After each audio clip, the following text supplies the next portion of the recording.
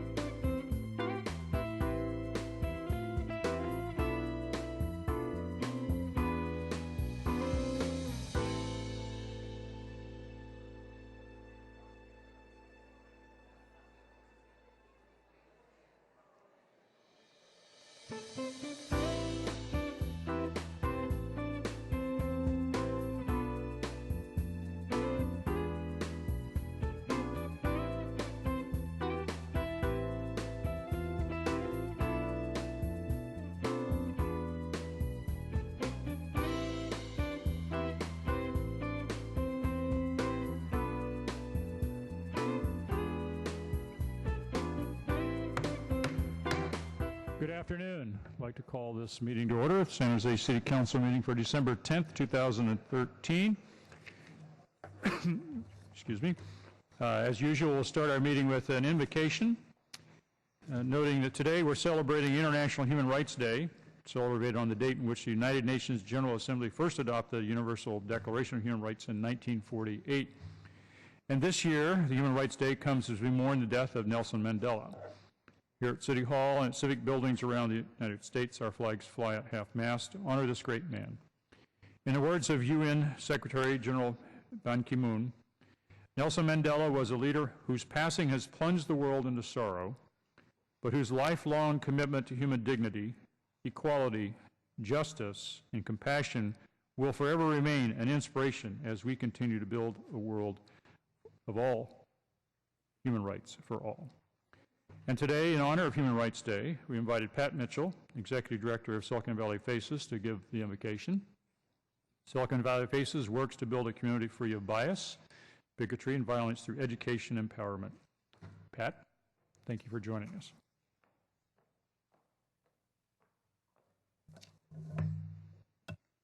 Mary, thank you for the invitation. Two events of great magnitude have come together today: International Human Rights Day and Nelson Mandela's memorial service. Sentenced to life imprisonment, Mandela became a powerful symbol of resistance for the rising anti-apartheid movement, refusing 6 times to obtain his freedom by compromising on his demand for human rights for the African people subjected to apartheid. He's being remembered by many today for his capacity to forgive after his release. As we know, each of us from our own personal experience, forgiveness is at times a Herculean task, even more so in his case. But Mandela's forgiveness was a strong kind of forgiveness. It required admission of wrongdoing first. When Mandela was president of South Africa, he was explicit in his criticism of leaders who failed by acts of commission and omission to address civil and economic injustice. When the 50th anniversary of the Universal Declaration of Human Rights was celebrated in 1998, Mandela addressed the UN General Assembly. He said, in part, "All these social ills which constitute an offense against the Universal Declaration of Human Rights are not a preordained result of the forces of nature or the product of a curse of the deities. They are the consequence of decisions which men and women take or refuse to take, all of whom will not hesitate to pledge their devoted support for the vision conveyed in the Universal Declaration of Human Rights."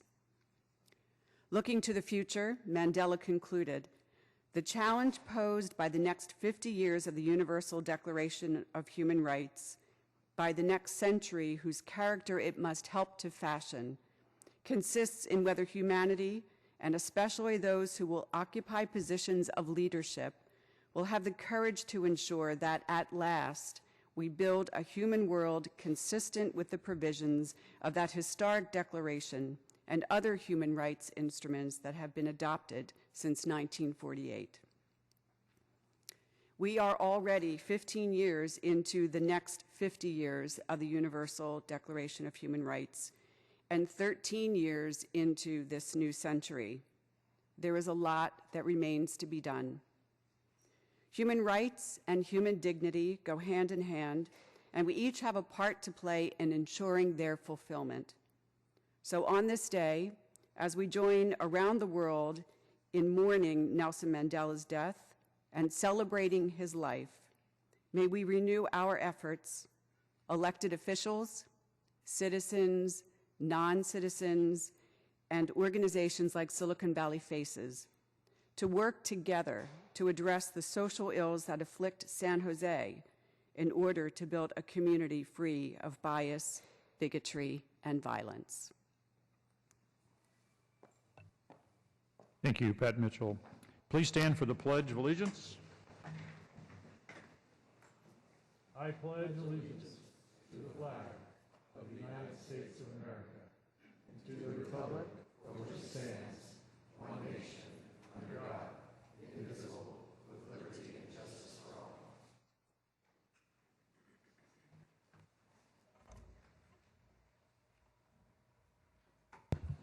First item of business are the orders of the day. We need to drop item 2.9. Any other changes from the printed agenda? Is there a motion? Motion is to approve orders of the day. Later. Can we pull item 2.10? When we get the consent calendar, we'll take that up. Okay. On the motion, all in favor? Opposed? None opposed. Orders are approved. As noted in the agenda, we're going to adjourn this meeting in memory of Odette Morrow, passed away on September 17th. She was very active in the Coyote Creek neighborhood and also served as a lay chaplain with her church, where she administered to people in convalescent homes and was trained volunteers to do the same. Councilmember KALRA has some more. Thank you, Mayor. Odette Morrow was truly a force of nature and someone that I know will be dearly missed by so many in the community. And she has survived, and I'll start out with the number of folks that are in her direct family that are going to miss her. She's survived by her husband, Sam Morrow, who couldn't be here today because he's also feeling ill, unfortunately, at this time. Monique Morrow, her daughter, and Veronique Morrow, her partner. Denise Thomas, her daughter, and Art Thomas, her son-in-law. Andre Morrow is here with Lemomi, her daughter-in-law, and Andre, of course, is a longtime, wonderful city employee. Michelle Klein, her daughter, and Randy Klein, her son-in-law. Sam Morrow Jr. And Angela Morrow, her daughter-in-law. 14 grandchildren, 6 great-grandchildren. And Odette certainly was someone that could light up a room with her smile, a laugh that could brighten the grayest day, and a personality that charmed everyone who met her. She lived by a personal mantra that she was too blessed to be stressed, and many in San Jose know her. She worked for a long time in the hotel management industry here in San Jose and has a long history of dedicating her life to making San Jose more hospitable and a better place for all that came from far and wide. She definitely was a very opinionated woman, and you knew if she liked you, and you pretty much knew if she didn't like you either. She wasn't afraid. She wasn't afraid to let people know how she felt. The day before she passed, my chief of staff and I, Joseph Apaka, went to visit her, and I guess she'd been sleeping that day. Her eyes had been closed most of the day, and when the two of us came, her eyes opened up, and we shared some final moments with her. And we're just going to miss her a lot. She was a wonderful, wonderful woman, and someone that gave so much to this community and to her family. She was surrounded by her loving family and her friends in the way she wanted it. When she got diagnosed with the second bout of cancer, she chose not to go through chemo again. She didn't want to go through that pain and suffering with a chance of her making it through. She just wanted to spend her final couple months with her family. The couple months actually turned into well over a year as she spent some really good quality time with her loved ones. And I had the great fortune of being able to visit her on occasion and cheer me up and put things in perspective for me, as she was always so good at doing.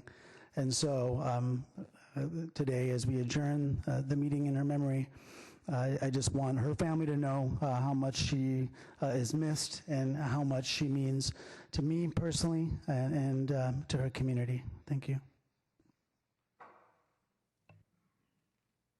Thank you, Councilmember KALRA. Our next item is the closed session report. Mayor, other than one item that the city manager will be reporting out, there is nothing else to report. City Manager. Thank you, Mr. Mayor, members of the council. Before I make my way to the lower podium for this next special event, I would like to say that the council has confirmed my recommendation to appoint Larry Esquivel as our permanent chief of police. They have approved that recommendation. I'm going to ask the staff to put this photo up here. I'll share a few thoughts with you. Larry doesn't know that I was snapping photos the night we went to National Night Out, but I think this photo says it all. Larry is a man of great integrity who is truly committed to his community. He is a native son of San Jose, and he's been with our department for 28 years. Which means he's a veteran. And if you look at his resume, it's extremely well-rounded, having served in probably just every major section of the department. And so he clearly comes to us extremely experienced. More than his experience, though, is his passion for the community and his passion for his department. Larry is a natural leader. In the short 11 months that I've really gotten to know him, and I've known him longer, He has just shown to me his instincts for leadership are just fabulous. And so when it was clear to me that he really needed to be our chief, and he agreed, I jumped at the opportunity, and I'm so pleased that the council has concurred with my recommendation. Additionally, members of the Chiefs Advisory Board are here, and we had talked about this appointment, and they too were thrilled with what they have come to know about Larry Esquivel, and wholeheartedly endorsed my bringing him forward. So I am quite honored not only to present him to you today, but to participate in his swearing in and the badge pinning ceremony. So I would like to make my way to the lower podium and ask Ed Chicata, the Assistant City Manager, and your next City Manager to join me, as well as the Chief and members of his command staff, as we all together observe and participate in Larry's swearing in and pinning of the badge. Please join me at the lower podium.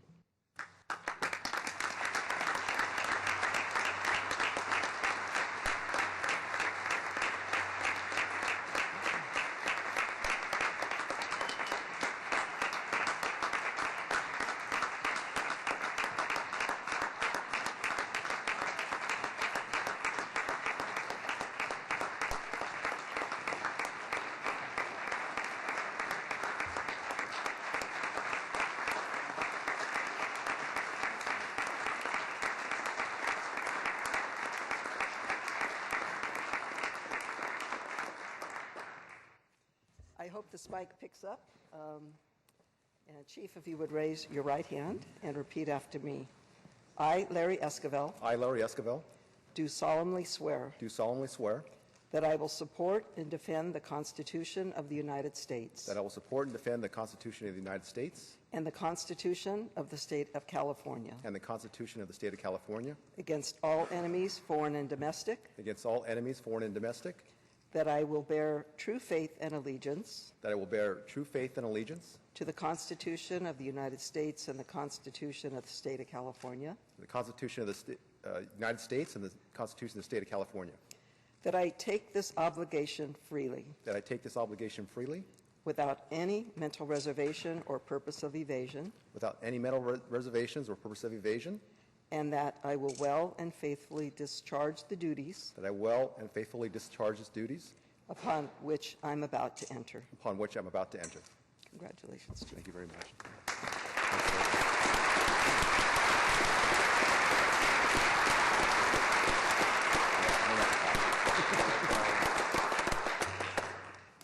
All right, good, good, thank you. Appreciate it. Congratulations, Chief.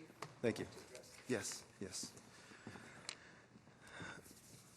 City Manager, Assistant City Manager, and Council, Mr. Mayor, and everyone here, first off, thank you for the confidence in my and our ability as leaders of the department to further what we're doing and the continuation of the programs that we're doing. So it's truly an honor and a privilege to be in this position. It's a true commitment, but it's not only a challenging position, but it's something I do not take lightly or for granted.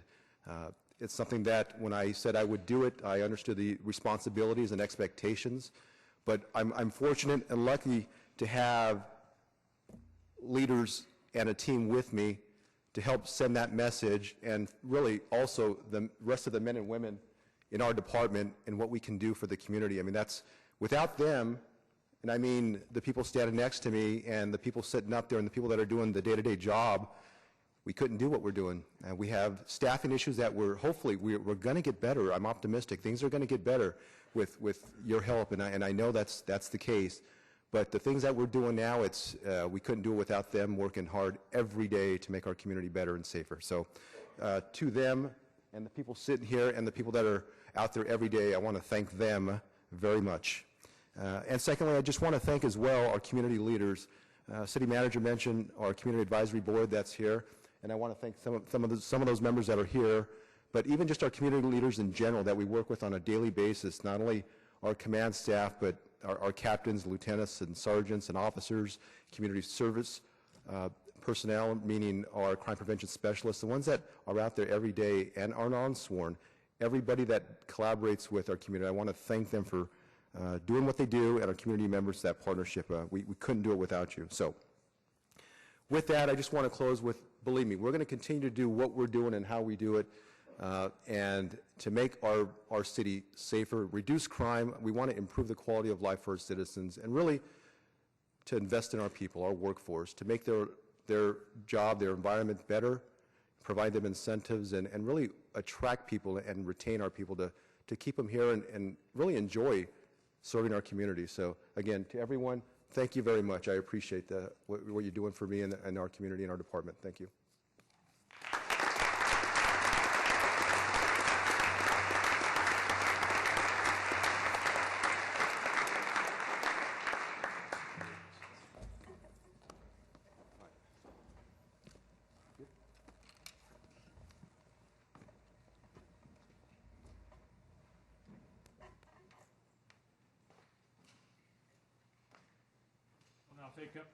We'll now take up the ceremonial items, starting with inviting Councilmember Chu to join me as we present accommodations to Santa Visit El Viso Foundation.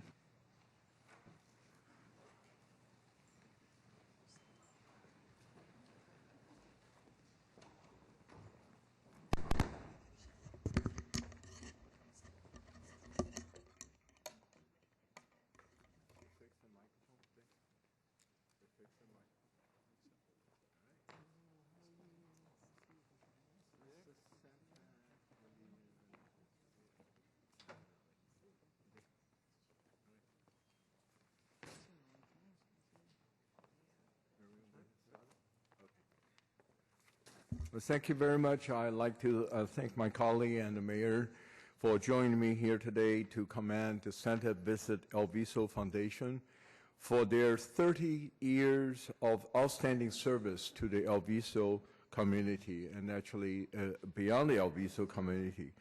Founded by Judy and her late husband, Joe Santiago, the Santa Visit El Viso Foundation is a nonprofit organization that is dedicated to bringing educational gifts and the spirit of holidays to hundreds of needed children, from toddlers to teens. Serving the El Viso community since 1983, the Santa Visit El Viso Foundation is a volunteer organization that is active all year long.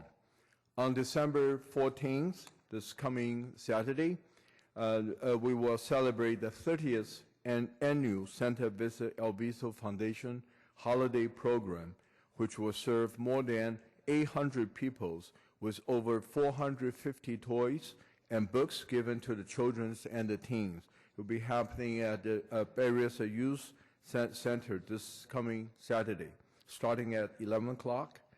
In addition to the holiday program, the Santa Visit El Viso Foundation offers educational scholarship to youth, sponsor reading programs at the El Viso Library, the annual El Viso egg hunt, swimming lessons, and free swim days at the El Viso pool.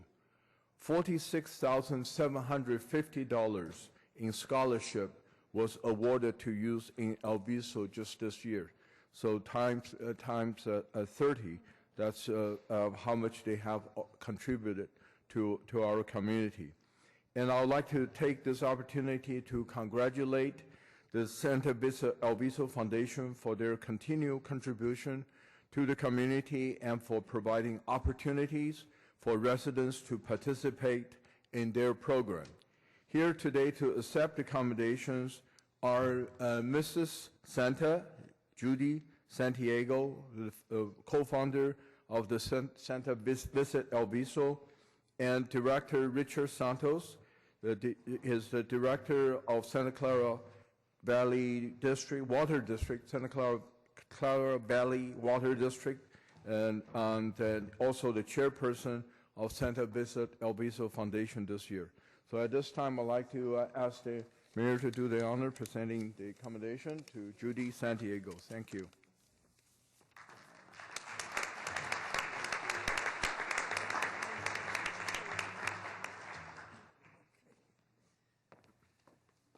in behalf of the Alviso Santa program, our founder, Judy Santiago, it's been 30 years of labor of love. It's been great. Thank you for all the donations. Please come out and see us. And happy holidays, everybody.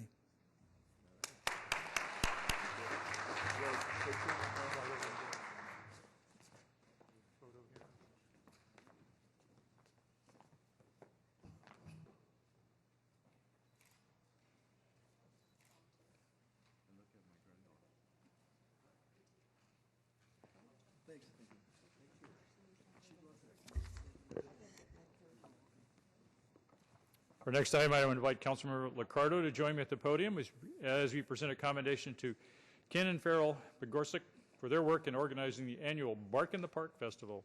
Councilmember Liccardo has some details.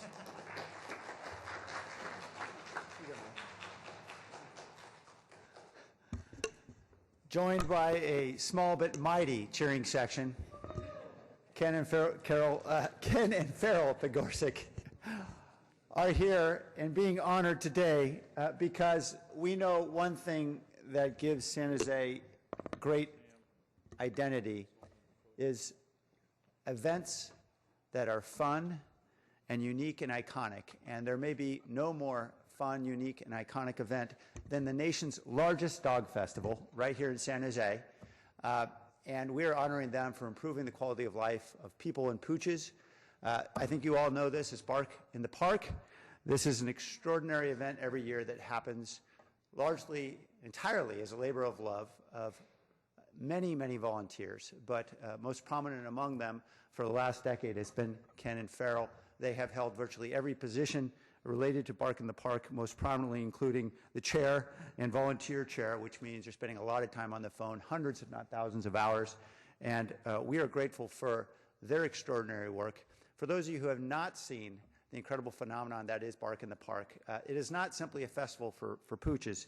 There are 3,700 canines that attend annually, but 15,000 people. So we think we know this is about more than just those furry, four-legged animals. This is about strengthening the bonds of human and canine. You'll see dog rescue organizations, dog and entertainment and education. I've been cast in various roles in that regard with regard to the judge as the dog-human look-alike contest and the tail-wagging contest. I'm very proud to have played a role in each. Supporting local dog-related businesses, and of course, promoting San Jose living. This is a wonderful event that is an awful lot of fun, and it is very uniquely San Jose. In addition to all they do, of course, for Bark in the Park, we know that event also helps to fund much of what happens in the local community, and we're grateful for their leadership. Ken's role with the Campus Community Association and their work collectively with Negley Park CCA advisor editors, with the University Neighborhoods Coalition, and the United Neighborhoods of Santa Clara County, which I think Ken has recently chaired. So for all that they do, we wanted to honor them with this proclamation from the mayor and the council.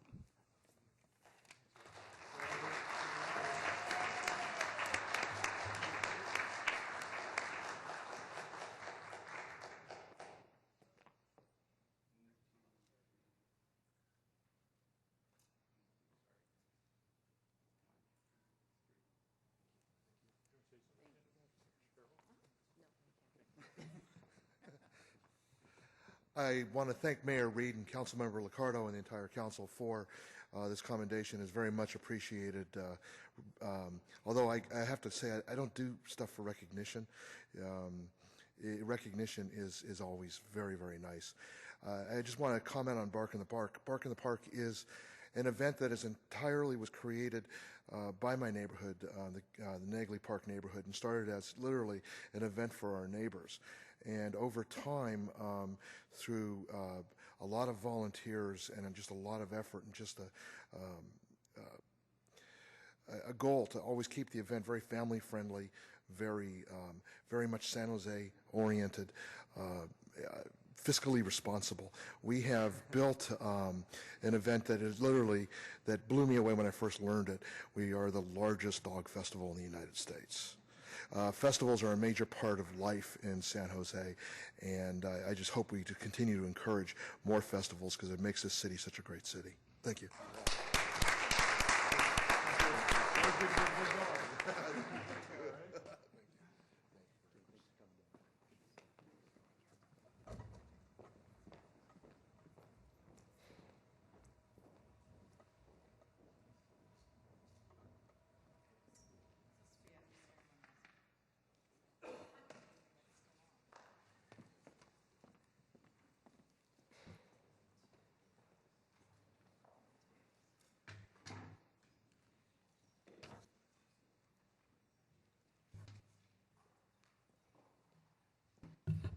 I'm going to take up some matters for the Joint City Council Financing Authority first. We have a couple items to deal with.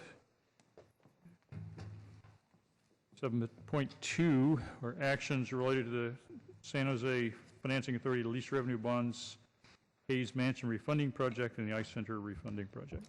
I have staff here to talk about that, so Yes. I'll turn it over to Julia Cooper. Okay. Thank you. Good afternoon, Mayor, members of City Council. Julia Cooper, Director of Finance. And I have Lisa Titano with me. She's the city's debt administrator. There's also a number of members of our financing team that are in the audience as well, if you have any specific questions.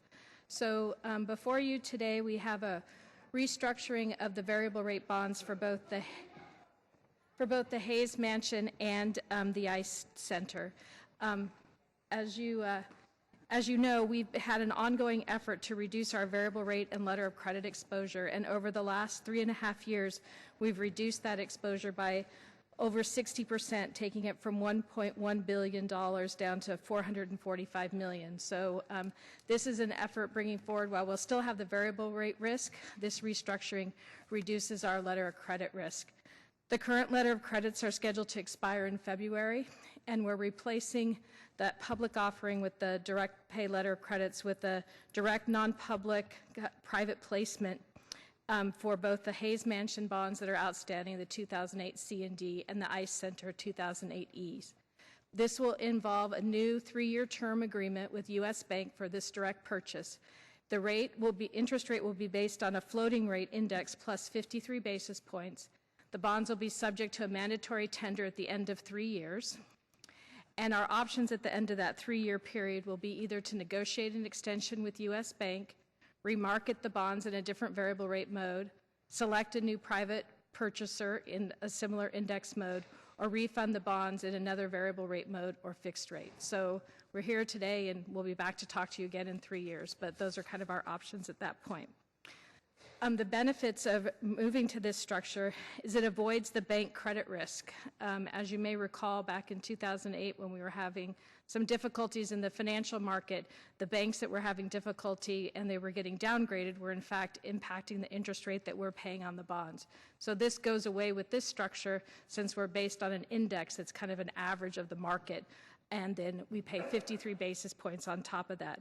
It also reduces marketing risk. There's no remarketing. The U.S. Bank will hold the bonds, expected until the 3-year mandatory tender date. They do have the ability to sell them, but under very strict conditions that are described in the staff report. It also reduces our administrative time. We did not have to prepare an official statement for this transaction, which is a very time-consuming process. There's no requirement to maintain ratings on these bonds. However, if the city's lease revenue bond ratings are downgraded, there are some increased fees, which are described in page 6 of the report. So they do look to the ratings on our other lease revenue bonds. And for example, the rating on City Hall is one of the largest lease revenue bonds we have outstanding. And as I mentioned, it also reduces our fees. The private placement fee is 53 basis points above the index, and we're currently paying a letter of credit fee of 125 basis points, and the remarketing agent fee goes away. So our expectation is over this 3-year term of the agreement with U.S. Bank, we will save, both combined with the Hayes and the Ice Center, approximately $1.4 million in fees. However, there are risks associated with the direct purchase. As I mentioned, we do still have variable rate interest rate risk, but now it's based on an index mode as opposed to being tied to a specific bank. And for the tax-exempt bonds, it's based on SIFMA, which is a conglomerate of tax-exempt bonds, and then taxables based on a 30-day LIBOR rate. As I mentioned, a mandatory tender at the end of 3 years. And if we have a failure to remarket those bonds at the mandatory tender date, then we go into a term out provisions, which are similar to what's in place today. There is a punitive rate associated with that to encourage us to remarket or refund the bonds, and the rate increases as the days past that maturity tender date. And there's more specific outline of how those rates increase on page 7 of the staff report. So with that, our recommendation before you is to enter into these continuing covenant agreements with U.S. Bank for both the Hayes Mansion bonds and the Ice Center bonds. So with that, we're available for any questions. Councilor KHAMIS. First, I want to tell you again just how impressed I am with your department. I've come from the finance world, and I'm always impressed with the fact that you're moving forward and trying to get these bond rates down lower and lower, saving our taxpayers $1.5 million. It's a pretty nice payoff here. My two questions here are, number one, we have to refinance again in 3 years. Why aren't we looking at longer periods of time for these bonds? One of the reasons we have some bonds in variable rate mode is to give us options associated with the facility itself. And with the ICE Center, there have been on and off conversations relative to our agreement with the Sharks to operate that facility. So if we're in a variable rate mode, it gives us an opportunity to kind of change the use if we wanted to, for example, sell the facility. And when you're in a fixed rate mode, you usually have call protection that can go out 10 years. So we want to maintain as much flexibility as we can for the City Council. And as similarly with the Hayes Mansion, there have been conversations on and off over the years about different use. Could we sell the facility? As you know, when we did the City Hall refunding, we took about $7 million of that savings and paid down the debt. So we're trying to position that facility to become potentially more marketable for a sale potentially in the future. And being in a variable rate mode allows us to do that because we can prepay bonds at any time. So that's kind of why we've left these two facilities in a variable rate kind of flexible mode. And that was my next question. Are you using the savings to pay off the bonds? At this point, there's been no conversation about that, but obviously through the budget process, different recommendations can come forward. But the council does have made some policy implications in the past about using those savings to generate additional savings. So, and my next question is, when is the period that these bonds must be repaid? Are we extending that period out every time we refinance over another 3 years? No, the maturity date stays the same as the existing debt, so there's no extension of the maturity date. Again, I want to thank you for your work and for your efforts and being so proactive. Thanks again. Councilor KALRA. Thank you, Mayor. And I also want to thank you, Julia, and your team for the work you've done in driving down both short-term costs as well as long-term debt. It looks like right now at the Hayes Mansion, the bonds total around $40 million for both both series of bonds that are out on the Hayes Mansion. There's another piece in another bond issue that's not here that's about another $4 million. So it's about $44 million outstanding today related to Hayes. And that's been reduced because of a lot of the different maneuverings you've done over the years, at least that I've been here. In my recollection. So it's going in the right direction. I guess we're collectively kind of been stuck to some extent with with the original decisions that were made, but now we are driving down the costs, which I certainly appreciate. And in terms of the, I was looking at the last page of the report, page 12, one of the last pages, and it discusses the cost for professional services, and above that in that grid it has a total appropriation of the $11.29 million, and so that's for debt service, and that's inclusive of the professional services costs. Yes, so some of the savings will be used to pay these costs. Okay, so that's a wise decision, I think, to continue to use that to pay down to pay for the professional services that are helping us to drive down the long-term costs. And then the final question, and Johnny touched on it a little bit, was just the having to go back to refinancing. So that's the term failure to remarket essentially requires us, obviously, to have to, at the end of the 3-year term, to go back out to the market again at that time. Yeah, we could come back to you with a similar structure to this in terms of a direct private placement, or we could come back with a public offering like the bonds are currently today. So we'll just determine what the market conditions are and the costs associated with that and come back to the council at that time. And does this require us to wait for the 3 years? I mean, we don't know what options might be available next year or the year after that aren't necessarily available today. So if we get an opportunity to, again, drive down costs, get further cost savings by reissuing or some other alternative that may appear before the 3 years, do we have the opportunity to do that as well? For the first two, basically, if we do it prior to the 2-year mark, we will owe some additional fees to the bank, but if we do it outside of the 2 years, then there wouldn't be any additional costs for us. Okay, so in the 3-year term, basically we have to wait at least for 2 years to be done before we had the opportunity without any cost to go out. So then it'll just simply be a cost-benefit analysis that whether the costs are worth it to go back out. Otherwise, just wait till the 2 years, which isn't an enormous amount of time anyway. But just want to see what kind of flexibility you have because you seem to do very well when you get the opportunity to have some flexibility. Thank you. Councilmember Oliverio. Thank you, Mayor. Thank you for the presentation, and just want to clarify one more time specifically, this transaction will not offer any impediment to selling the facility within the next 3 years? If we do in that 2-year window, then we would potentially owe some additional fees to the bank. So that would be part of the cost analysis associated with selling the facilities. But would you say the fees are inconsequential or are they massive? Inconsequential. Got it. And then based on the portfolio of debt we have, what do you see as next potential to try to find cost savings if possible? Next in the queue is looking at some airport debt. And then we'd also like to look at the existing convention center debt to see if there's some opportunities there. And to the extent we can get things resolved regarding successor agency, anything we can do there to help drive down those costs is helpful as well. And the successor agency in dealing with the convention center debt? Yes. And then do those run in parallel, or the way the team works, you sort of do one at a time? Depending on other workloads, sometimes it's one at a time. Okay, because it is a fairly exhaustive process, would you say? Yes, it is. Okay, well, thank you so much. Councilmember LICCARDO. Thanks, Mayor. I echo the praise. I thank you for everything you're doing to reduce financing costs of the city. I think it's great. Just a quick question about page 5. In terms of our overall program is, I understood, been a push to get out of variable rates to mitigate risks to the city. But it appears as though the index mode in which these bonds will be locked in for 3 years does subject us to risk for changing interest rates.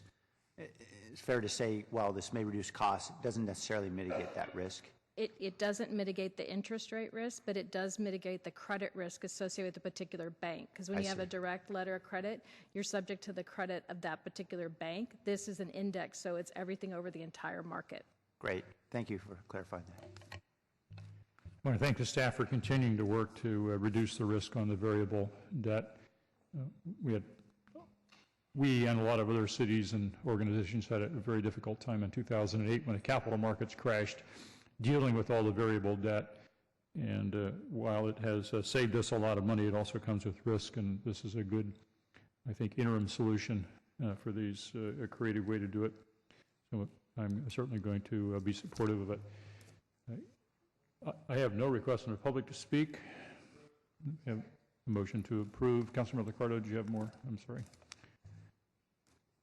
Anything else from the staff? Nope. We have a motion to approve the staff recommendations on 7.2. On that motion, all in favor? Opposed? None opposed. Motion carries. We'll do the Financing Authority open forum with the City open forum later in this meeting. So we'll now turn to the City consent calendar. Anything councilors want to pull for separate discussion? Councilmember Oliverio. Thank you, Mayor. I just want to register a no vote on 210.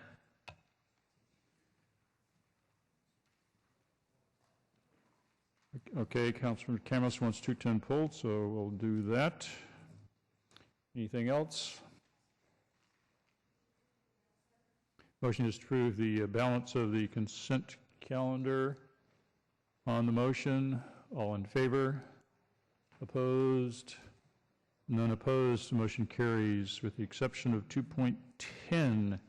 On that, Councilor CAMIS, you want to pull that?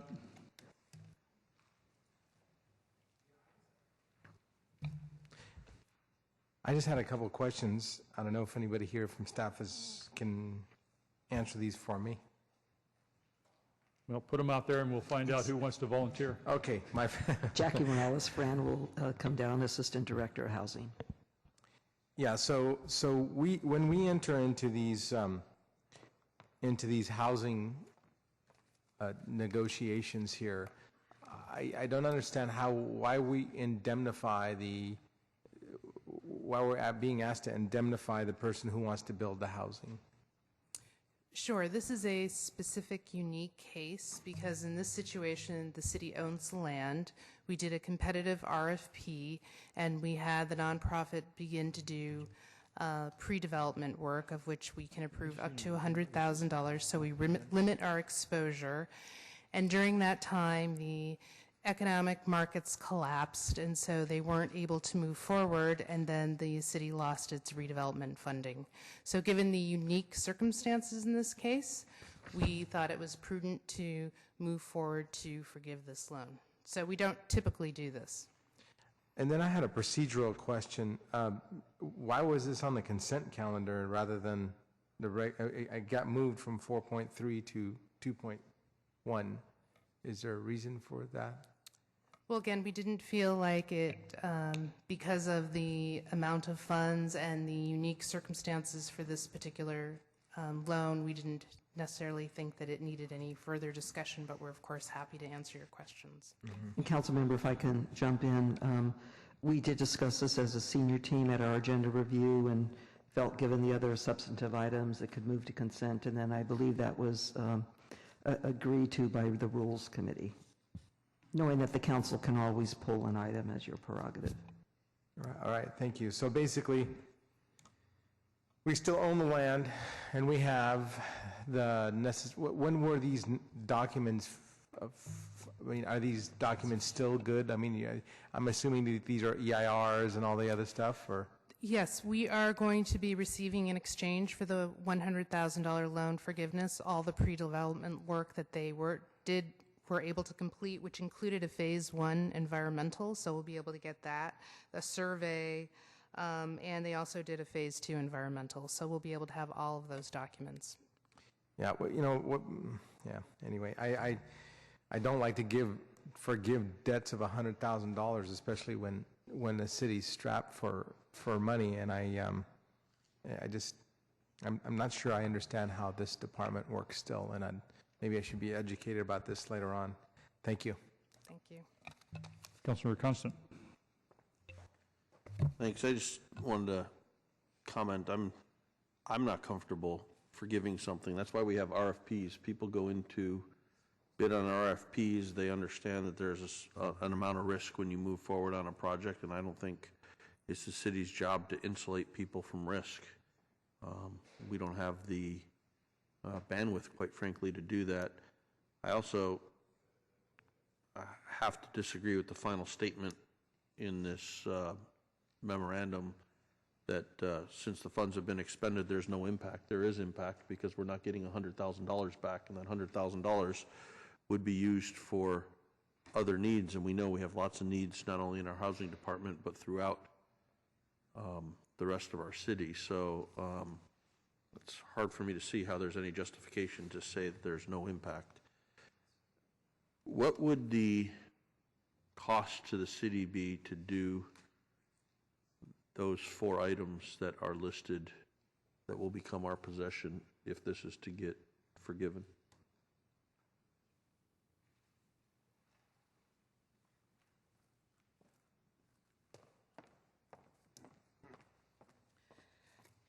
I don't have the exact amount of what it would cost us to actually replace this work, but certainly having some of the environmental reviews already completed gives us a jump start in moving forward with the development. Well, I think that is a critical piece of information that I would want before I'd vote for giving away $100,000 to somebody who entered into a contract with us with the expectation that there was risk in the project. So I'll be voting no as well. Councilor LICCARDO. Jackie, I'm sorry to keep pulling you back to the mic. Just had a question or two about satellite housing. I'm not familiar with satellite housing. Could you tell me something about them?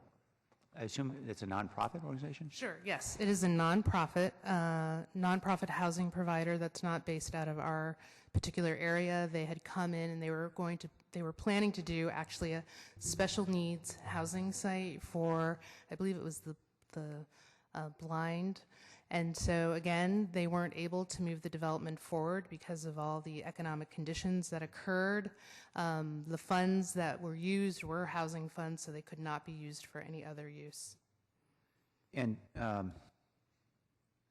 I know there was a very controversial affordable housing development on Evans Lane well before your time here in the housing department, and I know that, and I'm just wondering if there was any connection between this one and that one. There were actually criminal indictments that arose as a result of what was happening on that development. Does this have anything to do with that one?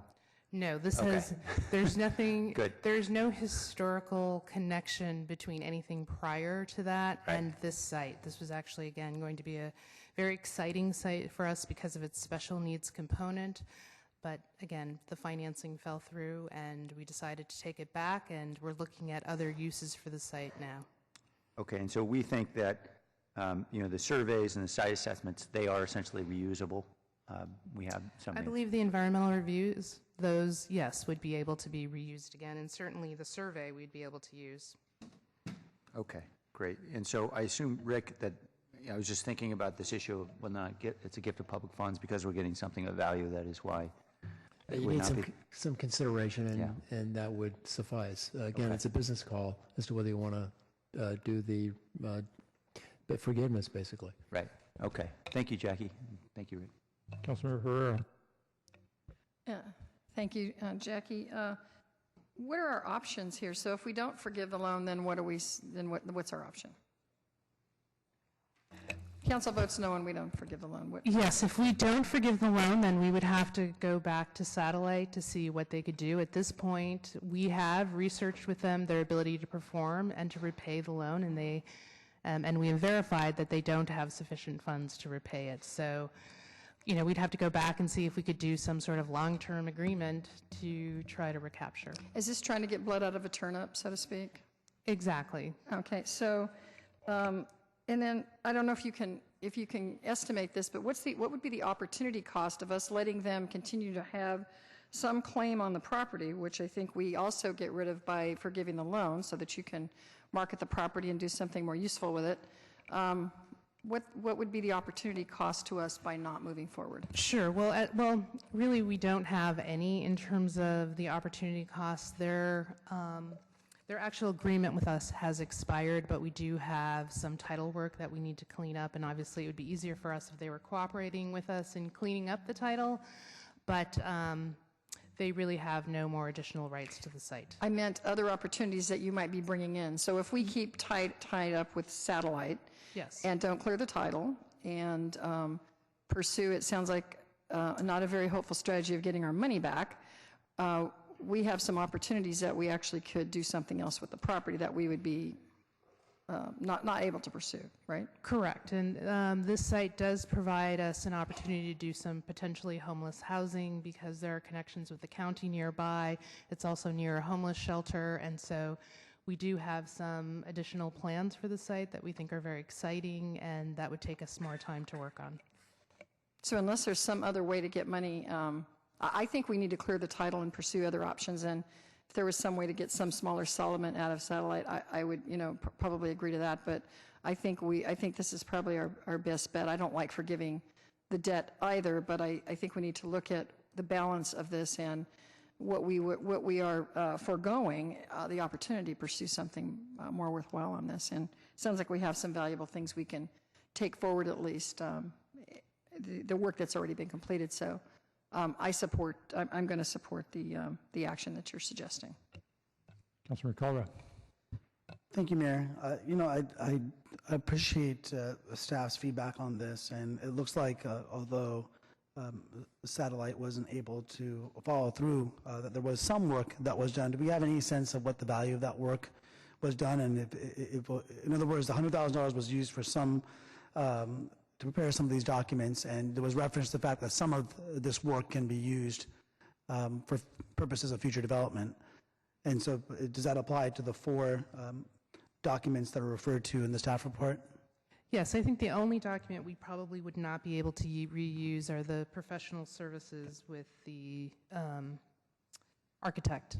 But the other 3, which are standard documents, the environmental reviews and the survey, are documents that we could use for future development.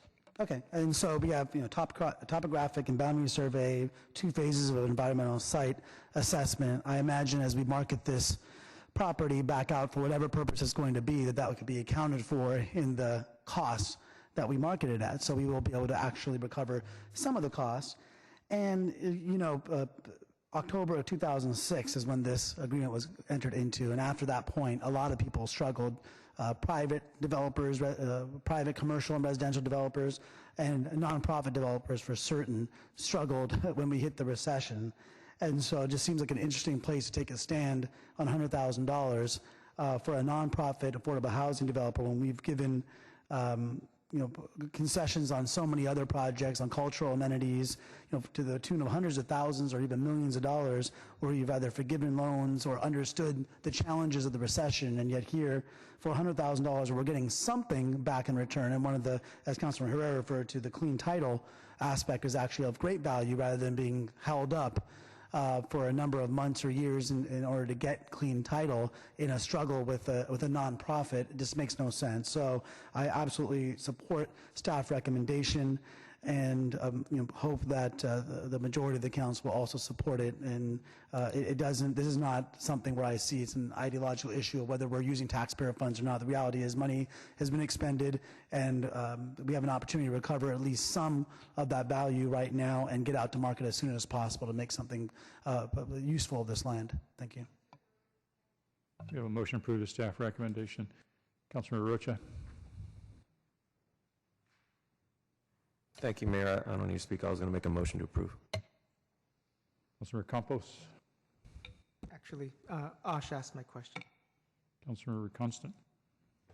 I would just say that I would agree with you, Ash, if we had some values associated with any of these things, but we don't. And I think it's very important that if we're going to show it's in the public interest, we should be able to demonstrate that. And quite frankly, I think it should be in the resolution to support why we're going to be forgiving a loan and what the city gets out of it. And I don't think that just saying we have some stuff that we might be able to use in the future and saying that there's no impact on us is a reason for us to go forward and forgive. And I'm really concerned that someone made it through our RFP process to be a partner on what would have been a pretty expensive project and not have $100,000 of assets, because what I'm hearing is they don't have anything that we can recover, and that doesn't say much for an organization that we were going to do business with and get into a large project.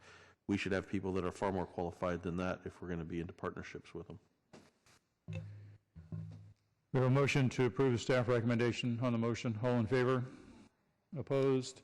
I count 1, 2, 3 opposed. That's CAMIS, Oliverio, and Constant opposed. Motion carries.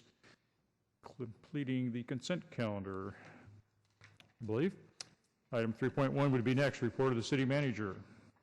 Thank you, Mayor. I do have one report on our combined charitable giving campaign. I'm proud to share with the council and the community that our city employees continue to demonstrate their strong commitment to our community, both through their daily work as well as through their generous contributions of time and talent.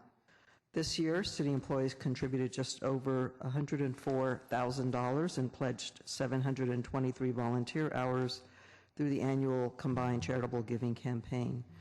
This generous contribution benefits the more than 300 social service and nonprofit agencies involved in this year's campaign, including the city's partner federations, which are United Way Silicon Valley, Community Health Charities, Local Independent Charities of America, and EarthShare California. I'd like to thank all of our employees who contributed to this year's campaign, which ran from October 1st through November 20th, and I also extend my gratitude to the Department of Public Works, including Director David Sykes, who led a successful campaign for us this year. The 2013 campaign theme was Give Today, Change Tomorrow, and our employees are certainly making a difference for our community through their latest contributions to the giving campaign charities. Thank you all.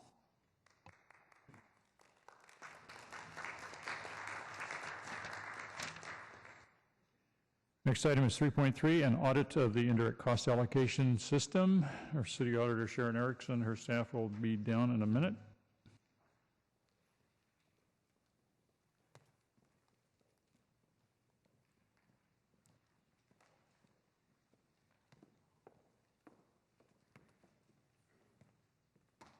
Good afternoon, Mayor and members of the City Council. I have with me here Joe Royce from my office, Allison McGinnis, Mindan Vuong, who worked on this audit, as well as Julia Cooper from the Finance Department. This is an audit of the city's indirect cost allocation plan. The City of San Jose, just to remind you, provides a variety of direct services to the public, such as policing, utility services, and building permitting. The city also performs a number of supporting activities that aid line departments in their service delivery. These support service costs are what we refer to as overhead or indirect costs. They include such things as departmental administration, as well as central services like payroll, computer support, and facility maintenance. Cost allocation is the process to estimate the overhead associated with line services so that the city can set fees appropriately and give management an accurate picture of the true cost of its activities. The city's finance department prepares the annual citywide cost allocation plan.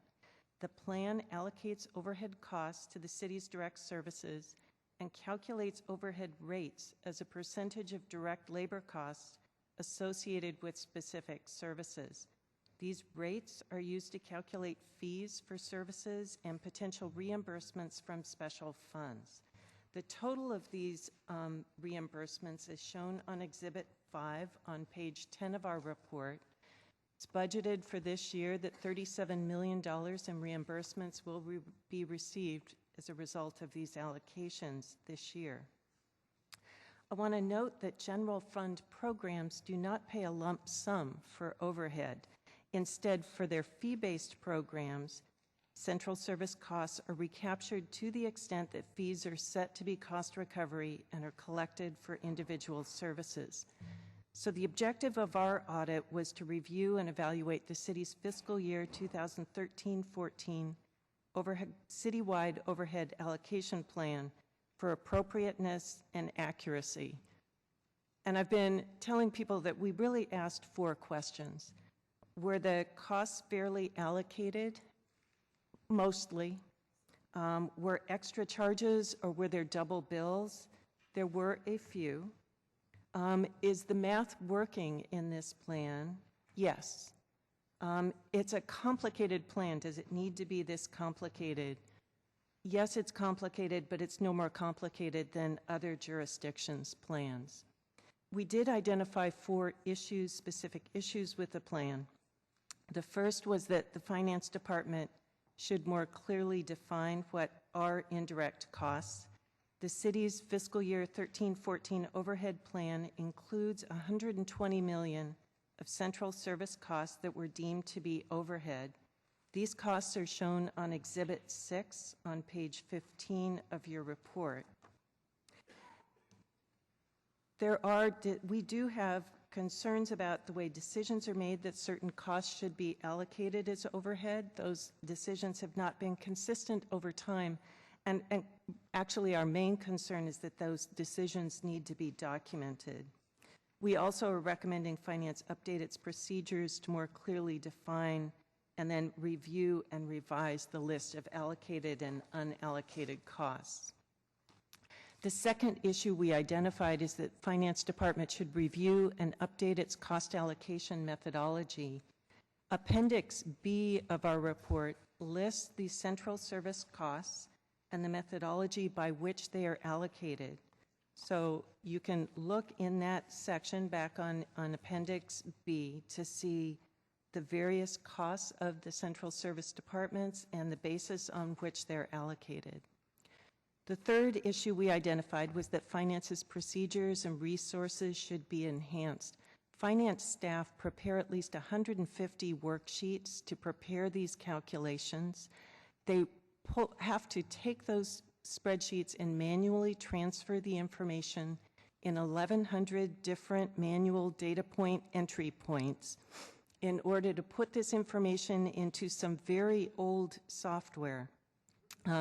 We are recommending that Finance switch to newer software application.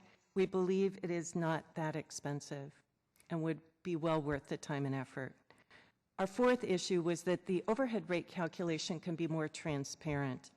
The current overhead plan is difficult to comprehend. It's not well documented in an understandable format. It's also not well communicated to city staff, leading to confusion about how overhead is calculated and about how overhead rates should be applied. And to just spend a couple of minutes on that, I want to point you to the appendices again of the report. As I said, Appendix B shows the allocation, the central service costs that are allocated. Appendix C shows you the cost by line department. It's a series of 11 spreadsheets of our own, separate from the overhead cost allocation plan, that shows the components of overhead for each of our line departments. So the overhead rates for line departments, utility, and capital funds. It shows you the costs that have been allocated and then the percentage rates that are calculated as a result. And then finally, I want to point you to Appendix E, which shows you how this actually gets applied to various fees and funds.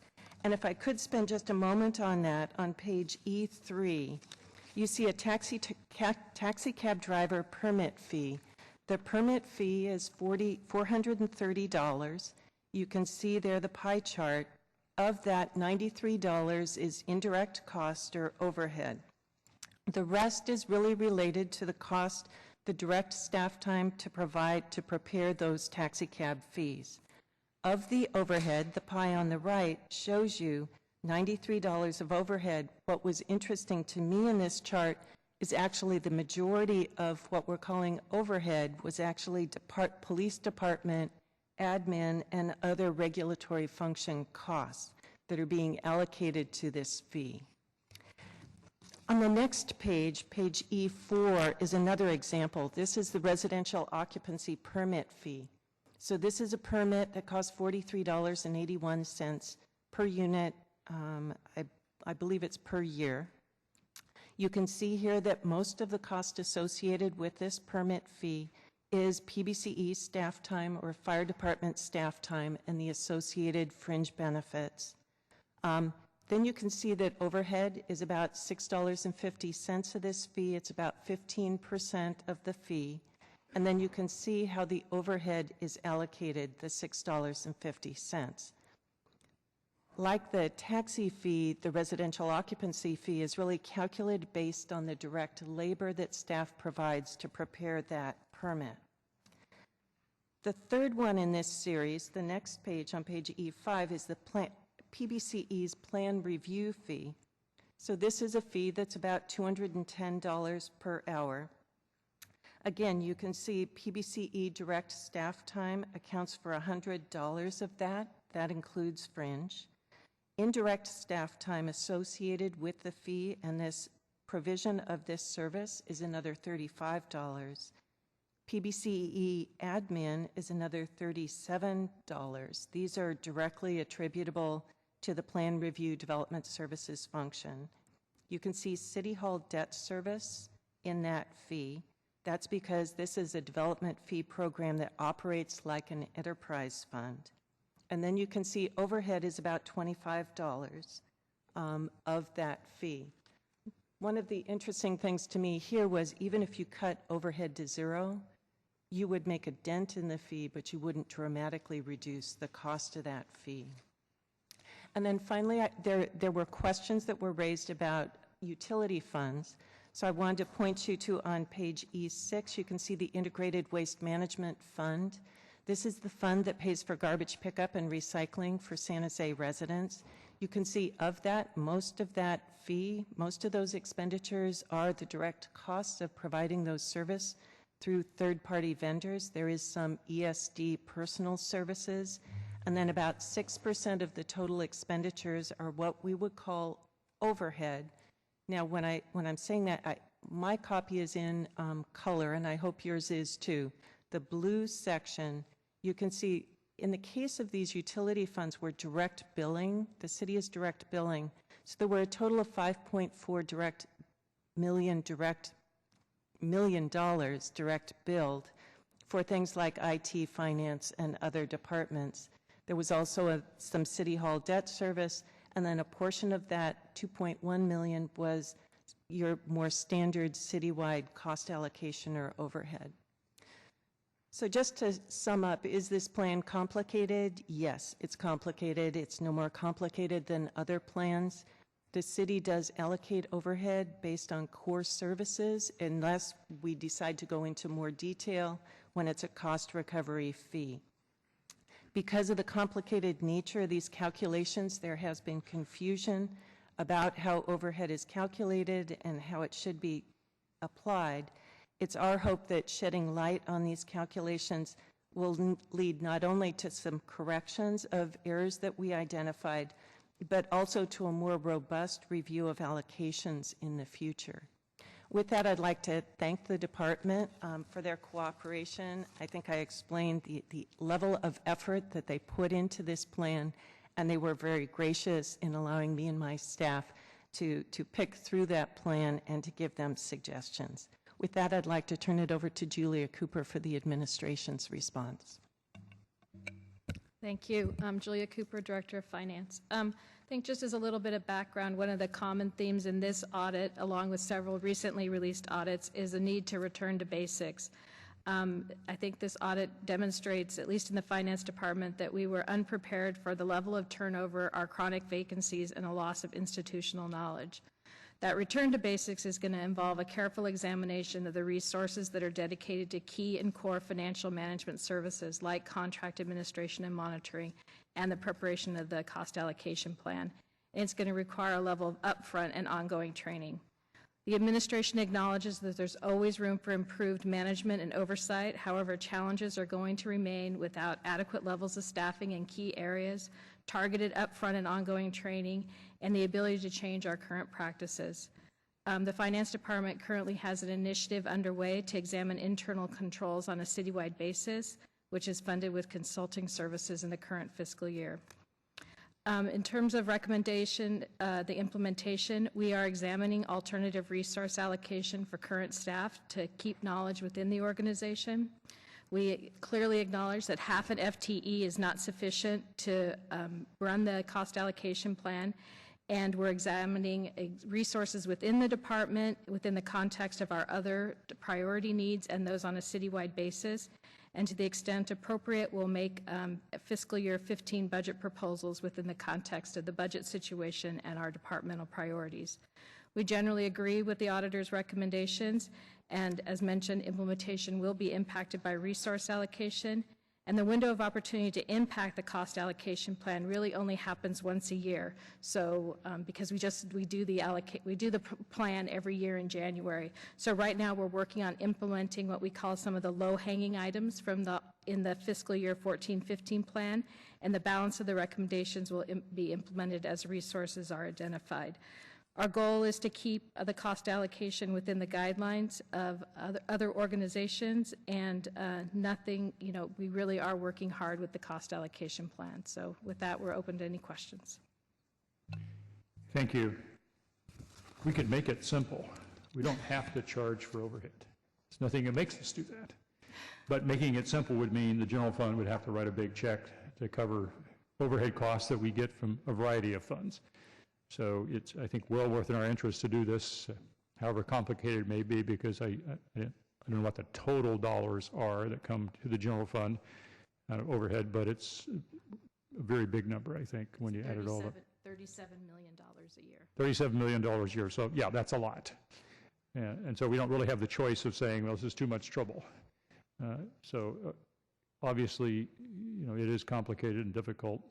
And we could do better, but nevertheless, it has to be done.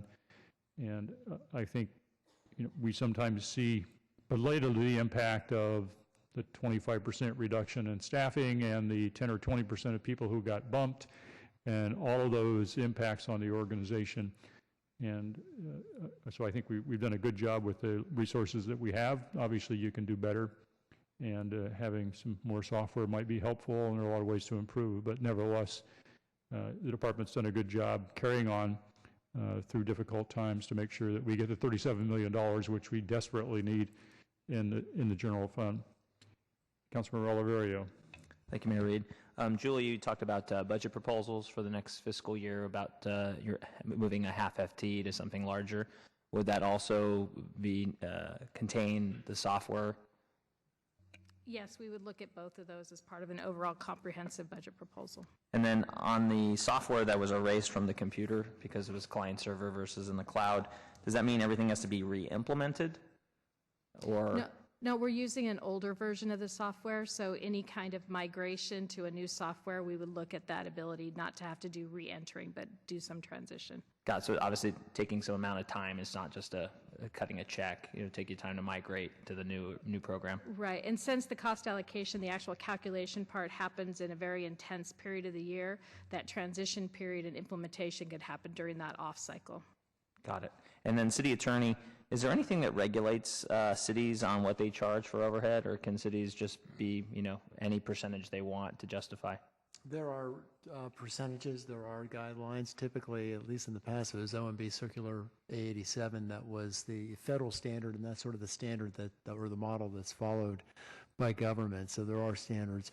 And you may remember the FAA did an audit, and that's still open, of airport overhead, and have questioned some of the overhead. So yes, it's watched by other organizations. So you have to keep it any Yes. city would have to keep it in the realm of reality. Yes. And then could it be simplified to where you just look at a historical average and say that's our overhead cost, and then take all the details out of it? I don't know, maybe that's city attorney or auditor. Yes, it could be. But every time we start to do that, we say, but what about the electricity for the servers? Or what about this? Or what about that? And it immediately begins to get more complicated. I think keeping a reasonable level of detail is important and not making it too complex. But we found that our plan is about as complex as other plans. It's comparable to other plans that other jurisdictions use. And Sharon, those cities are about the same number? You mean in terms of size? The percentage that they charge the enterprise funds for their overhead. I apologize if I didn't see that in the report. Joe Royce, Senior Program Performance Auditor. We looked at a number of jurisdictions, and the rates really are all over the map. It really gets to how different jurisdictions charge for the different services. Some jurisdictions use internal service funds, some utilize direct bills much more. We were looking at LA, I believe, and the rates there range from 10% to over 200%.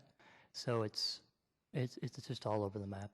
I didn't even think you could get past 100. Okay, that's interesting. Thank you for the audit and the work of the department. Thank you. Vice Mayor Nguyen. Thank you. Sharon, thank you for another outstanding audit. Obviously, this is a very complicated issue, and you put it in a way where it's very simple to read and understand. I'm just kind of struck by the fact that we only had a 0.5 FTE person to deal with these issues, the cost allocations calculations. I mean, I guess in terms of for it not to be efficient, having a half-time person doing this, that's pretty darn efficient. If you've taken into the considerations that we don't even have one full-time person taking care of this. So as we move forward, I'm hoping, and which our finance director is saying, that they're looking in ways to implement some of the recommendations that you wrote in the report. My only question was about the newer software. So we purchased this MaxCard software in 2005. We haven't really used it. We continue to pay for it on an annual basis in terms of the licensing fee. If we're not using it anymore, are we going to just eliminate that completely and just kind of forego that, and perhaps looking at bringing a new software to help us with the calculations? Yeah, I mean, I think our plan is to look for a new opportunity to different software which may meet the needs better of the organization, and look at some other things that we're doing internally with respect to software. Wonderful. And again, just thank you to the auditor and her team for another outstanding audit. Councilor KHAMIS.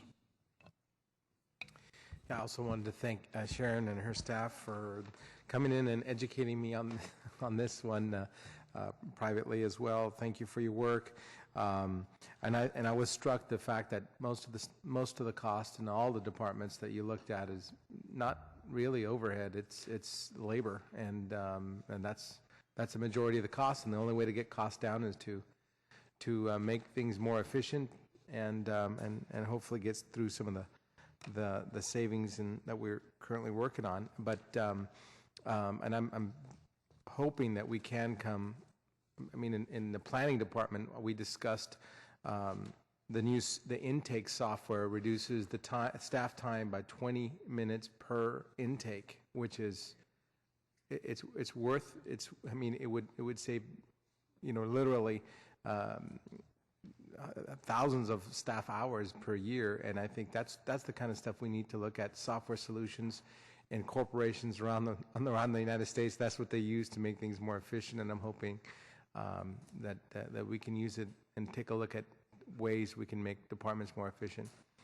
In general, I was stunned that we had to enter 150 worksheets manually, and I'm sure you're not happy about it too. but hopefully whatever software that you end up buying will alleviate the pressures and the mistakes that can happen by using manual entry all the time. I mean, mistakes happen that way, and again, thank you both for your work. Councilor Constant.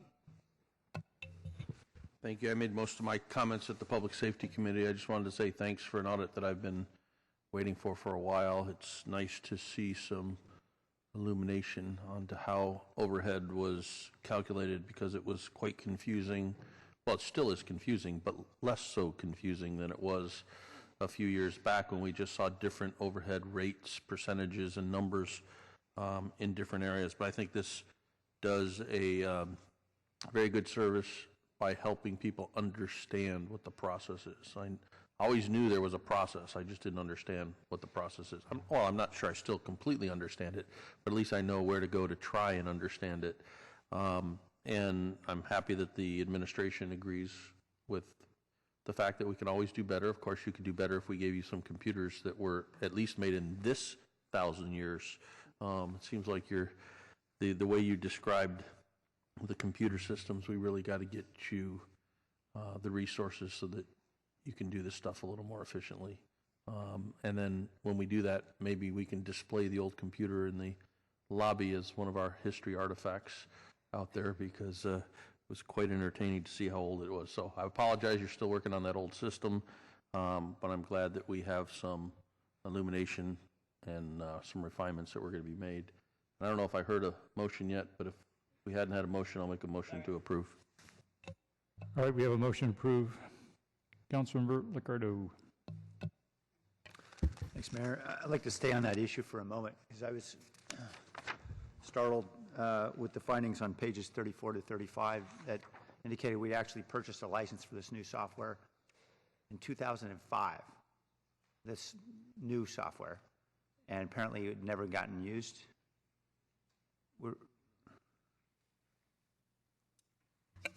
Is there a reason? I mean, I understand there are challenges in making transitions, but could you help us understand how that happened? If I could say, so I believe there were 7 different staff people who've cycled through this half position over a period of time. So the city did purchase the software. We have not made, I wanted to correct it, we made an annual payment or purchased it. We have not been making subsequent payments. The reason we were alerted to the fact the software was there was somebody had actually rewritten some of the procedures to incorporate this new software, but the software had never actually been implemented. And I think it's a real example of where you have a lot of staff turnover. You know, we feel bad in my office when we say you should write this stuff down, you should have policies and procedures. But I've taken to saying we just need to leave each other breadcrumbs so we can follow where, you know, somebody actually went out, purchased software, started to rewrite, and then was gone for whatever reason, and the person who followed them didn't know about that or wasn't able to take advantage of that. It was only like $5,000 or $6,000. It was not a tremendous amount of money. I don't want to infer that, but the staff time it takes to do these entries manually could have been recouped in those intervening years. Yeah, I think that's the real I think the real cost is all that staff time, which we know is considerably more costly. So help me understand going forward. In the staff response, the optimistic scenario is that we could only implement what I'll call the new software in 2015 to 2016 rather. And can you help us understand what the obstacles are to implementation? And I'm guessing by now we're talking about a version of MaxCars which is much more recent than 2005, I hope. Yes. Right now, we're starting to work on the overhead plan for 2014-15. And so when we say that we couldn't, there's no way we could implement it for the overhead plan that we're developing for 14-15. So then to the extent that we've identified some resources to work on getting a new software, the earliest we believe we could implement it would be for the 15-16 plan, which is basically about a year from now. Could you give me a sense of just what the cost is of the software itself at this point? We haven't done any recent reviews. Okay. It just seems like a long time, a long lag time. Yeah, In the it does, but it's spending really a lot of resources. Yeah, it's really just one plan away because as I said, we're working right now on the 14-15 plan, which gets implemented for the 14-15 budget, which is our next budget cycle. And to be all honest with you, the half-time person that was doing this job resigned last week. So I'm back to yet another turnover and a temporary person. So for us to implement anything to impact the 14-15 plan absolutely cannot happen. There's just no time and no resources because it's very important for us to be done by January 20th so that Jennifer has those numbers and the departments have those numbers for their budget proposals and their fee cycle and all of that information. So our hope is we can get some staff resources in, work on it during this interim period, and put it in place for the 15-16 plan. Do we have a sense of what it costs for us to be doing all this manually? Well, I mean, we have about a half-time person dedicated to it, and we do devote some other resources during that interim period. But it's not like we re-enter all the data every year. I mean, some of it is carried over. Okay. Okay, thank you. Councilor Herrera. Thank you, and thank the auditor for the report and the finance department for all the great work they do. If any department would need the software to make your job easier, it's you guys, but it sounds like you've got to keep staffing going and you've got to face the realities of making sure you have enough people just to do the job before you can actually implement all this. So I'm supportive of your plans and appreciate the data that you provide us and the management that you provide in the city. And you know, what else, and I hope that you're going to let us know what else we can do to make it easier for you and during the budget time too. Thank you. Councilor Rocha. Thank you, Mayor, and thank you for the report. I had just a basic question as I was reading this and getting to the end quite some time later. I jumped back to the beginning where it talked about the audit objective and scope. And in some cases, the scope of the audit might include alternatives. And you touched on it briefly in your verbal, but if you could expand a little bit more about the scope, and was there an opportunity to look at other best practices of other jurisdictions or municipalities, and is there a different way to do this and comparing that? And again, if that wasn't the scope of this initially and where the referral came from, then I was looking for a little bit more feedback on that. Yeah, you know, we did benchmark to a number of other cities. As Joe mentioned, we talked to LA, we talked to San Francisco. We talked to a number of cities. They all have different ways of doing this, so none of them, it's not like there's a median out there that we could just jump on the bandwagon for. They all had different ways of the calculation, but they were all about equivalent to ours in terms of complexity. There was nobody who was just doing a kind of a flat overhead rate across the city, as I remember. They all had various... No one?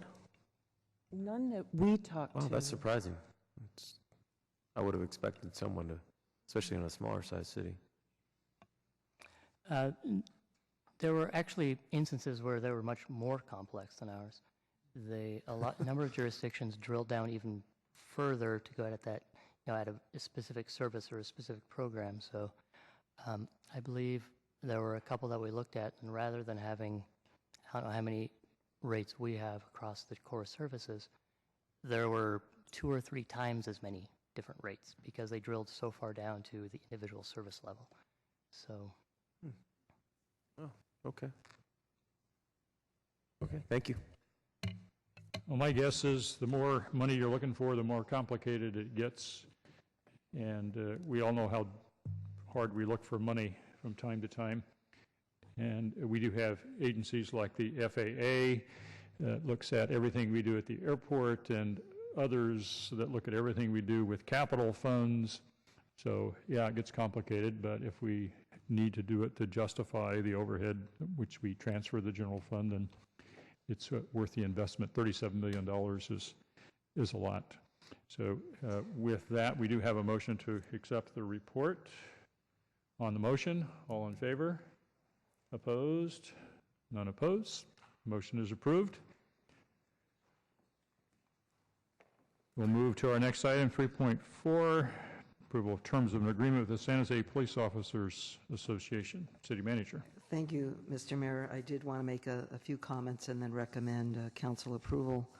On November 19th, the city reached a tentative agreement with the San Jose Police Officers Association. We received notification from the POA that their membership has ratified this tentative agreement that's before you today. The tentative agreement restores the 10% pay reduction for employees represented by the POA over a 2.5-year period with some compounding factored in. By June 30th, 2015, employees represented by the POA will have their pay restored to the approximate pay levels of 2009. Now, the city does acknowledge the challenges impacting our police officers and the need to increase police officers' wages, albeit in steps and over time. In addition to our police officers, it is important to keep in mind that all city employees took an approximate 10% pay reduction. And it's also important to keep in mind just how important and significant of a step this was taken by all of our employees, and we're very much appreciative of their sacrifices. I can safely say the city intends to restore that 10% pay reduction to all city employees in a responsible and fiscally prudent manner. However, given the significant retention issues with employees represented by the POA, the city has had to make a decision to accelerate the pace by which the 10% is restored to our police officers. This decision represents a balancing of risks, balancing the financial risk that we know this agreement will create, and the risk of losing more officers, thereby creating challenges in providing public safety services to our community. So, in having this recommendation before you, those risks are acknowledged. However, the administration does recommend taking that risk and council's approval. We want to thank the team members who worked very hard to reach this agreement. On the POA's team, Greg Adam, POA Counsel, John Robb, Vice President, Dave Woolsey, Board Member, James Gonzalez, Board Member, Franco Votto, CFO and Board Member, and Paul Kelly, Board Member. And for the city, Jennifer Shembri, our Deputy Director of the Office of Employee Relations, Charles Sakai, Outside Labor Consultant, Eddie Garcia, our Acting Assistant Chief of Police, and Rob Perrin, Executive Analyst in the Office of Employee Relations. We're appreciative of the efforts of both teams and the POA in particular in reaching this agreement, and hope that we continue to collaborate as we move forward and continue to confront important issues. And in addition, I would like to acknowledge Councilmember Rocha's memo on disability retirement benefits, and I would recommend that be referred to the administration for follow-up. In the meantime, we will be issuing an information memorandum. We've been talking about this topic internally, the topic of disability retirement benefits, and hopefully the info memo will address many of Council Rocha's questions. And to the degree there are still gaps, we may need to bring back to Council that conversation either in closed session or open session. possibly with further direction or clarification. And that concludes my comments. We do recommend approval.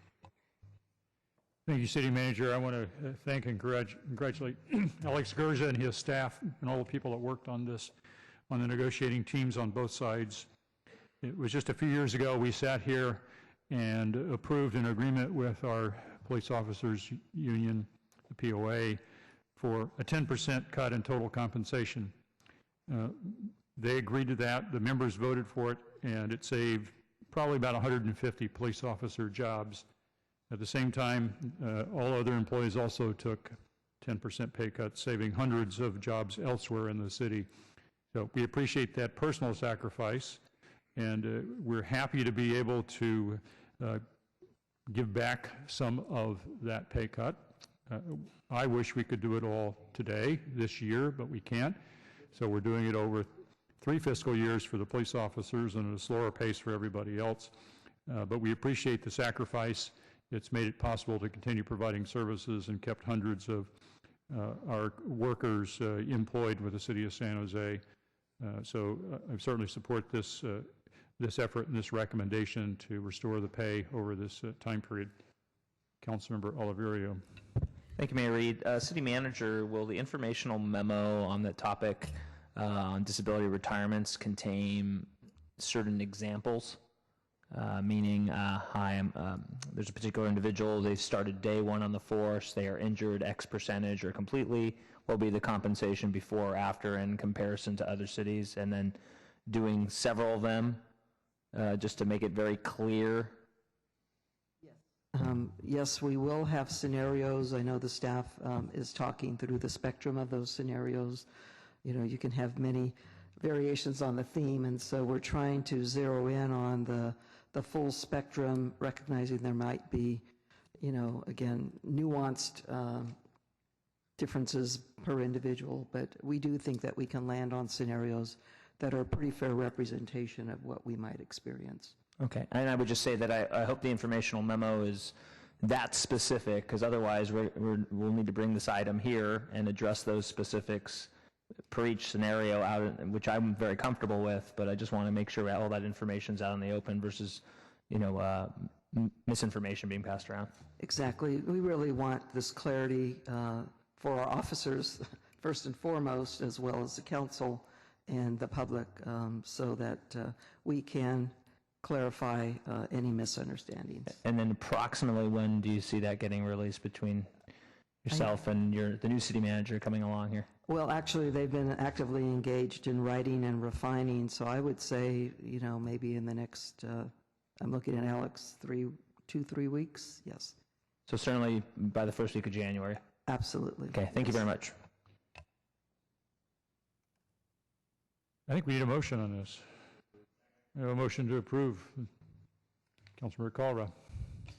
Thank you, Mayor. And I want to thank Councilmember Rocha for his memo so that we can have not just discussions informally, but actually formal discussions and give the city management an opportunity to properly address the issue of disability benefits, both in terms of what the benefits might be as well as I think more as critically what would allow for an officer to be eligible to receive benefits. And, you know, I'm glad that that we've come to a resolution in terms of restoring pay cuts that the police officers took. As the city manager indicated, all of our employees did the same. And so the goal, I know for all of us, should be, if it's not, to restore the pay cuts to all of our employees as quickly as possible.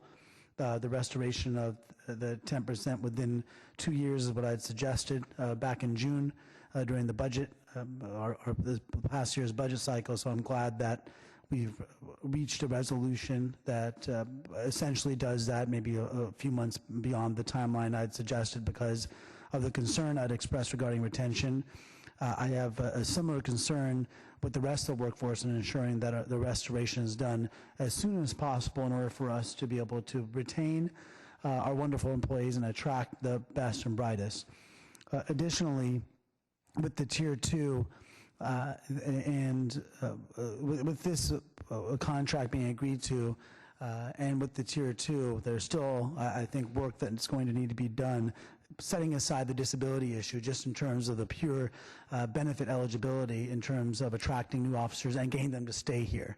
And so, you know, if we know that they can go to any one of a number of neighboring police departments and be able to retire 10 years earlier at a much higher percentage, we know the long-term result of that is that we're not going to be able to keep our police officers. So this is going to be an ongoing issue, an ongoing discussion for the next year, for the next mayor, and I think for the few years to come as we try to restore our capacity at the police department. Additionally, in terms of our capacity to be able to not just retain or attract new police officers, but our ability to retain current police officers, because as indicated in the staff report, even with this raise, or actually more properly referred to as restoration of a pay reduction, our officers that are dedicated to staying here will be, their pay will be restored to 2009 levels by June 30th, 2015. So that will still put us at a competitive disadvantage to neighboring departments, although I do believe the move here is a positive one and gets us moving in the right direction, which is why I believe the police officers overwhelmingly supported it, and why the council should be happy that at least we're moving in a positive direction. But also referred to in the staff report is the fact that there are savings that will be occurring due to second-tier retirement benefits. Those savings will also lend itself to an issue of retention for new officers. So I'm happy that we have some resolution today that's going to at least, if not in terms of helping our officers stay here, also symbolically show to our officers that there is a desire to keep them here. And I hope very soon we have the opportunity, particularly when we talk about potential revenue measures on the ballot, that we think about what those mean in context of giving the same recognition to the rest of our employees that also made tremendous sacrifices for us to weather the storm through the recession. Thank you. Councilor Constant. Thank you. Well, I'm obviously happy, as everyone else is, that we've settled this contract and ready to move forward. On the memo that's going to come back about the disabilities, there's a few things I want to make sure are considered and contained in there if possible. I know I mentioned this in closed session a couple weeks ago, but just to be clear, I'd really like to see, have it outlined what happens now when officers have injuries that exceed 1 year and have run out of their time, and including not only running out of their 4850 time, but the time that they may have on the books, like vacation, sick, comp time. And it'd be really nice if we could have a copy of their voluntary resignation letter that they are sent telling them that they've resigned, because we have a system that actually currently, as it sits, puts people who've been injured on the job, if they have a complicated injury, in a position of voluntarily resigning, even though they may not be voluntarily resigning. And I think that a lot of people have been looking at the new definition and thinking that we have made things worse, but I think it's really important to understand where we are. I think it'd be really important to have word for word the definition of disability in the CalPERS system, which I happen to have pulled up on my cell phone right now. And I just want to include the part that it says, cannot normally perform the usual duties of their position or the usual duties of the position for any other CalPERS employers, including state agencies, schools, and local public agencies. And I think that's important because a lot of people have continually said how we have this new arcane definition that is going to be leaving people out in the cold, when in fact we have, ours does not compare to what they might be able to do in a school or some other public employer. Ours is very clearly just for jobs within, in the case of public safety, within public safety, or for others within city jobs. And I think, as well as what Pierluigi said, with some real concrete examples, because I think we really have to be able to show what the current is, the problems we have with the current system, especially for those people who have serious injuries that take more than a year to recover with, which unfortunately we have several of our public safety officers that have experienced that, myself included. And if you need any personal or particular names of people who have gone through where they've been out for 2+ years and gotten those resignation letters, or would like to get some anecdotal information from those people, I'd be more than happy to give you a list of officers that have had the problem with the current system that they would not experience under the new definition of disability. Thanks. Councilor Rocha. Thank you, Mayor. Let me first thank the city manager and the city manager's office for being proactive on this issue. I think clearly it shows to me the recognition that there has been a struggle on the interpretation for some time, and providing some clarity is going to be beneficial for us here on the dais and also for the new recruits, as you pointed out. So thank you again. I'm going to ask a question about reaching out to stakeholders and not knowing what your internal discussions have been in the scope of that and what kind of product you're looking at as far as this info memo. Is this a dialogue that you see yourself having with the stakeholder, or is this just an internal interpretation that you're going to work on with the attorney's office? Let me tell you what our goal has been and kind of the balance we're trying to strike, even with your council member, and now council member Constance interest. And then Ed, you can please jump in because you've been in the middle of the conversations with Alex and the police and fire departments. So our goal has been, because of the confusion that's out there, to get an info memo out and any other sort of communication pieces that would clarify the current system and answer the questions that we keep hearing from the current recruits who are, I think, prepared to graduate in March.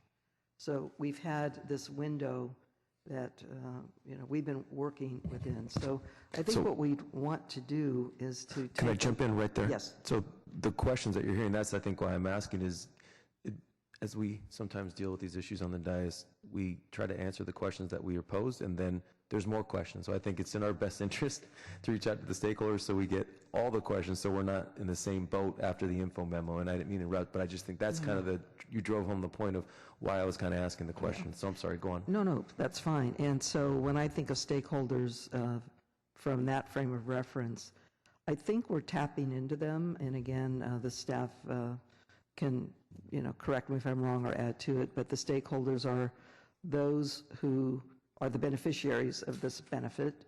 And really important players have been the police chief, and particularly the assistant chief, who's the operations person, and then the similar position, although it's not sworn, in the fire department, Ron Dacchioli, deputy director, who is very front and center on these issues. So we're tapping into their knowledge and interpreting what we're hearing from the union, as well as what we know is on the mind of the recruits, because the police chief and the assistant chief are out there talking to them continually, as is Jennifer Shembry and Alex Gerza, to try to field their questions. So right now that's our circle of stakeholders. Now, to the degree we feel the need to get some feedback from a board, for example, or that might be a follow-up, but right now we're working with that set of interests in order to shape the responses. Okay, and when you mentioned board, there was a reference made to the Police and Fire Retirement Board, and maybe that's a question more for Councilmember Constant. And has this issue been discussed in his sphere of work, or has this issue really just to rest and you're waiting for any kind of interpretations outside of your work? The boards have basically decided to wait and see how it all shakes out, and they have stated they feel that their job is to follow the plan sponsors' guidelines, and when we have them sorted out or when the court settles it, then they will administer it based on that. Thank you. I'm sorry, City Manager, that okay? Then, I think that's it, unless you have more questions for me. I had just two more, and one is, again, as we often deal with issues where there's different opinion or interpretation of issues, and I'm sure Rick is more schooled for this. My interest also was some sort of impartial document, so to speak. Not that we're not impartial up here or you're not impartial, but my concern is also getting down this road of you folks putting time and effort into this and then having folks question the impartiality of the final document and just saying it's biased in the sense of a foregone conclusion what the outcome was intended to be. And that's what I don't want to be at, but maybe that's just unavoidable. But I didn't know if you had talked about that internally, about some sort of outside counsel that might help us with the interpretation. I think our view is that we can work with, we do use outside counsel on some of these retirement questions. Judy Boyette has helped us on some of these issues, and it may be good to vet with her some of these concerns because you see what other retirement systems do. But this language is sort of unique to San Jose right now. And I think what's important, I mean, there appears to be a disconnect between the POA interpretation and the city's interpretation, and I don't know how much has been, attempts have been to connect it, and I think there are hypotheticals out there that people are using, and I think the best thing we can do at this point is trying to reconcile, taking those hypotheticals and say, okay, what is it at the end of the day that a Tier 1 retiree gets vis-a-vis disability retirement versus a Tier 2 plan member? And then, not getting into what Measure B may do to Tier 1, depending on what the courts do. But there is a difference. I think we know there's a difference. Councilmember Constance touched upon some of the differences. The city manager has. And I think we just need to, taking those hypotheticals, try to answer those questions as best as we can, and try to have a dialogue with the folks on the other side to the extent there's a disagreement. And that's the best, I think that's the best we can do. But I think that's the purpose of bringing it back, whether closed session or open session, and having a discussion. I appreciate that. Thank you very much. And the last question I had was more along the line of the info memo. And in terms of an outcome, I was trying to play around in my head a council item where we'd have a discussion here in the public. But if there's no real policy action that we can take, given this is charter, this is more just interpretation, unless you felt that there might be some kind of potential council action necessary. Well, I think it really depends on the fact issue or the interpretation, and then we can look from there as to what additional policies the council may want to do to mitigate, for example, impacts of Tier 2 retirement, and what the council may view to say, well, we want to try to correct that. Example, disability insurance. That's something staff's looking at. Is that something that the city could come up with and help mitigate the impacts of a disability retirement? Those are things, though, that I think you need to at least get.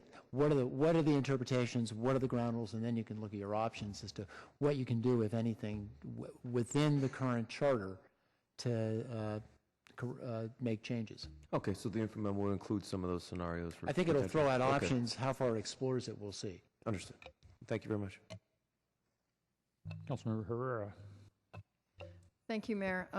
First of all, I want to congratulate Alex and Jennifer and the great work that they have done for representing the city in this negotiation. And I want to thank the police department for the fine work they've always done for our city and continue to do, and for the sacrifice that all of our police officers made in accepting a 10% compensation reduction to help our city, as well as all of our other employees that also did the same. But today we're talking about the contract with our police union. So I'm really glad to see this day come. I'm glad that negotiations prevailed. At one point they weren't at the table, and I'm really glad that we continue to persevere on all sides and bring this to fruition. And this represents 9 out of 11 bargaining units now that we have agreements with. And again, kudos to our labor relations people for the excellent work they do. This is more than symbolic. This is real money. This is real money, and it's a real value judgment by the people that are sitting up here in terms of what's important and reflecting what's important to the residents of San Jose. So I wish that we had the money to restore everybody's 10%. We don't. This is a start. I think a big start. We've moved a long way to get to this place. So hopefully we can continue to move in a positive way. I do appreciate Councilmember Rocha's memo, because I think it's asking questions that we need to get answers to that are being posed out in the community. And I think we need to get beyond rumor and speculation and really get a deep understanding so that we're all on the same page with regard to our Tier 2 disability. glad to be able to vote to support this today. I think it is time for a vote. We have a motion to approve the contract. On the motion, all in favor? Opposed? Count none opposed. Motion carries. We will now turn to item 3.5, Revenue Ballot Measure Public Opinion Survey. Take a minute. We'll have a staff presentation. City Manager. Thank you, Mayor. I would like to introduce this next agenda item, which will present the findings from the recent community survey about potential revenue measures for the next year's election. As you know, we've been conducting surveys on behalf of the council of these kinds over the last several years now, it seems, and the council has periodically considered its options for asking the voters for their approval for various possible measures that could help us achieve fiscal stability and restore critical public services. And my comments now are really as much for our workforce as they are to share my thoughts with the council. And that is that I clearly understand the reality of factoring in likely voter support and other practical matters before taking a step to place a measure on the ballot, and clearly want you to know that I respect that. And after all, we do need to realize, we the administration, that appealing to the voters to increase taxes is a political process. And so at the end of the day, that is in the council's purview. It will be the council's call as to whether or not to go to the ballot, what should be on the ballot, and what to go on the ballot. And since I won't be in this seat when you consider this issue again in the new year, I did want to share a few thoughts about why this discussion now is going to be so important. First of all, our fiscal reform plan that guided the city's strategies and actions to achieve financial stability focused first on reducing costs through painful sacrifices that you all just touched on. That did include staff reductions, layoffs, pay cuts, as well as innovative solutions to deliver services more efficiently. And I do believe that the city has been very aggressive and very successful on the cost side of the equation. And I believe also that no city can match our efforts to control costs. I also believe that this will be a norm, and I do believe it's just good business practice to always take a look at what it takes to lower costs to be efficient. We owe it to our community in order to stretch very precious dollars as we provide services. However, I also believe we're at the stage where this organization cannot continue to cut its way back to prosperity, and the fiscal reform plan that the council approved recognized that. We do need resources to provide the level and quality of services that the community expects, and this can't happen just by cutting costs. And it hasn't happened solely by cutting costs, although that's been the majority of the actions to date. You have taken to the voters on 4 occasions a request to increase revenues, and the voters have agreed with you. And so we have appreciated that movement. So today staff is not making any recommendations, but your comments and your questions will be very helpful to us as we continue to do the research and the evaluation that you feel you need in order to help you make a very important decision early next year. The Mayor's annual budget survey will also be conducted next month. It's another important opportunity to test voter support for any refinements you might want to explore. And as you know, in order to put anything on the ballot, you'll need to make a decision by the first week in March. So with that, I'd like to turn over to Dave Metz, partner with the survey research firm of Fairbank, Maslin, Mullen, Metz and Associates, to present the findings of the November ballot measure survey. All right. Thank you very much, City Manager, Mr. Mayor, members of the council, and members of the public. I am Dave Metz. I'm a partner with FM3 Research, and I'm here today to report on our survey of San Jose voters who were likely to cast ballots in November of 2014 to assess their support for a variety of potential city revenue measures. We have submitted a detailed report on the survey findings, and today I will just go over a few brief highlights and then be happy to answer any questions that you have. In a very broad summary, we tested 3 potential revenue measures: a general purpose sales tax increase, a potential bond measure to fund transportation infrastructure improvements, and a renewal of the city's library parcel tax. And our overall assessment is that out of the 3 measures, we believe the sales tax stands the best likelihood of being approved by voters. The parcel tax is right at the 2/3 supermajority threshold that would be required for approval. It looks like it would be a very narrow election, akin to the one that was held in 2004, the last time it was renewed. And we believe that the transportation infrastructure bond at this point, given majority support but not 2/3 supermajority support, is unlikely to win approval from voters. So with that, we'll walk through some of the numbers that lead us to this conclusion and begin with a methodological overview of the survey.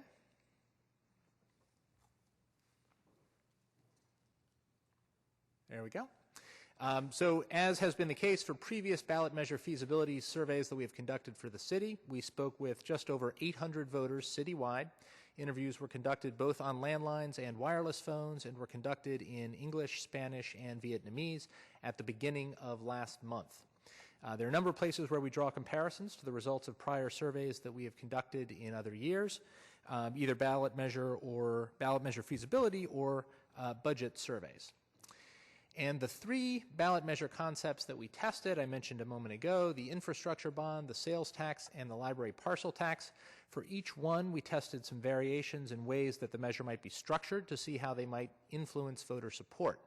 For the sales tax, we looked at rates of either a ½ cent or a ¼ cent.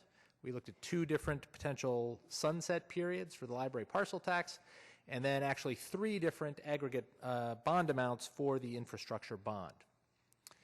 You'll see here the overall level of support that each of the 3 concepts that we tested in the poll received. This is combining the various structural permutations that we tested. The sales tax receives 57% support, 35% opposition. That is against a simple majority vote threshold that would be required for it as a general tax. The library parcel tax extension is right at the 2/3 supermajority threshold that would be required for approval, with 66% in support. And then the infrastructure bond, as I noted, receives majority support at 52%, but it also would require a 2/3 supermajority, and in the initial polling stands well short of that level of support. Now we'll talk through each of these measures in a little bit more detail here and talk about some of the additional findings of the survey. First, in terms of the sales tax, you'll see here a variety of different ways that the question was presented to voters in the poll. We asked about a ½ % increase and a ¼ % increase, and you'll note there was a significant difference between the 2, as we have seen in many of our past surveys. Just over 3 in 5 voters indicated they would support a ¼ cent sales tax increase, while a 54% majority would support a ½ cent sales tax increase. We also alternated the order in which the sales tax and the parcel tax extension were presented to voters in the survey, because we knew there might be some interaction effects between the 2. Having heard that one might be on the ballot might affect your perception of the latter. And so we isolate the responses from voters who heard about each as either the first or the second option presented. And you'll see here that when the sales tax is presented before the library parcel tax independently, its support is about 5 points higher, 60% versus 55%, although that difference is right around the survey's margin of error. We also distinguished between those voters in our sample who were likely to vote in November of next year, which was true of our full sample, and then the subset that are likely to cast ballots in the June primary based on their past voting behavior. And we saw no significant difference between those 2 electorates. In each case, we had a sizable majority that indicated they would vote yes, 58% in June and 57% in November. Now, the sales tax is an option that we have explored in quite a few of our prior surveys for the council and the city, and so we have some historical context for where the level of support for the measure stands today versus where it has stood in recent history.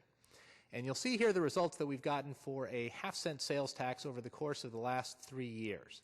We've had consistent majority support most of the time in the mid 50s to mid 60s, but it has varied from survey to survey, and the language and structure and the way it was presented to voters has varied as well. So these are not necessarily apples to apples comparisons, although they're very close.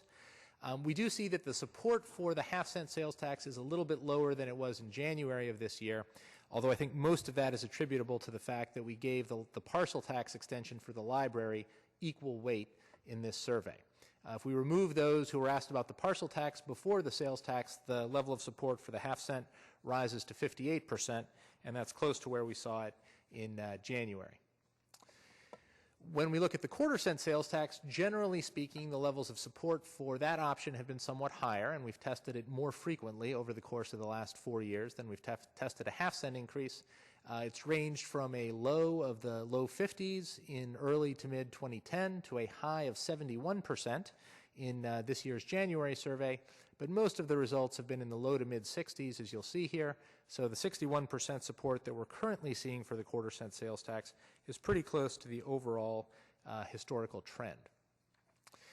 Now, we also asked about a different option for the sales tax, which would be, instead of presenting it to voters as a general tax, which could be used for any city purpose and would require only simple majority voter approval, we could have the revenue from the sales tax dedicated to specific purposes. That change would shift the nature of the tax to be a special tax and then require a 2/3 supermajority. And we asked our respondents if the additional revenue were dedicated either to transportation, as you'll see on the left-hand side, or if it were dedicated to public safety, as you'll see on the right-hand side, would that make the respondents more likely or less likely to support it? And what you'll see here is that while majorities say that they would be more likely to support the measure in each of those contexts, that includes a whole lot of voters who already told us they would vote yes on the general tax. And so if we basically net out the yes voters who say they would be less likely against the no voters and undecideds who say they would be more likely, we're still well short of 2/3 if the money is dedicated to transportation, and we are right at the 2/3 margin if the money is dedicated to public safety, which, as you'll see in a moment, remains voters' highest priority for spending additional revenue. Now, while we are close to that 2/3 threshold, it's worth noting that removes any cushion that we might have in voter support over the level of support that would be needed to win approval. Whereas as a general tax, depending on how it's structured, there's anywhere from probably 5 to 10 points of cushion over the threshold that would be required to pass the measure. Here you'll see a list of services that we offered to our respondents and indicated could be funded if the city had additional revenue from a sales tax. And we asked them to rate the importance of these services as either extremely, very, somewhat, or not too important. We've ranked them here by the proportion that put them in those top 2 categories as either extremely or very important, and you'll see those numbers running down the right-hand side. This is just the top of the list. We tested a much longer list in the survey, and you can see all of them detailed in our report. But what's notable here is that all of the top-ranking services deal with public safety in one capacity or another, either police, fire, or emergency medical response. The only non-public safety item on this list is the last one, maintaining the long-term financial stability of the city, which nearly 3/4 of voters rate as either extremely or very important. One final note I will make about the sales tax, and we detail this more in the report, is that when we test a variety of pro and con arguments, things that supporters or opponents of such a measure might say, we generally see that support for the sales tax increases. The net impact of that back and forth is to lead to higher support, close to 3 in 5 voters overall, which I think also reinforces the notion that this may be the most viable of the 3 measures that we are discussing here today. Now, the second of the 3 measures we looked at was the library parcel tax. And you'll see here the overall results, again, right at 66%, just around that 2/3 threshold that would be required for approval. It seemed to make very little difference the context in which this measure was presented, whether we had a 9-year sunset or 20-year sunset, whether it was presented before the sales tax or after the sales tax, support was right around the same level, basically within the margin of error of that 2/3 threshold that would be required for the measure's approval. And similarly, when we broke out responses to this concept by those voters likely to vote in November and those likely to vote in June, again, in either case, support was pretty consistent, right around 2/3 of voters polled. We also went through a series of pro and con arguments on the parcel tax, the same way we did with the sales tax. and although different in nature, given how the money would be used. And we saw support move up a couple of points there, right around the low 70s, but still pretty close to the margin of error of where support was initially. Finally, we had the infrastructure bond measure. And as I mentioned at the outset, we tested 3 different amounts that a streets and transportation bond could be issued in: $395 million, $295, or $195 million. And at none of those price points did we see support reach the 2/3 level that would be required for approval of such a bond measure. Going down to $195 million, essentially half the level of funding that we tested initially, only raised support to 57%. Now, I should note that we need to review these results with a certain amount of caution, in that the transportation bond was always the third of the 3 measures that we presented. So it followed the sales tax, followed the parcel tax. So some voters who may have been supporters of those 2 measures may have been a little more hesitant to support the bond measure, knowing that there may be other priorities that would be before them for funding. But that said, we have tested versions of a transportation infrastructure bond in prior surveys we've conducted for the city, and we have yet to see it in any of the contexts that we've tested really reach that 2/3 threshold, which suggests that it would have a likelihood of passing. So with that, in summary, just a couple of notes about the big picture that we see on the measures. Again, we don't believe that the transportation bond measure is viable at the current time. The library parcel tax renewal is very, very close in terms of its support to that 2/3 supermajority, and in fact it is very close to where it was in 2004. Our polling at the time that the last renewal was on the ballot had it at 71% support, and it ultimately achieved 67, as you may remember, just barely over the 2/3 needed for approval. And it seems to be in that same neighborhood right now, which could suggest another very close campaign. The sales tax measure does seem viable at either the 1/4 cent or the 1/2 cent level. It consistently receives support from a majority of voters polled. That support tends to go up as voters get more information. And just to provide a little bit of context for the sales tax, some recent statistics from other cities that have put sales tax measures on the ballot for general purposes akin to the one that we tested here. In the recent November election, there were 10 city sales tax measures on the ballot. 9 of those 10 passed, although obviously none was in a city of the size of San Jose. Stockton and San Rafael, which both had successful measures, were the 2 largest cities that had ones on the ballot this year. Since 2001, roughly 2/3, 69% of city sales taxes that have been put on the ballot for simple majority approval have passed. And our experience has been that ones that have been the range of support that we see in this poll more often than not do pass, although obviously the type and nature of a campaign that may be waged either for it or against it ultimately will have some impact on the level of support. So with that, I'd be happy to answer any questions. I've got some folks from the public who want to testify. I'd like to get that, but let's see if there are any questions for Mr. Metz before we get into council discussions. Councilmember Oliverio. Mr. Metz, do you think on the infrastructure that if it was more simply worded in the question that it was just for roads, would there have been a different impact, or do you believe those other things enticed people to support it? Because it was a sort of long list versus sort of everyone seems to understand what a road is. Yeah. It's hard to say. Our experience has been that typically when it comes to transportation infrastructure, a more diverse list of projects that includes roads and other aspects of transportation infrastructure generally polls better. To be honest, the level of support we're seeing here, I think it's unlikely that changes in the wording would likely yield a different level of support. It's just well below that 2/3 level. Thank you. I think that's it for now. Mr. Metz, questions, or do you have one, Councilor Rocha? Just one. And, okay, Mr. Metz. I think we had explored, and this really isn't a question for you or my colleagues, but a permanent library parcel tax measure and your experience with permanent ones versus temporary ones that have a sunset date. Generally, I think the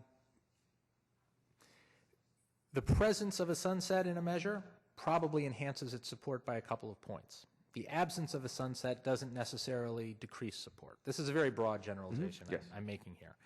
I will say that given the narrow margin of support that's evident in the poll, and obviously the results the last time it was on the ballot, I think the presence of a sunset probably would be important and helpful to the measure's approval.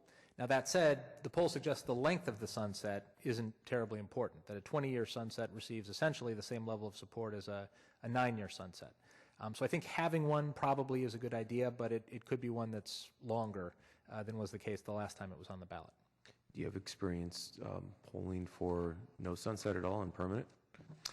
We have in other communities polled the idea of measures that have been permanent and ongoing, and those measures can be successful, but with the kind of narrow margin we see here, anything that costs you even a couple of points could potentially put the measure in jeopardy. And so we don't really have data to answer your question definitively, but my sense would be that we assumed a sunset, and retaining it is probably a good idea given where the polling is. Okay, and you talked a little bit about other jurisdictions, 9 out of 10, I think. And I know your work is generally around the polling and talking about the numbers that you poll, but do you ever weigh in and look at a particular jurisdiction and surrounding area and how they've passed recent sales tax measures or parcel tax measures in that region, and how successful you think measuring those are against these? Because in our experience, we've been sitting on the sidelines for quite some time on a number of these items, and we've watched other municipalities and government agencies around us put items out and get approval. And I never went and looked at their polling numbers or really looked at whether or not they did polls, but my expectation is they might have had some of the same responses, but yet those campaigns have been successful on almost every occasion. Yeah. We haven't made any systematic or formal review of neighboring communities and their level of support. I will say that the data that I described was from CaliforniaCityFinance.com, which is a website that the League of California Cities maintains, which is a database of the performance of local finance measures of various kinds, which is an excellent resource and might have some of the data locally that would give a more definitive answer to your question. Okay, thank you. Speaking of other sales tax measures, did you work on the one in Los Angeles, which was on the last ballot? I'm sorry, Los Angeles sales tax measure? No, I don't believe so. Okay. Let's take some public testimony, and we'll get into a council discussion about what to do. Thank you, Mr. Metz. Come on down when I call your name. Sue Williams, Trixie Johnson, Mary McLean.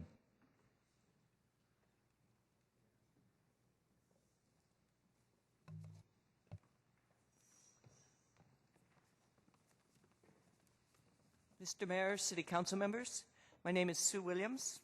I'm an active volunteer and board member of the Friends of the West Valley Library. I've been a library commissioner, and I was a major volunteer in the 2 earlier parcel tax elections. I'm very proud of San Jose Library's amazing progress that has been made because of those parcel taxes and the capital improvements.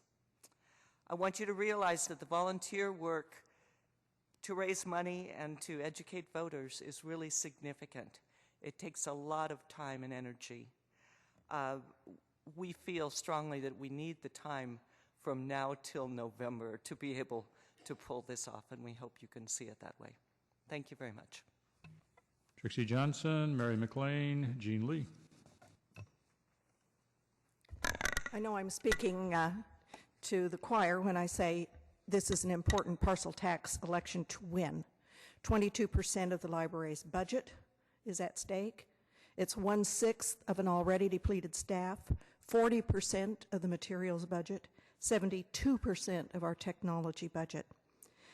If we were to win a sales tax but lose the parcel tax, you would have to backfill $8 million from your new sales tax just to get back to the inadequate libraries we have now. Therefore, we need your support to give us a chance. Every consultant we talked to in preparing for our campaign, which is underway, has told us that a November election would be more successful, in their opinion. We're really strongly supporting a November date. Mary McLean, Jean Lee, Dave Truslow. Hello. As it is imperative that the library parcel tax is renewed in 2014, I strongly encourage you to place it on the November ballot.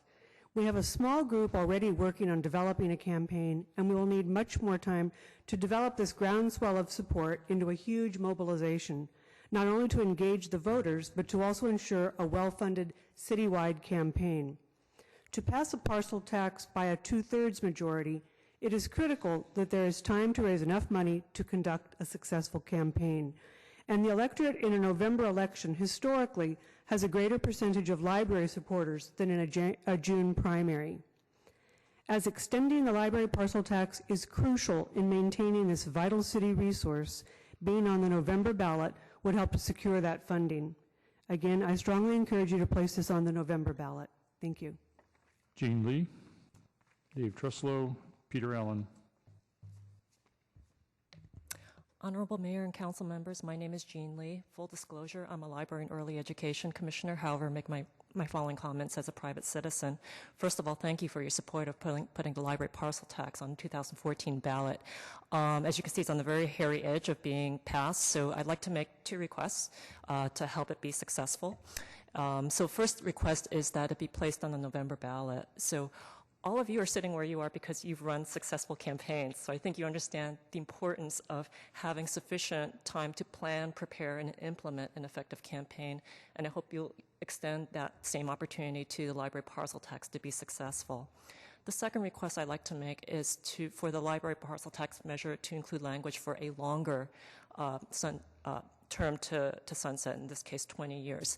Not only because it provides stable funding for charter city service, but also because it reduces the frequency of the libraries having to be pitted against other equally important city services in the grand battle for scarce dollars, and also because it helps the city engage in long-term fiscal planning. So again, I'd like to ask for your support for placing the library parcel tax on the November 2014 ballot for the longer time horizon, because it's critical. I think it's critical to enhance the success of the parcel measure.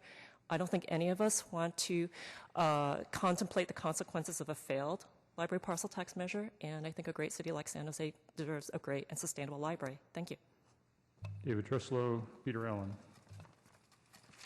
Thank you, and also thank you individually for meeting with members of the Citizens for Fiscal Responsibility. I'm here just to speak about the sales tax proposal, not the library parcel tax.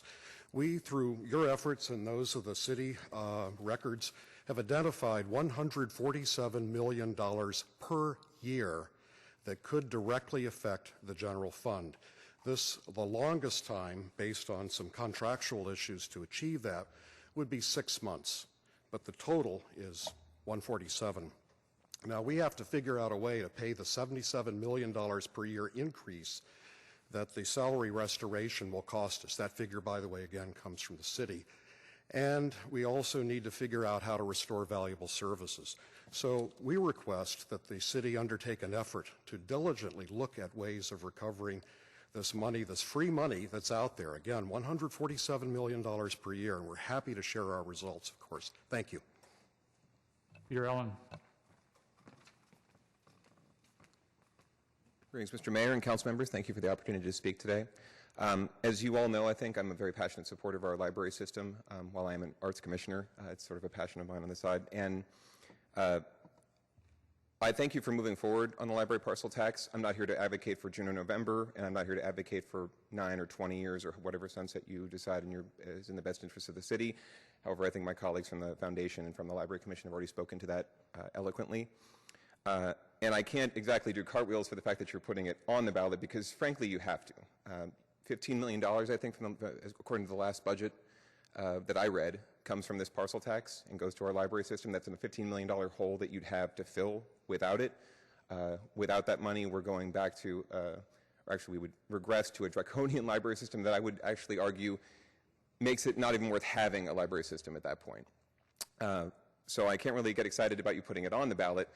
What I can ask is that each one of you, if you should put this on the ballot, whether it's June or November, step up and encourage your residents of your districts, encourage your supporters to support it, to donate to the campaign. My colleagues were correct. This is going to be a very difficult effort to increase public awareness about what this means and what it means if this does not pass.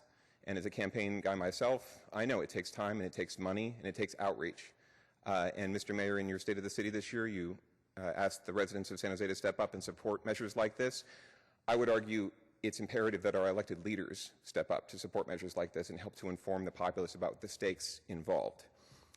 You need to show that leadership, especially given that this parcel tax is, as Mr. Metz said, on the brink. We're talking 1 or 2 points could mean the difference between passing it and the council next year having to fill a hole in the budget. And especially for the 5 members of the council here today who are running to replace Mayor Reed next year, I think you should definitely take to heart that this is a very important issue and give your full-throated support to the measure whenever you decide to put it on the ballot. I thank you for your time. That concludes public testimony. Vice Mayor Nguyen. Thank you, Mayor. Mr. Metz, thank you very much for the presentations and for conducting the survey. At this time, I'd like to put a motion on the floor, and that is to approve the memo co-signed by Mayor Reed, myself, and Councilmember Herrera, which is dated December 6, 2013. Thank you. I think we all can agree that maintaining and enhancing library services is definitely utmost importance to our city and also to our residents. And that's one of the reasons why I signed on to the mayor's memo. I think that we really don't have a choice here. I think that we should definitely go out, whether it's in June or November, to put this library parcel tax renewal on the ballot. And as indicated in the survey results, to me, any other additional taxes beyond this the library parcel tax renewal is going to be a major challenge for passage at the ballot box.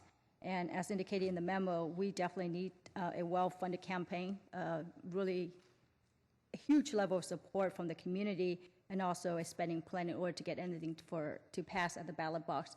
And having too many tax measures on the ballot is not the way to go. And at this point, I don't think that having a discussion relating to the sales tax measure, we're not ready for that. I think there's an opportunity to discuss that sometime in January or February. But at this point, I think that we should just focus on getting the library parcel tax renewal on the ballot for either June or November. Councilmember Constant. Thank you, Mayor. First, I want to say that I do support the library parcel tax measure. We obviously, as a city, have been using this as a funding stream for quite a while, and I support it because I think we need to have the funds for our libraries.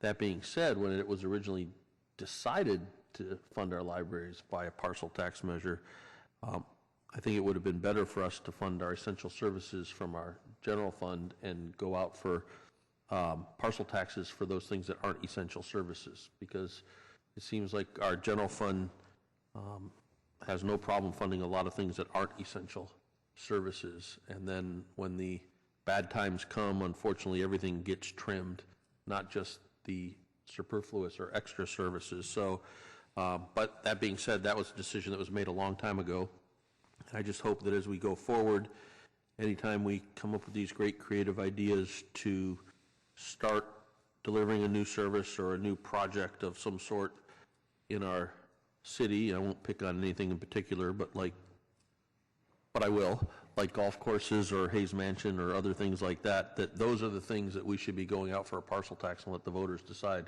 where they want to pay extra for, because voters and residents pay a lot of taxes and expect basic essential city services, and libraries are basic essential city services, and they should be coming out of our general fund. But that's not really a discussion for today's vote, just an opinion, because as you know, I always have an opinion or two. As far as the June or November, I fully understand the desires of folks to have it in November for campaign reasons. Technically, what difference is that going to make on a technical basis for us in the budget season? Does having it decided in June give more leeway for the administration in preparing the budget? Is there any budget implications or fallback plans that need to be made if we are waiting until November? Jennifer can jump in if I'm missing a key point. The existing parcel tax, I believe, sunsets in June of 2015. So what we would need is to anticipate, if it was November, the budgeting needs because of the, putting it on the tax rolls and all of that. So we'd probably have to work out some cash flow, I would think. So that would be the only issue there. So that we may have some implementation hurdles, but we can handle it. There's not an immediate, like we're going to have to defund anything. Okay, that would be my only reason for moving it up if we thought we had to for a logistical reason. I think that's it. Thanks. Councilmember Rocha. Thank you, Mayor. Let me start with thanking you and your staff for the memo. What I appreciate most about was your willingness to leave open the discussion. And I think that's true leadership as opposed to just closing the door and suggesting that there's no way in heck we're going to do something. I think your memo and the way it's drafted and the words you used at least allows for the discussion to happen, and I appreciate that very much. As you know, I have a memo out that's a little different. I'm not going to do a substitute motion or really even ask for a friendly amendment on this. I appreciate that there may be a difference of opinion up here. I have concerns about a November election for the library parcel tax, and I'll share those two reasons. One is say hypothetically it fails, we're in a position where we might be in a little bit of trouble. Two is I truly believe that a sales tax measure and a library parcel tax measure are both necessary. And given that, my gut is telling me, based upon the comments on this council and the past actions on this council, that I'm not going to be able to pull off a sales tax measure from this council in June. So that leaves me with no sales tax measure. And we just approved on an item before this a contract with the POA, $24 million. That puts us in a little bit of a deficit on out fiscal years. So what that means is we may be looking at zeros for salary increases for other employees. We may be looking at zeros in terms of service enhancements. We may be looking at potential cost reductions. And as we all know, if we're looking at cost reductions, then the library may be one of those. So in my mind, it's in all of our best interest, and the library as well, that a sales tax measure as part of this two-pronged approach where we can start talking about more than 4 days or 5 days a week in opening libraries. I'd like to see us improve that. And without a sales tax measure, we're in no position to improve that. So I think this is really a two-pronged approach for me as I talk about the libraries and also the other service enhancements as well that I've been asking about in the community centers. And as been mentioned already, I mean, we have a number of other bargaining groups that took a 10% pay cut willingly, and what I don't want to see is us get to June or next fiscal year where we're telling them you're looking at zeros and zeros and zeros, and some of those employees are in the libraries, and I think they're well due for a pay increase. So that's my dump about my concern of how we're taking the approach, but again, that's just one opinion, and there's 11 folks up here, and I very much appreciate that other folks have a different opinion whether we should pursue a sales tax measure now or ever. So with that, thank you. Councilmember Herrera. Thank you, Mayor. First of all, I signed on to the memo because I do think that the library parcel tax, we need to take a position on this early, and in recognition of the $15 million that we were relying on in our budget for library services, and the fact that these are very critical services and important services to our residents. So I absolutely support this. I am open-minded about the possibility of also having a sales tax measure, and I will want to hear more information. I too appreciate the fact that in this memo we're still keeping an open door to the possibility of a sales tax measure. I think we just need more information, but I do think we absolutely have to be clear about the priority of this library parcel tax. This has to happen. I'm open to it being in June or November. I was very intrigued by the comments and the points made that November would be an important consideration, and also the 20-year lengthening the term of it. So very interested in all that input, and I will have a strong voice in support of this to everyone I reach out to, and I think hopefully everybody up here will do the same. It's a very important measure that we need to get passed. I also have to say that I think I'm not a polling expert, but my sense is that there is an opportunity to pass a sales tax too. I think people recognize the need for service enhancements and that we have been working hard on fiscal reform and have done a lot to curtail costs, and that eventually we're probably going to need to do an increase. I'm not today going to go out farther than what we've already said, but I do think, and I sat in League of Cities meetings and saw very positive results statewide by almost all of the sales tax measures that were put forward.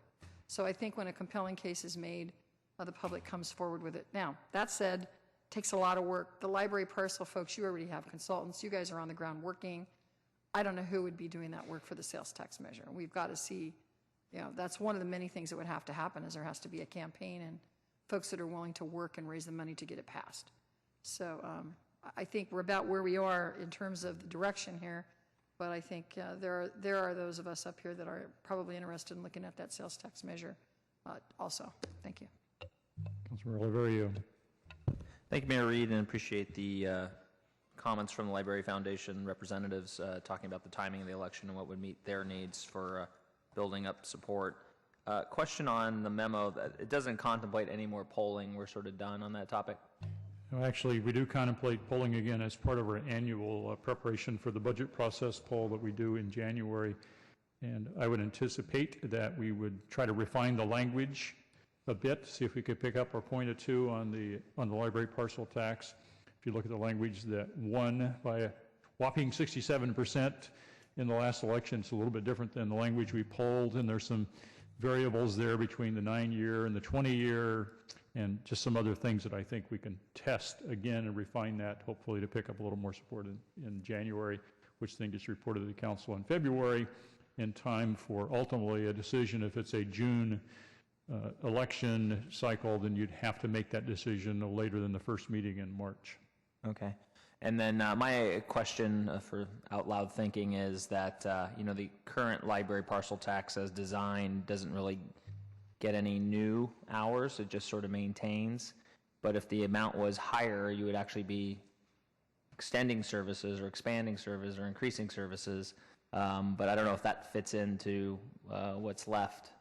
And maybe the question for the poller, remind me again what the tax was. It was up to the prospective voter. I could fumble through here, but you probably have it in front of you. So the way we presented it, we didn't test alternate amounts on the parcel tax. We just tested a straight renewal. Renewal with no quotation of the amount. That's right. And so all we specified in the poll was without increasing rates. We didn't list the amount of the tax in the ballot question. Got it. All right. Well, with that wording, then I think that's obviously the more stealth one that doesn't raise eyebrows too much. But I think it is something to think about, at least, at what extra would get you. Thank you. I think City Manager wanted to clarify the dollar amount involved here. Thank you, Mayor. It's still a big number, still important for all the reasons already expressed, but currently the parcel tax generates about $7.9 million for services, and I think we've heard a $15 million number, but 7.9 is the number. Councilor KHAMIS. Yeah, I want to thank you to the folks that came out to give us their opinion on when they wanted the parcel tax to take place. I'm very supportive of putting the tax on. I just don't understand. Well, I have a different thought. I mean, if you put it on the November ballot, there could be a lot more competing taxes in November. I mean, statewide taxes, and I don't know. I remember the ballot that I ran, and there was at least 5 taxes on that specific ballot, and I think even though a few of them did win, I think you would have more competition in November. Plus, there are, as somebody else said, there are 5 mayoral candidates on this dais, and only 2 of them, or let's hope 2 of them, will be running in November. But well, you have 14 that are going to be advocating for our parcel tax in June. So I'm willing to go either way, but I'm just thinking strategically out loud. And again, I want to thank the mayor and the vice mayor and Rose Herrera for putting this memo forward. I'll be supporting it, and but I do think we should give June a serious thought, because it won't be competing with any other taxes. So, thank you. Councilor KALRA. Thank you, Mayor. And I want to thank Mr. Metz for the presentation, the report, and the survey. And it's interesting to note, because I remember when I was first on the council, or at least early on, and it asked about the use of cell phones, because for years the cell phone's been my only source. I don't have a landline that I use. And so it's interesting now that's been incorporated into it. Now it's a regular part of doing the surveys, that 18% always use a cell phone versus 17% mostly landline. And if you include mostly cell phone and all cell phone, that's 44% to only 17% mostly landline. So bottom line is that it's a much different world even than it was just 5 years ago. And I'm glad that we are really reaching out to everyone out there, because that's going to be a better representative of the electorate.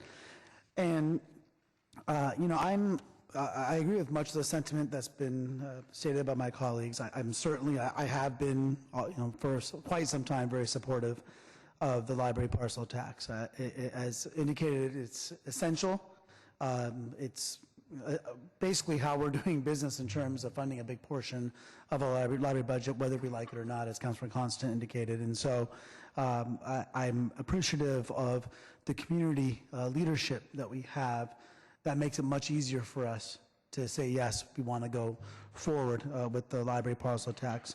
I also you know, agree with Councilor KHAMIS' statements in terms of looking at June versus November, that although the June electorate may be more conservative when it comes to passing taxes of any kind, that there is going to be a lot of competition, and we don't even know exactly what it might be at this point in November.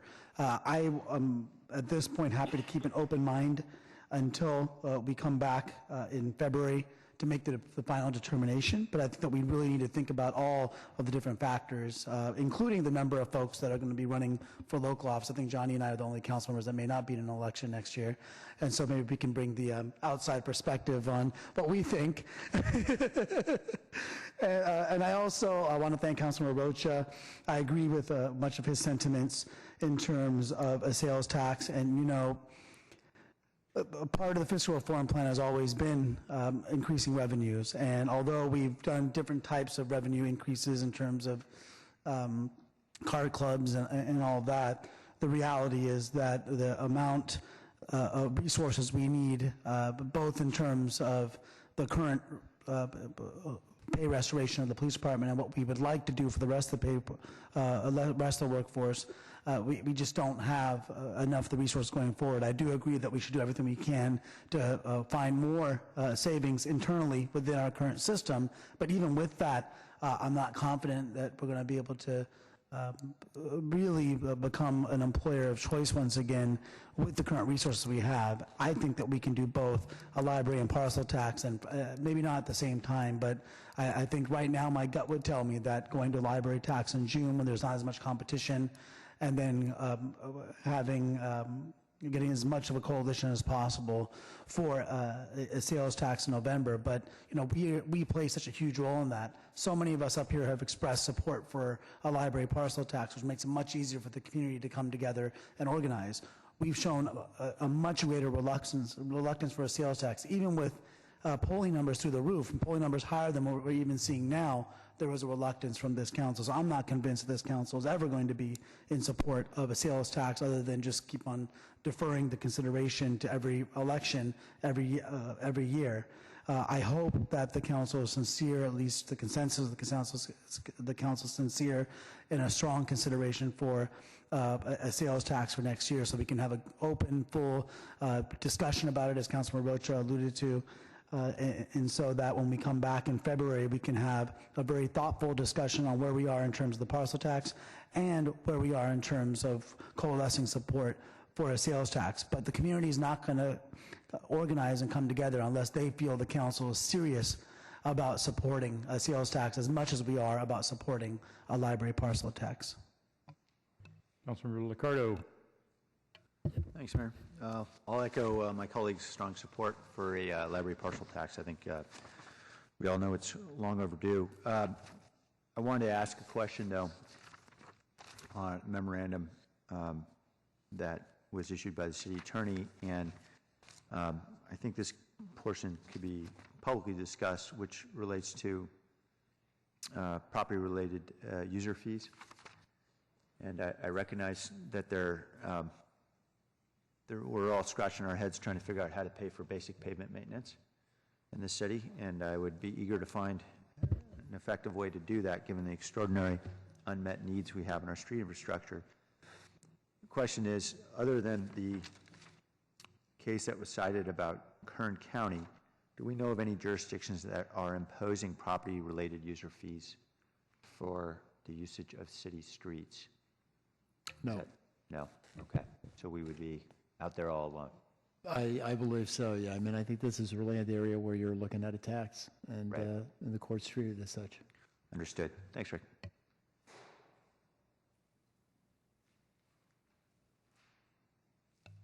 I had a question for Mr. Metz.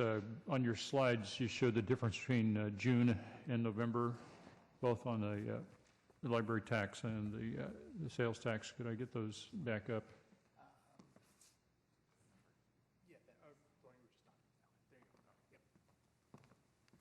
So the sales tax, the total is the same June and November. Yep. But I thought there was a difference in the library tax, and I wonder if that's outside the margin of error. Yeah, this is the library tax on this slide, and that it's within the margin of error. The same was true on the sales tax, I believe, which I think was 2 or 3 slides back, and that was, I think, a 1-point difference. Obviously, that also 1 more, I think. Yep, 2 more. 1 more. There we go. Yeah, 1-point difference there, and that's also within the margin of error. Okay, so essentially no difference between June or November on both measures. Okay, thank you. I would note that LA did lose the sales tax election in those most recent election cycle, so winning is no sure thing. And I want to thank the folks that have organized themselves around the library tax, because that's an essential element of winning, I believe, is to have community support, not just in the polling, which I think is the threshold question is first on the polling, but having an organized effort among the community is a key part of it. And as I've said here many times now, and as I've said other times publicly, there's more than one element that we have to consider when moving ahead with a tax measure. We've had 4 tax measures that have gone to the voters since I've been mayor successfully, and the polling is just the beginning. We need to know what the money is going to be spent on and what the public thinks it'll be spent on. In the case of the library tax, we know what it'll be spent on, and it's pretty easy to explain what to the public what it'll be spent on, and I believe they will trust us on that. We have broad community support, lots of people invested in our libraries. They can raise some money. They'll have to have some assistance, obviously, in raising money. I don't think the opposition will be very well organized or very well funded, so I think the elements are in place, and that's why I support moving ahead. I think we need to make the decision so everybody understands we're going to do it, leaving open the question whether it's June or November as we refine the polling, hoping that we can get a couple more points with just how we ask the question. But I'm going to support the motion. I think we can move ahead and get organized and keep people working. We've got a little bit of momentum, and we want to keep it. And so with that, I think we are ready to vote unless somebody else has another question or comment. We do not. So we have a motion.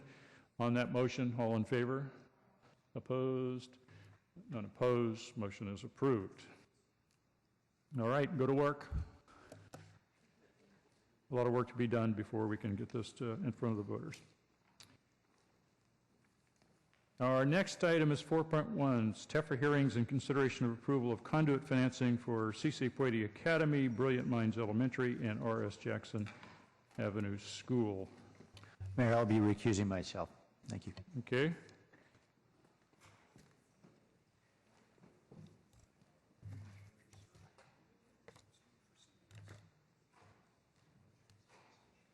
Councilmember Campos. Thank you, Mayor. This is more of a process comment and recommendation that I will include in my motion.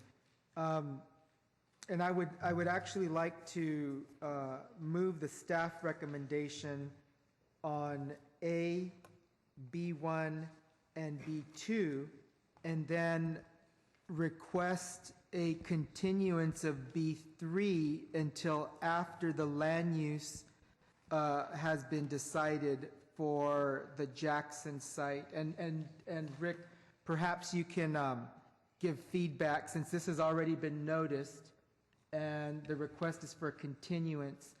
If the item is decided tonight, in tonight's hearing, could we make the TEFRA decision on B3 tonight as well? Yes, if the council continues the TEFRA hearing on B3 until 7 o'clock tonight, or as soon as after 7 as it's taken up, then that would be fine. I think the only thing I'm concerned about is it was noticed that is there anybody in the audience that wants to testify, and I think that you have some discretion to hear that hearing or that testimony, but you want to continue the hearing till tonight on that item, you can.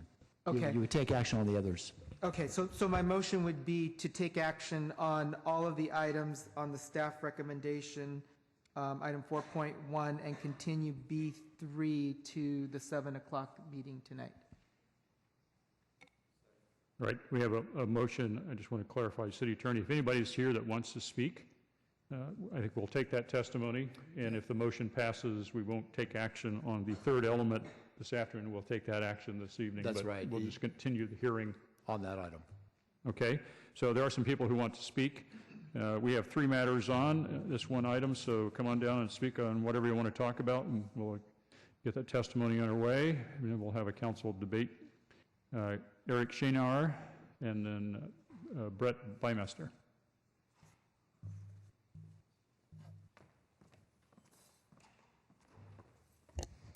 Good afternoon, Mayor Reed, members of the City Council. My name is Eric Schoenauer, and the Schoenauer Company represents Launchpad Development and Rocket Ship Education on this application. And we ask that you support the motion as stated by Councilor Campos to hear and approve the first 2 items and to take up the third item this evening after land use. It's a reasonable request, and that will work for our timeline. We want to thank the staff for all their work to set up this hearing today. This hearing is a procedural step in the bond financing process, and the Council has held TEFRA hearings before for other public benefit projects, including past rocket ship projects. There are a few key facts I just want to remind the Council of. First of all, with regard to this bond financing, there is no risk on part of the city, no obligation on part of the city, and no cost to the city. In fact, the city makes money because the city general fund captures some of the fees for this process. Second, the TEFRA financing is specifically targeted for public benefit projects. It must go to a public benefit project like our public schools. Third, the proceeds from these bonds that are on the hearing today must be invested at these 3 sites on these 3 school projects. They cannot be spent anywhere else or on any other project. And so, with this financing, it allows us to take vacant and underutilized sites and put them into more productive use as public schools. Many of these sites that we've taken in the past are blighted vacant buildings, blighted vacant lots, and we turn them into positives in the community. And lastly, time is of the essence. We have 400 children who have signed up to attend our next school on Jackson Avenue, and we need to get that school constructed and open by August of 2014. So if we don't have each of these procedural steps occur efficiently and approved today and tonight, then it'll be impossible to get a school open for these children in August of 2014. So we appreciate your consideration and hope that you will approve the bonds this afternoon as well as this evening. Thank you. Brett Bymester.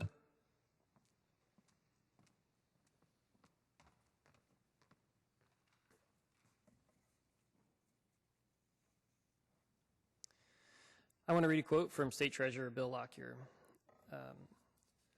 Unfortunately,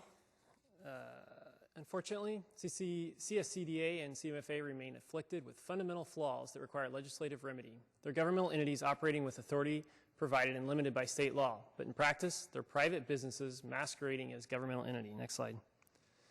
Their business models provide fertile ground for conflicts of interest and virtually no oversight of how their public funds are spent. CSCDA and CMFA enrich the private contractors who operate and staff their conduit bond programs in a way that flouts state laws designed to prevent conflicts of interest. Written just a few months ago by Bill Lockyer. We're discussing the possibility of funneling $35 million through a private corporation, the CMFA, which lacks transparency, even though some minor improvements have been made recently. That money will then flow through another private corporation, Launchpad LLC, a secretive corporation with no website and little or no public transparency. There's growing concern about Launchpad's use of a 20% facility fee charged to all rocket ship schools. Let me read a quote from Launchpad's board agenda. Launchpad will charge relatively high facility fees. The profit margin will be used to finance new facilities and cover Launchpad operating costs, reducing the need for RSED subsidies or philanthropy. Rocket Ship's primary focus is growth out of the state. Will this bond measure be used to finance a school, used to generate revenue to fund out-of-state schools with California tax funds? We need transparency and we need openness. We need schools focused on San Jose and not on national growth. So I would encourage you to be very careful about this measure. Thank you. That concludes the public testimony. I think it was interesting timing that there was a lengthy story in the San Jose Mercury News today about the continued failure of our public schools to educate our Latino kids and our African American kids, and the importance of charter schools in remedying that failure. Alum Rock School District was particularly highlighted because not only do they have charter schools, they also have other traditional public schools that are closing the achievement gap. But it was clear in every category of top performing schools, the charter schools had usually 3 or 4 out of the top 10 spots. So this hearing today is a financing requirement by the federal government in order to move ahead with the financing. It is not city money. We are not loaning money to anybody here, and we're not guaranteeing the repayment of the funds. But it is a federal requirement in order for the tax treatment of these bonds, which will be paid for privately, not by us. So this is something that we can do to support charter schools. This is something we can do to help our Latino kids, our African American kids. It's something we can do to help thousands of Latino American families, mostly low income, to have a choice in what they do with their kids. So it costs us nothing, but it's a huge opportunity to help our kids.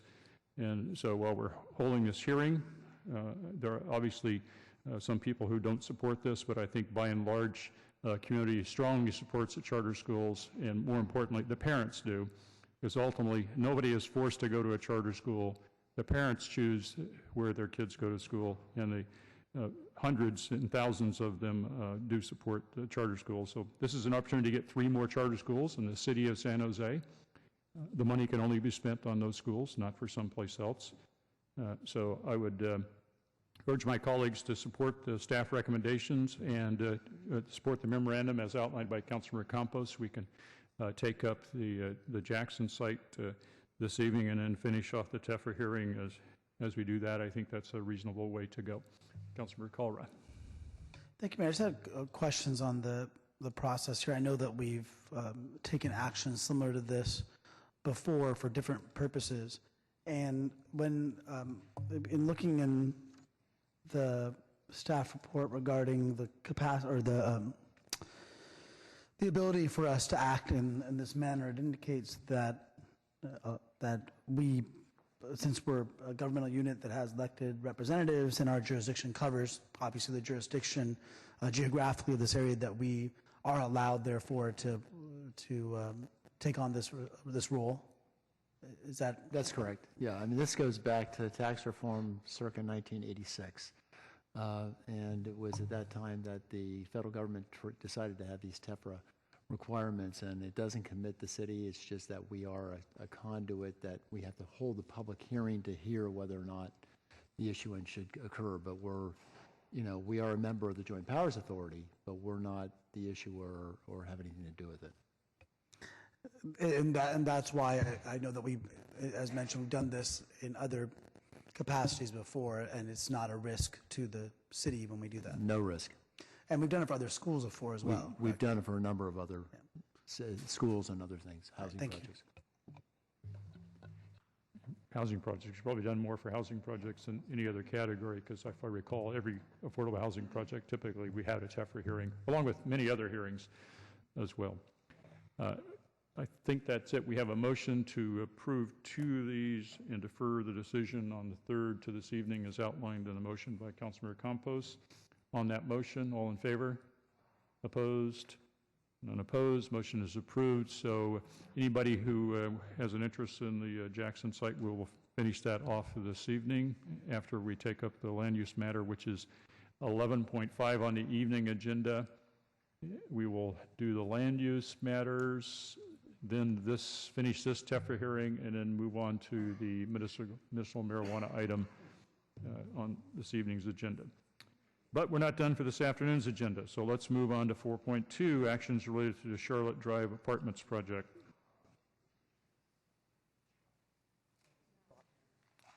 Dropped. Okay. Item 4.4, report on bids and award of construction contract for the Del Monte Park project.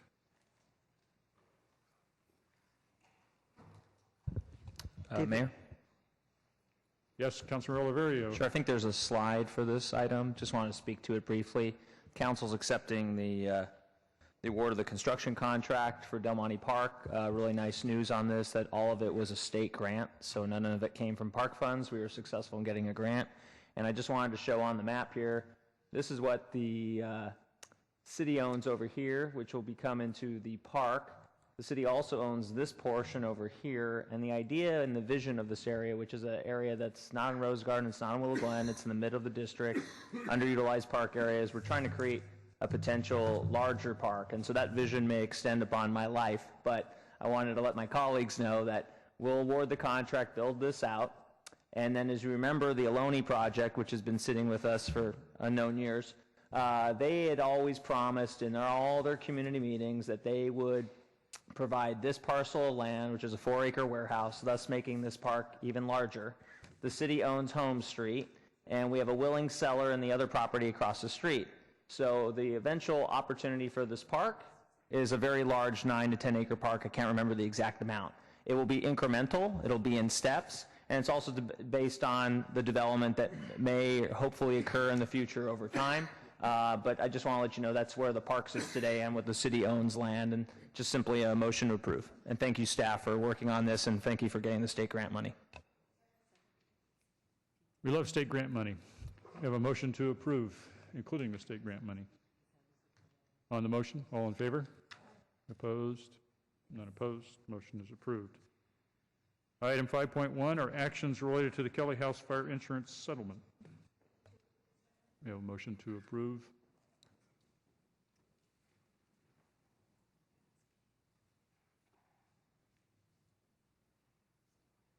One request to speak, Heather Lerner. Heather Lerner is not here. Okay. Councilor KHAMIS. I just had a quick question. Are we going to rebuild this house? Because I see the demolition of $425,000. But Councilmember Angel Rios, Assistant Director of Parks, Recreation, Neighborhood Services. Staff recommendation is not to rebuild, to accept the cash settlement, demolish the remaining structure, and then update the master plan for the Kelly Park location, and then come back with those recommendations to our capital fund recommendation. Can I ask you one more question? Sure. $425,000 seems excessive for a demolition. I mean, it's already burned down, so I don't know. It seems extremely excessive. Yes, these are the estimates that have been developed from Public Works for this project, and it's consistent with this type of a structure and the type of work that's involved in cleaning and making it toxic free. Were there toxics on it before? No. I can't say whether they are, whether there is or there is not. This property is still subject to the environmental clearance process that we have to take it through. But we anticipate that typical demolition for this type of a structure at that type of location will cost around $425,000. I've seen a couple of houses being built for less than that, but okay. Thank you. Well, my guess is a house of that age has asbestos among many other things that are going to have to be handled very, very carefully and drive the cost up. Councilor LICCARDO. Just going to offer Angel, I got some buddies with a great set of tools, and they just need a 6-pack, and they'll do it for a lot less. All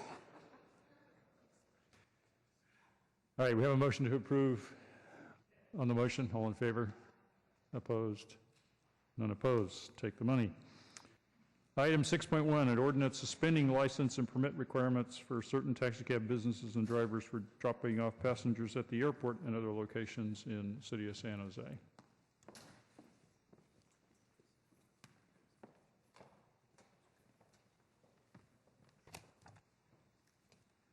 Kim McGarry. Good afternoon, Mr. Mayor, members of the council. I have a few opening comments to provide a little bit of background. With me, I have John Aiken on the far left, who's the acting Assistant Director of Aviation, and Bob Lockhart, who is the acting Deputy Director of Operations. Recently, a memo was discussed at Rules on November 20th, recommending the elimination of any fees and or permit requirements for taxi drop-offs at the airport and in the rest of the city. It also recommended suspending prosecution and the collection of fines since May of 2013. I wanted to make a few comments to provide a little bit of background. In March of this year, 2013, the $5 drop-off fee and permit requirements for out-of-town operators to get an airport permit was initiated to prevent the illegal drop-off of passengers at the airport. Most of the out-of-town operators didn't want to go through the costly process of getting a City of San Jose permit for even a restricted permit, which is about $3,500 annually, if they only made a few trips into the airport, into the city. So our goal was to encourage these operators to come to San Jose Airport.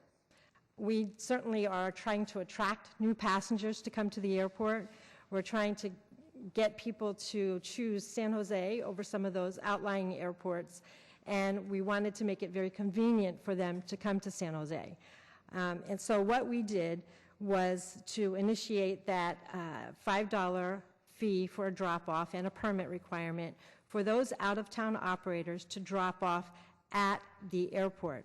Now, admittedly, while we gave them the opportunity to drop off at the airport, we did not address the ability to drop off at the rest of the city.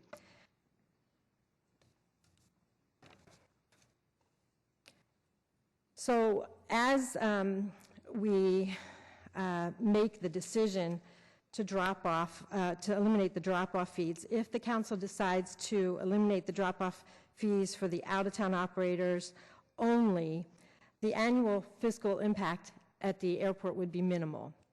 If the council made the determination to eliminate drop-off fees for all taxi operators, the annual fiscal impact for the airport will be about $250,000.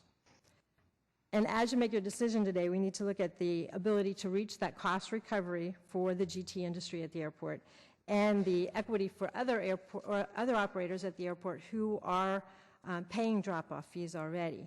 Now, staff does plan to come back to the Competitiveness Committee in late January. We're scheduled for January 31st to bring an overall program back on the entire airport ground transportation program, including a revamp of all the fees charged to all of the GT operators, both in the on-demand program and for those who are not in the on-demand program.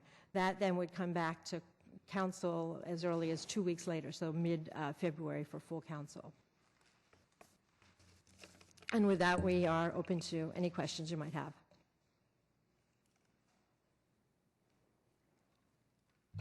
Councilor LICCARDO. Kim, thank you for the information. What I'm trying to understand is the direction from the committee, as you described it on page 2 of your memo, was suspend prosecution and collection of fines. I'm sorry, elimination of any fees or requirements for taxis relating to drop-offs at the airport. And the recommendation from staff was solely as to out-of-town taxis. I understand now you're telling us that there is a distinction in terms of the lost revenue. Why wasn't that in the memorandum originally? Essentially, the direction from, what it says in the memo, let me just be very explicit. What the statement is in the staff memo is this recommendation meets that request. That is, the staff recommendation meets the request from the committee. In fact, it's different, right? We agree that the two are different. The memorandum that went to rules was from 3 different council members.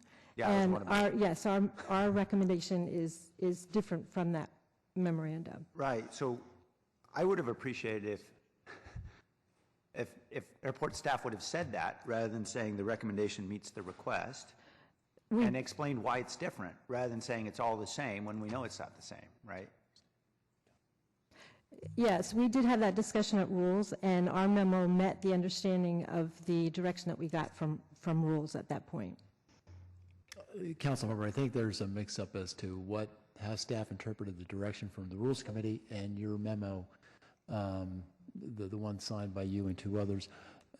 It's a good faith mistake, and if the council wants to go further, that's the council's call. But it's not as if staff was, thumbing its nose at the memo. Yeah, it's just that's what how staff interpreted the direction. Okay. There was a discussion at rules and some confusion about the money and the cost. Right. And the drop-off and in-town, out-of-town, and how the AVI tag system works. So I think it's pretty easy not to exactly know what the direction was when we finally got done. Okay. So then the source of this foregone $250,000 in revenue is that currently in-city drivers are being assessed to this AVI tag system. Was it $1.50? Is that right? Yes, there's a $1.50 pickup fee and a $1.50 drop-off fee, correct? Okay. And that's happening automatically, and we think that's about $250,000 a year. That's correct. Okay. And we would have to we'd have to sort out all of that through a computer system logistically in order to eliminate the fee completely. Currently, we have no way of differentiating between a drop-off fee and a pickup fee. The roadway system that's in place since the transition of the terminal, the development of the new terminal and the new roadway system, doesn't have a double-level roadway so that you can differentiate the drop-offs from the pickups, so they're all in one system. Now, there is the ability, potentially, and we're researching that right now, to put in a new 1 or 2 new AVI readers. AVI is automatic vehicle identification readers. We're looking at, right now, we're trying to find the capital costs of doing that and whether the locations would capture all the different movements from the various roadways on the airport. Don't all drivers have to sit in a queue if they're picking up? Don't they typically sit in the same queue? There's 2 programs. There's the on-demand program, where you have to sit in the queue to pick up. Yeah. But there's prearranged as well. And you don't have to be in the on-demand program to pick up in the prearranged. If you have a favorite cab driver that you want to pick you up, they don't have to sit in the queue. Okay. So you can't use that as a distinguishing? No. Okay, understood. So I have heard sort of third hand that you need some time. and so how much time is needed before you could effectuate that change? We have put a lot of effort into trying to manage all the dynamics of the program, and we are very close to coming back with a full recommendation on the totality of the program, looking at all the fees, all the processes, all the permits, and we feel that we will be ready to present that at the Competitiveness Committee that's scheduled for January 31st, and then I guess it would be a 2-week cross-reference for the full council. Okay. Well, I'll make the following motion, and I haven't really had a chance to check in with my colleagues, but I'd modify the recommendation to make the recommendation number 2 on the memorandum dated November 14th, co-signed by Councilmember Rocha, myself, and Mayor Reed.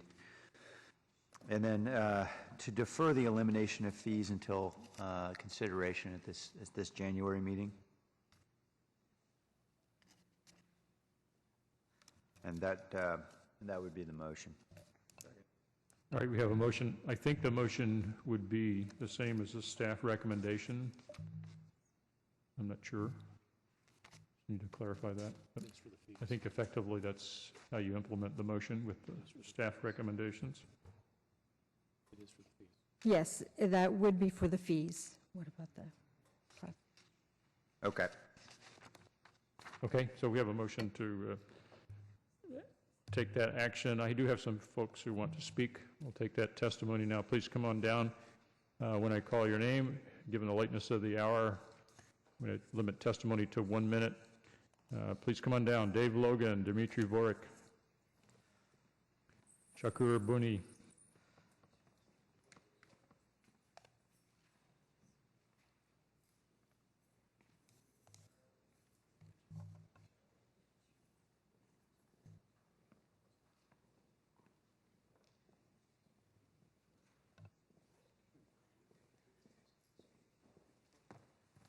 Anybody else who wants to speak, come on down towards the front. We've got plenty of seats down here. Good afternoon. I'm Dave Logan from Yellow Cab. You know, we came here today thinking there was going to be a vote on the memo to suspend all drop-off fees, not just for out-of-town cabs. Think of that, $250,000. That's what the people who live in the area that our taxi cabs pick up have to pay to get to the airport? $250,000 to get dropped off at the airport to fly out of San Jose? That's ludicrous. We don't pay, you don't pay to drop off at San Francisco. You don't pay to drop off at Oakland. There's no other place in California that I know of that you have to pay to drop off a passenger at an airport. You want to talk about discouraging business. It's very disappointing to hear that this is going to be delayed. I understand, Sam, what you're saying, but boy, it's not what we came here today looking for. And please consider $250,000 to bring people to your airport to fly out. It doesn't make any sense. Dmitry Vorik, Shakur Buni, Karandeep. Hello, everybody. My name is Dmitry. I'm a president of Rainbow Cab Company. When in 2009 you guys implement this wonderful law, and I consider myself frequent flyer, I decided to use other airport, and I was encouraging all my friends and all customers to fly other airport, and we even give them a discount. For the last few months, I had advertisement on all my cabs, not all my cabs yet, but I'm going to put on all of them, that the people, fly us for the real airport. I'm really tired of hearing the bureaucrats from the airport misleading all of you, and if you like to meet with me, any of you, I'll show you how during all these years they've been misleading you like today. Kimaguri just mentioned drop-off on pickups, and that's not true. We get charged for any activities at the airport. If any of you will call us from the airport, and mistakenly you call us from different terminal, every time driver is circling, he gets charged $1.50. And we take people to Comfort Inn, which is $10 away, and sometimes cost is $6 just to pick up. So I hope you'll get rid of this law and fix it. And by the way, I get cited more than anybody else for exercising my legal rights. I had 65 citations. Your time is up. Shakur Buni, Karandeep. Yeah. Good evening, leaders of the city. I really kind of disappointed what the staff recommended. It is very sad. They are writing a memo which they are putting pressure on their constituents. They work for the city of San Jose, and the salary of their it comes from the resident of San Jose. They are proposing out-of-town people not to pay. San Jose resident who going for a business, you have to pay. It is unfair for the city business people. It is unfair for the city resident. So I don't know how the council will agree with their, against their constituents. They're not charging Sunnyvale. They're not charging Montevideo. They're charging the city of San Jose resident. Why we banishing our constituents? I don't know how they propose that kinds of suggestion. I'm on behalf of the Driver Association, we are supporting to get rid of all drop-off. And also, I'm telling you, we have a $5 pickup fee right now. We pay $5 pickup. Sorry, your time is up. Yes. Sharandeep, Ibrahim Mohammed. Thank you, Mr. Mayor and council members, for letting me speak here. The $1.50 should not be charged over there. And plus, I drive a CNG, the natural gas. And there's a gas station at the airport, which is very convenient to me on the weekend when all gas stations are closed. So sometime I go there twice to fill my gas. And I am being charged twice without any customer, without any drop-off, and never got my money back. So this is not accurate, and it should not be there, the drop-off. Thank you. Ibrahim Mohammed, Virendra Kumar. Good evening, and thank you, Mayor and Council members. One of airport drivers. The matter of charging drop-off fees is, as long as I've been there, it was unfair. It doesn't help the airport to grab passengers. So many passengers ask me why my meter starts $5, and when I ask them, there's $1.50 for the airport fees. They said it was included in our ticket. So how many times the airport is charging us fees? And there was another problem there. There's inconsistency. Some drivers pay it, even though we are all in San Jose. Some drivers don't pay it. They don't have the AVI. And I have seen so many passengers, when they come to line at the Caltrain or somewhere else, they ask us, are you charging us is your meter starting $5? We say yes. They look for another one. They got somebody else behind us who doesn't have the your time API, is up. and they go with them. Virender Kumar, Amateur Amarjit Singh. Respected Mayor and Council member, so I am here to speak in the favor of to eliminate the drop-off fees. Yeah, because I am driving for Classic app. Yeah, so first of all, I want to define the taxi driver. What is taxi driver? He is standing all the time in the street to get $5 fare, $10 fare. Okay, sometimes is maybe less. Like sometimes we have to drive like 5 miles to get for a fare. Sometimes we go without any income. We are not like you people. You are paying $1.50 for the San Jose drop-off fees and $5 from the outside city. This is not fair because sometimes we make like $15. Out of $15, we have to pay $5 to the airport fees. If we tell the passenger, so they always refuse. So that's why I'm requesting you guys, please eliminate all drop-off fees. I'm sorry, your time is up. Thank you. Amarjit Singh, Lashkar Singh. Respected Mayor, council members, I don't know why this airport keeps running around in circles. Every single driver and owner has repeated this several times, and I'm actually not stopping until this is done, that we simply don't want a drop-off fee or permits. That's the simple fix to it. So what is the hardest point to understand here? It's really simple. We don't want a drop-off fee. No other airport does it. In fact, in the whole United States, nobody does it. I don't know what they have to keep coming back and forth. I was actually given a citation just for driving by. So that's something that's going to go to the Superior Court pretty soon. He didn't see me dropping off, just saw me driving by the airport and cited me for $250. And I'm up to about over $5,000 now. Last meeting I attended was $5,000. So I'm hoping that money will come back to me. We need to get this done once and for all so it doesn't come back. So I'm supporting this, but I want to make sure the drop-off fee is not for anybody. Nobody pays a drop-off fee. We completely Sorry, your time is up. This. Thank you. Lashkar Singh. Good afternoon, everybody. We keep on saying the same thing, that there should be no drop-off fee, but every single time we're being ignored, and we're not even thinking outside of the box. What if a cab from Stockton or Santa Cruz comes tomorrow to San Jose Airport, and they find out, oh, there's a drop-off permit? So where do they drop off the customers? And I would like to ask you guys a question. Have you guys heard of ever, like, where's the drop-off fee or such thing as drop-off permits? I know San Jose Airport officials, they keep on saying money, money, money, revenue, but it doesn't even make sense, such thing as drop-off. And I don't believe that's the best way of making the revenue. Thank you.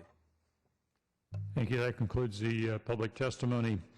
I'd just like to point out that the airport taxi situation is a complicated issue, and every time you pull a string, something else comes loose, and there is nothing that doesn't affect everything else. So I'm looking forward to staff coming back in January with recommendations. But the reason we have a drop-off fee is the same reason we have a pickup fee, to generate revenues to support the program. There are other ways to do it that would be cost recovery. And if we don't have a drop-off fee, then we probably have to double the pickup fee. And so there's nothing that can be changed without affecting other elements of it. It was really complicated when we put it in place a few years ago. It's still complicated and a lot of interrelated parts. So I don't think it'll necessarily be an easy solution that comes back in January because we've been through this before, but at least today we can suspend the issuing of citations and deal with the out-of-town drop-offs as contemplated in the motion. But I am interested in staff, if you could talk a little bit about the technology that we have and whether or not there are alternatives to using this AVI system, which reads a transponder, as I understand it, creates a charge. Is the alternative having somebody stand out there with a clicker and then saying, oh, that one isn't charged and the next one is charged? Or where is the technology today around this kind of problem? Very good question. Bob Lockhart, Airport Operations Manager. Yes, the AVI technology is something that's supposed to simplify the process, and it automatically reads a tag on the vehicle that it goes underneath a reader or an antenna. Currently, with the roadway setup, we only have, it's a single lane roadway that goes through the airport process. It splits in half, then goes back together, but it's one single loop that it's very hard to tell arrivals or departures as far as whether it's a pickup or a drop-off. So you know the vehicle is going underneath that reader. We are looking at right now and researching some additional technology that may help us, and it may be a combination of additional antennas or actually cameras that use license plate recognition to be able to read those vehicles as they go through, so we can determine that it is a pickup or a drop-off based on the areas where we have those pickup and drop-off locations. So that's what we're looking at right now and trying to have that ready with a cost factor by the time we come back in January. But the AVI process, we've had our challenges with the current system on getting it to read properly. Some of the companies still don't have faith in that system. We believe it's starting to show very well with the promises of the numbers and that they're reading correctly at this point. Unfortunately, the software we have is not an easy-to-use, customer-friendly database. And so we're trying to work on how to improve that also as we come forward with our January proposal. And what happens if Uber or some other service picks up at the airport by appointment? We don't have any way of even knowing that, right? No, right now we do not, unless they have the transponder on their vehicle. That's another dynamic that is new to this industry. We are watching what the CPUC does. We're also working with Oakland and San Francisco to try to learn what they're doing and to get some consistency among the three airports. Okay, Councilor Constant. Mayor, point of order. Yes, Councilor LICCARDO. Yeah, I'm withdrawing my motion. Okay, so we have no motion on the floor at the time. We'll come back and get a motion at some point here, I presume. Councilor Constant? He just didn't want to answer my question about his motion. That's what it was all about. No, just kidding, just kidding. I think I just did. So I have a couple questions. So is it true that no other airport has a drop-off fee but us? Yes, that's correct. And I'm sorry, they're in the Bay Area. Miami does have a drop-off fee. The drop-off fee was implemented exactly for the purposes that the mayor stated, that Right. to distribute costs a little bit more evenly. And I heard a couple of very plausible activities that could occur where people would incur multiple charges, and we just heard you guys talk about some of the challenges with the software. Is that really the case? If I'm a taxi driver and I'm going to drop someone off and they tell me that they're at Terminal B, and I come up to pull them at Terminal B and they say, oh, I'm flying American Airlines, and I say, oh, no, that's Terminal A, and I loop back around to go drop them off, is that 2 drop-off clicks? Technically, it's charged twice. We have told the operators in the past that if they are double charged, that we're willing to listen to what their description is of the issue, and we have made credits at the 2 companies at the times and 2 drivers at the times for that. I can already tell it takes more staff time to issue that credit It does. than we get out of the $1.50. It does. What about the It does. CNG fueling? Is that going to trigger? We have one reader that is a billing reader at the very south end of our roadway, and if you go underneath that reader, you're charged. Well, I think, regardless of the reason that you're on the airport. well, personally, I think that is completely wrong, and if we have a system that is that flawed, we shouldn't have a fee. I mean, whether the fee was put to distribute costs or elsewise, I think it is not justifiable for the city to have a system that has inherent flaws that are going to overcharge on a regular basis, and especially when we're talking about a fee so small, just answering the phone to deal with it costs you more than the fee itself. I have really been outspoken in the past. I think we are way too complicated on all this taxi stuff. I, quite frankly, would rather us just deregulate, have a set of safety guidelines, set a bright line in the sand, and do enforcement, and that's it. And it's just so convoluted, and I think we have a flawed system, and I would rather just, you're not going to believe this, but I will support a moratorium and a ban on this particular item. I think we need to get our act together and get it reliable and justifiable and documentable, and it shouldn't be on the burden of a taxi driver finding out a month later that he got charged 3 times for something that they didn't make a note of in their log to contest. I don't think it's right based on the margins that our drivers have. The little margins that they have get eaten up in the time that they take to dispute these things. I think it's wrong for our residents to have to pay. I think it was Dave who mentioned, our residents pay $250,000 to go to our airport. I think we should be paying them $250,000 to come to our airport and use it, so they don't be going to Oakland and San Francisco and all the other places. So I'm glad you withdrew the motion. I'm not sure where that leaves us, and I guess I would like to just see us suspend in its entirety, suspend, and at some point when we think we have a workable system, come back. And if I may ask, John, how quickly can you get something up on YouTube? Because I want to get that. I support a ban moratorium statement up on YouTube as fast as we can from Councilmember Constant. It's already been posted. In fact, it's on my Facebook page. I've been tweeting while we sit here.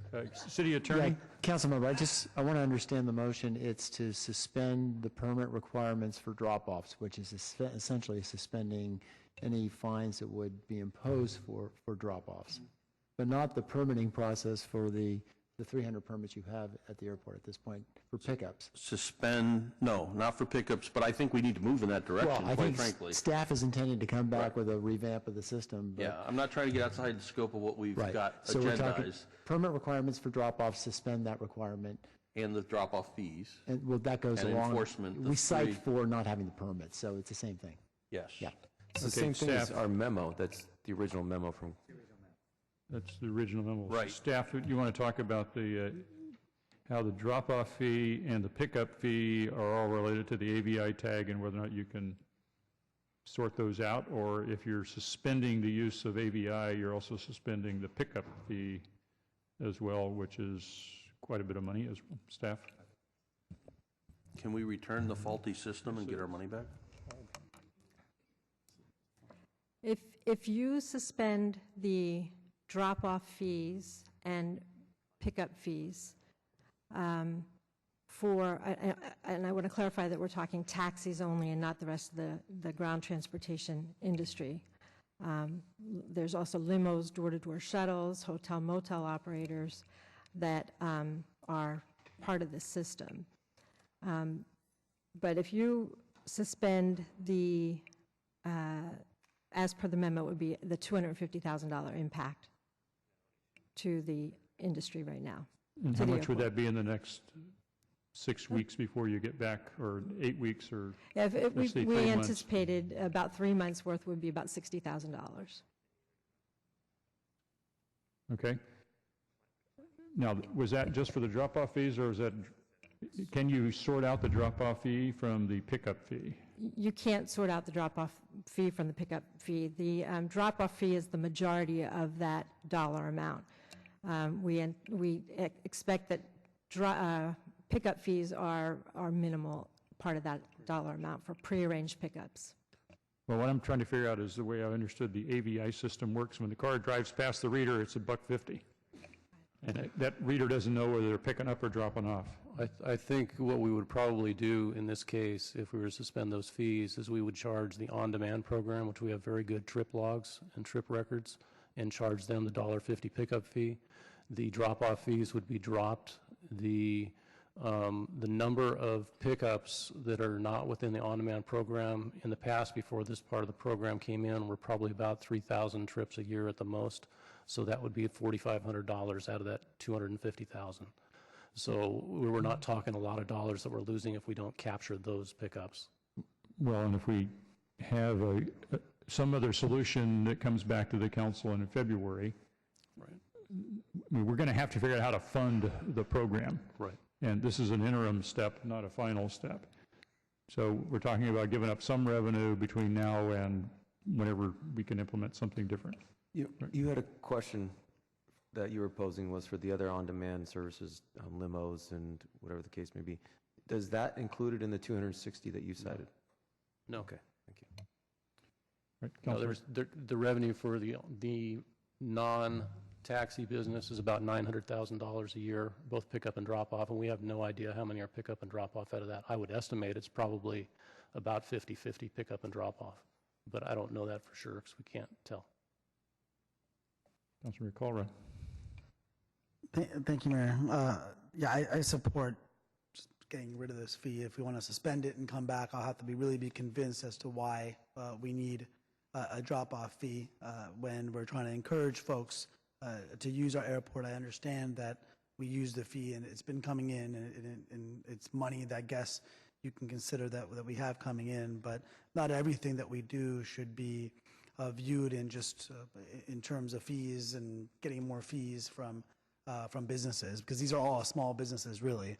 I think that ultimately, my guess is the council is going to decide to permanently remove, and part of it, because of what Councilor Constance said, is the administrative costs and what we're getting out of the administrative costs. And I think what we're doing in terms of deterring our own taxi drivers from being able to serve our own airport is just not worth it. And so I would have just as much supported just eliminating the fee today, but I understand there's other work that has to be done and a more comprehensive look at the whole program. So with that, I will support the suspension of the fee, and I'm guessing, and that was also inclusive of suspending the prosecution and collection of all the fines from May 2013 as well, Councilor Constant, right? It was inclusive of the other portion of the previous memo of suspending the prosecution and collection of fines. And I look forward to a fuller discussion, but I think we really have to understand what the value is of our taxi drivers, especially in this new world of folks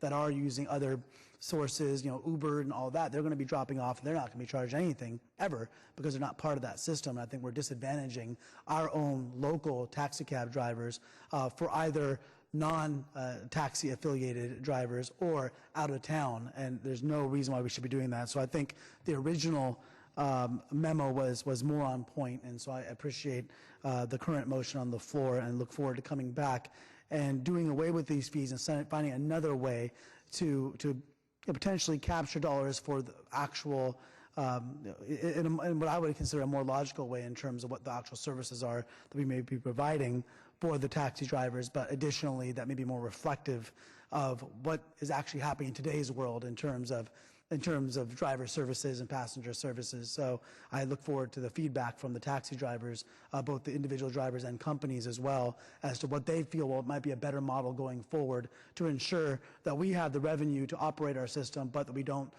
unfairly disadvantage our own drivers, especially those, many of whom live here in San Jose. Councilor Liccardo. I'm still trying to understand why we have I think we all appreciate that this has been an ongoing dispute for some time. Why is there nothing in the staff memorandum that says why we wouldn't choose another? I mean, you usually have an alternatives analysis that looks at various options. And I'm just wondering why we're hearing, at least I'm hearing for the first time, about the $250,000 at the dais as opposed to why that wouldn't be presented in the staff memo. So it could at least be vetted publicly and we talk about the options before we all get here. Well, certainly there was a discussion of rules that came back, and our response was in response to the discussion of rules. And if we admittedly overlooked responding to the bigger item. Okay. All right. Well, I support the motion by Councilmember Kansen, which remarkably resembles the original memorandum. And I'm just a little bit puzzled as to why all the information is coming to us a bit belatedly. Councilor KHAMIS. Yeah, I want to thank those of you who worked on this issue, because it was complicated to me, and I did have people coming to me and try to educate me from the taxi cab companies as well, and I did my own outreach. I too am very much in favor of these eliminating the fees. I'm also curious when you come back and let us know how much actually you spend time on enforcement and how much money is actually how much staff time and how much dollars goes into maintaining the program. Because if we're collecting $250,000 and we're paying out to our employees and through time and efforts and all this other stuff and going to courts and what have you, more than $250,000, I think that's a great way to eliminate those fees. So I think just from hearing some of this, I think, out of those $250,000, a large portion of it probably is an administrative fee, goes to administrative fees, and I'd like that when you come back to let us know how much administrative time is being spent on this program so that we can have an accurate figure of cost-benefit analysis. So if we end up with $5,000 net profit for the airport for an entire year, it's not worth it. You get what I'm saying. So that's what I'd like to see in a report, and I'm going to be supportive of the memo. Councilmember Herrera. I appreciate Councilmember LICCARDO and Councilmember Rocha's and the mayor's memo and Pete's motion. I think it's very compelling, the argument here that having these drop-off fees is discouraging. It's a discouragement to people coming to our airports, discouraging the taxi cab drivers here, and I just don't think it's a good message. I think our cab drivers, those in the room and those that aren't here, they're sort of ambassadors for us. They're bringing people in, and we want them to bring them to our airport. So I think we shouldn't be discouraging them. I agree we need to do the analysis to see how much it's actually costing us vis-a-vis this $250,000 that we're bringing in. We are going to have to find some other way to bring in revenue, and I think one of the things we need to do is look at modernizing how we're managing this whole taxi deal. And many of us have thought about this in the past, and every time, and I've tried to bring it up, and Councilmember KALRA also did, so this isn't the first time we've tried to bring up making changes. The problem is when you try to make one change, it causes other things not to work, and there's lots of different attitudes and beliefs and things, even among the taxi cab companies and drivers. There's a lot of different ideas about how things should be done. So it will not be easy to change this, but I think the forces out in the marketplace are driving us to do this with Uber and all the other things that are happening. I think that's sort of forcing us to take a look at how we're doing business, and we do need to modernize. And I think the drop-off fees, when we're having fees that are causing drivers to be charged more than once when they, it's patently unfair, and it's not good for us to be administering a program where, and I'm not blaming the administration of the airport. We're trying to keep the airport financed, and we know that there is a struggle over there too to make sure that our airport is fiscally sound. So, but I think that Pete's right, that these fees are just, they call out for us to do something about it. What? Yeah, Pete's right about that. Yeah. Don't gloat, Pete. He wants that on YouTube as well. And we appreciate the acknowledgement of the complexity of the program. The program was developed back in 2004, implemented in 2005. And over the years, there's been many changes to the environment, to the stakeholders, to the user groups. And as issues came up, we developed solutions and rules were put into place. And that's why last year we asked exactly that, to come back with a full overall comprehensive program. And it admittedly has taken a while to do that, but we're trying to look at every aspect of it, get it so where there is no drop-off fee anymore, and that there are no permit requirements for those drop-offs. And we're still looking at those financial implications, the technology implications. So we do anticipate having answers to all those questions and some options for council to consider at that time. City Manager? Yes, just a couple of comments. I do hear Councilmember Liccardo's frustration, and I think it's important to give staff the benefit of the doubt. I know they pride themselves on thorough staff work, and we're probably operating under this comprehensive package where you could have seen the alternatives and the cost analysis that you've come to expect. I think this was viewed as an interim step pending the fuller discussion. So that's just one thought. The second is really a question for Kim or Bob, and that is implementation now of a suspension.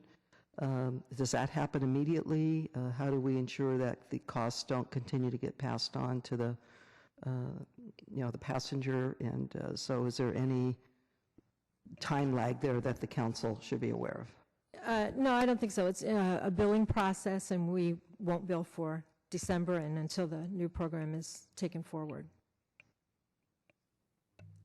Thank you. City Attorney? Yes. Member Kansen, just the bulk of the discussion has been, or all of the discussion has been about the airport, but the memo covers other venues as well, so Yes. that's the intent. That's included. Any further discussion from the council on this? We do have a motion. On that motion, all in favor? Opposed? None opposed. Motion is approved. We're almost done. We have item 9.1 left. That's the amendment to Jose Theater lease for the San Jose Improv. We have a motion to approve. On the motion, all in favor? Opposed? None opposed. That's approved. We have no cards to speak under open forum for the financing agency or the city of San Jose, so we're going to recess until 7 p.m. and we'll take up the evening agenda.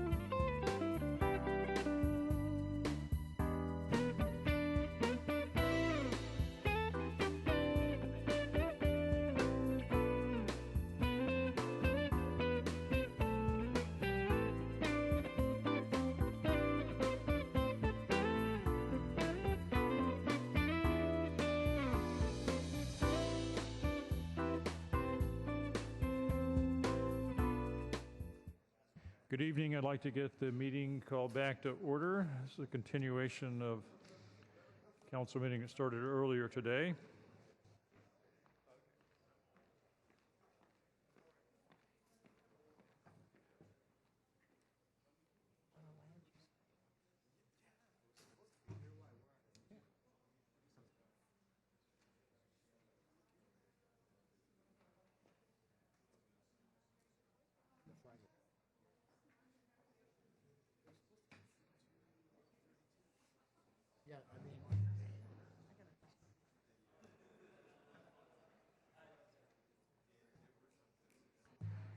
We're going to start the evening agenda with a couple of ceremonial items.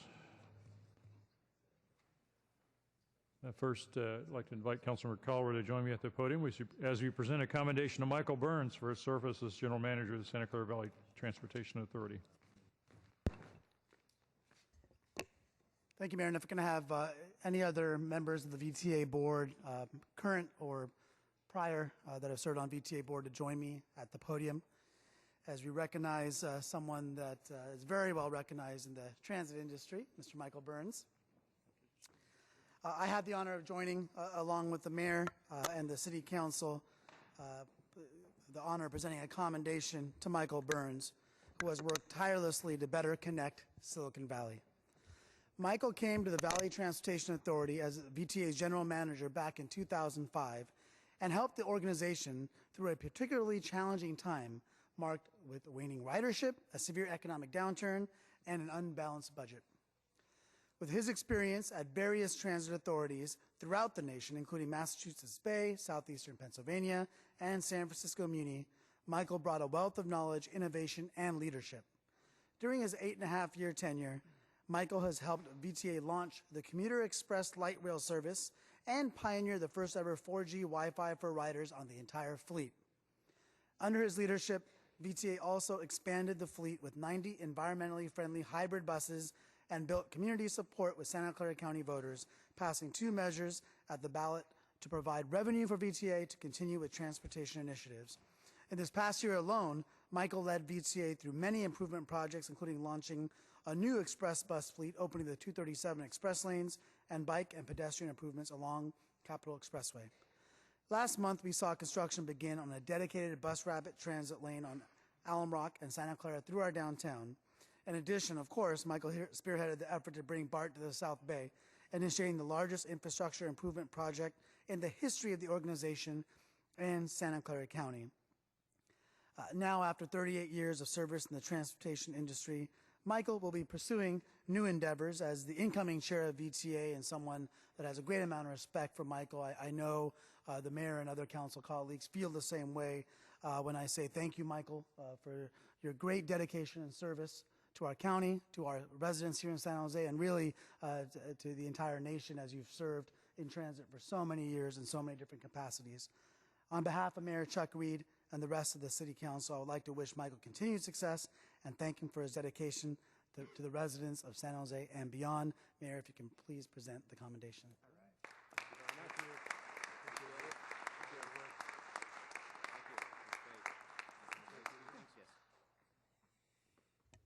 Well, thank you very much, Councilmember KALRA and members of the City Council, Mayor Reed, members of the public. I just want to accept this award. You heard a lot about Michael, but it's a lot more than Michael. Nothing gets done without the commitment and the dedication of all of the staff and all of the policy level folks who are associated with making VTA a terrific organization and one that is very proud to serve the residents of San Jose and Santa Clara County. And I just am truly grateful for the opportunity to have worked with what is virtually the entire council in one form or another on transportation improvements these past 8.5 years. I also want to acknowledge the staff with the City of San Jose who have worked very, very closely with us on implementing all of these projects, including the extension of the BART system to San Jose and to Santa Clara County, which we look forward to completing that project ahead of schedule and under budget. I'm really torn, some because of the commitment that the organization has and the relationships that I've made and established over these 8.5 years. I'm not as old as Osh makes me sound, but but it is time for me to do something different, and I really appreciate the recognition on behalf of the entire VTA organization, and I want to wish everybody a very happy, healthy, and safe holiday season. So thank you very much.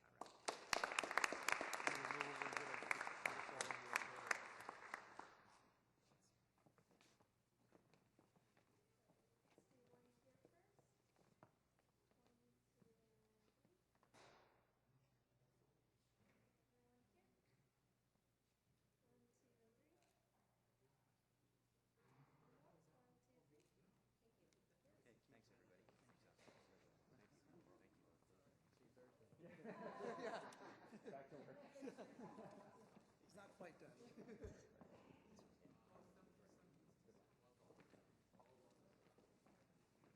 And now Councilman Liccardo is going to stay at the podium as we present a commendation to Katrina Lorer and Steve Gordy for organizing the 13th Street Chalk Art Festival. Councilman Liccardo has the details. Thank you, Mayor. We've been celebrating a lot of festivals today, and this one is hip, funky, edgy, fun, and kid-friendly. That is the Luna Park Chalk Art Festival, and the masterminds currently behind it are Steve and Katrina, who are two incredible people who have taken this on. Originally, I think it was the brainchild of Ann Sherman, who is a member of the Luna Park Business Association up there on 13th Street. And the business owners have been working on ways to be able to get the community together and generate some vibrancy along the corridor. And after a couple years, this is only, what, 6 years old now? A couple years, Katrina and Steve took it over, and it has turned into something that is extraordinary. Thousands of kids, families are out there enjoying not just chalk art, but the food trucks, the music, the whole celebration is just fantastic. It fills up all Bekesto Park now, when it's not raining at least. We had a little mishap this year. We'll have to talk to the mayor about scheduling the rain a little better.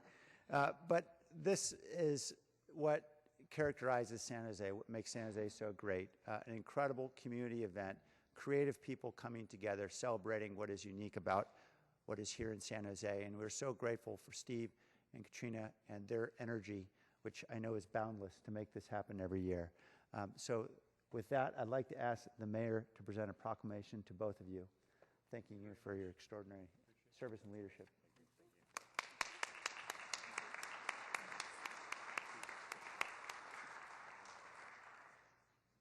We would also like to thank the council and San Jose for embracing this festival. It started as a small little festival in the park where artists could just come and enjoy working side by side with our students. I'm an art teacher at Leyva Middle School in San Jose, and so some of the council has supported our students, and there really just is a need for arts in our schools, and that's the #1 reason that I got involved. And what better way, as an artist myself, to bring together artists who are working in San Jose, working day and night to make a living, you know, doing what they love. And we have so many talented artists in San Jose that this was a great way to celebrate. And it's, you know, it's much more than Steve and I. Just like Michael said, the team is much more than us.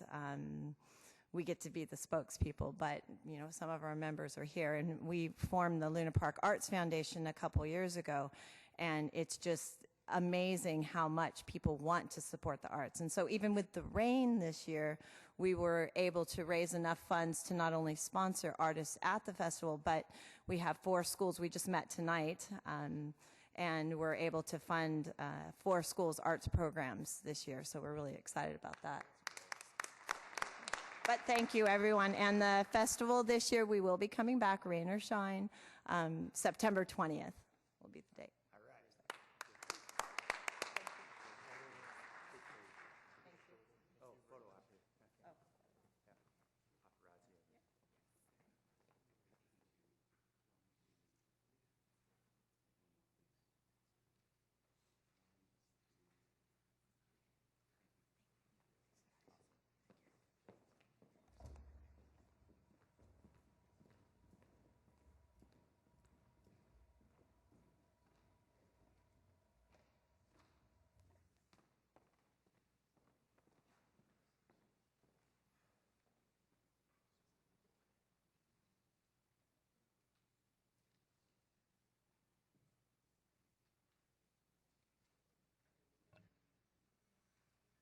Our next item is 11.3. That's a rezoning of property at the north of Minnesota Avenue.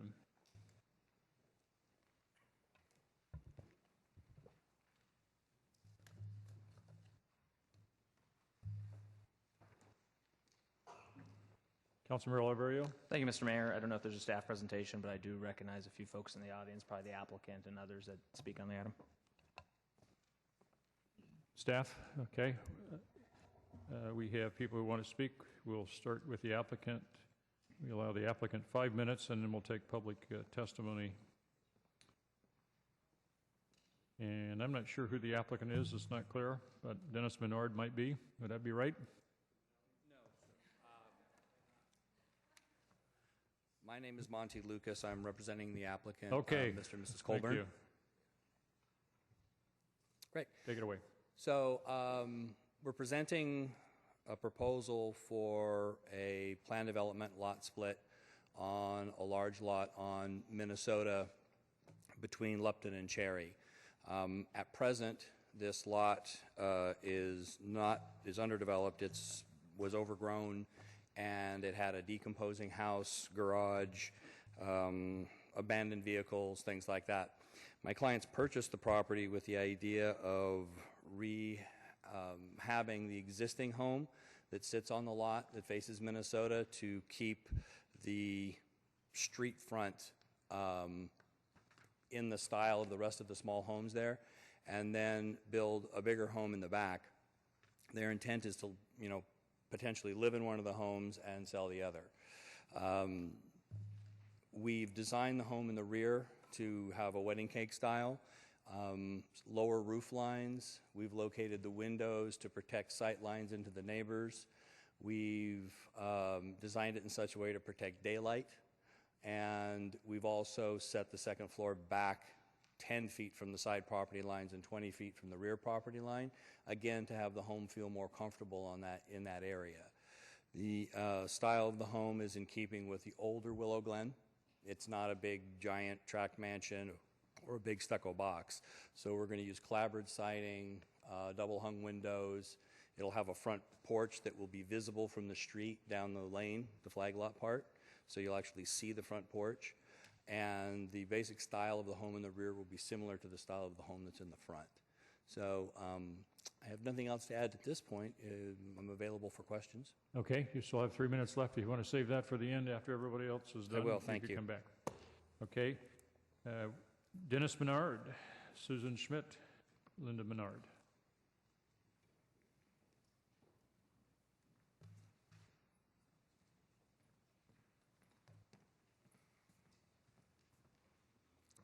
Well, good evening. My name's Dennis Menard.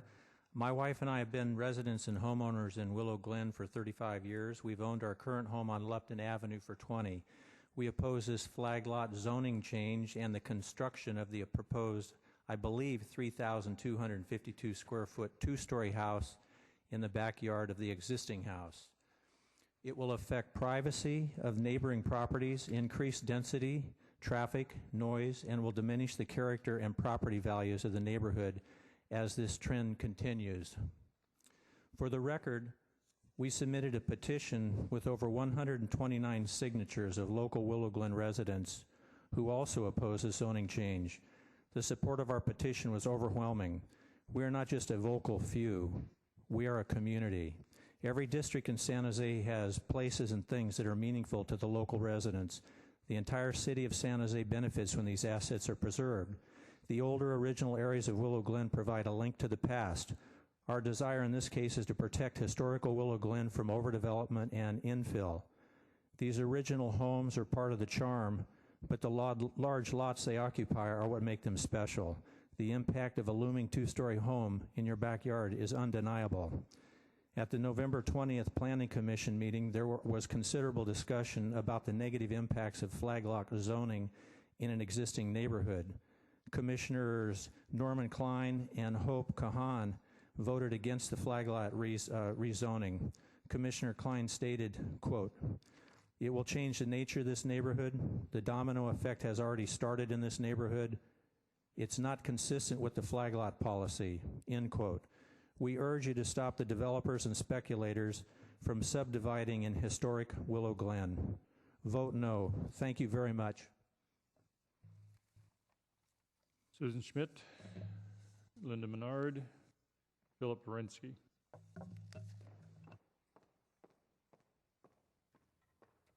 Good evening.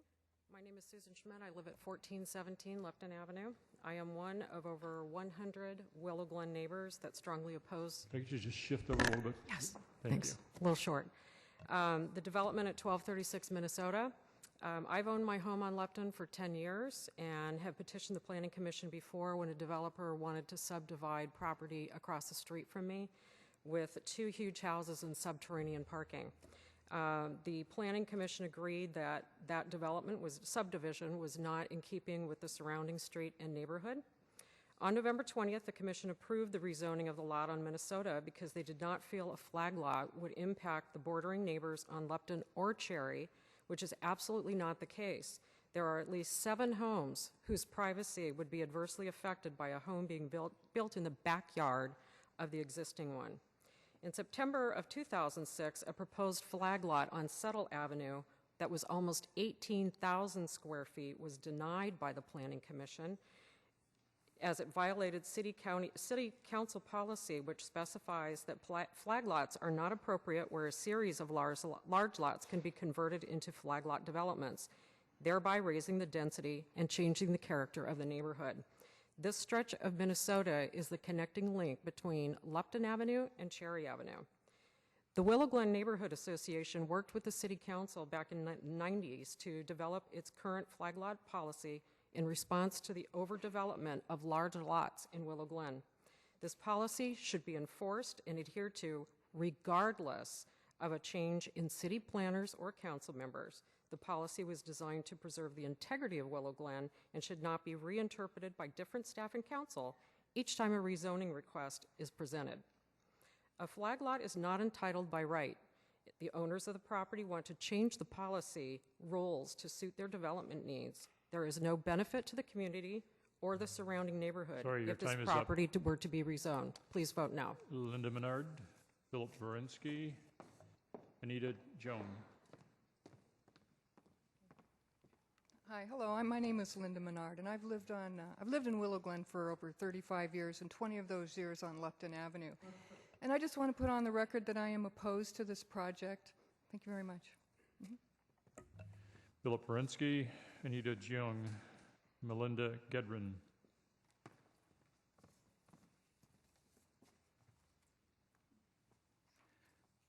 My name is Philip Wierenski. Thank you for this opportunity to speak. I share a property line with the proposed flag lot. I'm very concerned about the proposed planning, development, and rezoning. I respect the owner's property rights, but I do not think that rezoning to allow the flag lot in a 0.32 acre lot is a right. In fact, I felt that my old and mature neighborhood, which included the lot in question, had stable lot sizes when I moved there 24 years ago. The lot in question is in a neighborhood of lots that includes larger and smaller lots, so the size is not unique as required by flag lot policy. The lot size is 0.32 acre and shares property lines with a lot next door that is 0.31 acre, a very small difference, not unique. A single lot separates the lot in question from 2 rows of lots that are much larger.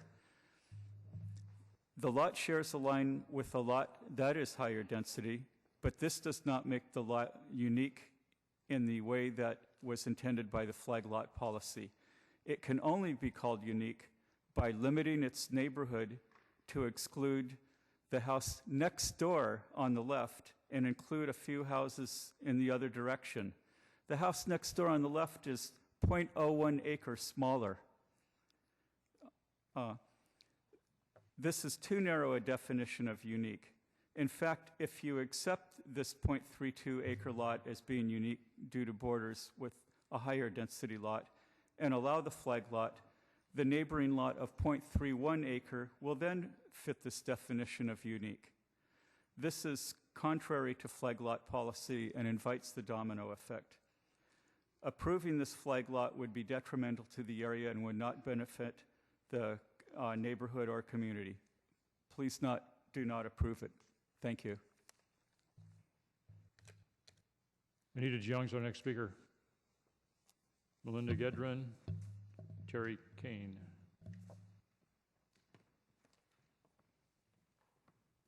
I can put a...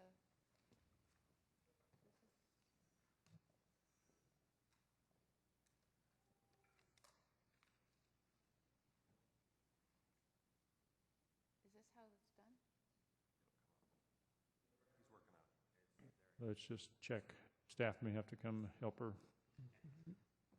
It's usually upside down, backwards, and sideways or some, it's really a crazy thing optically.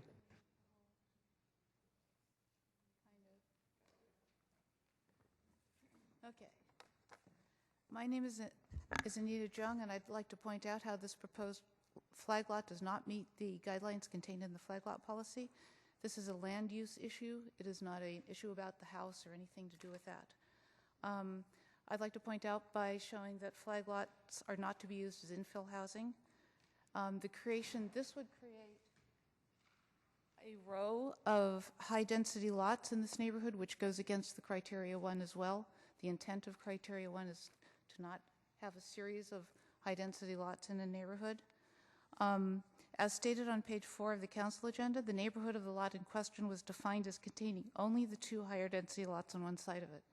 So if you look, their definition of a neighborhood was this. These 2 lots here. They did not include anything else in that neighborhood as part of what they would consider this neighborhood. And because those are high-density lots and that one wasn't, that was considered unique in this neighborhood. Even though, as my husband pointed out, there was a lot right next door that is virtually identical in size. The neighborhood that was used to define that as unique to satisfy Criteria 2 was just those 2 high-density lots right next door on one side. By defining a neighborhood that way, you could also walk down the whole street by doing that, by saying any lot that the neighborhood includes bordering on any high-density lot would then be converted into high density and so on. And that's really what we're afraid of in this. So anyway, in conclusion, I urge you to vote against this rezoning, and I believe it will be detrimental to our neighborhood.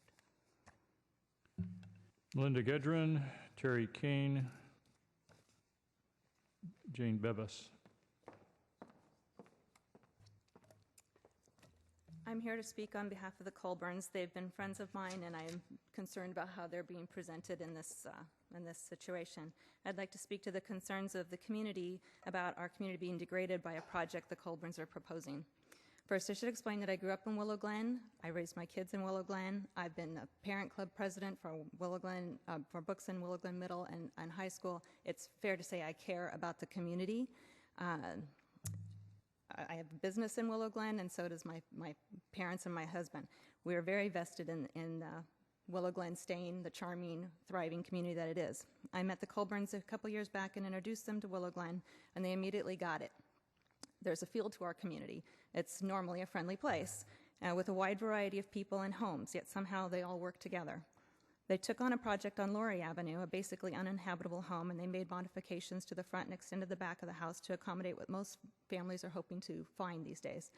When they were finished, the home looked darling and it fit with the neighborhood. Their primary objective was to build something they could be proud of and that the neighbors would appreciate, and they accomplished that goal. Then they saw the home in Minnesota. It was dilapidated, the yard was overgrown, and it was for sale just when they were ready to take on another project. The home is on an unusually large lot for the size of the little two-bedroom home. The opportunity to build another home on the property seemed like an appropriate plan. The fact that 2 other parcels next door had multiple homes on them made them think this is a natural fit for this particular lot. I sold the house on Laurie Avenue. The house created quite a buzz because the Colburns built a quality home. They built it legally with permits and licensed contractors. I sincerely wish that the neighbors would redirect their efforts to the dozens and dozens of homes that we see now that are built illegally, without permits, without licensed contractors. That type of cheap flip does more to degrade our neighborhood than any lot split I could imagine. I did do a little informal poll. There's a house for sale on a flag lot in Willow Glen, and I asked people as they were coming into the open house, what do you feel about this house back here? And they all looked at me like, what do you mean? Sorry, your time is up. Okay. All right. Terry Kane, Jane Bevis, Marilyn Dion. Hi, I'm a landscape architect, and I'm a neighborhood Willow Glen person, lived there all my life. I specialize in residential design, and I met the Colburns when they were working on their Laurie Avenue project. They called me, a neighborhood professional, for advice as opposed to winging it and doing something poorly on their own. And the house they did on Laurie was beautiful. When they looked at this property on Minnesota before they even bought it, they called me and they said, we'd like to pay for some of your time because we're not sure about this. What do you think about this, about these trees? What if we did this, a flag lot? Where would this sit? What do you think of this project? And I remember walking in there thinking, this place is a mess.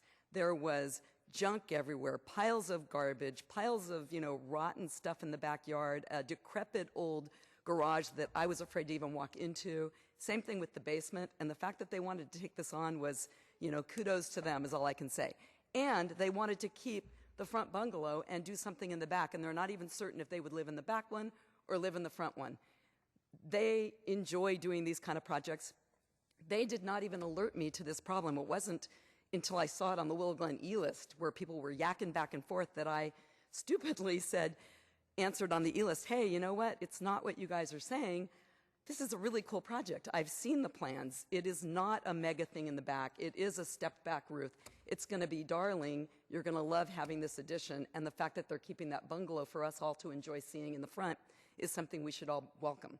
So my personal feeling is good design, people that go out of their way to think things through, to listen to input, to worry about windows that are looking in the wrong way, to do nice landscaping. Change happens. It's inevitable. If you don't want something to change, buy the land and let it be the way it is.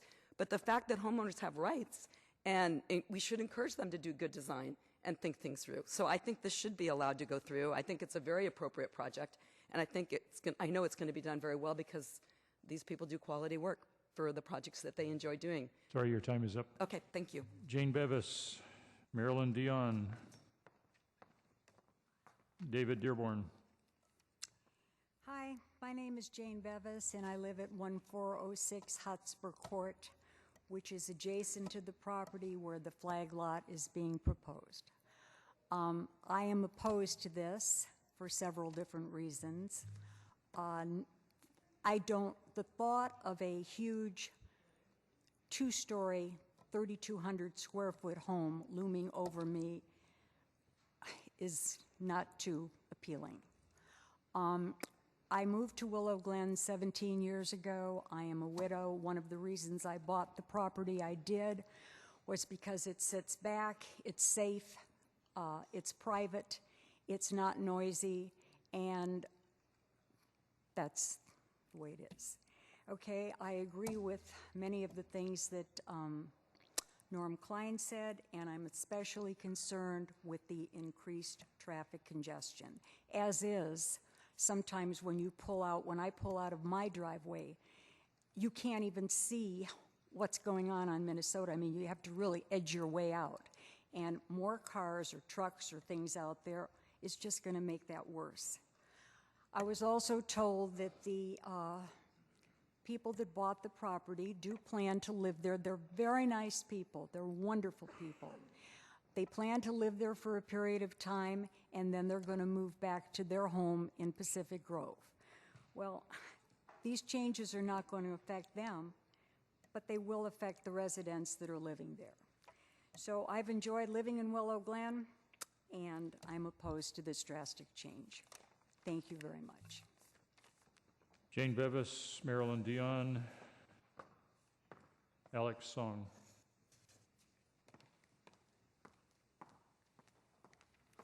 Good evening. My name's Marilyn Dion, and I live at 1238 Minnesota Avenue, which is next door to the property being discussed at 1236.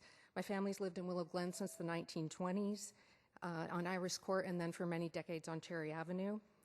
And as I said, we now live on Minnesota. One of the things our family has always loved about the neighborhood and the community is just the nature, the trees, the beautiful, small, traditional homes that are there. But this proposed two-story house will take some of that away. It will block the views of trees that the surrounding neighbors have, not only in the yard in question, but in the yards surrounding the property that is being discussed for splitting.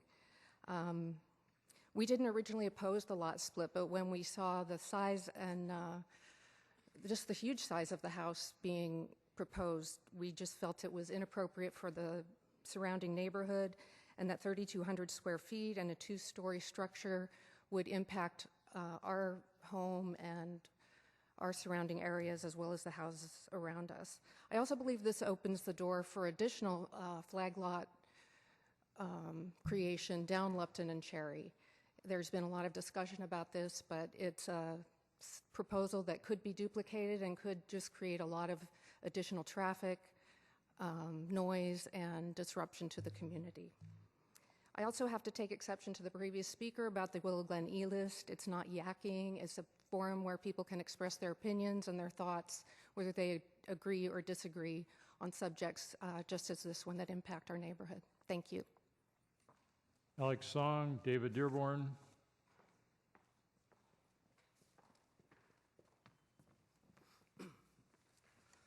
My wife and I have been residents of Willow Glen since 2010. We chose Willow Glen because we just fell in love with it. The tree-lined streets and then the houses there are just so charming. We would take daily walks, and we would notice that two properties on Minnesota Avenue was in very desperate shape, and we had hoped that they would be remodeled so they could be restored to their old world charm. But we were also very afraid that big commercial developers would come in and build these fence-to-fence monster homes that would destroy the charm that Willow Glen is known for. And sadly, this is currently happening to a house on the corner of Minnesota and Lupton, and has already happened to two adjacent properties on Newport Avenue. Like us, the Colburns are residents of Willow Glen, and they love the neighborhood as much as we do. And they've been remodeling homes in poor condition in a way that continues the charm of Willow Glen. And this is evident in the property that they remodeled on Laurie Avenue. It was beautiful, very nicely done, and fits in very well. And unlike big developers, they actually lived in the house for several years while the remodeling took place, and they even did some of the non-structural work by themselves. That home is ranked number 8 out of the 36 homes on Laurie Avenue in terms of property value, and I think that's a very positive outcome for the homeowners around that house and also for the city of San Jose. The Colburns have already made huge improvements to the property in discussion on Minnesota, and I'm certain they'll continue to remodel and build that property in a way that maintains the charm of Willow Glen. And I think once again, this project will also benefit the surroundings and the city of San Jose. Thank you. David Dearborn.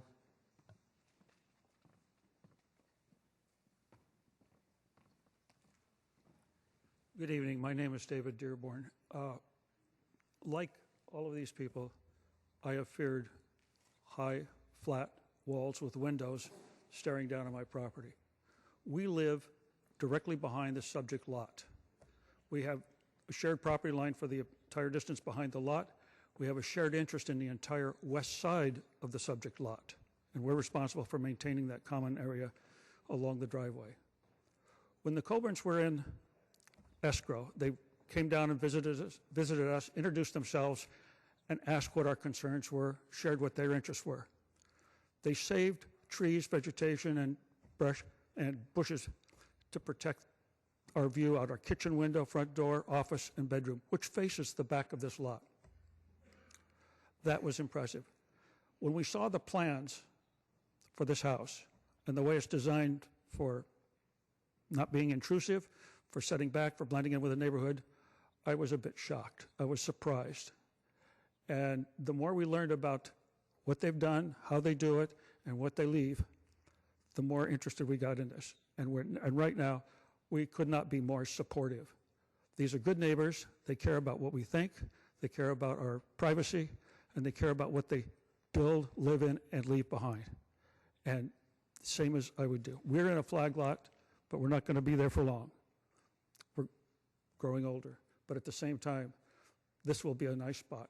And I think the view out of our windows and the neighbors will be an asset to the neighborhood.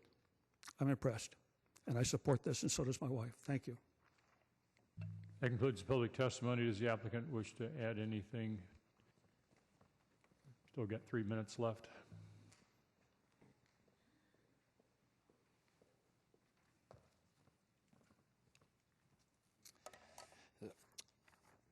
Let me start with this. The project was fully supported by the planning staff. It was approved by the Planning Commission because it complied with all the ordinances, guidelines, and the general plan of San Jose. In fact, as submitted, this PD exceeds many of the minimum standards for this type of development. One of the guidelines is the proposed development must fit contextually into the neighborhood, as stated by staff and reiterated by the Planning Commission's questions of staff. The context of this neighborhood or street on this part of Minnesota Avenue in front of the subject property is different from the context or neighborhood or street on Lupton, Cherry, or any of the other smaller streets off Minnesota. At this location, Minnesota Avenue is 4 lanes wide, it has high-speed traffic, and it's heavily traveled, with residential, commercial, and public properties. Immediately adjacent to the subject property are 2 court-style developments. Across the street at the end of the block is a fire hydrant, and there are mixed-use properties on either side of Minnesota in both directions from this property. In contrast, a street like Lupton is a 2-lane, narrow, low-speed, low-traffic street with single-family dwellings on both sides. To my knowledge, there are no public or commercial properties, and there's only residential use on Lupton. It was stated by the Planning Department staff that the approval of this PD would not trigger other similar projects. In closing, I'd like the council to consider the property rights of the owner and the hard work that's gone into creating this project. Voluntarily, we took into account massing, daylighting, architectural vocabulary, window placement, and sight lines. Please keep in mind, Mr. and Mrs. Colburn have worked hand in hand with the Planning Department staff to meet all requirements of the City of San Jose for a PD development. In closing, I'd just like to show a couple pictures of what the lot looked like so that the council is clear what we're talking about. I think I've got that right.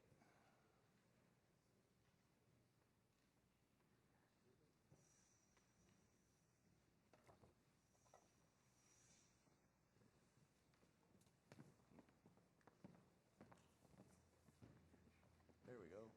There's that one. So this is a picture of the back of the lot. You can see where we're proposing to build the house right now. It's just was full of trash. There was nothing back there, overgrown. The vegetation had been abandoned. There's another photograph of this other corner of the yard.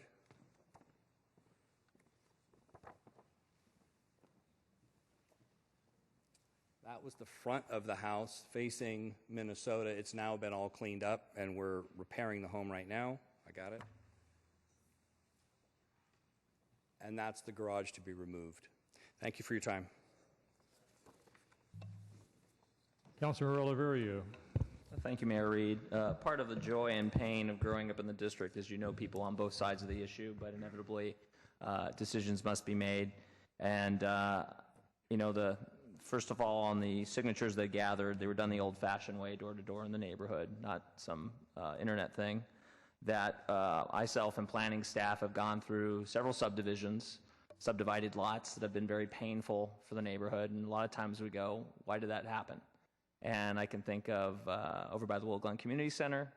I can think of one that had a pending application prior to the general plan change, and they were allowed to go through, and all I have is an email full of people that have an attorney, but they can't do anything because the lot's subdivided, and that's what it is.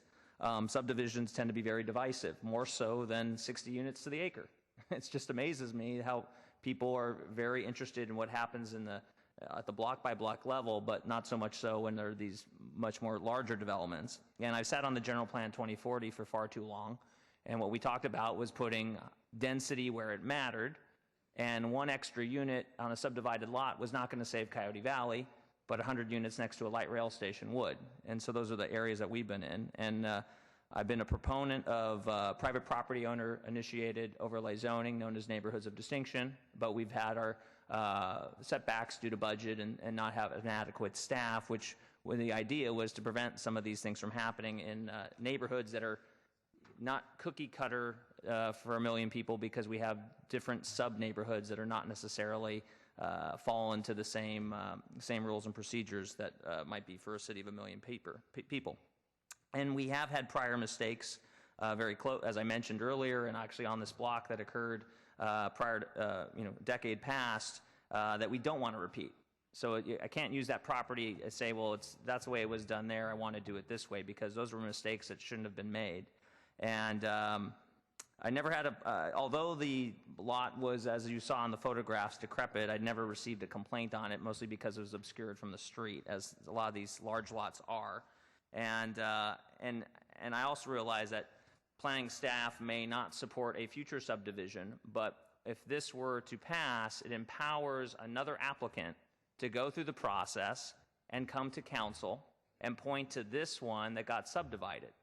And even though it might not have planning staff's backing, then that future council has to decide and go, well, they subdivided this lot, I guess that makes it justified to subdivide the next lot. So for those reasons, I'm just unable, and I think I've been pretty clear about this all my time, that I'm not a fan of subdivisions. I want to preserve these neighborhoods and put the density where it's supposed to be. And that's even with my own district, as you all know, because I've supported 100 units to acre in my own district where it's appropriate. So I won't be able to support this tonight, and I won't be making a motion. And I understand from the city attorney, with no motion, it would be the same thing. Is there a motion? There is no motion. Without motion, there is no action. Okay, we'll move on to, let me just take a minute to Councilmember Liccardo. Mayor, for purposes of discussion, I'd be happy to make a motion. And that If would there's be? a second. Motion to approve. I'll second for purposes. Yeah. Motion to approve. Discussion. All right, discussion. Councilmember Liccardo. Thank you, Mayor. Joe or Laurel, could you help me understand the distinction and interpretation of the flag lot policy? Clearly, on page 5 of the staff report, we have one interpretation, which is that this seems to comply with the flag lot policy. We've heard from several residents that it does not. Could you help me understand what the distinction is and why? Yeah. Councilman Liccardo, that as staff looked at this, we were really looking at, as we noted in the staff report, what was occurring adjacent to the west of the property, that it had been subdivided previously. And then we were also looking at the character of Minnesota versus Lupton, because I would agree with the speakers wholeheartedly that it is not the desire of the staff to do flag lots on those smaller streets. But what we were looking at was the lot sizes to the west. We were looking at the retaining the building in the front, so there really was no difference looking from the street, and being able to get upgrades to that house on the front and retain kind of the traditional character of the neighborhood. As you heard from several of the speakers, part of what the calculus staff was doing was this property has the ability to file for a building permit and demolish everything on the property and come in and build kind of the big pink stucco house. And that was the goal of staff, was to go and put through this process some controls to protect the character of the street. So that's how we worked through it to say we were meeting the intent of the flag lot policy. Is Councilmember Oliverio noted, it is one that could go either way, and as a part of staff, we had a lot of debate internally about which was the better path, which one achieved more of the overall goals out of the general plan. With the new general plan, it very much was about not subdividing whole streets like Lupton and essentially changing the character of the street. And so that's really how we were thinking about how to get there, or should we go there. Okay. And so the logic from your standpoint was partially motivated by a desire to preserve a 1908 home that likely would not survive if there was simply a single lot that any owner would be more motivated simply to go build a much larger home on. And it was not a home that we felt would rise to the level of historic significance, so it would have protection from that end. And since we don't have the neighborhoods of distinction, types of initiatives that would put other protections on it, we felt this was one way of maybe locking in that. Okay. And could you give us a sense? I see one of the speakers who described the size of the neighboring lots. Clearly, along Lupton and along Cherry, you have larger lots. But with regard to those court homes, are those? So to the west, there are two subdivisions that are there. One, I think, has 2 homes, and the other has 3 homes. Right. That to the west has a little bit larger lot, and then further is a lot that is just a little bit bigger than this, so the density is higher than what's being proposed. I think the one thing where we erred in how we talked about it was the property to the east, which is smaller, but not substantially smaller. And so, I think the point that the councilman was making, that at some point somebody could come forward and make an argument on the parcel to the east, is in the realm of possible. But I think, again, we would still look at what's going on in Minnesota versus what's going on in Lupton or Newport or Cherry. Okay. So the sites to the west are smaller than the subdivided properties? Correct. So as we've put up on the screen here, you can see the parcels to the left of the subject site. They're much smaller. Yeah. Where the homes sit on there. Okay. Thank you. Councilmember KALRA.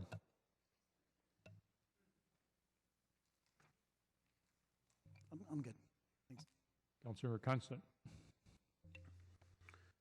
I was just trying to look at the character of the neighborhood in these different lot sizes, and personally, we've got a few of these flag style lots out in my district and some other places that I've visited, and actually prefer them over the alternative of what can be done, as you mentioned, when people tear it down and build something completely out of character. Now, I'm a little bit torn on this one, to be honest, because I fear the worst is going to happen if we don't handle it appropriately. And I know that if I recall, there's several of these flag type lots in this area, aren't there? So on the map itself, you can start picking out from the parcel shapes. As you go down Lupton, there's at least a few that there's a few there you can see that where they took a large lot and put 4 in.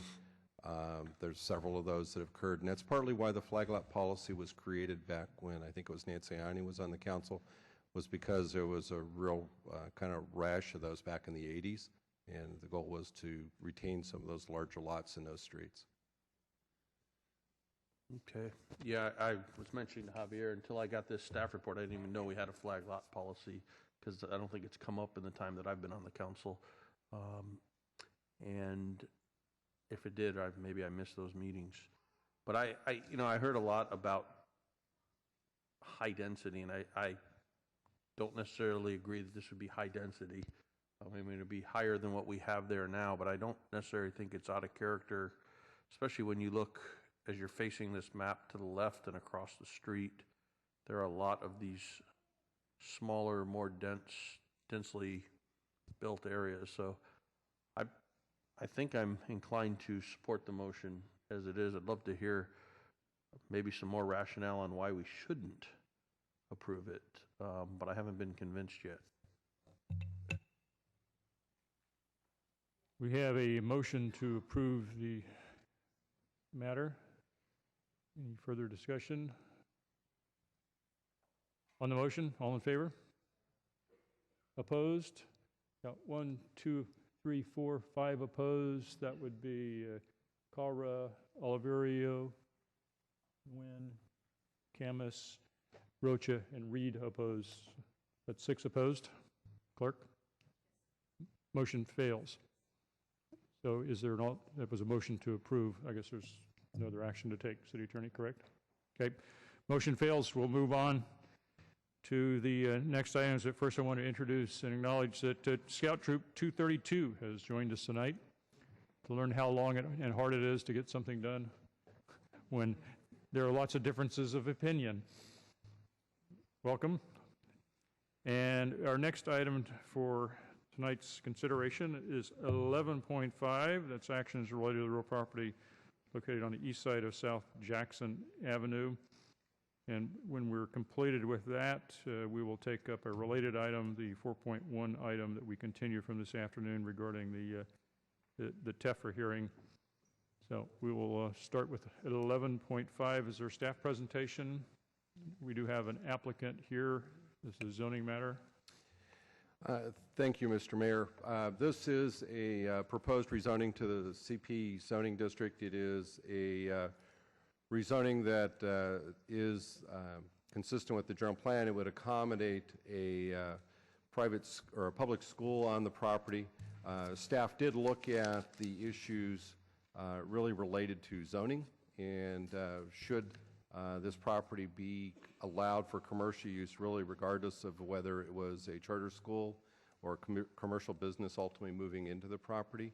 And so in our consideration, the previous post office use was a semi-commercial use on the property. It does front onto Jackson Avenue, which is has commercial to the south and commercial to the north, and so staff is recommending approval of the rezoning. All right, let's hear from the applicant. 5 minutes for the applicant, then we'll take public testimony, as we usually do.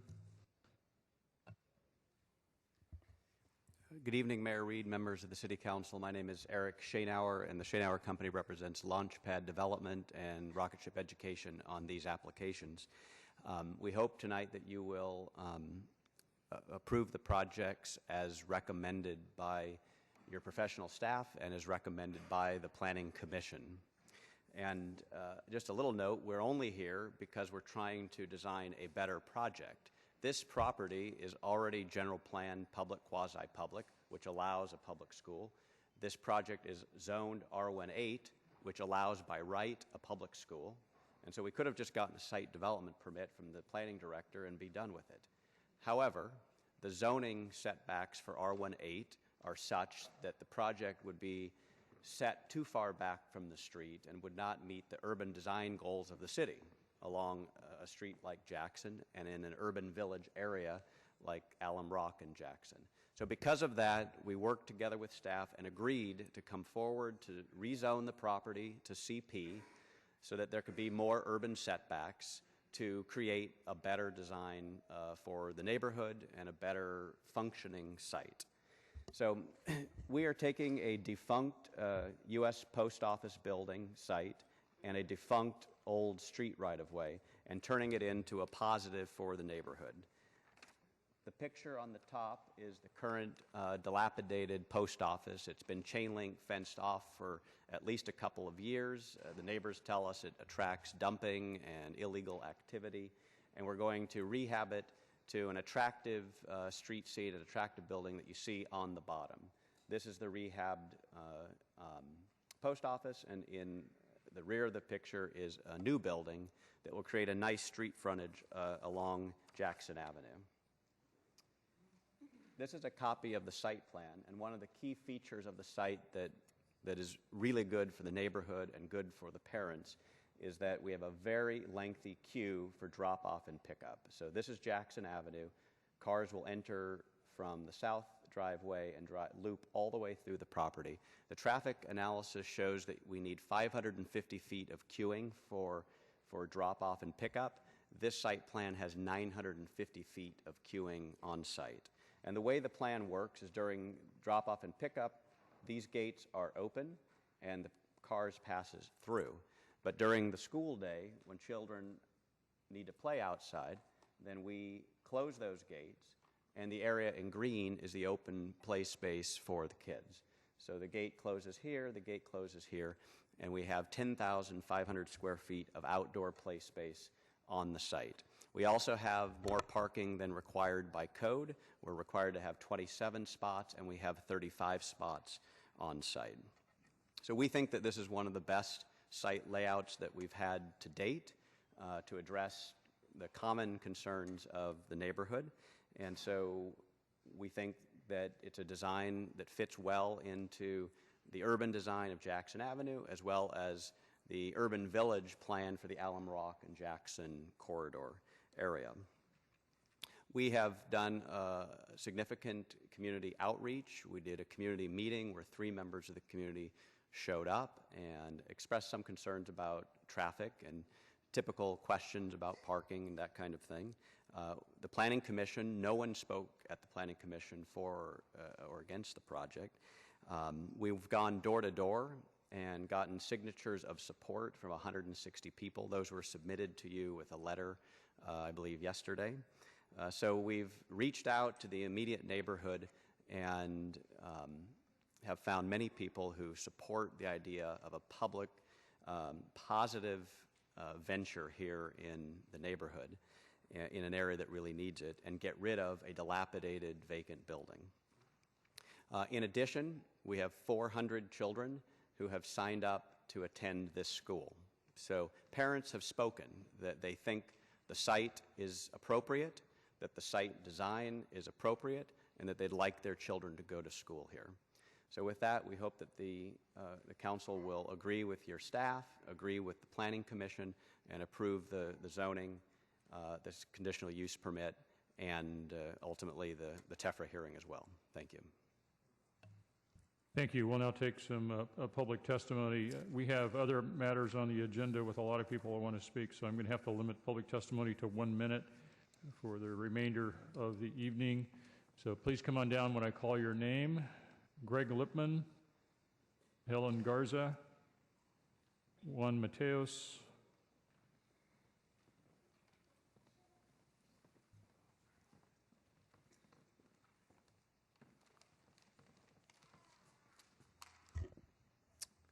Hello, Mayor, City Council. My name is Greg Lippman. I'm from ACE Charter Schools. And I come to you to just speak a little bit about the complexity of the issue that you're facing in terms of the way that districts and charters are trying to figure out their collective work together. As someone who was part of a project that got some very important support from this council, ACE has worked both on district campuses and built their own. And so just in the short time I have, I want to be very clear with you that the work that Rocket Ship is doing to develop their own sites is actually something that I think, and I think a lot of district leaders think, is really crucial to ensure that district sites remain places for district students, and that charter schools like Rocket Ship and like ACE can add to communities and enrich communities without impinging on the facilities that districts have and that districts maintain. So just wanted to leave you with that this is really a complicated situation, but one that I think this site and sites like it really end up benefiting both charter students and district students alike. Thank you very much. Helen Garza, Juan Mateos, John Glover.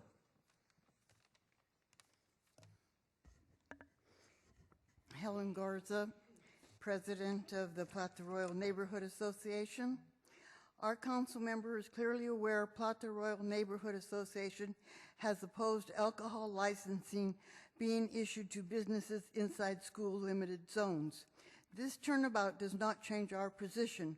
We do not support any school, let alone an elementary school, being created in an alcohol zone.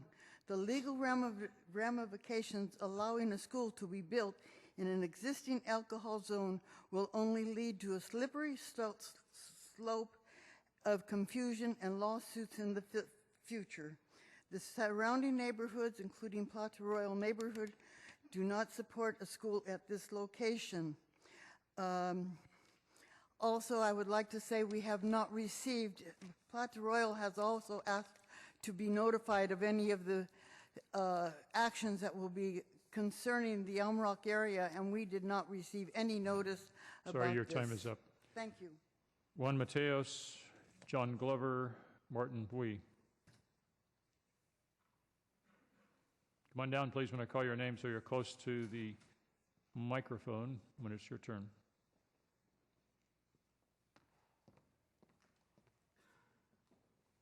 Mayor Reed, council members, my name is John Glover. I'm the founder of Alpha Public Schools.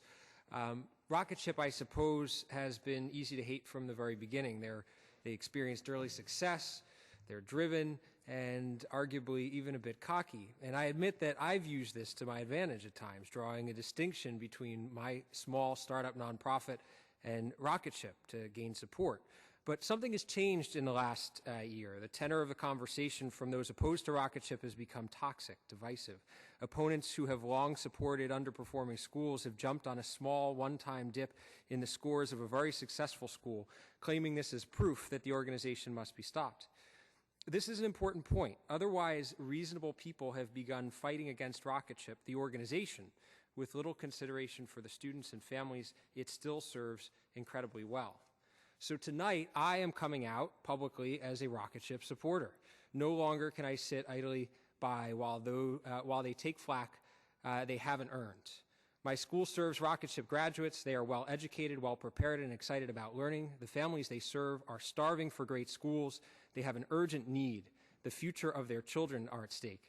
This is the source of Rocket Ship's drive. I ask that you consider those families as you deliberate this evening. It is about them more than it is about an organization. Sorry, your Thank time you. is up. Juan Mateos, Martin Wee, Jordan Wise, Karen Martinez, or Kaylin Martinez, Juan Estrada. Go ahead, Good sir. evening. My name is Martin Lee. I come here today to support Rocket Ship, and I just wanted to share a personal testimony with you. I have a niece and nephew, Ken and Megan. Ken is 4 years old. He's starting preschool, and he came home letting us know that the primary language being used in school was not English, so he's awfully confused as to what he's learning in school, and that was very concerning to me, given that he's just starting his education. Megan, she's 5 years old. She's in kindergarten, sorry. She comes home with a progress report from her teacher saying that she's fallen behind. At this point in time, she should be learning, she should be able to count up to 30. Well, we help her continuously with her homework, and nothing in her homework curriculum is up to 30 when it comes to counting. So already we're seeing a gap between where she should be and what she's learning in school. So when the time comes to vote on this issue, I hope you'll join me in vote for Rocket Ship. Thank you. Jordan Wise, Karen or Kaylin Martinez, Juan Estrada. Good evening. My name is Jordan Wise, and I'm a kindergarten teacher at Rocket Ship Mateo Shidi. And as a kindergarten teacher, I get to share in the magical day of the first day of school. But for me, my absolute favorite day of the year is kindergarten graduation, when there's 120 students dressed in their purple and white gowns. The auditorium is packed with their families and friends who support them in their journey. And as each one of them is walking across the stage, they believe in their hearts and they know that college is in their future. As a teacher, I am here to support the Jackson Avenue proposal as a way to provide children of that community with the best possible education. Quality education and educational choices shouldn't only be available to affluent neighborhoods, it should be available to all students. The lottery that was conducted in November nearly filled the school with 400 students. Some of those families are here today. We had the opportunity to meet those families last week at a welcome meeting, and they were overwhelmed with their excitement about joining the Rocket Ship community. Mayor, council members, I urge you to support and ask you to please approve rezoning and a conditional use permit to facilitate. Your time is up. Yes, thank you. Karen or Kaylin Martinez, Juan Estrada, Monica Sepulveda. Good evening, members of our City Council, and good evening, Mayor. My name is Karen Martinez, and I'm an elected Alum Rock School Board member, and I am here in support of Rocketship with the zoning of South Jackson. This will help to alleviate the impact for us as a district with regards to facilities and the issuing of Prop 39. Now, I would like to speak, though, as a mother and someone who lives within a mile radius of this location. The blight that currently goes on and the activity, the illegal activity that goes on in this location is a crime. And I would like to see what other parts of San Jose also has, such as Lincoln Avenue. I believe we deserve something like that. And it's a shame that my city council member, Javier Campos, is not here at this moment, because I would like to hopefully ask that he start to listen to us as a community, and me specifically as a community member, to help make change possible. And so I urge all of you to please support this project, as our community deserves I'm sorry, better. your time is Thank up. you. Juan Estrada, Monica Sepulveda, Guadalupe Rodriguez. Hi, everybody. My name is Juan Estrada, and I'm president of District 5 United and a board member of United Neighborhoods of Santa Clara County. But I'm here today as a concerned San Jose resident. I've expressed concerns in the past, and I'm here to speak on behalf of residents of District 5, concerned community members. There were only 4 business days between the Planning Commission recommendation, and today. The community knew that this would come to council, so there was no need to go to the Planning Commission hearing. The decision makers are here. There was inadequate outreach. We've heard only 3 people showed up at the meeting. And what I want to show you, if the PowerPoint goes up, is something that you saw on November 19th, which is that Rocketship's API has consistently dropped 26 points per year on average. And this trend is alarming. I also want to point out that we are counting on our council member, Javier Campos, and those of you who will choose to make a good planning decision as opposed to simply supporting an organizational structure. We hope that you Sorry, will your time choose is to up. deny it. Thank you. Monica Sepulveda, Guadalupe Rodriguez, Alex. Hello, my name is Juan Mateos, and I'm a 4th grade teacher at Rocketship. And I have 2 strong beliefs I'd like to share with you today. The first is that zip codes shouldn't determine any student's destiny, and the second is that our community needs more leaders who are going to help us achieve our full potential. And I believe that these leaders are in our kinder, 1st, 2nd, 3rd, and 4th, and 5th grade classrooms. As I was taking my students to dismissal today, I told them I'd be speaking in favor of opening more Rocketships today, and my student Daniel looked up at me and he asked if he could come, even though it was past his bedtime. And when I ask my students why they would want more Rocketship schools, they tell me that they want their cousins to learn the same things that they're learning. Now, today you might hear some opposition to Rocketship, but the reality is that our students are testing higher than many surrounding schools and are coming out of school better prepared for the future and better prepared to be the leaders that our community wants and needs. This morning, Daniel showed 8 months of reading growth from the beginning of the school year. The parents standing behind me from the Jackson community and the hundreds who came out last week, they want the opportunity to send their kids to a school that's part of a network that has 2,500 students waiting to enter our classrooms, a network that's placing in the top 5% of districts serving underprivileged populations, and a network that has 77% of our Rocketeers scoring proficient or advanced in math. These stats prove... Sorry, your time is up. Thank you very much. Monica Sepulveda, Guadalupe Rodriguez, Alex. Hello, my name is Monica. Okay, so as you can see above, the proposed location is across the street from an adult video store and a liquor store. It's unclear why Rocketship would choose this type of location. So many alternative exists.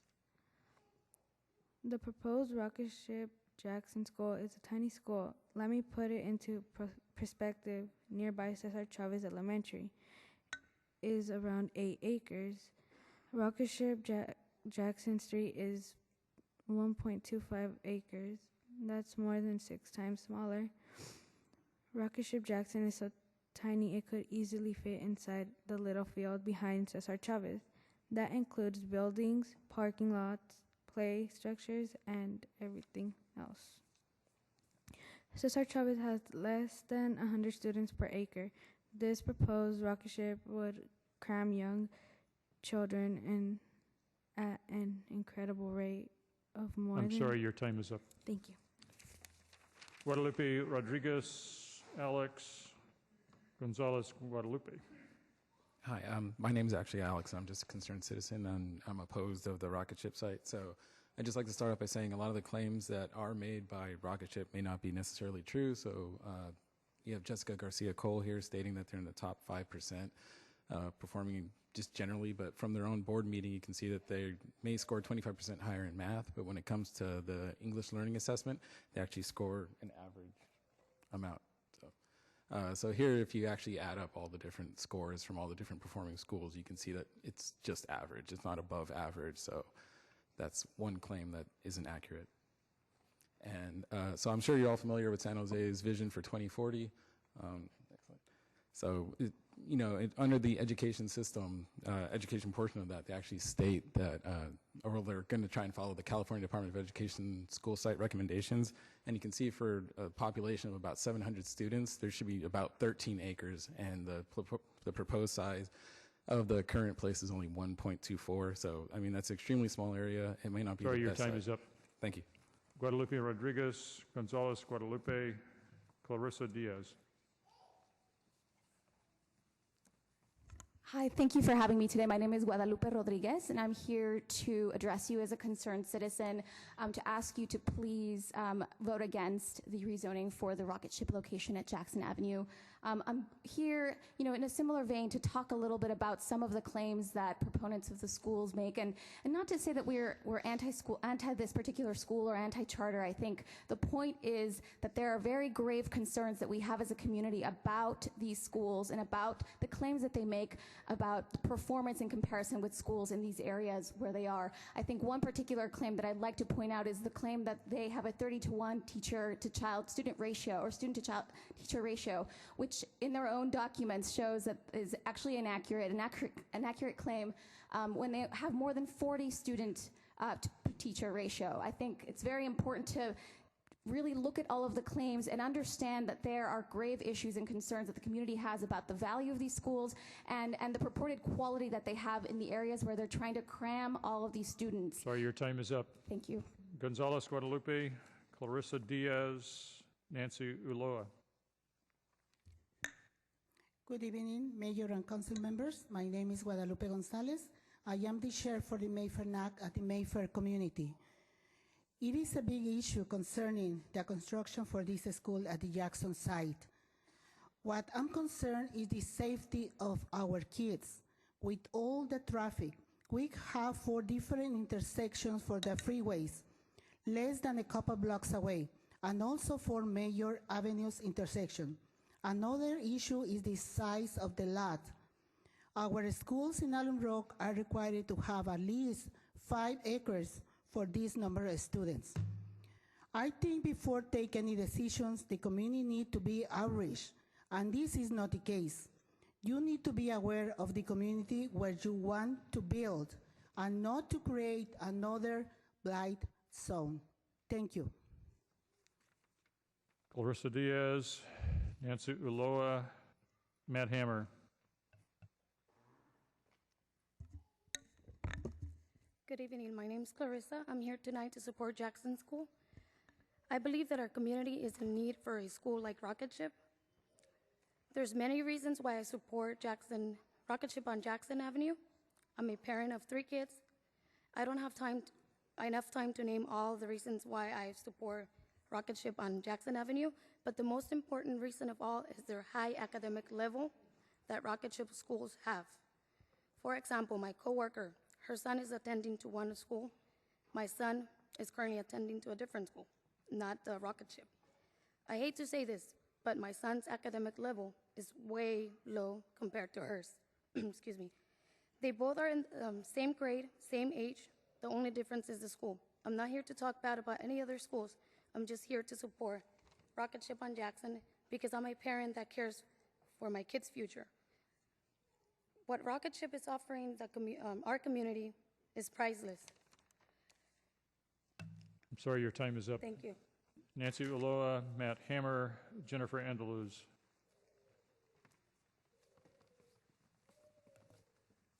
Buenas noches, mi nombre es Nancy Ulloa. Estoy aquí porque estoy apoyando el nuevo proyecto de la escuela Rocket Ship. Tengo un hijo de 5 años y soy madre soltera y considero que si no lo apoyo yo, allá afuera nadie lo va a hacer.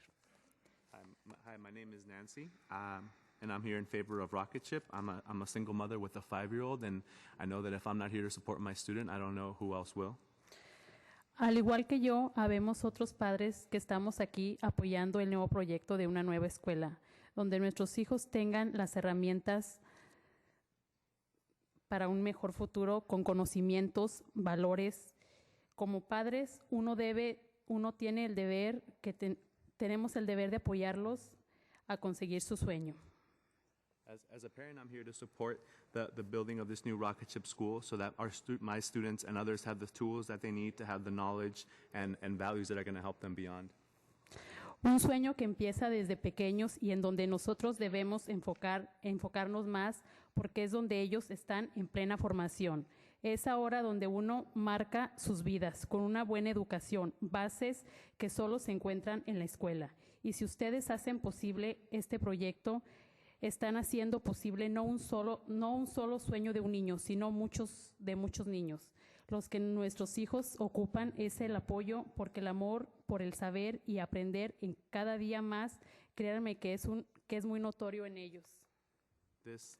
This dream is starting right now, and we need to focus on the foundation that my students are my son is going to need, so that he can get a good education, and so that with this project, make it possible that his dream and the dreams of other kids can come true.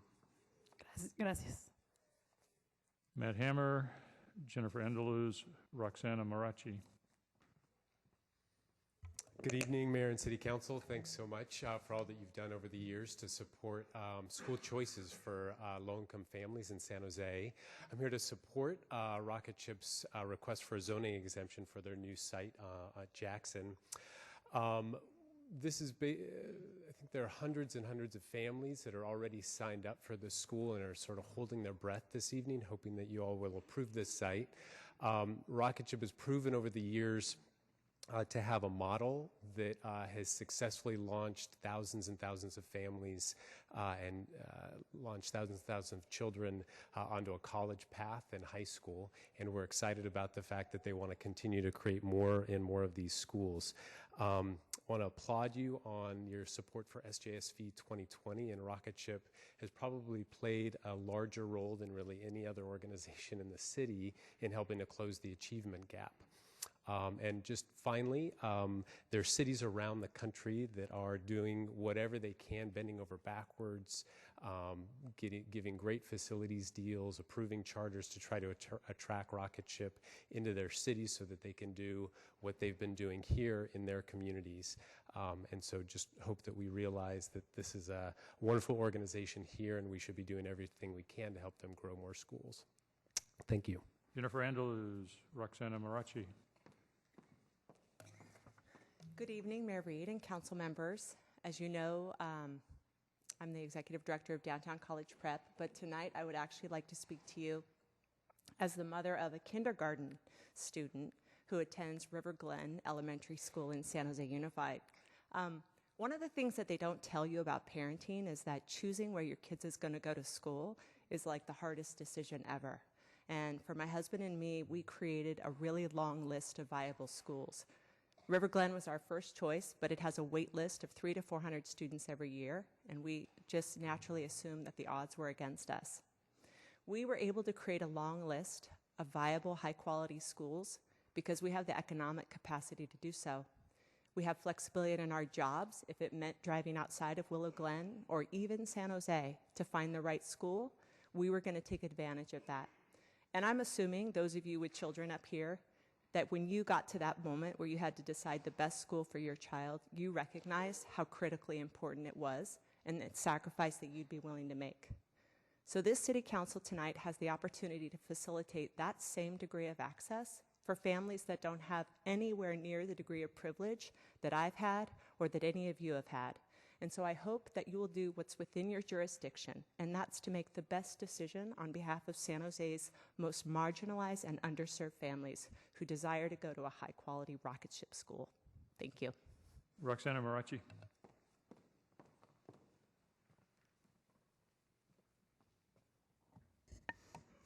Good evening. My name is Roxana Marashi. I'm a professor of educational psychology at San Jose State University. My research has focused on relational aspects of the learning environment that impact students' learning, motivation, and behavior. Despite the many concerns that have been raised by community members about the expansion of rocket ship schools, many supporters stick to the school choice argument with an assumption that rocket ship schools are closing the achievement gap. I'd like to remind you that there is no research basis for this claim. The achievement gap is rooted in literacy opportunities. Dr. Anna Suskind, professor of surgery and pediatrics at the University of Chicago, has investigated differences in literacy and language in early developmental years that set the stage for the achievement gap. Her research underscores the need for focused attention to language and literacy learning, especially in the early years. If children are required to stare at computer screens for long periods of time during their day, 80-minute blocks, they face a massive loss of opportunity for active speaking, listening, and engaging in rich social communication that is the cornerstone of truly closing the achievement gap. Please consider that the solo screen experience will likely contribute to a widening rather than closing of the achievement gap in literacy. In addition to rocket ship's failure to produce any meaningful differences in language arts scores, their consistent declines in overall test scores over the past 5 years may be early Sorry, your evidence time of such is a up. trend. Sorry. Thank Time you. is up. That concludes the public testimony. Is there any additional staff comments, report, or anything? I did neglect that staff was recommending approval of the conditional use permit also. As you heard from some of the speakers, we have looked at a number of the rocket ship schools, and we think that this is one of the best plans brought forward. But I will also note that when we are making a decision for conditional use permit, we are looking at the activity, not the operator. This is a use permit that runs with the land. And so whether this is a public school or a private school, staff is looking at it from the same lens. And so we are recommending approval of the use permit and the rezoning. Thank you. City Attorney, you want to clarify the sequence of events here? Yes, you have 3 items on the agenda, and then in addition to that, the continuation of the TEFRA hearing. 11.5A and B, one is the mitigated neg deck, B is the rezoning, and C is the CUP, or the conditional use permit. The conditional use permit cannot be adopted until final adoption of the zoning ordinance, which is the second reading. So that if in fact we go forward and approve A and B, the second reading of the ordinance and the CUP will come back next week. Okay. Thank you. A few years ago, I agreed to sign on to SJ 2020, San Jose 2020, an all-out effort in this community to close the achievement gap. This city council signed on to support SJ 2020, as did many other organizations, starting with the County Board of Education, from all across the community. And we signed on to that because we decided that we did not have to accept as fact the achievement gap that existed. And we wanted to commit ourselves and try to get others to get themselves to closing that achievement gap. Now, just yesterday, we got a report card. Innovate Public Schools has collected the data from the State Department of Education, data sources, and issued a report card. And I must say, we're not doing so hot. In fact, we're doing quite poorly. I don't know if it's a D or a D minus. We certainly have not closed the achievement gap. So algebra proficiency by the end of the 8th grade, the average across San Mateo and Santa Clara counties, the white kids are doing about 58%. The Asian kids are about 80%. African-American kids, 21%. Latinos, 24%. That is certainly not acceptable, and that's part of why we launched SJ 2020. Well, if you look at a higher level, percent of students with a 4-year graduation and UC CSU eligibility in 2012. Districts in Santa Clara and San Mateo counties. Eastside Union High School, 12% of Latino kids. Santa Clara Unified, 16% of Latino kids. Campbell Union, 16%. Morgan Hill Unified, 19%. Milpitas Unified, 19%. It just goes on and on. And so that's pretty depressing, knowing how difficult it is and how far the gap is. But when we turn and look at who's doing well who's closing the achievement gap, there's actually good news. And so if you look at the top 10 elementary schools for English language learners students, API for 2013, Santa Clara and San Mateo counties, we see in the top 10 schools in both counties are 4 charter schools. If you look at the top 10 middle schools for Latino students, algebra proficiency by the end of 8th grade, there are 3 charter schools in the top 10. If you look at the top 10 elementary schools for Latino API, there are 4 charter schools in the top 10. If you look at preparing Latino students for success, the top 10 high schools for percent of Latino students with a 4-year graduation and UC CSU eligibility, there are 6 charter schools in the top 10. So something is definitely going on. That something is positive. And I think we can be proud of the traditional public schools that are closing the achievement gap and the charter schools, which are also public schools, which are closing the achievement gap. So as a city, we don't run the schools. We don't have authority. We don't have jurisdiction over the schools. So there's not a lot we can do to help close the achievement gap. But tonight we have a chance to do something. We have a chance to help another charter school get established. This happens to be a rocket ship charter school. Another chance for 400 Latino families in a low-income neighborhood to have a choice of where they go to school. Not a single one of those parents will be forced to send their kids to this school. They will all do it voluntarily. Why? Is because they want that same kind of choice that Jennifer Andaluz talked about. And I think as a council, this is something we can do. It doesn't cost us any money. It's not something that requires a budget decision. It requires a land use decision. And as pointed out by the applicant, they could just go into the site as is. But it would be better if they improved it. So I think we should approve this. We should allow them to approve the site. Certainly be a plus for the neighborhood and vastly important to this mostly low-income neighborhood, mostly Latino families, so that they have a choice that we all want for our kids. Vice Mayor Nguyen.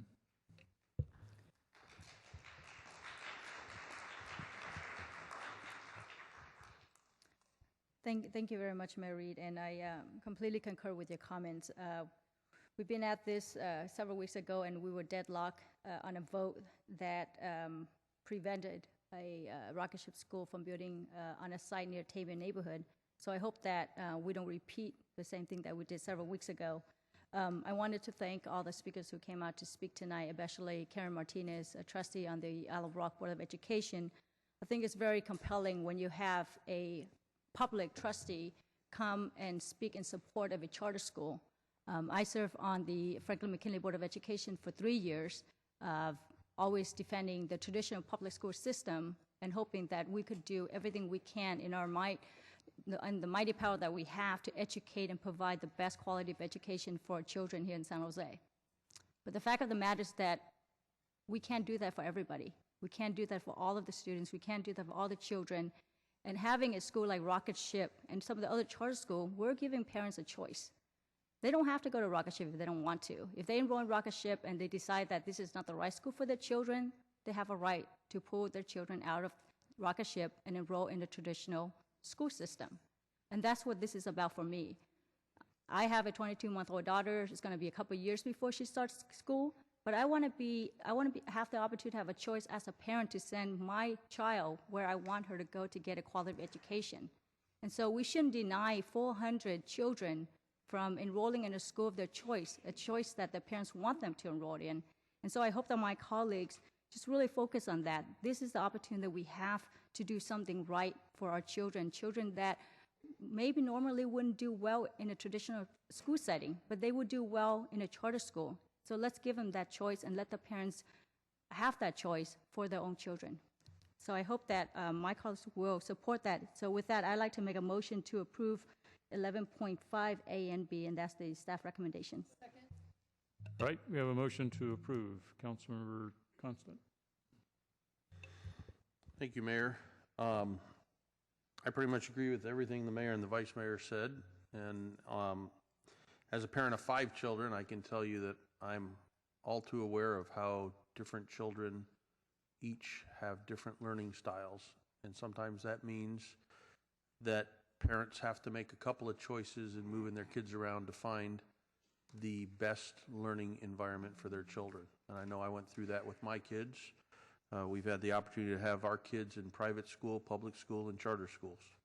Right now they happen to be in public schools and doing well, but we are very fortunate that we had the opportunity to be able to make those choices. And I think the council did err a couple of weeks ago, and we weren't able to come to a majority consensus that the previous application should have got approved. But we have the opportunity to do this, approve this tonight for the kids and the parents in this neighborhood. When it comes down to it, for the people who don't believe in the rocket ship statistics or performance, it's an easy decision for you to make not to have your children apply there. For those of you parents who believe in the statistics and have seen other children thrive, then that's probably the school you want to apply to. And I think, as the mayor said, we don't get to do as much as we'd like to do in education because most of it's out of our purview. But this is something that we can do today, and hopefully we'll have the opportunity to do several more times in our future to continue to provide spaces for good charter schools to establish themselves and to provide options for the residents and to provide a path of success for the children. So I will more than happily support this and the TEFRA hearing when we're done with this. Councilor Rocha. Thank you, Mayor. And, after going through a number of these applications and land use decisions, I've struggled with a couple of them and struggled with staff's position in supporting and recommending them. Felt that the prior sites, and whether it was Tamian or the other one, were the right fit. And as I've mentioned a number of times, I would be sharing these concerns whether this was a public school, whether it's a private school, whether it's a charter school. So it's not, again, about that issue for me. And looking at the one in front of us, I felt a little bit better about this one, and I thought this was a much better effort of finding a site and being compatible. Sitting down with the folks and them talking about the enrollment numbers and talking about the facility itself as opposed to just talking about test scores. Because as much as I appreciate what my colleagues talk about in terms of choice or charter schools or performance, this is not a school board, and this is not about test scores. This is about, I'm looking at this as a rezoning. It's about compatible uses, and is this the right site for this use?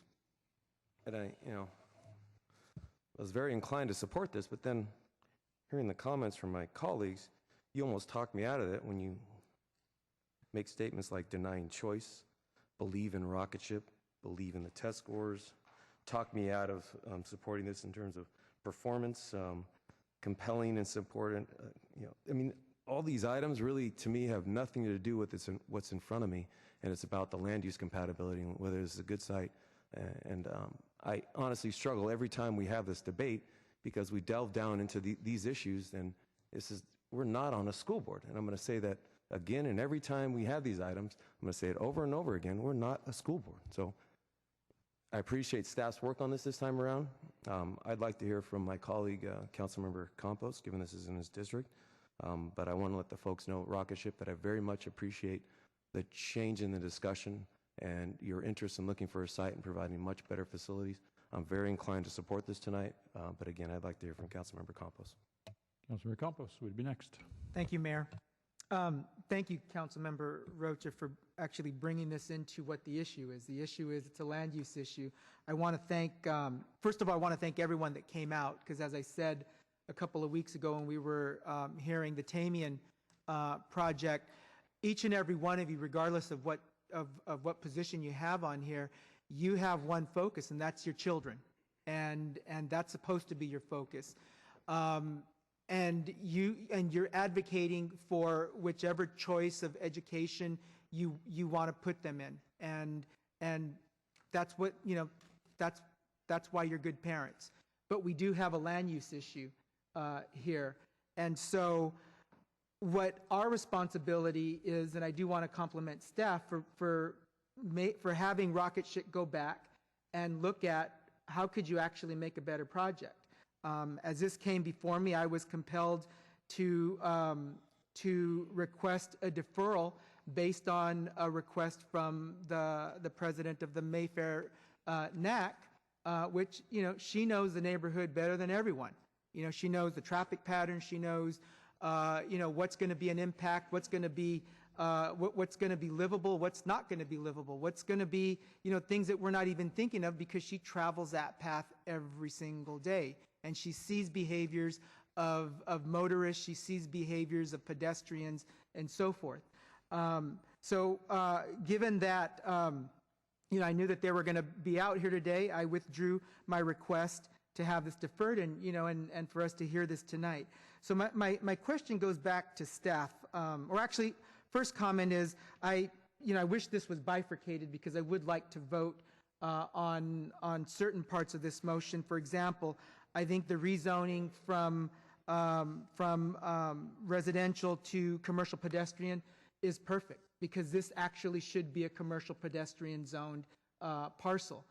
You never know what's going to happen to this parcel 30 years down the road, but if it should ever change, you would want to make sure that whoever decides to do a different use is going to be able to be put into a box as to what we want to see from a development standpoint.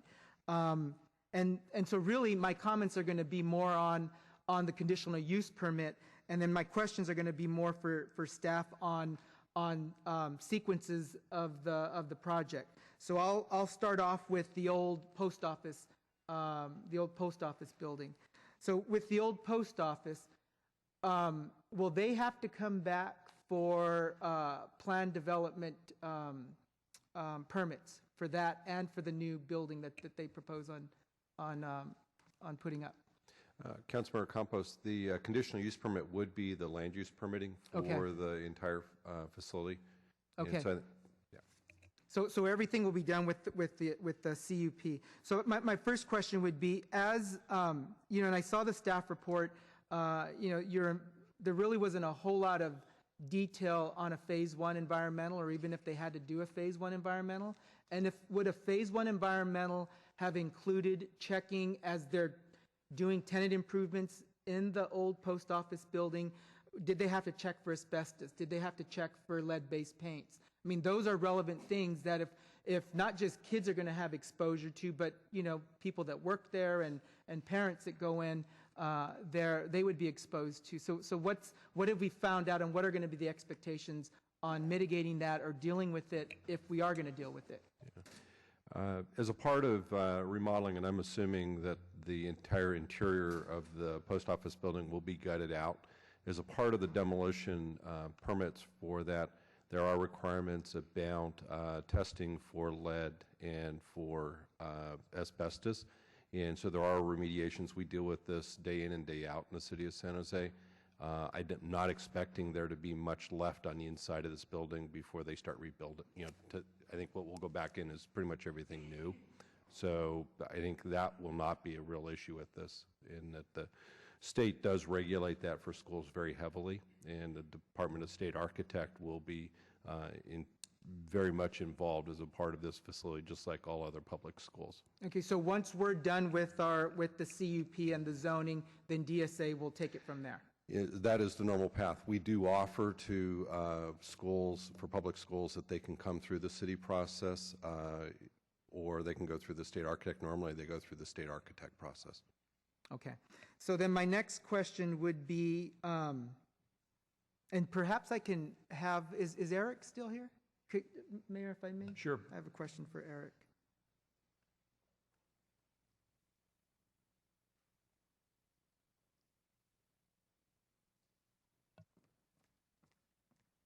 Thank you, Eric. So I know that when we first talked about this, probably about a year ago, part of the initial site plan was to include that empty lot that is south of the road that is to be relinquished to you.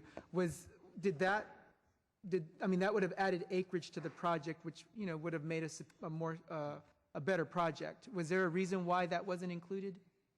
And Which to the north or to the south? So it would be to the south. Here? Yeah. So You see where it looks like a parking lot? Oh, you right mean there? the parking lot? Yeah. Yeah. Well, my understanding is that site is not available for purchase. Correct? Yeah. Okay. So, okay. Well, then that makes sense. Okay. And we are, as you know, we are adding the old right-of-way into it. Right. So the site goes from 1.27 acres, and we're getting up to 1.47 acres by incorporating that extra area. And as you see on the site plan, that allows us to do the nice loop-in driveway and the extra second parking lot. So that extra parcel is this land here. So it adds more parking on the site and allows us to have more outdoor play space because we were able to add that square footage onto the site. Okay.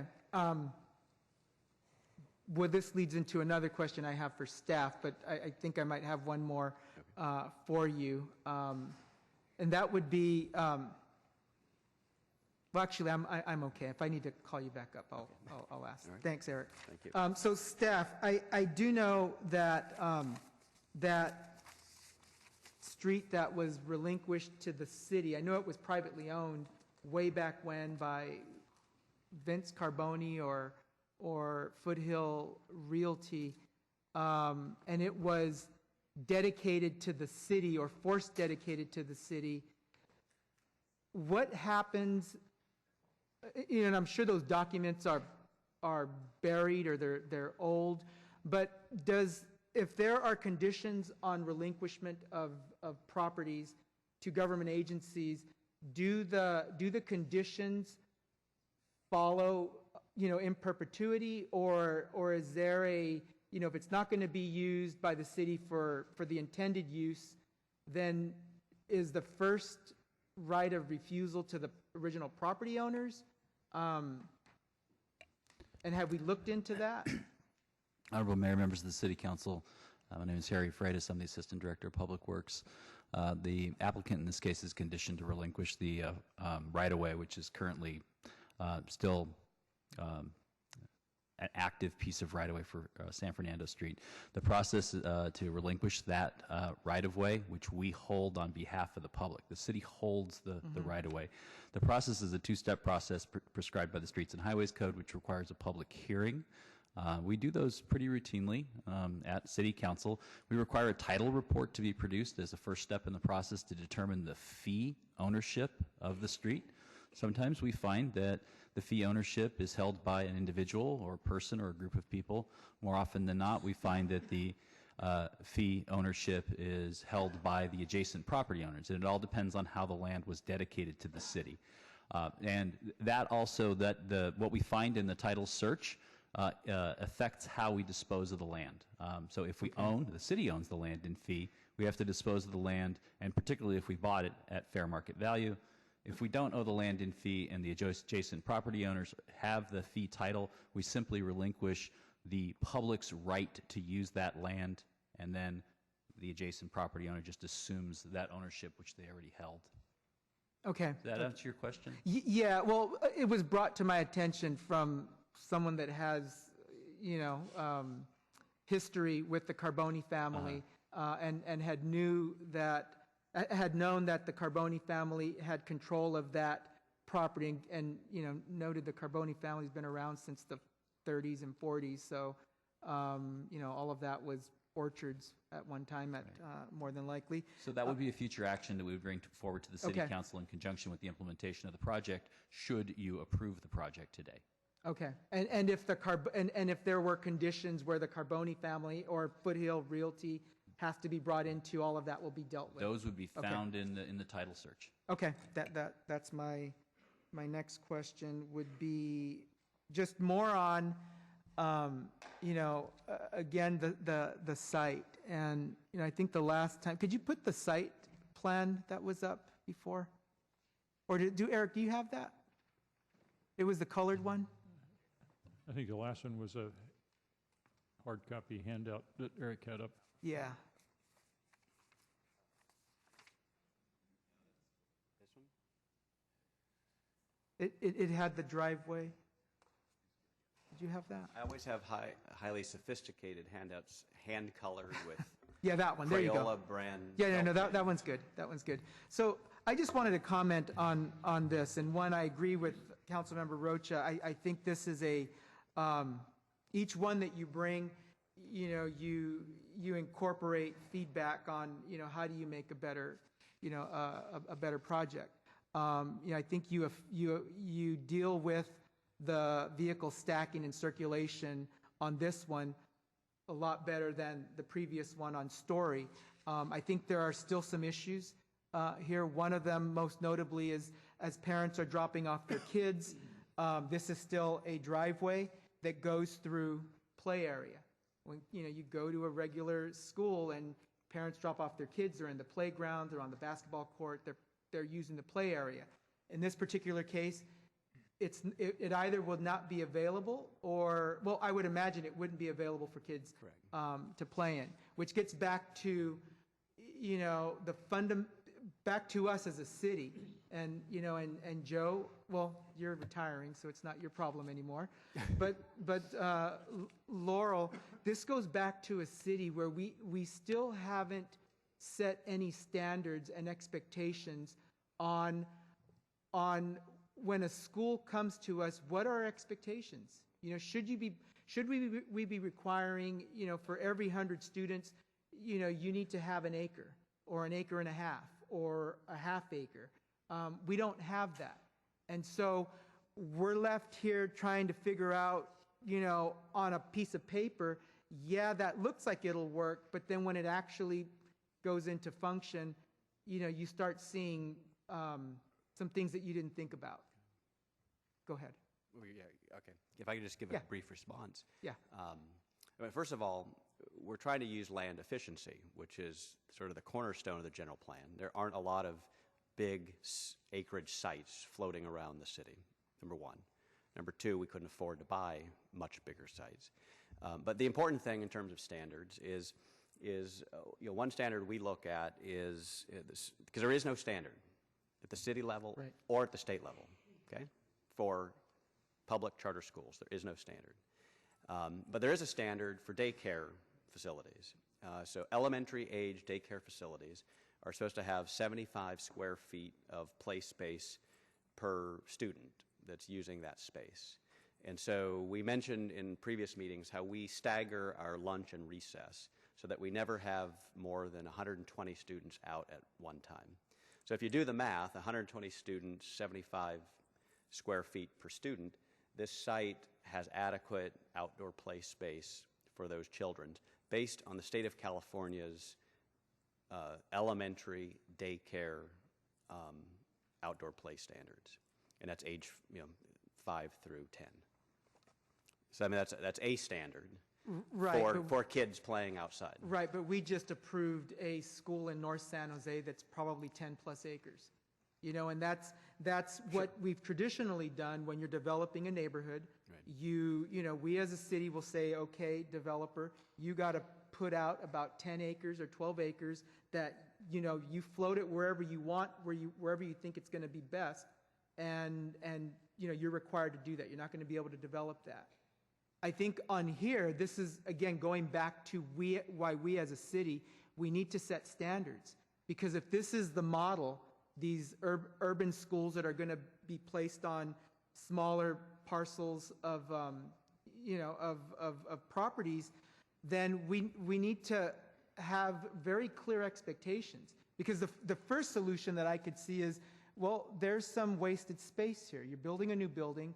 There is the ability to create rooftop activities on buildings. It's, they do that in other in more urban cities in San Jose. San Jose really isn't that urban of a city yet. But, when you look at New York, Chicago, San Francisco, they've maximized every single space as possible.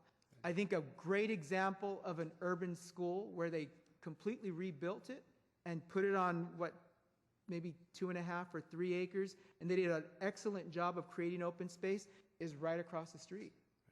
Horace Mann is a great example. And so I have twin daughters, as you know, that go to Horace Mann, so I know it well, and they do have a rooftop play area. Right. The difference is that that school cost $27 million, and the city's redevelopment agency paid, I believe, either 10 or 17, I don't remember the breakdown, but 10 to 17 million of that money to make that school.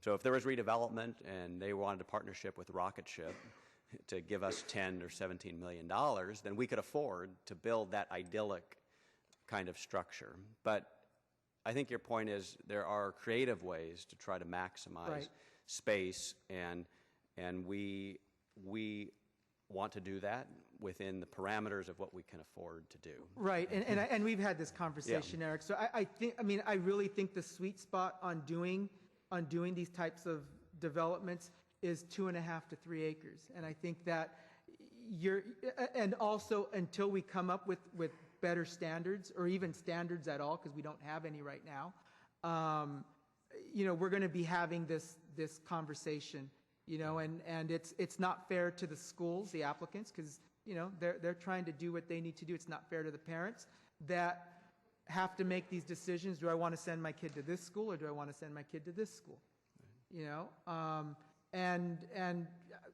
If anything from the planning department that you're hearing loud and clear from the last 3 or 4 projects that have come before you, is that it shouldn't take putting it on a priority list to really know, what, we need to make this a priority. It shouldn't have to come to council to land on a priority list for us to come up with standards, because this isn't going to be the last time that we're going to have this. So again, I think on the land use, I can't in good conscience support the conditional use permit. I can support the rezoning, because I think the rezoning is right, but I can't support the conditional use permit, because at the end of the day, even though it's a reduction of 600 kids when we first talked about this to 400 kids on the site, it's still a lot of kids that are put on a very condensed, cramped piece of property. And from a land use perspective, I think that we should have higher standards. And so with that, I can't support the motion. Thank you. The motion tonight defers the conditional use permit to next week. Assuming that the rezoning is approved tonight, we would take up the conditional use permit next week on the second reading. Councilmember Herrera.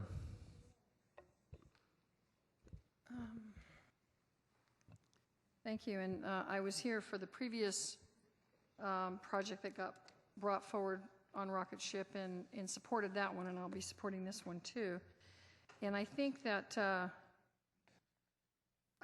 this is a land use discussion. I appreciate Councilmember Rocha's point about that, and also Councilmember Campos' thoughtful questions and discussion about this. And I have a question, I guess, maybe for the applicant. Eric, can you come and talk about other Rocket Ship schools? Because I'm guessing that Rocket Ship schools are not the other schools that exist, and there's quite a few, I think. Are they on 10-acre sites, 5-acre sites? Is this an unusual size for a Rocket Ship school, this campus? No, this is very similar. I mean, our campuses range from about I think our smallest like 1.3 up to 2. How many other schools are in existence right now, Rocket Ship schools that are of similar size? Yeah, we're currently operating 8 campuses. 8 campuses. Okay. They're all the similar scale and size and format. We on all of our campuses, we share outdoor play space and drop off and pick up and parking, because it's the only way to make a small urban campus work is to share space. But we actively manage it, so there's never a case where children are in an unsafe circumstance. We don't have kids playing basketball during the 30 minutes in the morning when drop-off happens, or the 45 minutes in the afternoon when pickup happens. That time of the day, kids aren't out playing on the playground. They're in class and being released. So it all works out well when you actively manage the schedule and the activity on the site. And what kind of regulation, I mean, if there were some huge issues that were happening with rocket ship schools with regard to overcrowding, safety issues, the kinds of things that we've heard, the concerns that we're hearing discussed about the size of the school, would that come to a state organization? I'm not quite sure how that would, what kind of regulatory oversight is there, and have we had any issues that have happened as a result of, these schools? There's been no regulatory issues, but there's different layers because the fire marshal, for example, enforces the fire code. So you can't overcrowd the interior of buildings or have any lack of fire access on a site. And that is the local fire marshal. So it's not some person in Sacramento. It's right here in the city. So fire safety is always going to be accomplished. And if we were out of compliance, the fire marshal would come and force us to make a change. Our sites that are approved through the city process, a conditional use permit governs how the site operates. So if there are conditions of approval, and if we are not working and meeting those conditions of approval, then the city can take enforcement action. And enforcement can go all the way as far as revoking the permit. Okay. So you actually, as a public school, public schools don't have to come through the city process with certain procedures. However, the fact that we give you much more control and authority. So if the school is not living up to its conditions, you have enforcement action as a city. We could revoke the CUP?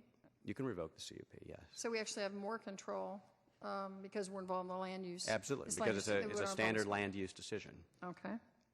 So, I mean, I grew up in San Jose. I went to a couple of different elementary schools, started at Linda Vista, ended up at Cassell. So I think, those of us who have not experienced an urban school setting, we think of schools, a real school is 10 acres and has a certain amount of land, and the rocket ship modality is something new. It's a different kind of footprint for a school. I don't think that means it's not a relevant or worthwhile school because of its size. I think it's different. And I don't want to get into a discussion. We're not a school board, and I don't want to get into a discussion of the merits of rocket ship versus other kinds of public schools. But I will say that the fact that 400 students have been signed up is a testament to the fact that people want to attend this school. And I think that is relevant, I think, to the discussion because folks do know where the school is going to be located. So Planning Commission approved this.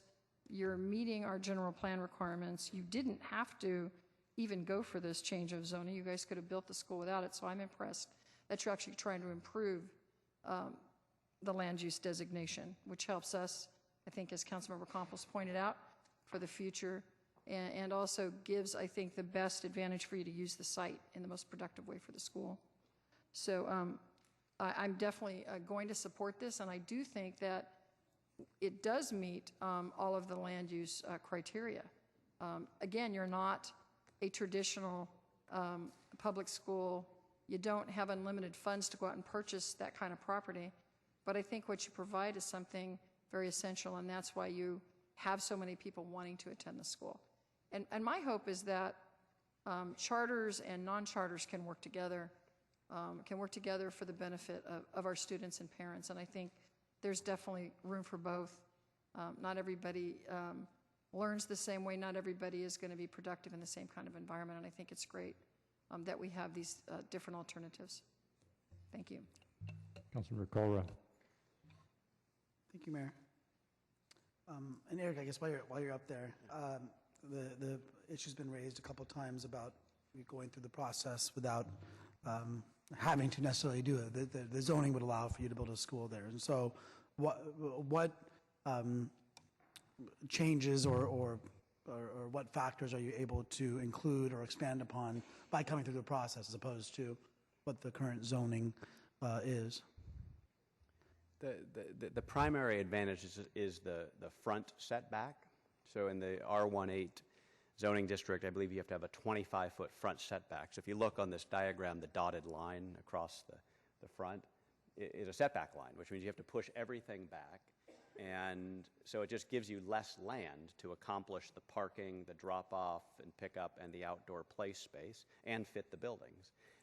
In addition, it's inconsistent with the goal of the city to get buildings closer to the street, make it more urban in character. So that's the main distinction as a setback. It's kind of like how Horace Mann comes right up to the sidewalk. We do have a landscape setback in the front, so it's not as urban as Horace Mann, but it's not suburban, and that's a design goal of the city's plan. But it's more about space. Eating up all that space as a front setback for landscape that's not usable for play area, not usable for drop-off and pickup, just doesn't make sense. And as opposed to the prior times that the ROCHA has been before us, each one has distinct issues. I mean, obviously the other one was a city land, and there's other issues that came about with it. In this case, is there could you have similarly gone through a process a rezoning type process, or gone through a land use process without having to come to the council, or because you want to change the setback you have to come to the council, or is this something that could have been done through the school district? No, to adjust the setbacks, we had to rezone, and the rezone has to come to the city council. I understand the rezone has to come to the city council, but in the prior examples, there are land use decisions that, if done through the district, preempt the city. Is this not one of those examples? Or is this an example where that wouldn't be the case, that wouldn't be possible for you to have gone through the school district?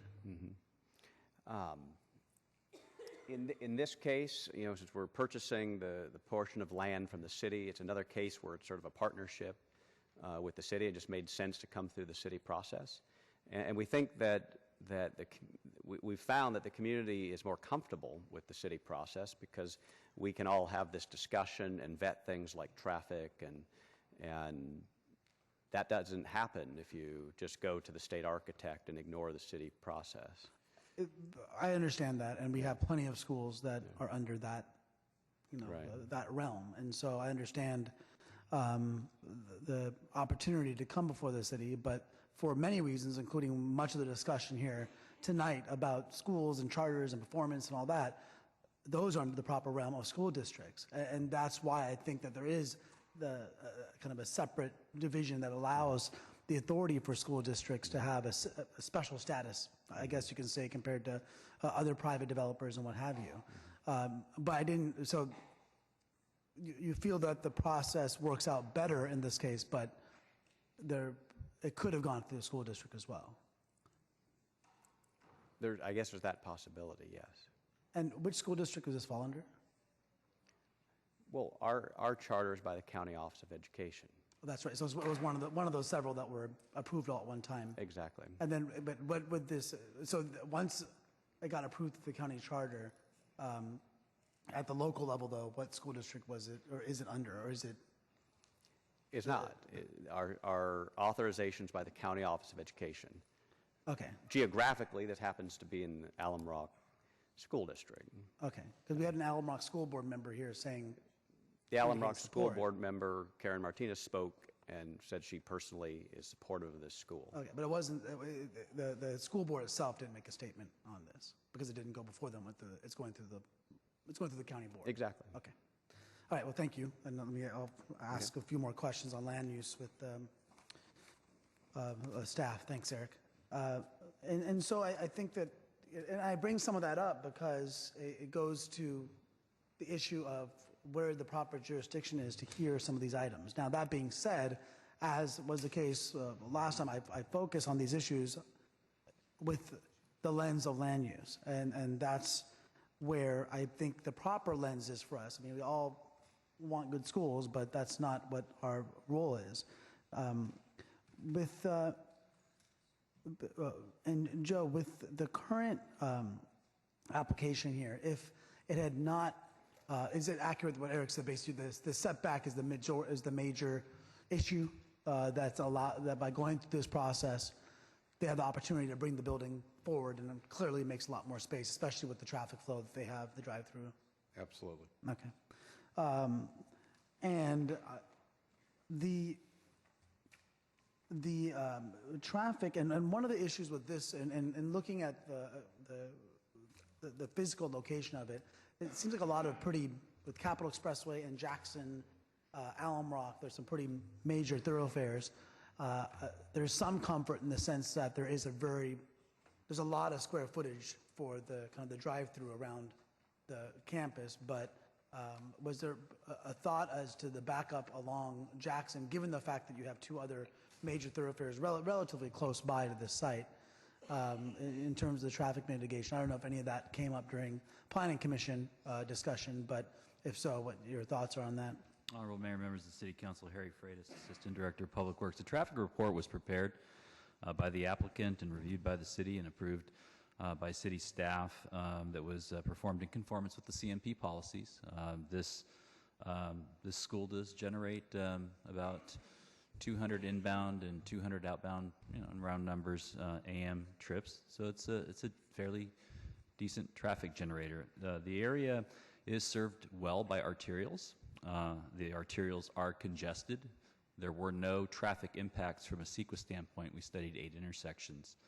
We did find, however, that there are left turn pocket queues right now that are exceeding their left turn pocket lengths. In some cases, and we looked particularly at 3 intersections, Jackson and Alum Rock, Jackson and Capitol / San Antonio, Jackson and McKee. At those intersections right now, particularly at Jackson and Alum Rock, traffic is so congested that it is blocking some through movements, so there is a peak hour congestion issue, and this project is adding traffic to those intersections. The area is pretty congested in the morning. The extension of those left turn pockets have other desirable consequences. Those extensions or exceedance of those queues are not considered to be CEQA impacts. The school exhibits a very highly concentrated peak hour. If you're familiar with traffic around elementary schools, instead of generating traffic for an hour, roughly, as we go to work in the morning, their peak traffic is really for about a 15-minute period, sometimes explained as a half an hour, but really 15 minutes probably in and 15 minutes out. So, the staff has reviewed the traffic report and approved the traffic report, and there's no CEQA impacts, and there's no mitigation, nor are there any off-site constructions recommended from a traffic standpoint. Yeah, I live around the corner from Hayes Elementary, where I actually went to elementary school a long time ago, and there's traffic stacking and what have you that occurs there, but that's in the middle of a residential neighborhood, so I'm just trying to picture that same kind of influx of traffic happening on an already busy street and near busy intersections. So I'm just trying to picture how that will work out, even though you're right.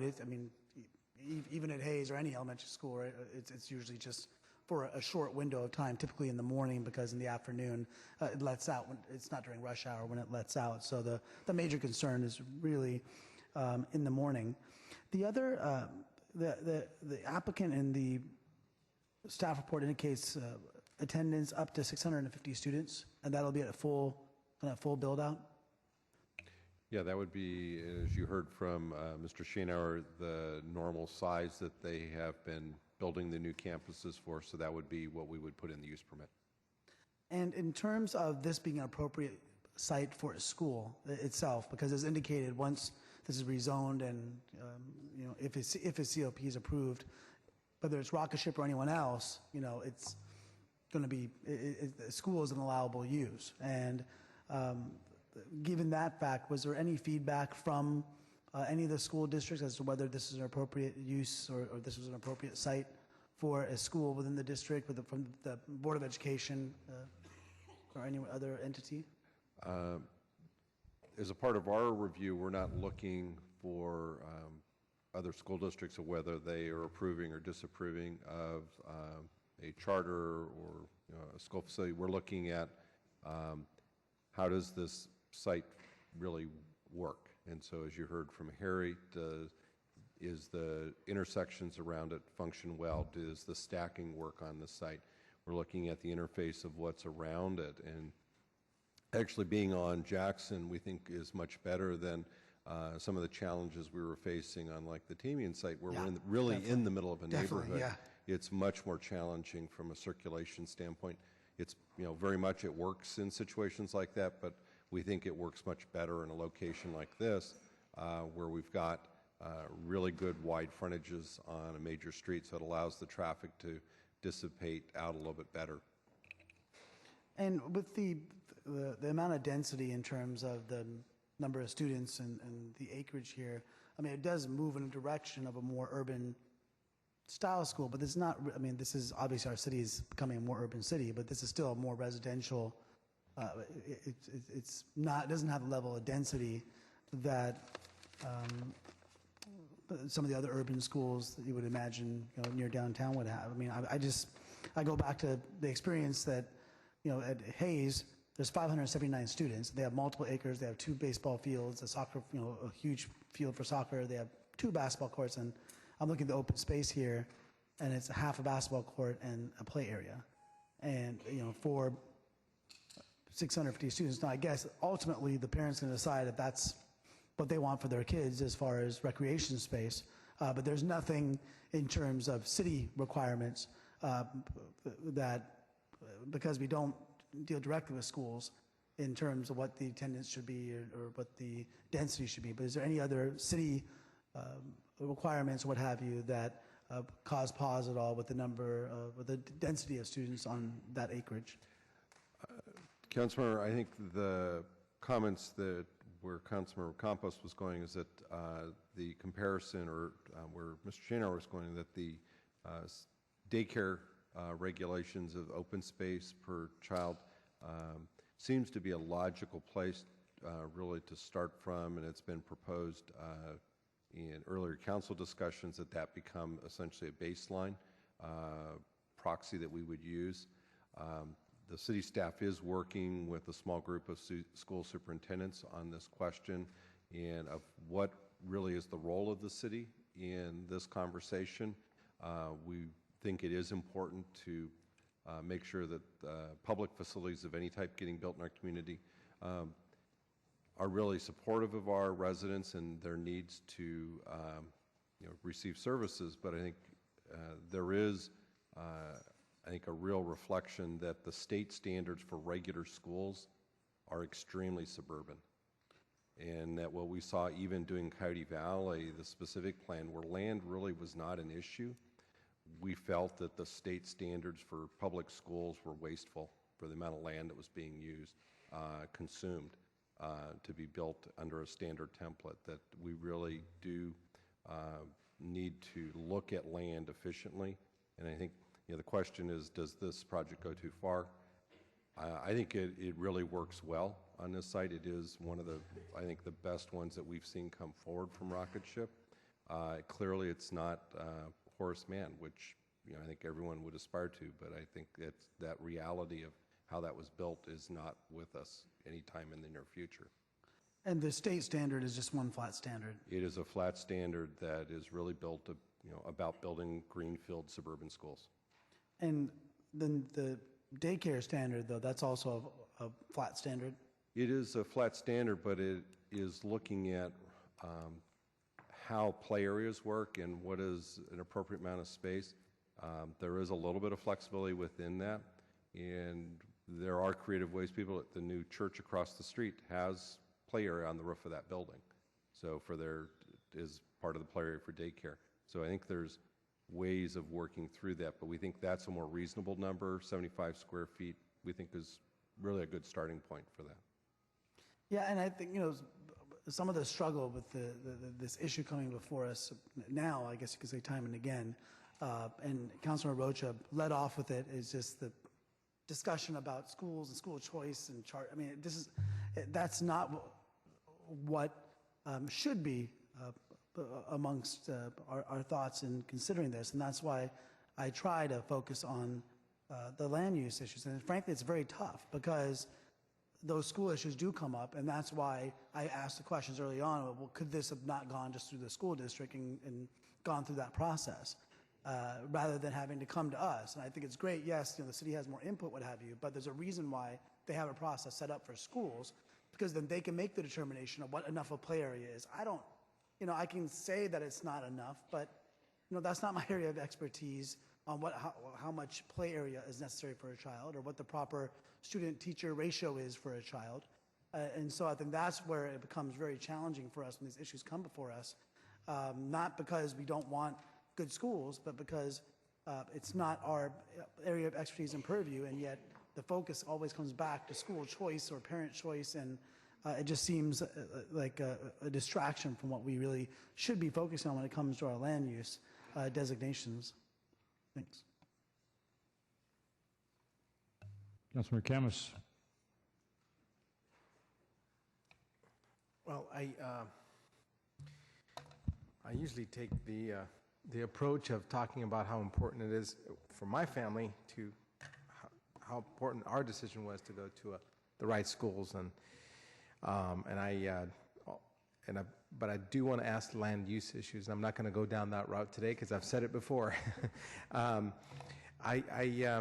wondering what's happening with the land right now. What is it? I know it's basically an abandoned building, and what is it? Anybody else looking at it? Is there any other possibility of anything else happening there?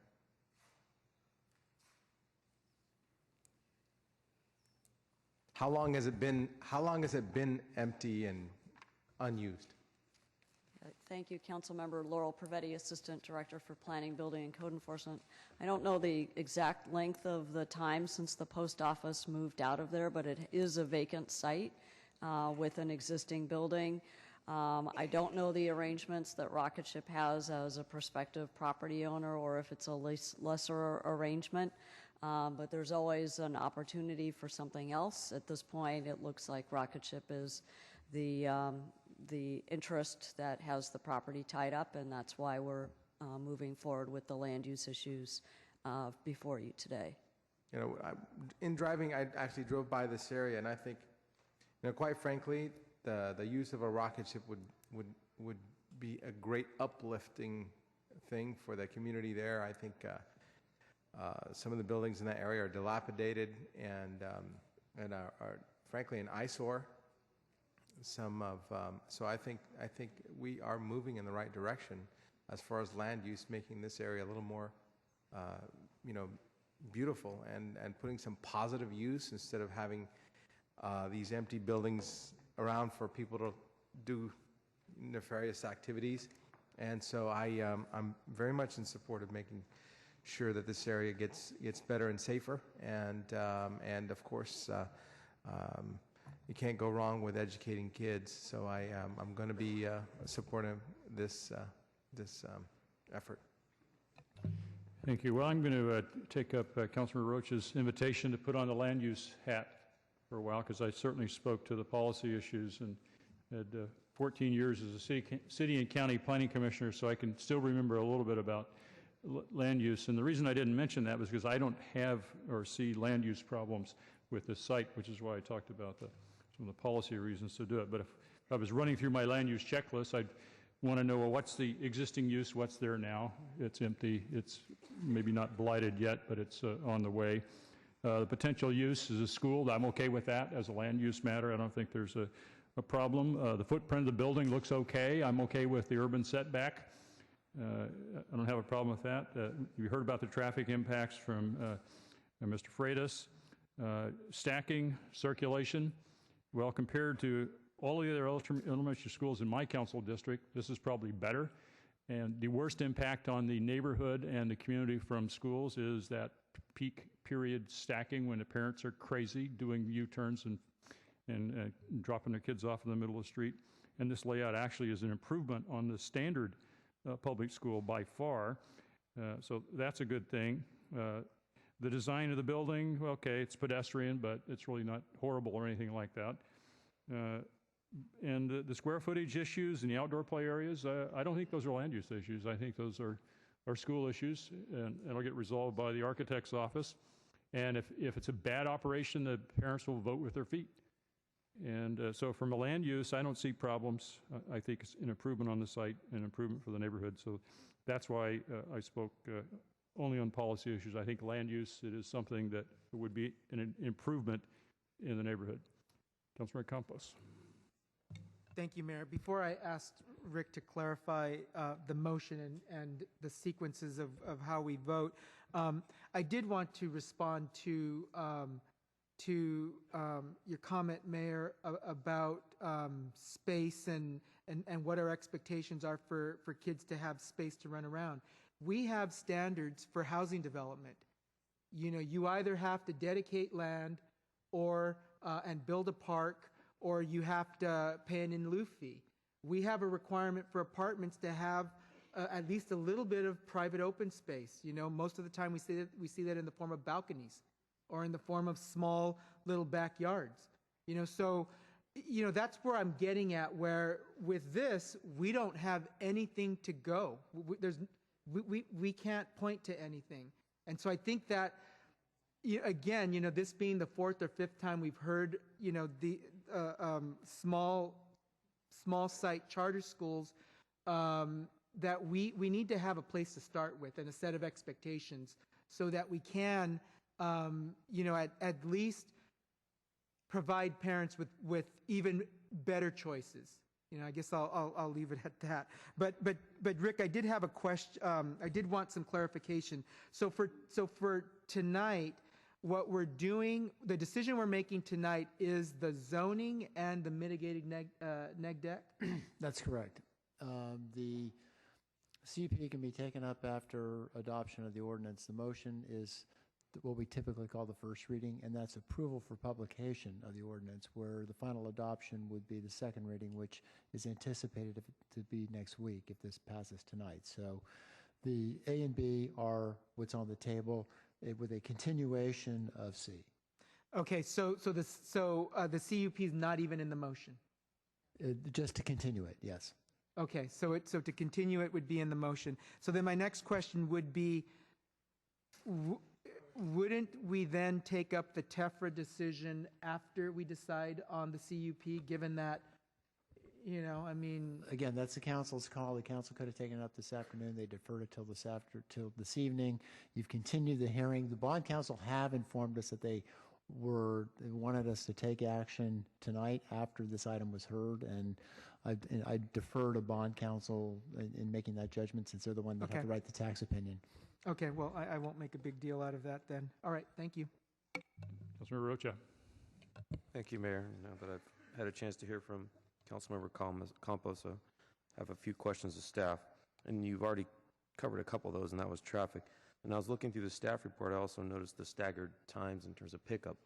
And forgive me if I missed it, maybe in the conversation or in the staff report.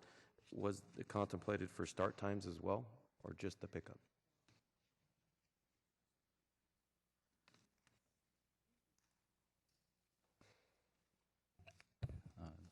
Mayor and members of the City Council, I'm going to have to either look through my traffic report a little bit here or ask Mr. Shanehour to answer that question. I think he understands the operation of the school a little better than I do. Let's have Mr. Shanehour come back down then. So the reference that I saw was on page 6 of 8 in the staff report, where it has parking and site circulation. There's an afternoon pickup table there. And again, I only saw the afternoon reference. Right, so the afternoon is by design, a staggered release by grade. In the morning, we serve breakfast to students, and so instead of fixed arrival times, we have a larger window. So the campus opens at 7, and school starts at 8. And because of breakfast being served, some kids eat breakfast, some don't. They come at a broader range of time. Okay. But it's not, you have to come at 7, you have to come at 7:15, and so on. And the traffic analysis then contemplates that? Yes. Okay.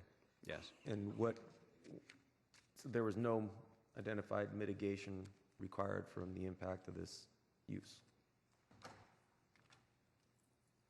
mean, we're not doing any infrastructure? No, there were no impacts. We studied 8 signalized intersections, and the analysis was performed in conformance with all of our local traffic policies, and there were no CEQA, level of service impacts. We also looked at the on-site circulation, and as it's been testified before, the on-site circulation is pretty efficient, particularly even in compared to some other charter schools and a lot of public schools, particularly the older ones. We also looked at some major signalized intersections in the area and analyzed the left turn pockets. We did find some increase in queues at that location. Really not good options for constructing our way out of that. So we did not recommend that Rocket Ship do any off-site improvements. There weren't good, feasible solutions to those problems. And in a lot of cases, those problems are already existing. Okay.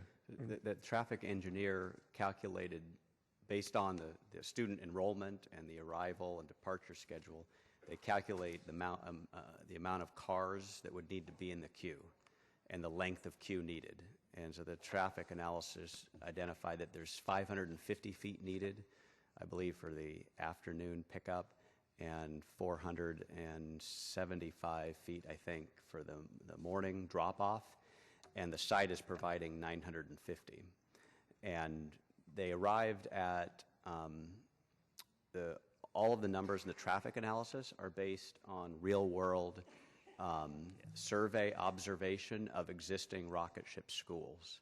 So they didn't just pick the generic number out of the National Traffic Engineers book, or whatever it's called, which would actually have understated the traffic.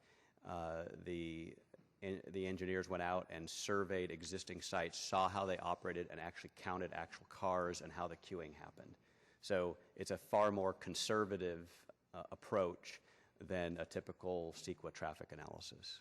And how many cars can stack? Forgive me for not finding that again. I saw it. How many can stack on site? Nine. Well, It's 25 feet. The number of cars, I don't remember. Yeah, the assumption is 25 feet. Is a typical car is somewhere between 16 and 22 feet, not counting trucks, and you usually calculate 25 feet per car in a stacking queue. So if we divide 950 was 900 feet. Okay. Yeah, let's see, 360 plus another 362. I did my math right. 362 cars? No, 4 times 9 is 36 plus 2, 38 cars. Sorry. Okay, thank you. He's the engineer. I got it wrong by a factor of 10, excuse me. 38 cars. You carried a decimal point there. There we go. Okay, and then I think it's a great, as I pointed out earlier, I think this is a much better model, especially in the staggered. We saw this on Harker as well, and I think it was a great solution to mitigate some of the issues, even though it's a major arterial. So thank you, folks, for doing that. The question I had about potential, no, I think it's more for staff. Thanks, Eric. The potential for people to park across the street regardless of this good design, was it contemplated to have a crosswalk? And I don't know that street across the way. Yeah, but there's an intersection, yeah. If people are parking at the market across the street, I mean, there's a street there with no crosswalk and you've got an intersection. Is that an opportunity for us to look at maybe a potential crosswalk or something we can revisit after the fact if we do have any impact from parents parking across the street? Yeah, I think, obviously, we don't think that would be an ideal situation. I mean, those types of things occur in many neighborhoods, including the neighborhoods that I'm familiar with parents parking across the street and walking their kids across. Even in the public schools, the schools periodically send out bulletins recommending that the parents use the appropriate drop-off. We would expect Rocket Ship to do the same. If it became a problem, certainly our Department of Transportation would analyze the problem. I think putting in a crosswalk in advance of that occurring would almost be counterproductive at this point, in my opinion. So what's our leverage then after the fact if we're getting complaints or there's an incident? I'm assuming that Rocket Ship would be interested in a crosswalk at that point if folks are not really listening, but maybe just on a traffic sense, we wouldn't be doing it no matter what, given the proximity to the other intersection. That's right. In fact, this permit has a draft condition that would prohibit mid-block crossings, and there's a requirement that the permittee would have to educate parents and children and set out periodic reminders to the parents not to block crosswalks with their cars and driveways, not to make unsafe U-turns, and not to drop off students in the street or to cross mid-block. So we anticipated that concern and built it into the draft permit. So whether it's Rocket Ship or some other school, they would all need to comply with that condition. Okay, thank you. I had one last question for planning staff, and I'm going to call you out a little bit here, Joe. I don't want you to move off into the sunset so easily. But you made a statement that the best plan so far. And I made a comment earlier about some of my concern that I think the previous proposals didn't have the scrutiny that I would have expected from planning staff, and really some strong statements about the site maybe not being conducive, the impacts of traffic on the surrounding neighborhoods. And really that statement to me just kind of reinforces the fact that I felt that the last few weren't as good. And I appreciate that there's always one better than the other, but going forward, this leads me to the question, and Councilmember Campos has brought up the issue a couple of times. How far along are we in the conversations with the County Office of Education in terms of coming up with just some basic guidelines around school sites? So we've had our initial meeting with the County Office of Education, the superintendent, as well as I think 2 other districts participated in that conversation. So we are kind of setting the foundation for that larger conversation with all the districts. We've also started talking with some of the architects who do the majority of the new school construction for the schools to talk about these kinds of issues also. So we're kind of approaching from a couple different angles. It is something that, you know, is a 2014 project, I think, to come back to the council with how to proceed with that. We've got some more meetings to do with the district staff, the different school districts, on how to pursue, you know, the next steps with it. And I don't know that we have that date set yet. When we had our last conversation about 3 weeks ago, we didn't set the next meeting. So it's one that Norberto Duenas is helping orchestrate all that through his relationship with the school districts and the working groups. Okay, thank you. But I'm going to concur with Councilmember Campos that given the pace that we're seeing with some of these, I mean, this has got to be an important issue for us to try and get in front of, and I don't feel I know we're not in front of, but again, not knowing the pace that you're at, that's why I'm asking the question. Yeah. We're recognizing the urgency potentially here, because going through these items, well, tonight's not as acrimonious as past ones, probably because of me, but I think we really should probably try and accelerate this as much as we can. I think these meetings will go a lot better. I mentioned a little bit earlier some of the comments from my colleagues that troubled me a little bit, and I appreciate the mayor kind of clarifying where he started and what he's already done in his head. And, you know, but pointing to the fact that we have a school board member here in support as compelling, I'll remind my colleagues that the last meeting we had a school board member here in opposition that spoke, and I would hope that that was just as compelling. So I appreciate everybody who comes out here and talks about this issue. Education is extremely important to me, and it's pretty clear that it's important to everybody here. And I really, really want to encourage my colleagues to look at these items as closely as we can and make sure that we're keeping in mind the student. And that's the priority for me as I approach this issue. I will be supporting the recommendation tonight. Thank you. Mr. Oliverio. Thank you, Mayor Reed. Heard a variety of topics tonight and appreciate everyone's comments on the issues. I've also heard the terminology of creative and land efficiency, and I'd also like to throw in something maybe revenue positive for the city of San Jose. 3 blocks away from this site that's proposed tonight, there's a larger piece of land upon which sits a secure, large facility that contains classrooms, offices, a theater that seats 500 people, a courtyard that has 1,000, a gallery, a green room, a pavilion that seats 500, adjacent land for expansion, a parking lot that already exists, that sits on bus line, and it's also adjacent to a school, and with the school board trustee from Alum Rock, I imagine that a joint use of the fields would be able to be managed, especially with the staggered schedule that's been talked about. I'd certainly be open for, you know, a 10-year lease at least on the facility, and my guess is this option would allow this school to open faster because you wouldn't have to build anything. And this would be something that's currently a drain on the general fund, but could be available for this school, and I've talked about it before, and that'd be the Mexican Heritage Plaza. So I'm going to use my vote tonight to, you know, try to make this a better revenue potential for the city on not having to subsidize that, but at the same time provide a facility that's very close, it's already built, and it's already has many of the accoutrements that would be an excellent school. And that'll be my stance this evening.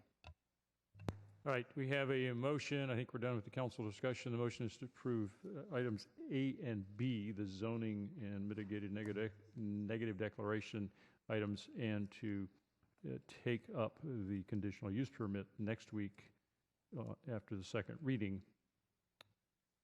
So that is the motion. On that motion, all in favor? Opposed? I count 1, 2, opposed. That's Oliverio and Campos opposed. Motion carries. So we will consider the conditional use permit next week after the second reading of the ordinance. Assuming that the second reading is approved, we deal with the conditional use permit then. And we now need to take up the continuation of the hearing from item 4.1, which was a TEFRA hearing and consideration of approval of conduit financing. We already approved C.C. Poitier Academy, Brilliant Minds Elementary. We still need to finish the hearing on R.S. Jackson Avenue School. I have no requests to speak as far as I know. We have a motion to approve. Anybody wanted to speak on the TEFRA hearing that didn't manage to get here this afternoon? None? Okay. We have a motion to approve. On the motion, all in favor? Opposed? One opposed. Councilmember Oliverio. Motion carries. So, we're practically done. All we have to do is take up medical marijuana. Mayor? Councilmember Campos. Before we move on to the next item, I want to be consistent with, again, I was struggling with this, but I think it is the proper land use decision, so I'm going to change my vote to a yes vote on the rezoning to commercial pedestrian and the mitigated neg deck, and then I'll deal with the other issue next week. Thank you. Okay with the clerk, city attorney, we're okay after that means one vote against, Councilor Oliverio. Okay. Moving on then to item 8.1, actions related to medical marijuana establishments, which we said we would not hear before 8 o'clock. We certainly managed to get past 8 o'clock. We will have a staff presentation, council discussion. I have a bunch of people. Everybody left in the room wants to speak, apparently. So again, we'll be limiting testimony to 1 minute when we get to the public testimony portion, but we will start with a staff presentation. You all may remember we've done this before, and we've been learning as we go, and so this is the latest attempt to try to do something, and we'll let staff bring us up to speed with all the things that have happened since we last took this up. And with that, I think maybe Angelique, or who's going to, Angelique Gaeta's going to take it. Thank you. Good evening. Honorable Mayor and City Council members, Angelique Gaeta, Assistant to the City Manager. We're here this evening to revisit the issue of medical marijuana establishments operating in the City of San Jose. As you know, and as the Mayor indicated, we've been discussing how to approach this issue for quite some time. My goal this evening is to try and help the Council with its discussion around the administration's recommendations outlined in our memorandum of November 18, 2013. As stated in that memorandum, all dispensaries operating in the city are currently illegal. However, due to limited resources of the city, the Council directed the administration to focus its enforcement efforts on those dispensaries which are creating a public nuisance, failing to pay taxes, or operating in violation of state law by locating too close to public schools. On September 10th, as part of its priority setting session, the Council directed the administration to explore expanding those priorities to address the continuing concerns coming from the community, most importantly, concerns surrounding the use of marijuana by our youth. Our recommendations attempt to address these concerns, and they are as follows. To expand the priority enforcement areas to address medical marijuana establishments located within 1,000 feet of public and private schools, child daycare centers, churches with child daycare centers, community recreation centers, parks, libraries, and other medical marijuana establishments, within 500 feet from substance abuse rehabilitation centers, and within 150 feet from residential uses. Once we hear from the Council regarding the expansion of the enforcement priorities, we also request that you direct us to either return to you with an express ban on all dispensaries operating in the city, or, alternatively, to return with a robust regulatory program that will protect the public's health, safety, and welfare and not interfere with the federal government's priorities for enforcing the Controlled Substances Act.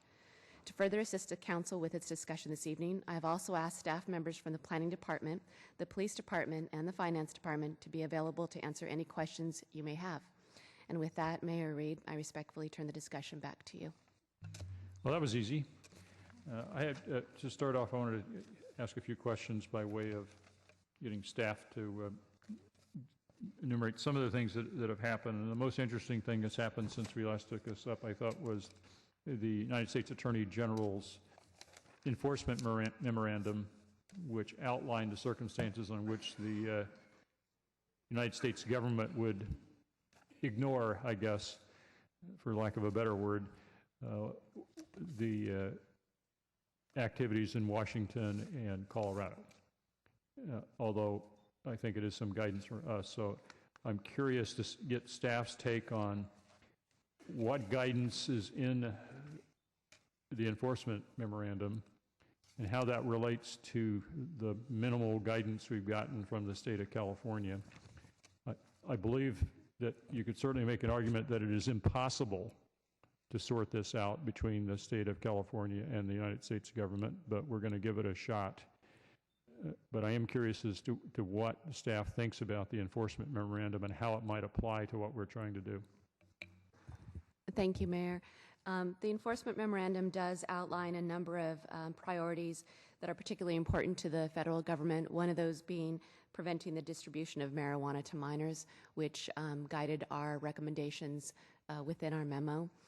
One of the other things that the memo does discuss is in the event that municipalities or states allow marijuana use for medicinal purposes, the government is more inclined to not focus its enforcement efforts in those jurisdictions, provided that they contain robust regulations that look to responsibility, tracking of the marijuana, and also tracking of the financing coming through the dispensaries. And those would be the things that would guide our discussions with regard to regulations if that is the direction we receive from council today. I think the other thing that's going on that you didn't comment on in your report too much was the potential for state ballot initiatives. As I understand it, there is one ballot initiative that has already received title and summary, is in the circulation signature gathering phase, and there are two more that have been filed for title and summary. So theoretically, if we come back in 3 months, which is, I think, Councilor Rocha's recommendation, we may be at a point where we'll know what's happening at the state level and whether or not we're going to have a ballot measure on in 14. Now, we've been waiting for the state to do something for years now. When we first got started on this, we thought we would get something from the state. We waited for the California Supreme Court for guidance, and basically they just said, we have the power to do what we need to do in terms of land use authority and regulatory authority without giving us much in the way of guidance. So I'm not sure I want to hold off just because we might get some sort of regulation from the state. But if we bring it back in 3 months, hopefully we'll be in a position where we can make at least an informed judgment of whether or not we think we have to hold off because the state's about to do something. So the fact they filed for title and summary doesn't mean anything until they collect the signatures, I guess. And I would also point out, Mayor, that we've been at this over 3 years, I think, and you may remember there was a proposition that went to the ballot initiative that we were waiting for because it was great anticipation, and some of the polls indicated it was going to pass, and it didn't pass. And then that was before the Supreme Court had yet to rule, and other things were coming down. So this is a lot of the waiting game. There have been bills proposed at the state legislature, some that had strong chance of passing or being signed by the governor that didn't get that far. And so a lot of this is a waiting game. At the end of the day, I think we've all said the state needs to deal with this and give us some clearer guidance. And in a perfect world, the federal government would, Congress would.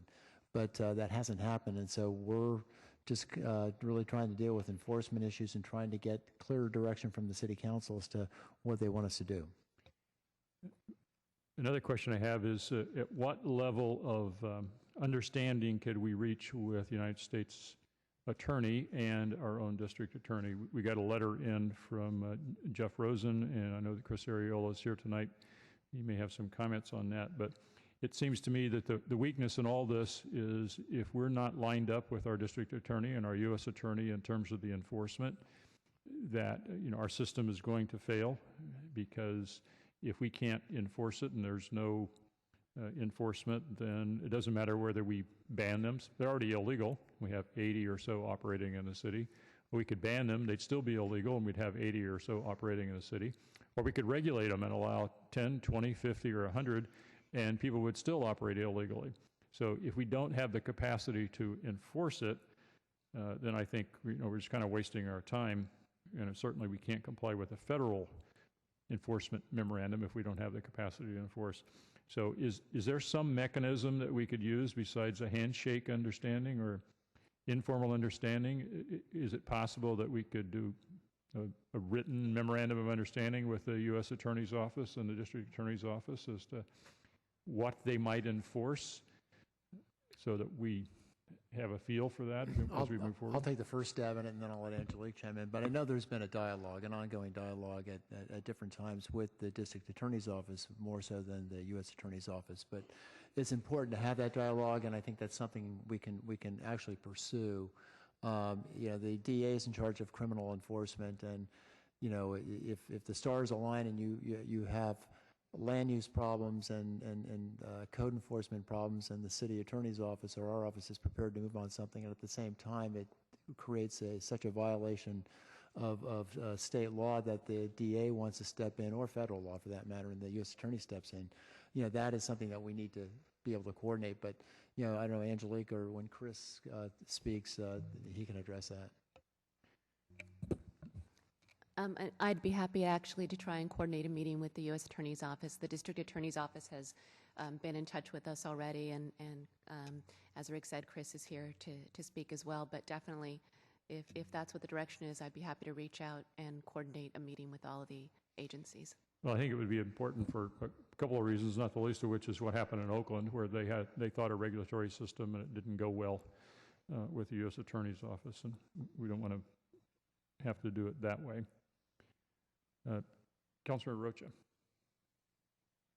Thank you, Mayor. Just a question on process at this point. Did you have an interest in motion now, or did you want to hear from the community? I think I'd like to get a motion on the floor so that people know what it is we're thinking about doing, so they can maybe direct their testimony in one direction or the other. Okay, then I'll start with the motion, and then your suggestion is to move to public input prior to council discussion, or are we going to go through us first? Because this conversation with us could also take an hour and a half, given our past history on this matter. It is. I think I'd like to get a motion on the floor and then take the public testimony, and then us. Great. Thank you very much, Mayor. And I'd also like to hear from the District Attorney's Office. Chris Ariola is here. It'd be important as well as we discuss this item later. So I'd like to move the memo that I submitted, including the memorandum from the Mayor's Office. And I'd like to also maybe at some point as we move into the council discussion hear from some of my colleagues who have memos on this as well, to hear if there's some interest of theirs for friendly amendments. I'm not opposed to that whatsoever, but I'd like to explore those a little bit more. So with that, I'll leave it. All right, we have a motion based on the two memorandums with a second, and clearly we'll talk about this for a while before we get done. But Councilor Rocha. And if I may ask a clarification on your memo, at least initially, is your memo intended to be in addition to the direction that I provided, so they come back with looking at multiple alternatives, or does yours supersede mine and we're just looking at some of the recommendations that are in your memorandum? No, I think my intent was to tag onto your memorandum so that it does come back with the alternatives that you've requested. Thank you very much. Okay, let's get some public testimony here. I want to hear from Chris Ariola, I think, early on, but the one group of people that trumps the district attorney are the kids. So if there are any kids here who really should be home doing their homework or getting ready for school tomorrow, I'd like to take the kids first. And by that I mean a statutory definition of child, not some of you who think you're a child. So if you're under the age of 18, you get precedent over the district attorney's office.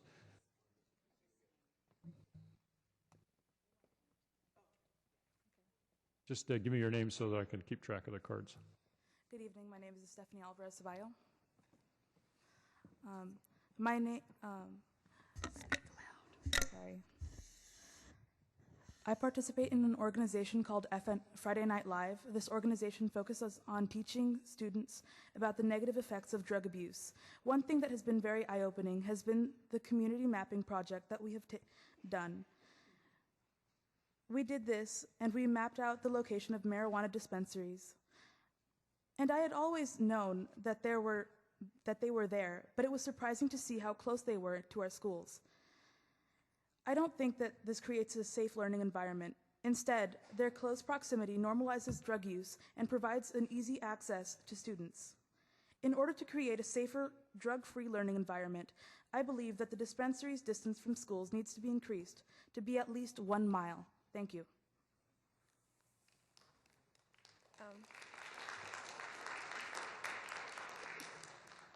Good evening. My name is Samra Jabrazetkin, and I'm also a member of Friday Night Live. I also believe that marijuana dispensaries need to be farther, at least 1 mile, away from school. Being a student, I don't think that having a marijuana dispensary so close to our schools is a good learning environment. It's not only about the distance, though. It's about perspectives as well. Having the dispensary so close to our schools encourages students that using marijuana is normal, and it shows that it's okay, which is wrong. Thank you.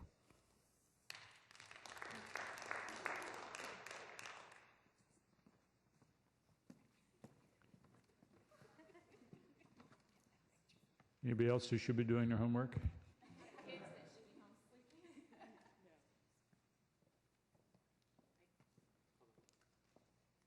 You look a little old to be under the age of 18. Oh, so, okay, so you're calling in a marker. All right, for the other kids. All right. That's okay, that counts. That's why I brought it, exactly. That counts. My name's Kelly Davis. I live in an area called Cambrian, and I am located very close to what is dubbed by the medical marijuana community the Green Mile, which means that within walking distance to my kids' school, which they're at a private school, but they could be at public schools in either direction, and they would walk past no less than 4 or 5 dispensaries on their way to school. I can think of 3 that they would have to walk past to take the safest route to school, which would be using the crosswalks at their current school, and if they went to the public school, they would pass 5 dispensaries. And these dispensaries all use advertising. We know the green crosses. My kids know about the advertising because I have chosen to be open about the issue. That's why they're here with me tonight. But it would, I don't think that every family wants to have to address why there are medical marijuana dispensaries, especially such a proliferation in our neighborhood. I think that our kids deserve a drug-free environment. I don't necessarily wish to, outlaw dispensaries entirely, but I think there need to be regulations around them so that our kids have a fighting chance at living in a drug-free environment. So I think. Thank you. Your time is up. Okay. Thank you. All right. With that, I want to turn then to Chris Ariola from the District Attorney's Office, who I'm not going to limit to 1 minute. I'm not going to say it's unlimited because you never tell a lawyer he's got unlimited time. But I do think we want to hear from the district attorney. And I appreciate that. Thank you. Chris Ariola. I'm the supervising deputy district in charge of the juvenile unit and the community prosecution unit here in San Jose. Forgive me, I have a cold. Can everybody hear me? Okay. And I'm here on behalf of Jeff Rosen, and we've seen a real deterioration in certain neighborhoods around pot clubs and areas around pot clubs. I don't know if any of you have ever walked into one of the 420 doctors' clinics. Everyone's smoking. Minors are getting prescriptions. Minors are coming into court with prescriptions. They're not supposed to have prescriptions. They come in with prescriptions with or without parental consent, sometimes with. And we're seeing the potency of the drug lead to more and more marijuana addictions, and it's really frightening. I really do think it's an abdication of our stewardship of the safety of the city to regulate tobacco, to regulate alcohol, to regulate gas stations, and we don't regulate pot clubs.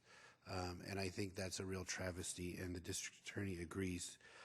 Worse, I think, is we have seen an increase in crime around these lightly regulated businesses, from weapons, from drugs, gangs getting involved. And worst of all is just the violent crime that comes when you have a large cash business that is not necessarily on the books. And we've had some very violent takeover robberies, car chases, people held at gunpoint for the money. And this is not something out of a movie or even a drug cartel, but a legitimate business in San Jose. And that's very disturbing. What we're also very worried about is the marketing to kids. And we've seen this every time there's a vice. Hook them early and they'll stay on. And it's the truth, because the adolescent mind is more susceptible to addiction, to formation with substance abuse, and there's nothing worse than becoming addicted at age 16 or earlier. We've seen vapor pens, which are not illegal. You put a little liquid marijuana, which you can walk in and get with your prescription and smoke it at school, and you can't smell it at all. Cookies, brownies, whatever you can buy, you can get. It's really, really devastating. So I did read several of the proposals. I think they all are very good. The district attorney is not taking a position on one particular plan. We think this one is good. We'd like to see it enacted sooner rather than later, because we don't know what's going to happen with the ballot initiative, with law. And what we need to do is give us an enforcement tool for now. As to your question about enforcement, with me tonight's Johnny Gogo, who is a community prosecutor for our office, and we're hoping possibly to add another one next year. And we would like to do more abatement actions with the city attorney and with the city manager's office through the code enforcement division. But also the county council has told us they would like to help us too, as their impact litigation units up. I think on a more practical scale, I've spoken to the district attorney, and we are willing to prosecute several of these misdemeanor cases for you in misdemeanor court at our expense.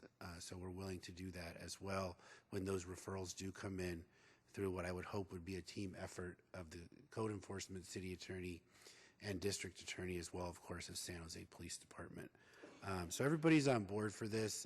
I think we were all a little confused given the state of the law. We didn't know what exactly we should be enforcing or not, and that led to a bit of disarray, a bit of old Wild West, which is really no fun, and we need to grab a hold of it and regulate it. So we encourage you to try and make a decision sooner rather than later, the 30 instead of 90 if possible. And I've spoken to Ms. Gaeta numerous times, and I think she's got a very good handle on the situation. So to sum up, we're in favor of the regulations, we're willing to help, and we're willing to offer resources to help you. Thank you. Question, Mr. Mayor? Yes, Councilor Oliverio. Thank you for that, District Attorney. Does the District Attorney's Office prosecute doctors whether they're writing a recommendation or prescription that's not warranted?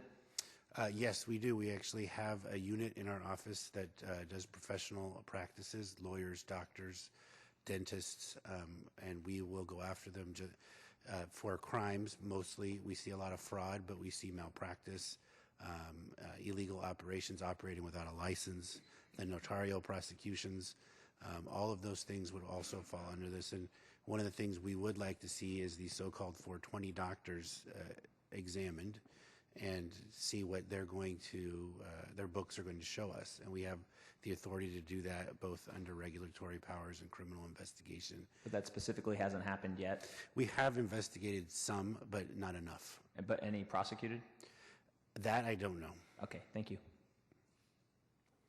Any other questions? Let's take those up for Chris while he's at the desk. Councilor Chu. Chris, thank you very much for your willingness, and Jeff Rosen's willingness to help, but do you have to truly have the resources? The prosecuting those medical doctors. We do, yes. We have several. We have a fully funded unit that can prosecute the doctors. I think if you prosecute one doctor, the rest of them will get in line very quickly. And if they're listening to this, they will get, because we don't have to just prosecute them. We can go to the medical board and ask their license be suspended or revoked as well. And so there's a lot we can do. You have to have proof, and you have to spend the time to investigate, of course.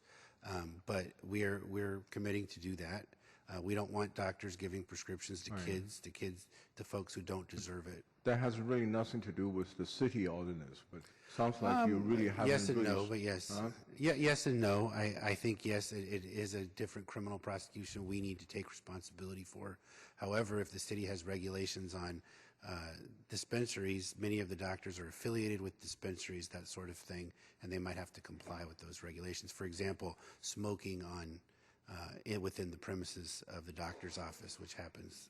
I've seen it. But the seen fact it that myself. they prescribe that card to a minor or to somebody who really don't need that medication, how does that tie to the city's ordinance, whether we regulate it or not? Well, that doesn't. But what they do on their premises, how many people they allow? Do you allow the doctor to dispense marijuana, or are they in this? Can they be in the same building as a dispensary? That sort of thing.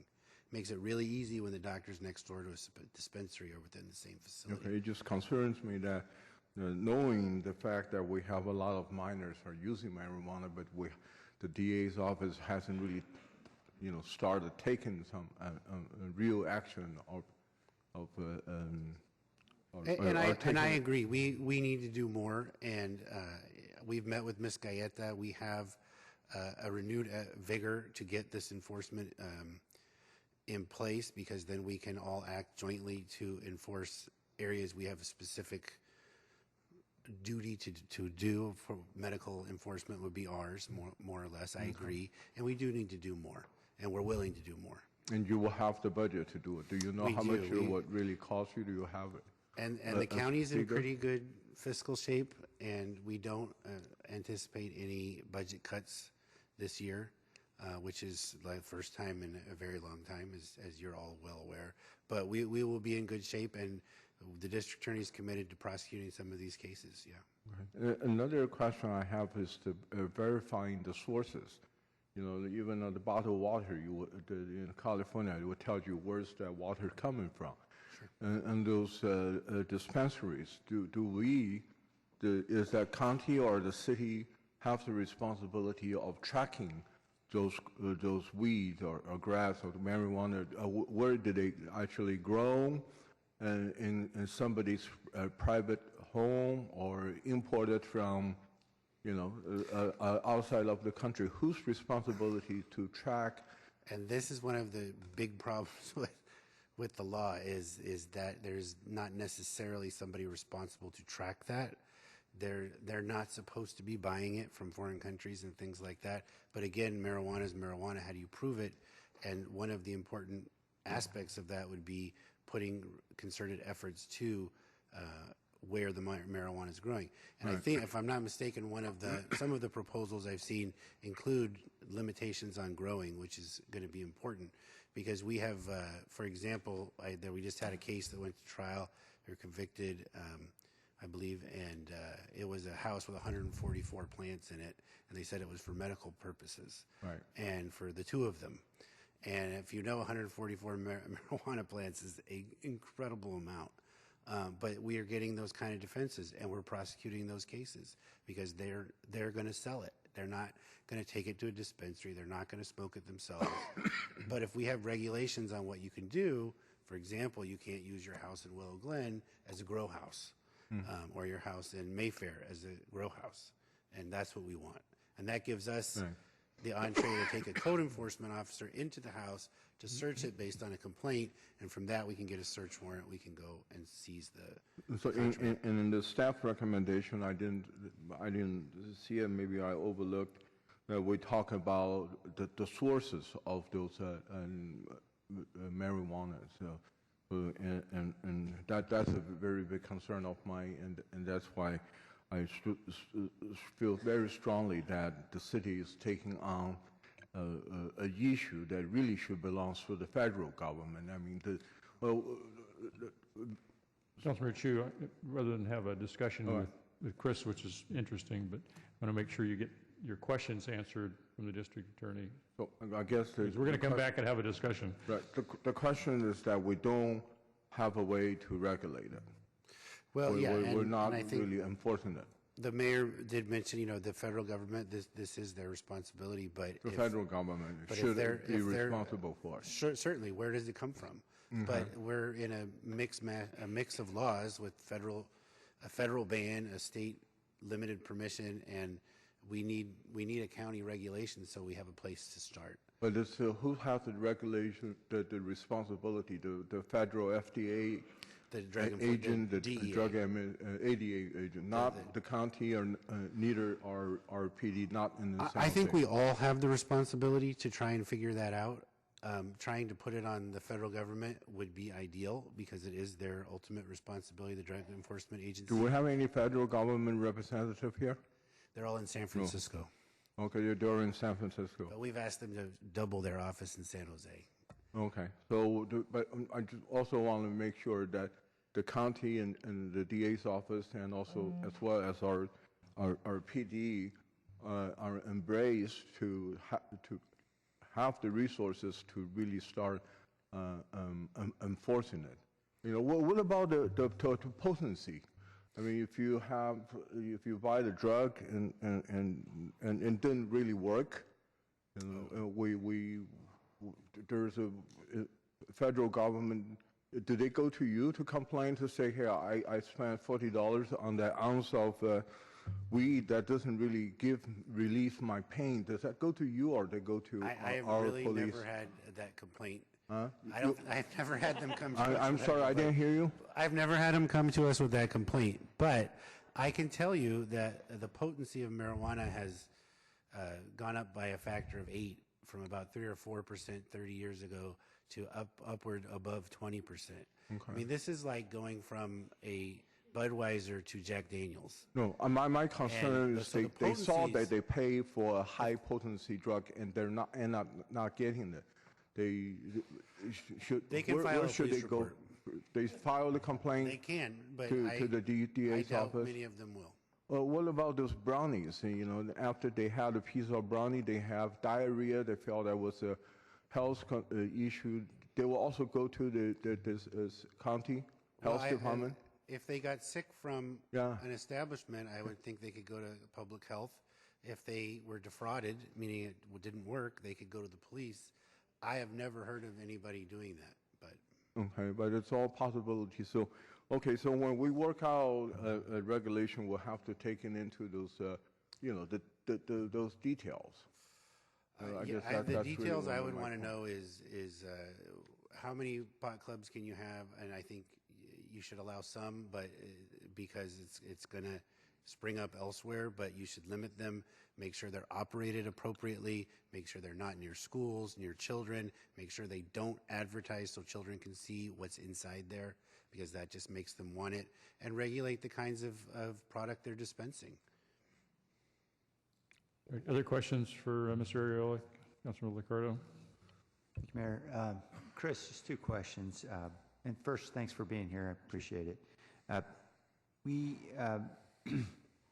understand we can pass an ordinance that could be enforceable as a misdemeanor. Is that right?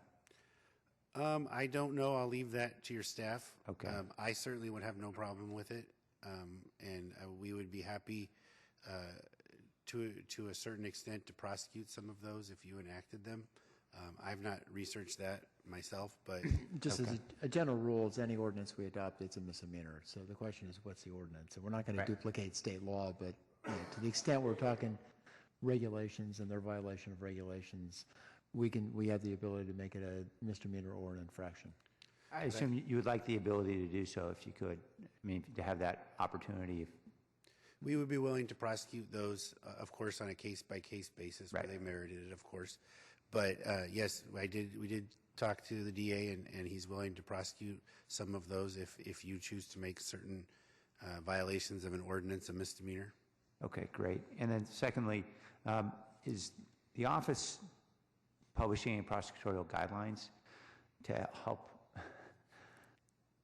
an operator know or us know who's likely to get prosecuted and who's not, because obviously from the outside, it's very difficult to understand whether we've got a good operator or a bad operator. And well, we're not going to publish guidelines and tie our hands, but I can tell you, if you did have an ordinance, that would be a very helpful guide to any operator or appropriate user, and we would respect that a great deal.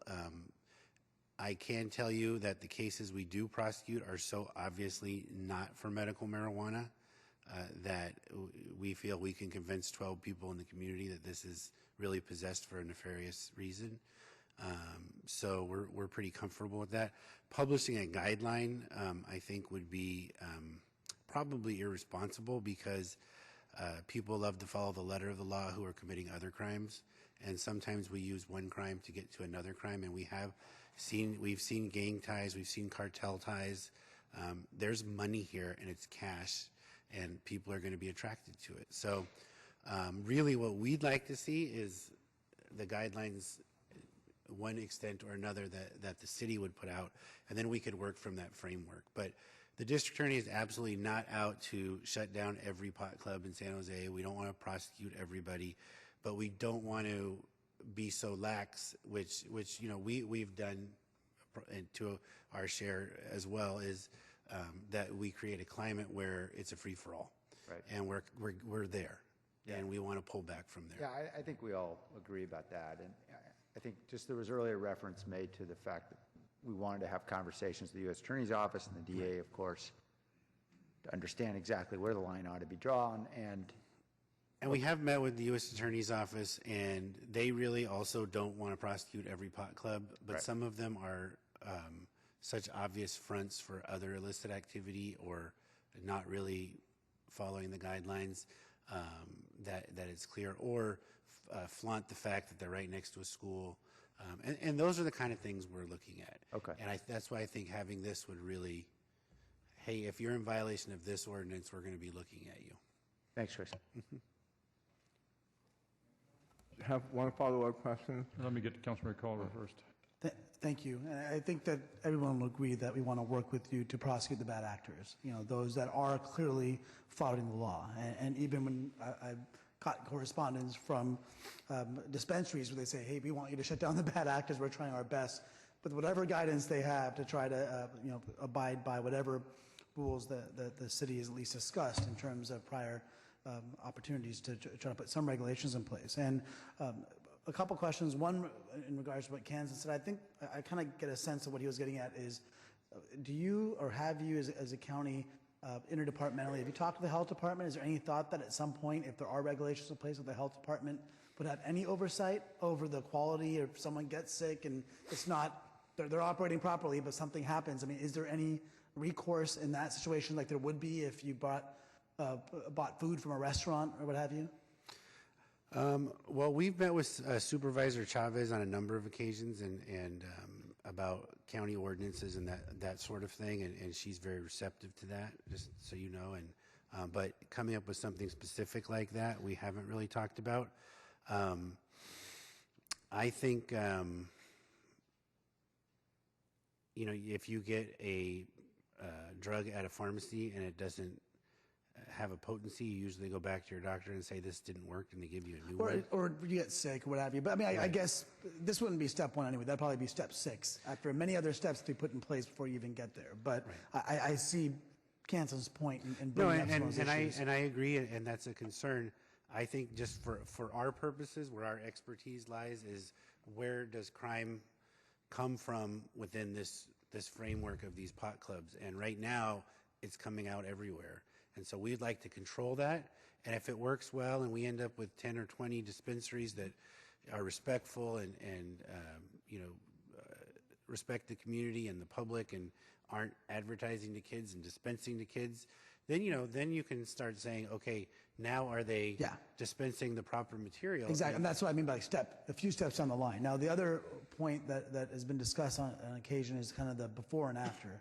The during, when someone's at a dispensary and they get cannabis, that's kind of the middle. The before is the doctor, and the after is once the patient or member has the marijuana. So the before, you've discussed a little bit in terms of going after some of the doctors.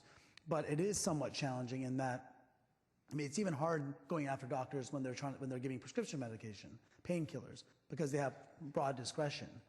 Given what the proposition that was passed by the voters, doctors have really broad discretion when it comes to prescribing marijuana. Right. Basically, it's just their opinion that it can help them with anything. And so then it comes down to the lowest hanging fruit is, well, are you giving it to minors? Are you, clearly flouting the law by just, having a prescription factory and just kind of just filling out forms? But beyond that, I imagine it's very difficult to prosecute doctors for prescribing marijuana. Absolutely. And what we're looking for is abuses, just prescriptions to minors. We're looking for the guy who talks to you for 2 minutes on the phone and says, okay, here you go, and there's no examination. We've got evidence of all that, but we're willing to commit resources to sending in undercover police officers to the doctors and making sure they're doing the bare minimum. And I bring that up because I make it very clear, it's very resource intensive to be able to prove that. It's not as simple as having someone on the street selling drugs to someone else and you got them. No. Yeah, and so I think that's going to be part of, and I think that KANSEN raised that point as well. Do you have the resources when you have folks? I mean, some cases are easy, or I've seen when I was in Venice Beach this last year, where you have people saying the doctor is in, you come on in. I mean, so there's cases like that where it's very clear, and then there are more difficult cases. And when the prescription comes to the dispensary, they can't distinguish between the two. All they have is a doctor's recommendation, and they can't. So it's not their job to second guess the doctor. And so I think it puts you as a DA's office in a challenging position because it's very resource intensive to go after the doctor. Absolutely. Very difficult to go after a dispensary for taking a legitimate recommendation from a doctor. And then the third part is once a member of a dispensary or a patient gets the cannabis and now they sell it. And so that's the kind of the after.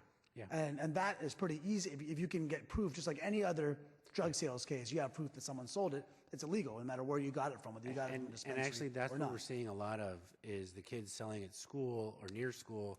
Where did you get this? Oh, I have a pot club card and I went to this pot club.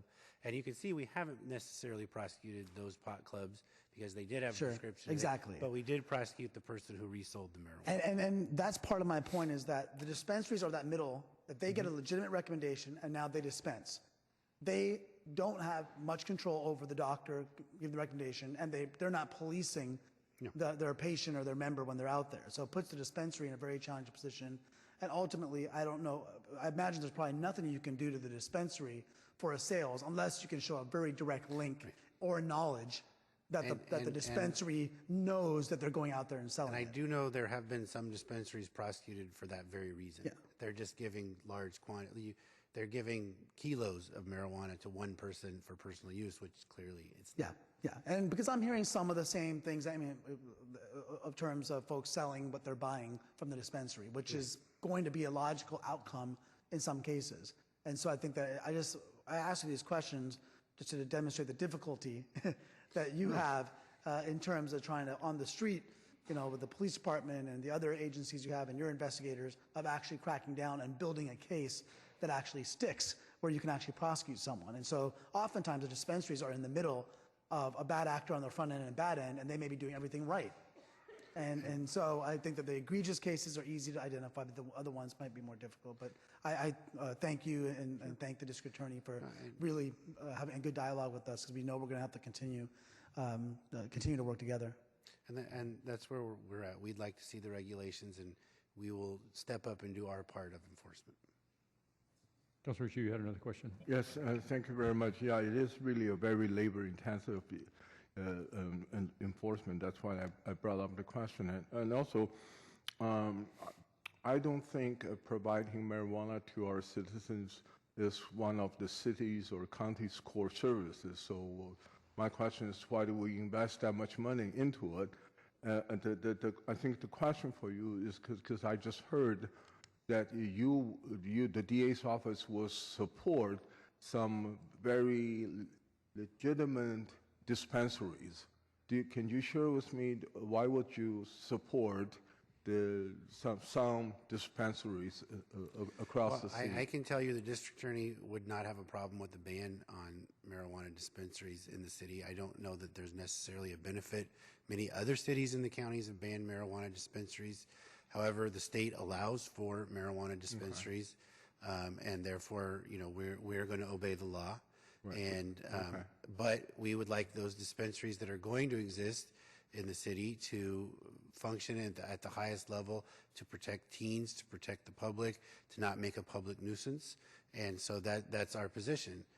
If there's going to be medical marijuana dispensaries in San Jose, which are allowed, you know, that's not our decision. And then we want them to run with the least impact on public safety. Great, thank you very much for the clarification, because I thought that you would support some legitimate dispensaries. And if that's what the city wants to do, we don't have a problem with that. Jeff Rosen has said he doesn't have a problem with that. If the city supports a ban, he feels that's a political process. But what our interest is protecting public safety and making sure they're regulated in a helpful manner.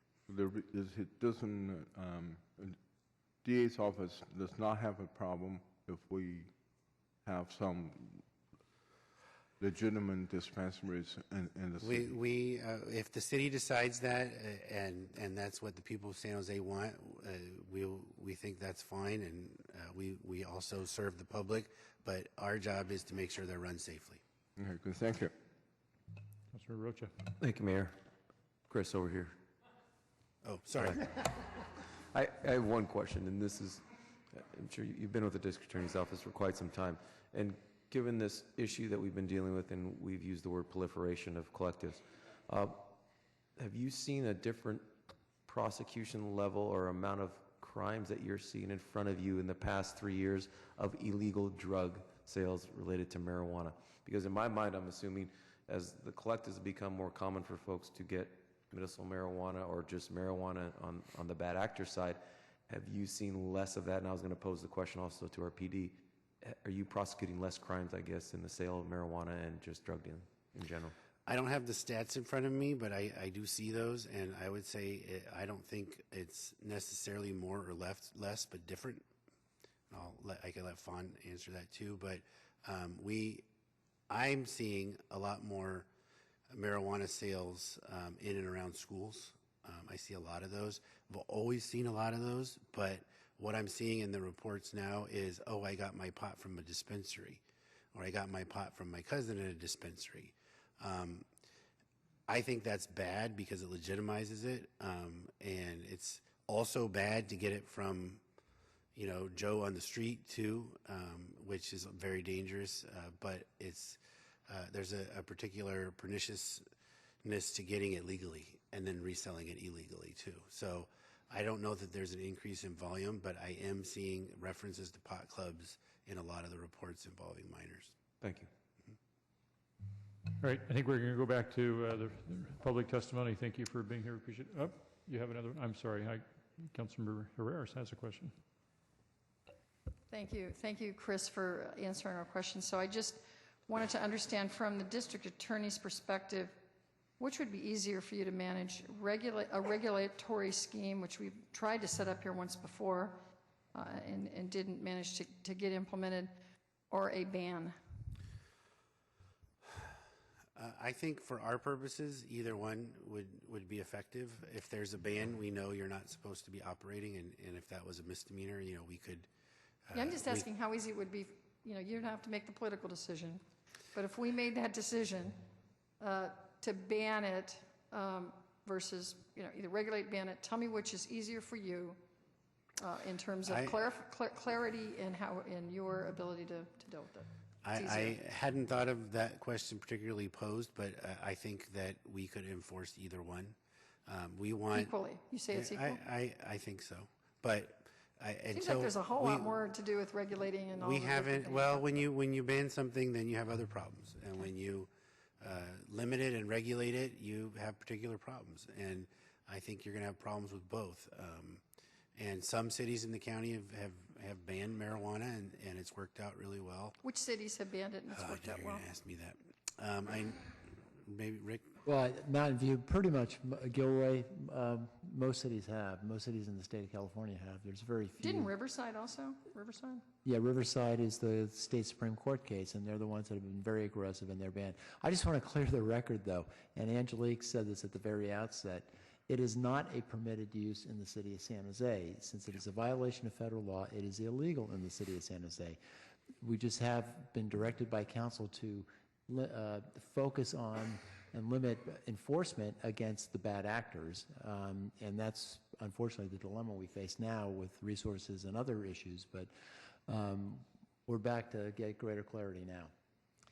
And we're not going to enforce federal law either. So, I mean, the U.S. Attorney has decided to limit her discretion on the enforcement of the ban to the bad actors, and that's what we're looking for too. I think it's clear we feel there are too many dispensaries in San Jose. There could be fewer, and they need to be run more responsibly. There are some run responsibly. There are many that are not, and having a regulation that requires them to be responsible with some enforcement teeth would be very helpful, and that could allow us to eliminate the other crimes that come with that type of operation. Thank you. I don't know if it's probably not expected for me to do this right now, but I want to make a substitute motion to ban marijuana dispensaries. They have staff come back in 30 days with a ban for marijuana dispensaries. Is there a second? All right, so we have a substitute motion for a ban. I think we're done asking questions for the moment anyway. I'm going to go back to taking public testimony. Please come on down when I call your name, so you're close to the microphone. David Coleman, Lori Coleman, Roxana Marachi.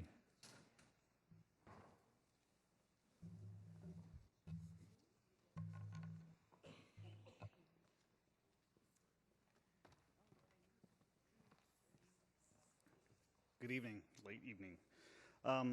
So my name's Dave Coleman. I've got a wife that's battling cancer. My mom died of cancer, and she used medical marijuana as a tool to mitigate the circumstances before she died. So I'm coming here not as somebody who's going to talk about the legalization, because I see the benefits.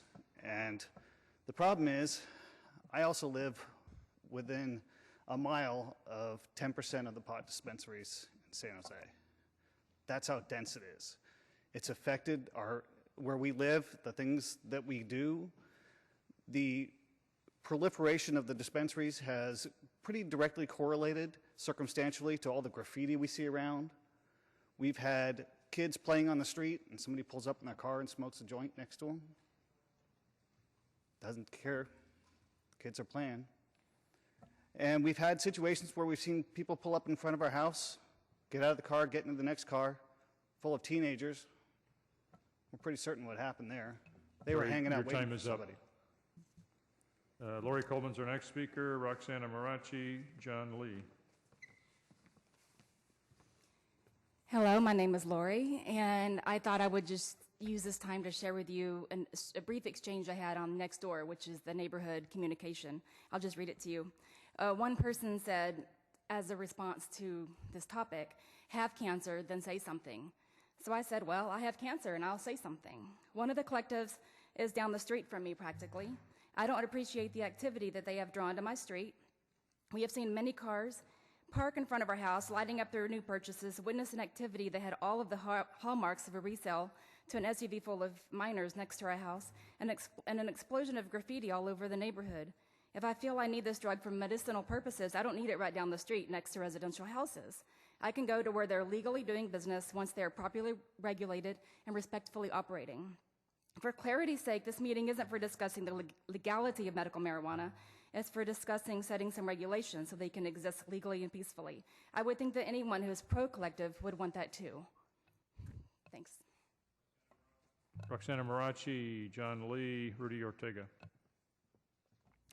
Good evening. My name is Roxana Marishi. I'm a professor of educational psychology, and I'm here as a representative of the CSAP project. This is a school engagement and suspension alternatives.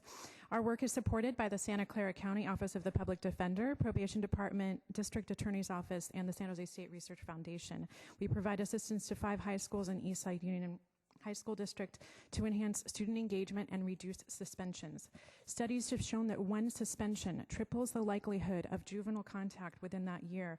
Research has also found that students who were suspended or expelled were at a higher risk of repeating a grade, coming in contact with the juvenile justice system, and dropping out of school. As my colleagues will report, our local schools have seen a 243% increase in drug-related suspensions that have coincided with the proliferation of local marijuana dispensaries. The increase has occurred alongside a 30% decrease in overall suspensions, indicating that an increasing proportion is due to these drug-related suspensions. Sorry, your time is up. John Lee, Rudy Ortega, Jonathan Hughes. Thank you. My name is John Lee. I'm the Director of Americans for Policy Reform, and I'm also a proponent for the Marijuana Control, Legalization, and Revenue Act that's been filed for 2014. I'm here to talk about just a couple things. There should be some more continued discussion with the community and groups like myself to create some proper regulation that might coincide with the legislation that will occur in 2014.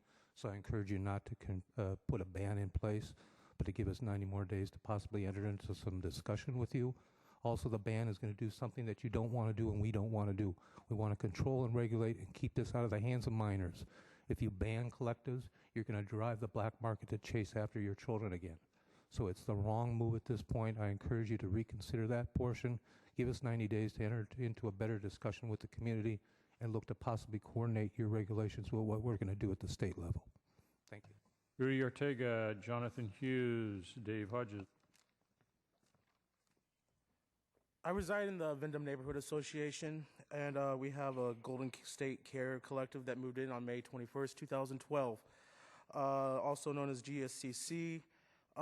Since then, when they moved into our neighborhood, since then they've moved into our neighborhood, it's been bombarded with excessive traffic, hundreds of drug transactions. I've witnessed probably about 30 myself. In many cases with to minors. I've seen minors buying these products from this establishment, loitering on the property, on our properties, fights, throwing and dumping chemicals onto the property and the dumpsters while cultivating massive amounts of marijuana plants. In addition, burglaries, loud parties, setting high explosive fireworks, smoking their product in, on, and around their club, threatening neighbors, animals becoming sick by consuming marijuana, edibles, and all happening next to 2 daycare centers. Since their eviction, our neighborhood has become the neighborhood it once was. They are now evicted from our neighborhood, and it is so quiet. Sorry. And it's thank Time you. is up. Jonathan Hughes, Dave Hodges, Matt Lucero. Good evening, Mayor and council members. My name is Jonathan Hughes. I represent the United Food and Commercial Workers, Local 5. We represent cannabis workers in the city of San Jose. Local 5 is here to recommend that you come up with reasonable regulations, one, that a business can operate just like any other business in the state of California. A ban is not going to have good effects for the entire community. You're preventing safe access, so please come back with the recommendation of a 90-day waiting period, open it up to public discussion, or we're going to have the same situation that we had just a few months ago. Thank you. Dave Hodges, Matt Lucero, Margarita Tran. Hi, my name is Dave Hodges. I'm the founder of one of the first collectives in San Jose and one of the proponents for the 2014 initiative, MCLR. I'm here to talk about the stuff happening in San Jose, and hopefully we can make some progress. I just wanted to remind everybody that we did pass the tax measure with 78% of the vote. So the people in San Jose want marijuana. It's not a matter of if we ban it, what will happen. We know what will happen. You tried to do it with the last initiative or ordinance that you put forward.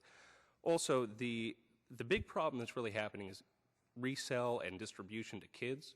The Coalition for Drug-Free California actually is saying that prescription pills are the biggest problem. So, if we can't control that with prescription pills, I'm not sure how you think that limiting a mile radius or 1,000 feet from a school is going to change that. What we need is regulations that will allow us to do this. And I've presented some. You guys have seen it before. Sorry, your time is up. Thank Matt you for Lucero, Margarita Tran, Bruce Copley. Good evening, Mayor, City Council members. Matt Lucero with Buddy's Cannabis. Folks, one point to make tonight, and that's like a lot of folks here, including the district attorney, that's get some reasonable, comprehensive guidelines in place. I am not an Oakland activist. I'm not a Sacramento lobbyist. I live here, and I've got more skin in the game than most people here because not only am I a club owner, but I'm a father of 2 daughters who live here, and I'm the grandfather of 2 kids who live here. Obviously, we want to have comprehensive protections against the children, but you can't and you shouldn't shut the clubs down. Look, in society, we allow firearms, we allow prescription drugs, we allow alcohol. You guys tonight approved the school across the street from a liquor store and a porno shop, because you have the right balance of interest in place. And that's what we're asking for here. Nothing more, nothing less. The value of medical cannabis is clear. Half the states in this country now are following California's lead. You've got great tax revenue, and with the work of the District Attorney's Office, you guys can come with a comprehensive set of guidelines. Thank you, sir. Bruce Copley, Margarita Tran, Chris Funk. Bruce Copley, I'm the Director of Santa Clara County Alcohol and Drug Department. First of all, I'm really sorry that I didn't have a chance to have some dialogue with you as Chris did. Your staff report has nothing, no indication that you've talked to any addiction specialists on the efficacies of marijuana. There is no efficacy of free marijuana. Marijuana in pill form has been effective for 3 chronic conditions: wasting, which is associated with AIDS and other cancers, chronic pain as an anesthetic, and multiple sclerosis. There is no other efficacy that's been addressed with marijuana. I support Council Member Herrera's banning this entirely until this can be shaked out. Kids will get this marijuana. It's already affecting our populations. There's no need to continue with this. Thank you. Chris Funk, Garnetta Annable, and then Sue Nelson. Good evening. Chris Funk, Superintendent for Eastside Union High School District. I just wanted to state that I support the staff recommendation, and I do appreciate the various memos supplied this evening by the council members and the mayor. I just wanted to share with you a few statistics just with Eastside. Last year, we had 39 expulsions come to the recommendation to the board tied strictly to the sale of marijuana on our campuses. We had 440 suspensions last year tied simply to drug use, having drugs in their possession, with over 60% of that drug being marijuana. This year, we're already up to 29 expulsions tied to sale of marijuana, and it's all tied to, I shouldn't say all, the majority of it is tied to students receiving these marijuana from the dispensers. They're coming with the actual sealed plastic bag that comes from the dispenser. So I'm just here to support a robust regulation process to make sure that we do not sell to our minors. Thank you. Garnett Annable. Sue Nelson. I'm Sue Nelson. I'm the Division Director in Drug and Alcohol Services over prevention and all the youth substance abuse treatment for the county. There are 2 items that drive marijuana use or any substance use in youth, and one of them is availability, and our county is off the chart in availability. The second one is perception of harm, and that is a critical factor in marijuana use in youth. And perception of harm is decreased the more available the marijuana is in our community. It is our job to be responsible to protect the youth in our community and to do everything that we can and have the courage that we need to do what would best protect our youth. Youth that use marijuana are 6 times more likely to develop schizophrenia, and we should protect every one of those youth from developing that possibility. It's also a gateway drug to further use, and we should be protecting youth from that.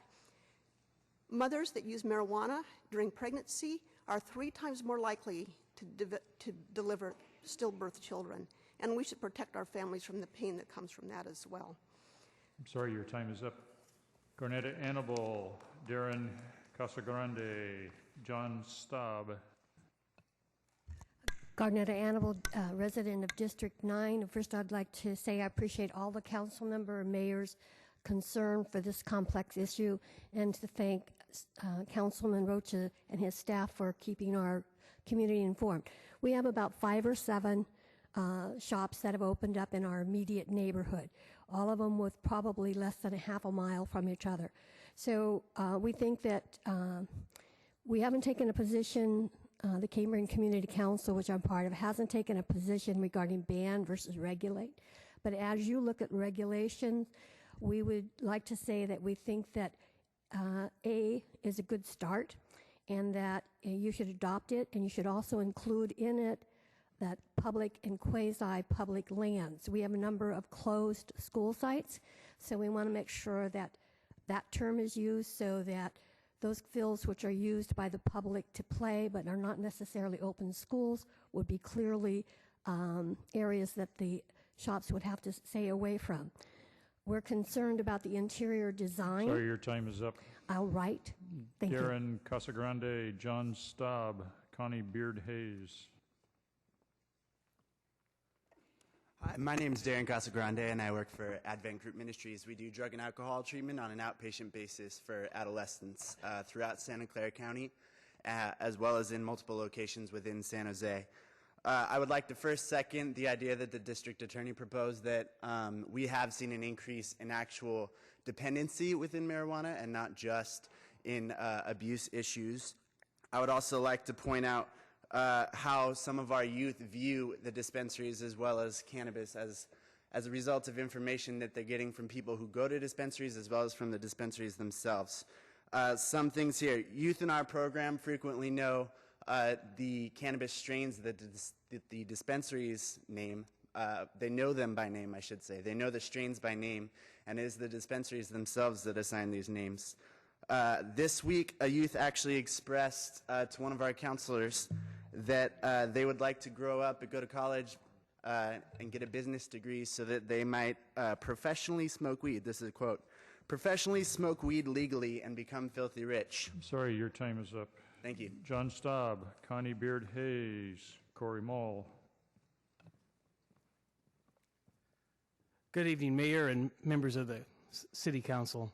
My name is John Staub, and I also work for Advent Group Ministries as a registered recovery worker, working with your teens who are struggling, in every case in my class of students, with marijuana use. Every single one of the students that I serve receive their marijuana from a member of a cannabis club who resells it to them. I urge you to follow Council Members Herrera's recommendation to fully ban the product. If you're not willing to do that, at least be willing to put in place stiff regulations that will punish individuals. If I go to a pharmacy and I refill my prescription 6 times, I cannot do that. How can you go to a pharmacy and receive marijuana when you're supposed to be using an ounce and wind up selling that and coming back and getting it refilled over and over and over again? I urge you. Sorry, your time is up. Thank you. John Staub, Connie Beard-Hayes, Corey Mall, Mariel Caballero.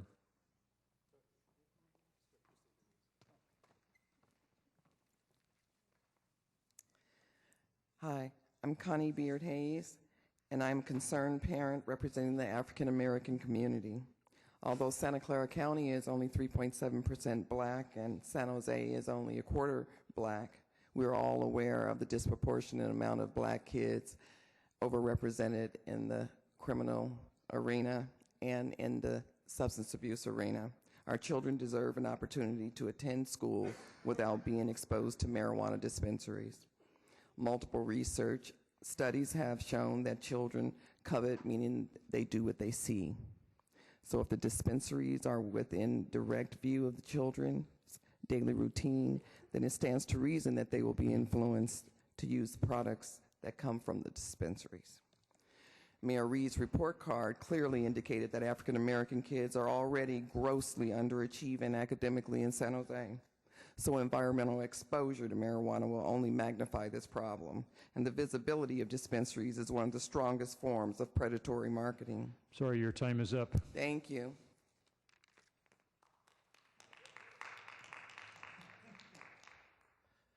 Good evening. My name is Corey Mall. Thank you, Mayor. Thank you, fellow council members. This is my first time interacting with city government, so I just want to remark that this is an awesome opportunity to interact with the city. I think that the district attorney made some really good points, and also council member Chu, who said that there should be tracking of the source of the marijuana that's cultivated. Like any other medication, if something goes wrong, we can track the source to where it's grown. I do support the recommendations that are being brought forward tonight. Lost my notes here. I support the reinstatement. I support expansion of the enforcement areas, including a mile from public and private schools, so that no kids are even tempted by these dispensaries. I support enforcement of compliance and collecting the taxes or shutting down those businesses who don't pay those taxes, addressing advertising so that kids don't see them. Your time is up. Thank you. Mario Caballero, Andrea Flores Shelton, Susan Landry. Good evening. My name is Mariel Caballero, and I'm a resident of District 5. I am here to support the staff recommendation to expand priority enforcement areas up to 1,000 feet and a mile if the council so chooses, as was recommended by some of the students. I'd also really like to encourage the council to consider limiting the number of dispensaries that are in the city. The previous ordinance that was repealed talked about 10 within the city. We know now that there are more than 80 within the city. As a resident on the east side, we are actually in some ways luckier than some of the other council districts, surprisingly. My neighborhood does not have a huge number of dispensaries. However, I see youth using marijuana on school campuses, and that limits my ability to have my godkids go and play at the playgrounds because they're filled with marijuana smoke, and that's not a good, healthy environment for our children to be growing up in, and I really recommend that you limit the dispensaries to 10. Thank you. Andrea Flores Shelton, Susan Landry, Carla Holtzclaw. Good evening, Andrea Flores Shelton. I'm a member of the Alum Rock School Board, and just want you to know that you approved a school down the street from a Red Cross on Jackson Avenue tonight, but you did reduce one more school that Alum Rock has to deal with on our land, so thank you.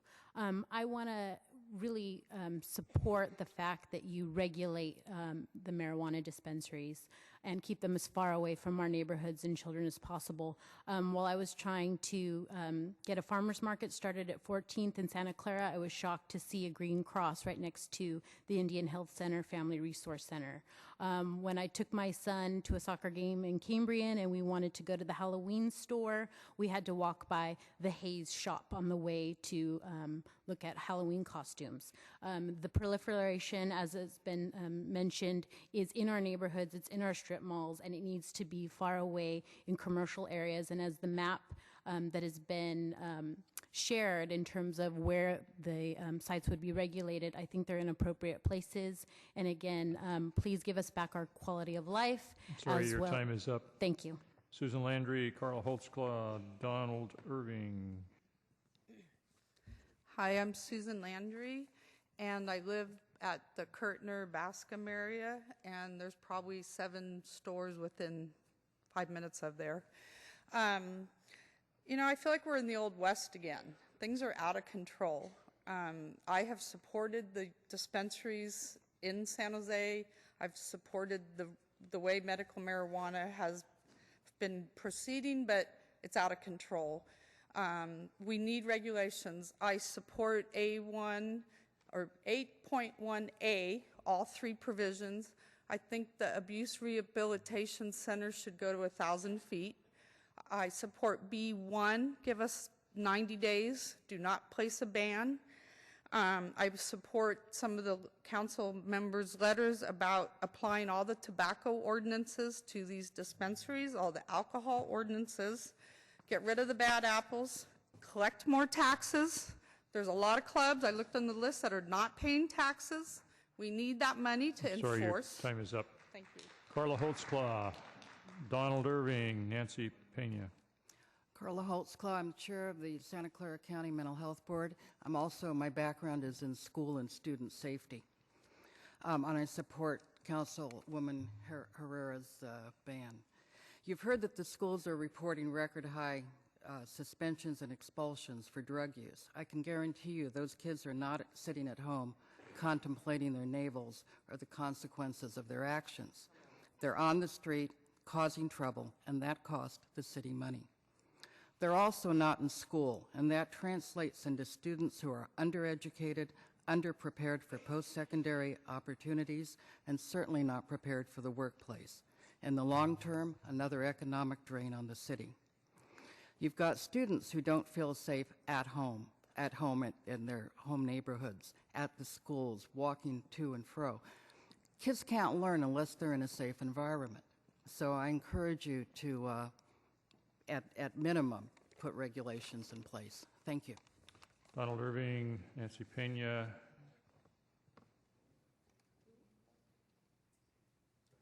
Come on down. Gabrielle Antolovich, Kimberly Brady. Good evening. I'm Nancy Pena. I'm the director of the Santa Clara County Mental Health Department, and I'm here also along with many of my colleagues and leaders in the community to support the action of limiting access to the dispensaries to children and other vulnerable populations. In my opinion, this is a health and a safety issue. It's also an opportunity for leaders to take a stand and communicate to the rest of the community that they care about children, their brains, their behavior, and the safety of their community. So I really urge you to take that and give that message to our communities. In our system right now, we're serving over 10,000 kids. Many of them have problems with substance use, and the community needs to let them know that we will protect them from substances that are harmful. Thank you. Gabrielle Antolovich, Kimberly Brady, Adam Perez. Hi, I'm Gabrielle with Voices United. And I just want to say, you don't even know where the marijuana comes from, whether it's drug cartel or local. You don't know what pesticides are used, and drug cartel people use pesticides that are poisonous that we don't allow in America. You don't know the potency. You don't know anything about the stuff, and yet you want to regulate it. I mean, that seems hideous to me. And in the last 2 years, when City Council has done very little, all we have seen is the proliferation of tons of marijuana dispensaries, a lot of kids who are getting into trouble because they think there's a perception, because you've done nothing and adults have done nothing about the issue, they think it's okay for them to use. And a lot of them, because of the vulnerability of the teenage brain, are becoming addicted. And so we're developing a problem that is costing us more than money.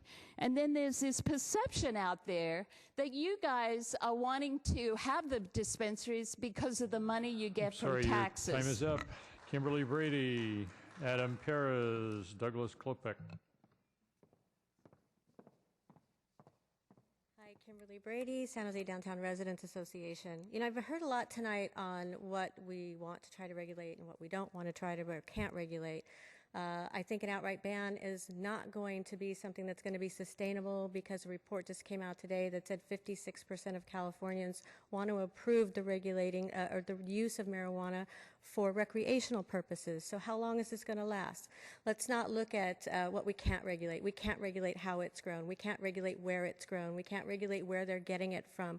What we can regulate is how many there are and where they go. And that gets it down to a manageable level where the district attorney can then talk about doing some valid enforcement of the laws that can regulate what's in it and where it comes from. Let's at least pass A, because it's the common sense thing to do. Keep it away from our schools, keep it away from rehab centers, keep it away from residential areas, and get it down to a manageable level. If that's the best we can do, at least it's a start. Thank you.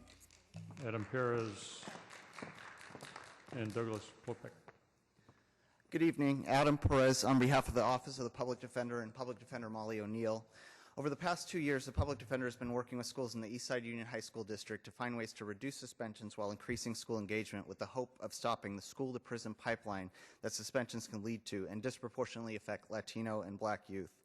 During the 11-12 school year, where the Eastside Union schools saw a 30% decrease in the overall number of suspensions, Drug-related suspensions went up 243%. Again, suspensions were down 30%, drug suspensions went up 243%. While the schools have adopted a number of alternatives to suspensions to keep youth in school and address behavior issues, it is difficult to implement those alternatives effectively when so many resources are tied up dealing with all these drug-related incidents. It is no coincidence that the rise in drug-related suspensions happened during the proliferation of medicinal marijuana collectives in San Jose. Our hope is that when you consider your vote for more regulation of these collectives, you think about the effect of the easy access to marijuana that youth have in your districts and what you can do to reduce some of that access. Thank you. Doug Klopek.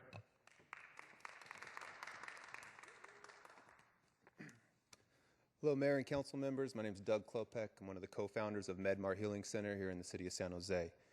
What happened to all of us taking responsibility? What happened to parents taking responsibility for their children and their children's actions? That is something that all of us, council members, dispensary co-founders, and parents need to take control over. We as dispensary owners are limited by what we are given. That's a doctor's recommendation. We can manage what we have, how much we allow them, when we allow them, how many times we see them, and the rules that they follow, that they are discontinued and banned from the collective if they break those rules. What happens to the parents who teach their children not to use drugs? What happens to the parents who teach their children not to sell drugs? They're going to be arrested. It's responsibility. We need to craft responsible regulations. I have to say that Mayor Chuck Reed and Councilmember Donald Rocha, I appreciate what you guys have put together in this memo. It makes sense from what is here. It's a starting point, and it's a place that we can all work forward, taking incremental steps to regulate this industry. Your time is up. That concludes the public testimony. We'll come back for some additional council discussion. Councilmember Rocha. Thank you, Mayor. I'd like to, if you're comfortable with it, just move in the process of us voting on the substitute motion initially, and we can move to council discussion after the fact. I'm assuming that it may fail. I think the risk here is that if it passes, then there's no opportunity for the council to talk further on it. But I want to remind my colleagues the last time we went down this path, when we implemented some enforcement tools, that there was a citizens initiative that overturned that effort. I would expect that if we go for an outright ban, we'll be in the same place and we'll be no further along in making any improvements here. So I would encourage my colleagues not to support the substitute motion. CAMIS. Yeah, I too think that an outright ban will fail because we've tried to limit it to 10 and it didn't work last time, and limiting it to 0 probably isn't going to work either. But I guess since are we only supposed to talk about that, or because I wanted to talk. You're a councilor. You pretty much talk about anything you want. Okay, I'm going to talk about the motion that was superseded, because I'm in favor of that motion. I thought it was Councilmember Rocha and the mayor did a fine job detailing, and I studied the whole thing. It was a very detailed report, and I think if we can implement these, it would be a huge step in the right direction. I do have a minor potential correction, or actually I just want to see if this works out. In the staff report where it says within 1,000 feet of public-private schools, child care day centers, churches with child care centers.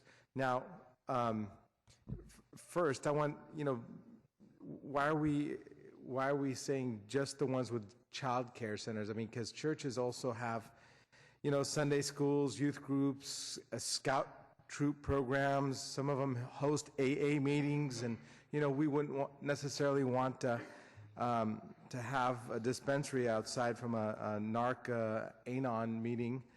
So I don't think that we should exclude. I think we should make it all churches, not just the churches with daycares. Potentially, and I was wondering if in the future, if the maker of the motion would accept that change. Well, the motion on the floor is a ban, so if the ban fails, we'll come back to talk about friendly amendments. All right, okay. Well, that's why I asked first. But you can ask that question, the staff can certainly answer the question. It's just not the time to take up a friendly amendment. Thank you. I stand corrected. I'll take it up later. I also I had a question on the word churches. In other cities like Sacramento, they use the words house of worship because it's not just just a Christian thing, I think. Right. Well, Any I think house of we're worship. talking temples, synagogues, churches, any Right. And house of worship. Yeah. Well, anyway, thanks. Okay, well, we'll come back and consider your friendly amendment if the motion fails to pass. Councilor Constant. A question for Rick.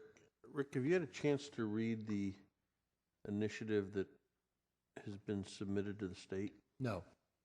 I haven't read it directly. I've seen literature about it, but nothing. Then you beyond probably can't answer this question, but I'll ask it anyway. If the council were to vote for a ban, is there anything that you're aware of, or maybe Angelique's aware of, in the state initiative that would conflict with us having a ban? I don't know. And I think the only thing, the state Supreme Court in the Riverside case clearly said that cities have the ability to, through their land use powers, to ban or regulate medical marijuana dispensaries. The only thing that can change that is legislation or through initiative, legislation through initiative. And so if there's something in the initiative that says you have to allow these and you're preempted, then yes, that would be it. But I don't know. Well, I have read it, and yes, there is language in there that I believe would take away from us our ability to say no. Specifically, sufficient community outlets shall be licensed to provide reasonable commercial access to persons of legal age, blah, blah, blah, blah, blah. So, Okay. And undoubtedly that would be litigated, but yes, there's certainly an effort to take away our local land use authority with this.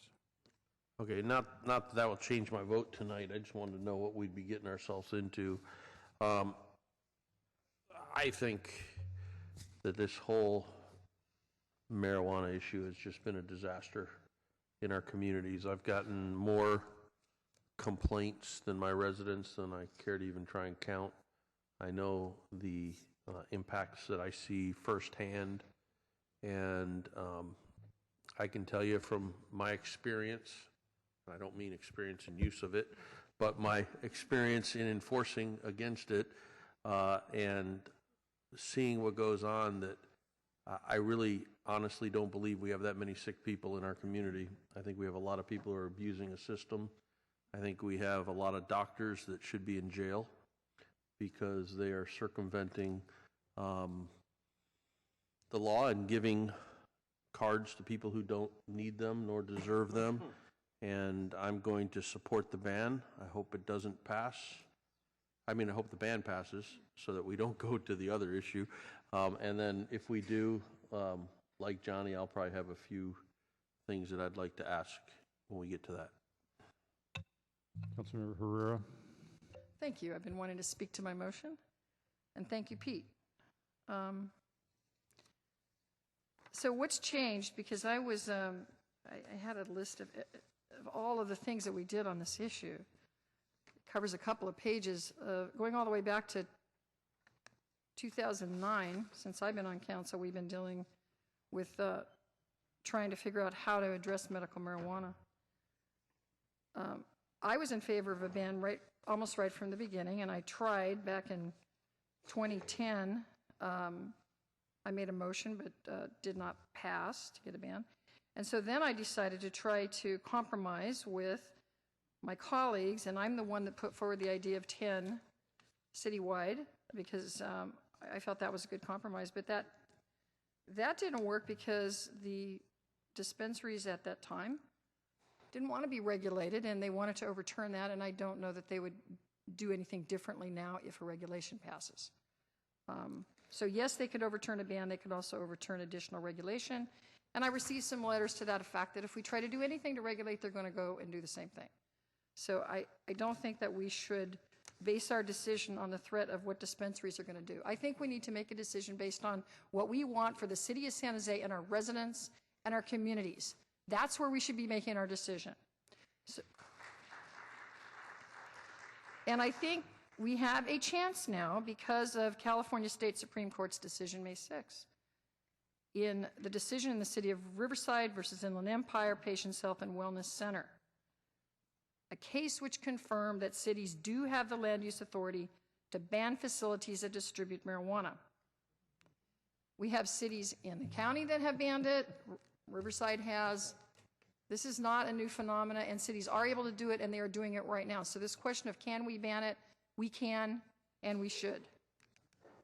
Now, this does not mean banning the ability of patients to use marijuana for medical purposes. I'm not against, and I'm not trying to fight the state initiative that was passed.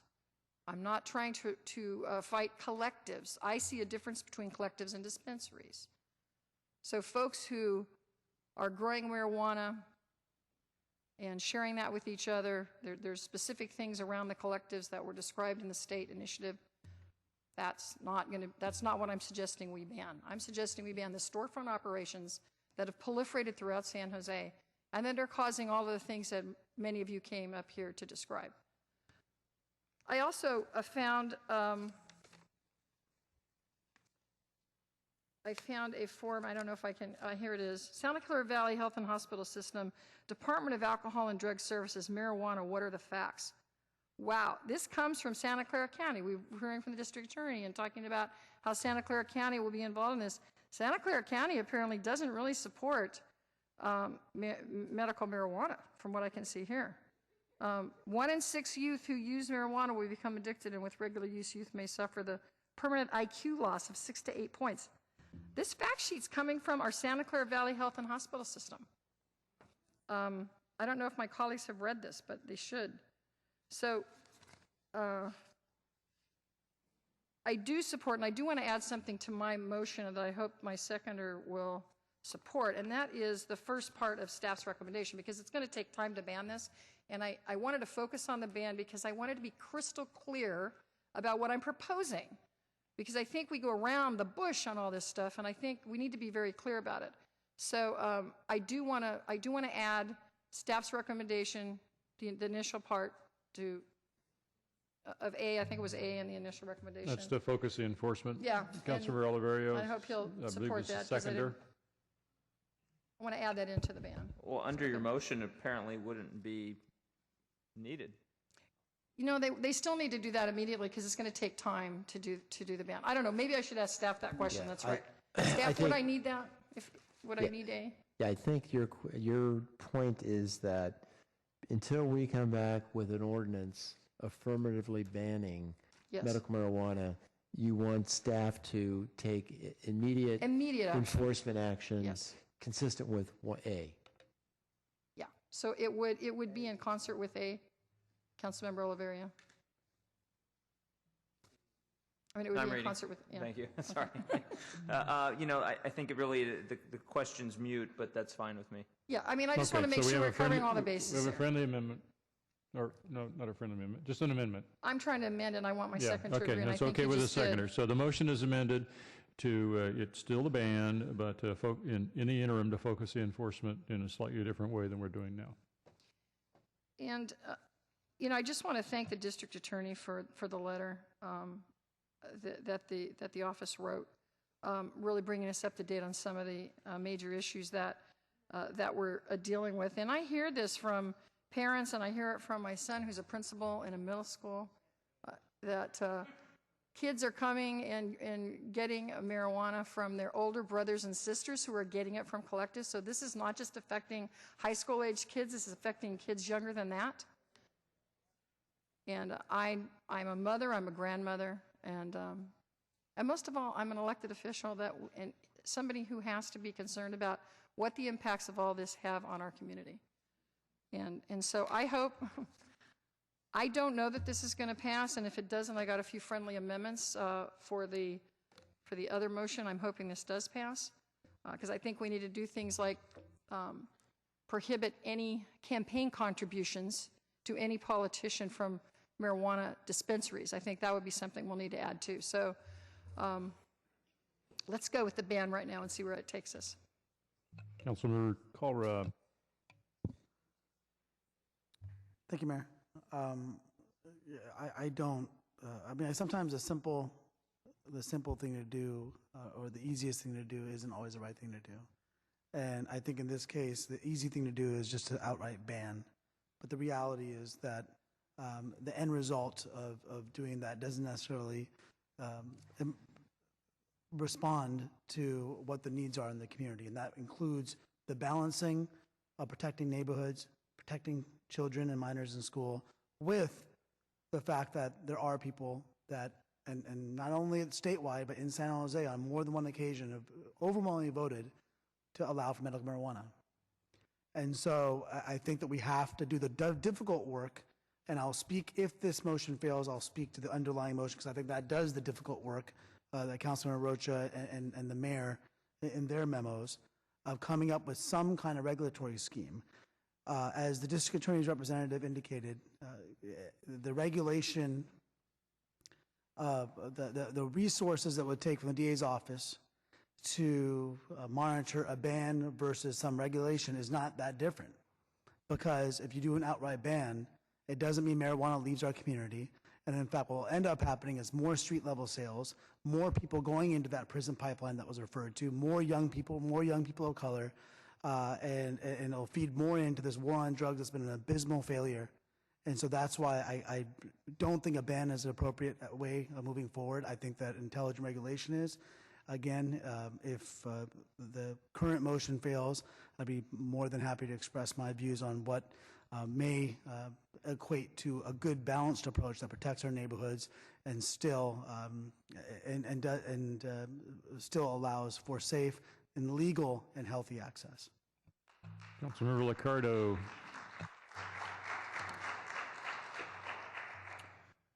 The dispensary industry, I know, has regarded me as something of an opponent because I've been a strong advocate for tough regulations of the industry. I haven't changed my position any. I'm still an advocate for tough regulations of the industry. That's why I can't support this motion. I'm not certain this is going to move the ball forward. I'm a little concerned about how much of our time is going to be consumed by having officers out there trying to shut down 80 some odd collectives, dispensaries, whatever we're calling them. I know our officers are incredibly thinly staffed right now. I think this could become an enormous mess, distraction for our department when we need to be laser focused on violence and game crime. I am certain that a citizens initiative would pass if we were to push for an outright prohibition. I would imagine we would be putting our worst foot forward politically in terms of conveying to the voters that we have a balanced approach to regulating. I think we ought to try tough regulations because we've never had them in the city, and it would be a good first step to have tough regulations. I think the regulations that are being suggested here between the mayor and Councilmember Rocha and the staff would shut the overwhelming majority of these dispensaries down, and we'd have very few left in the city. I think that's a happy world. So I'd like to see regulations work because we haven't tried them yet. I also suspect that a state initiative of some kind or another will pass. And I'd like to have a head start on regulating dispensaries now, expecting that somehow or another dispensaries are likely to be with us, at least until the federal government manages to get it together and actually reschedule the drug so that this drug can be distributed in pharmacies where it ought to be distributed by professionals rather than by fly-by-night dispensary business people who know absolutely nothing about medical conditions or medicine. I would, if this motion fails, and I don't know if it will or not, I would like to see some advertising restrictions. I'll be asking for that friendly amendment. But I guess one question I have is, Councilmember Herrera drew a distinction between collectives and dispensaries, and frankly, I'm not sure I'm clear in my own mind. My understanding is that under state law, the only legal dispensaries are collectives. Is there some new distinction that's emerged?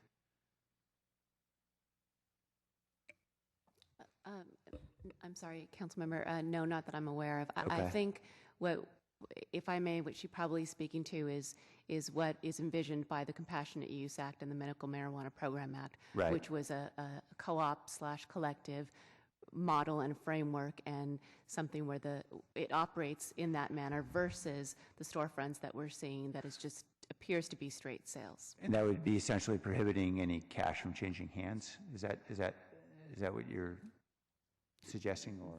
Yeah, please. It was under the compassionate use. What I'm envisioning is similar to the collective that was described at the time, the little old ladies in Santa Cruz. I don't know if anybody remembers that discussion from several years ago, where they grow enough for themselves, they share it amongst their group. It is not for sale. It is not in a storefront operation. That, I believe, is what the voters, when they passed that law, were intended. They're compassionate. They wanted to make sure that no one was going to be denied the ability to use a drug if it could help them with pain or suffering. I don't think they intended to have retail stores set up everywhere to sell marijuana. Well, I don't doubt that many voters did intend that. The problem is we don't know what all the voters intended, and I'm pretty certain that most of the voters, I think, had no idea exactly what to expect, as many had made clear at the time that passed that the law was incredibly vague and contradictory in many ways and very difficult to enforce, as we all know. So it's hard to ferret out exactly what voters' intent is. We all agree that the problem is out of control. I think we ought to start with a sensible approach to regulation. Certainly staff has a very large head start on this. Obviously went down this road once before we met with obvious political and legal opposition that made it impossible for us to go forward. We've got a different legal climate now with the Supreme Court decision. Let's go back to regulating this. We've got assistance of the DA. I think that's going to be very effective. And I really don't want to create a mess that is going to consume an awful lot of PD and city staff time for us to try to work out. Vice Mayor Nguyen. Thank you. Well, I appreciate the sentiment from Councilmember Herrera in regards to the ban. I just don't think that this is the realistic way to resolve all the issues that are brought upon our city by the dispensaries and all the things that happen regarding medicinal marijuana. I think that Councilmember LICCARDO is right. I think we ought to start with strict regulations. We haven't had, we had some in place, but obviously it hasn't, the enforcement part of it hasn't been very effective. And I think the recommendations outlined in the mayor's and Councilmember Rocha's memo are really a great way to start for us to really come to terms with what's going on out there and work with members of the various dispensaries and people representing the collective community to come with some kind of sensible approach to deal with these issues. I think once we brought forward strict regulations, I think the numbers of dispensary will decrease just by mere fact that they have to live up to our strict regulations. So I think that's really the way to go. Let's give staff the time and the efforts for them to go and do some more analysis and some research, and then when they come back to us, whether it's 90 days or if they need more time, we can actually address these issues in a more sensible manner. Councilor Chu. Thank you, Mayor. I want to first of all thanks the Boys United and those young students from Friday Night Live to be here and stayed into the late hours with us and their study with the Lincoln High School with that report. I will be supporting the motion. I agree with Councilmember LICCARDO that it will cause a chaos if we go and close all 80 of them down. It's assuming that we have 80. But if we go with the underlying motion to keep 10 of them, which means we're going to take, it's going to cost the PD a lot of effort and create a chaos to close down 70 of them. And actually my estimate that we probably have more than 80 in the city, and my estimate will probably go to something close to 200. So it is a chaos. So we want to regulate it. Yeah, that's good. I wanted to regulate. But my feeling is that we don't even know what are we regulating. You know, are we going to regulate the source of those weeds? You know, like I stated, you go get a bottle of water, it will tell you where those bottled water is coming from. Now we want to regulate something that we really don't have a handle of it. And also we want to regulate. We need to put forward some budget, some money, you know, before we kind of, you know, put the money where your mouth is, but before we're thinking about, whoa, we want to throw in this much of effort into regulating. I don't know if the PD has the resources to really to regulate it, and you know, I draw parallel to like immigration issue, right? I don't like what the immigration law stated in the federal government, and I'm not going to propose an immigration law for the city. You know, there are crimes that we know be very difficult to eliminate. You know, just on top of my mind, my head, I was thinking prostitution. Should we legalize brothel? You know, just because no way we'll be able to stop all the prostitution in the city of San Jose. So I draw parallel, you know, with the some other crime that's committed and it's not acceptable in our moral standard that's happening in the city of San Jose. So we shouldn't give it up to say, well, it is too difficult to regulate it or too difficult to eliminate it, so let's regulate it. You know, again, you know, I draw parallel to the prostitution problem that we're having in the city of San Jose, in many, you know, in the downtown area. It's not, we might probably never be able to eliminate that old business, you know, since the human beings on Earth. Should we regulate it? That should be the next item that we should be spending hours and hours and to talk about into the wheel of the night. So I would definitely supporting the ban, and if that doesn't pass, I would probably have some other friendly amendment to increase the 100,000 feet to at least a mile.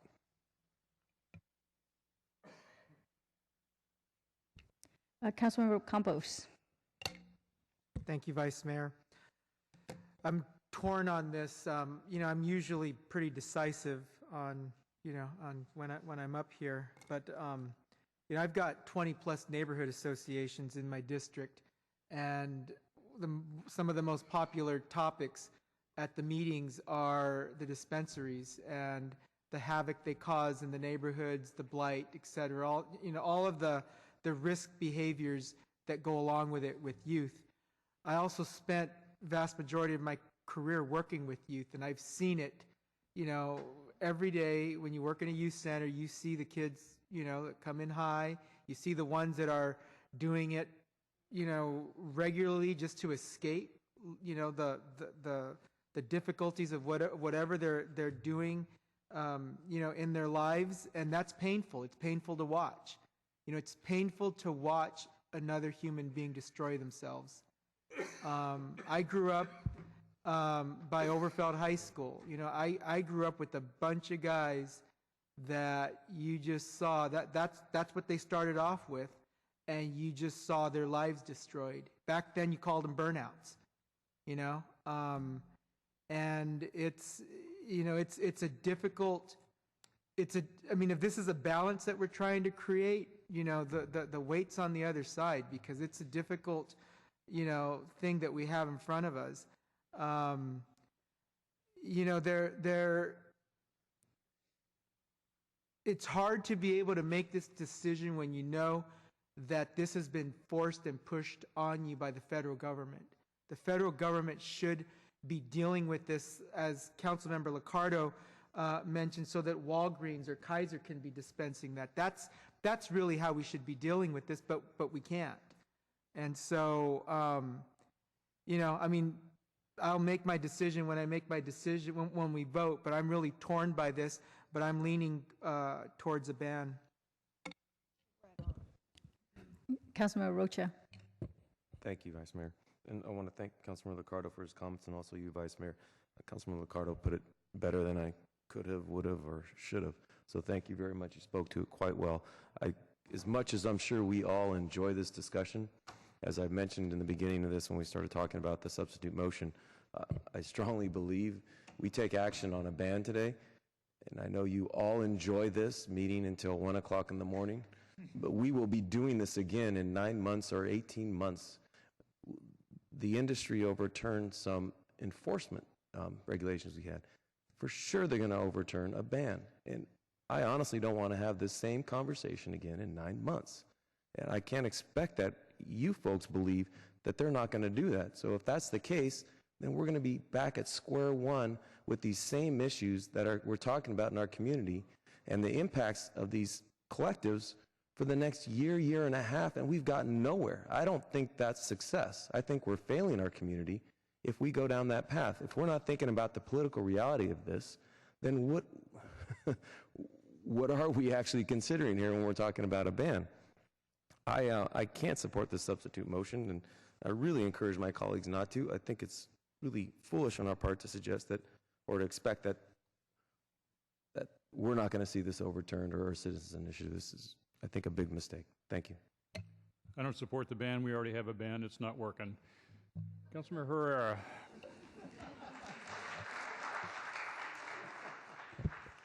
Well, I don't think the city council has taken a formal position on a ban, which we're looking at tonight. And I just want to appeal to my colleagues that, we don't work for the dispensaries out there, and I don't think that we should be basing our decision because we're afraid they're going to put something on the ballot. We represent the people of this community, and I think you'll find out that the political will out there is to ban these dispensaries by most people. It's not what you hear from the packed chambers we used to get in here, which was 95% medical marijuana folks that work for the dispensaries. This is the first time I've seen this many people coming from the community that weren't affiliated in some way with the industry, and I'm glad you're all here tonight. So I don't know that the council is going to have the political will to ban it, but we should, and I hope that my colleagues will do that, because I think that is actually takes strength to do that, to actually stand up and make that right decision, even in the face of an industry that may threaten to do ballot measures. I think we'd have to have the courage to stand up and do the right thing. So I support the ban. I hope my colleagues will. Councilmember Chu. Thank you, Mayor. Yeah, I agree with Councilmember Herrera. We really didn't, while we may have a ban, but we never put any resources into to implement the ban. I'm very I hate to say that we have burglaries, a lot of burglary units where we haven't really stopped all the burglaries or homicide, or I want to throw out the prostitution again, but that we shouldn't give up on. We need to really put the money where our mouth is and have enough resources there to really execute the ban or to implement the ban. And saying that we have a ban, but when the district attorneys mentioned that they know of a lot of bad apples and bad doctors that will give those medical marijuana cards to the minors, but they knew about it for probably I don't know how long, but they haven't really trial or brought up one, or I don't know. He mentioned that there was only one or two cases that they brought up to. So yeah, no, the ban didn't work, and it's just because we really doesn't have putting the needed resources in there. and to regulate it, I just wanted to make sure that we have committed resources to regulate it, and we moving some of the police from the burglary unit to regulate this marijuana business. All right, it's time for the first vote on this. We have a motion to ban with the modification on the prime enforcement zones. On that motion, all in favor? Opposed? Opposed to the motion, KALRA, Oliverio, Reed, NGUYEN, CAMPOS, LICCARDO, ROCHA. So the motion fails on 4-7, I believe. 4-7? Okay. Back to the underlying motion. That was your motion, Councilmember Rocha. I'm going to hold my comments at this point, given the time, and just hope we can vote on this. Okay. We're going to go through the council again here. Councilmember Oliverio. Thank you, Mayor Reed. And I obviously second that, but I wanted to say that I think it was very important for us to get past that. The fact of the matter is, we have an issue to deal with, so we have to deal with it. So let's move forward. I think the proposal on the table put forward by colleagues is potentially workable. However, I'm just very worried, as has been stated by my other colleagues, that not too long ago we had tens of thousands of San Jose voters sign a petition to repeal what we did, funded by the collectives. Cognizant of that, and to the arguments posed by my colleagues on why not to support the previous motion, I would suggest incremental regulation where we all agree. Because as we know, this has come to the council numerous times, and there's levels of complexity that we're not used to dealing with in local government that are really the realms of other government. So with that said, I think we all agree that a medical cannabis collective with a zero lot line with residential is probably not the best use. So if that's universal and we agree, and that's in multiple council districts where that occurs, let's simply use our land use authority to enact a buffer between those collectives and residential. Pass that tonight. Have staff actively close all of those facilities within that buffer, then come back to council and see what the next step is. The reality is no one's going to do a petition or referendum to withdraw that land use authority action. But the other motion, which has all good intentions, is I've tried to put forward voluminous memos on this topic before, but we got into the random opinions and ideas, but that would not be referendable, if that's even a word.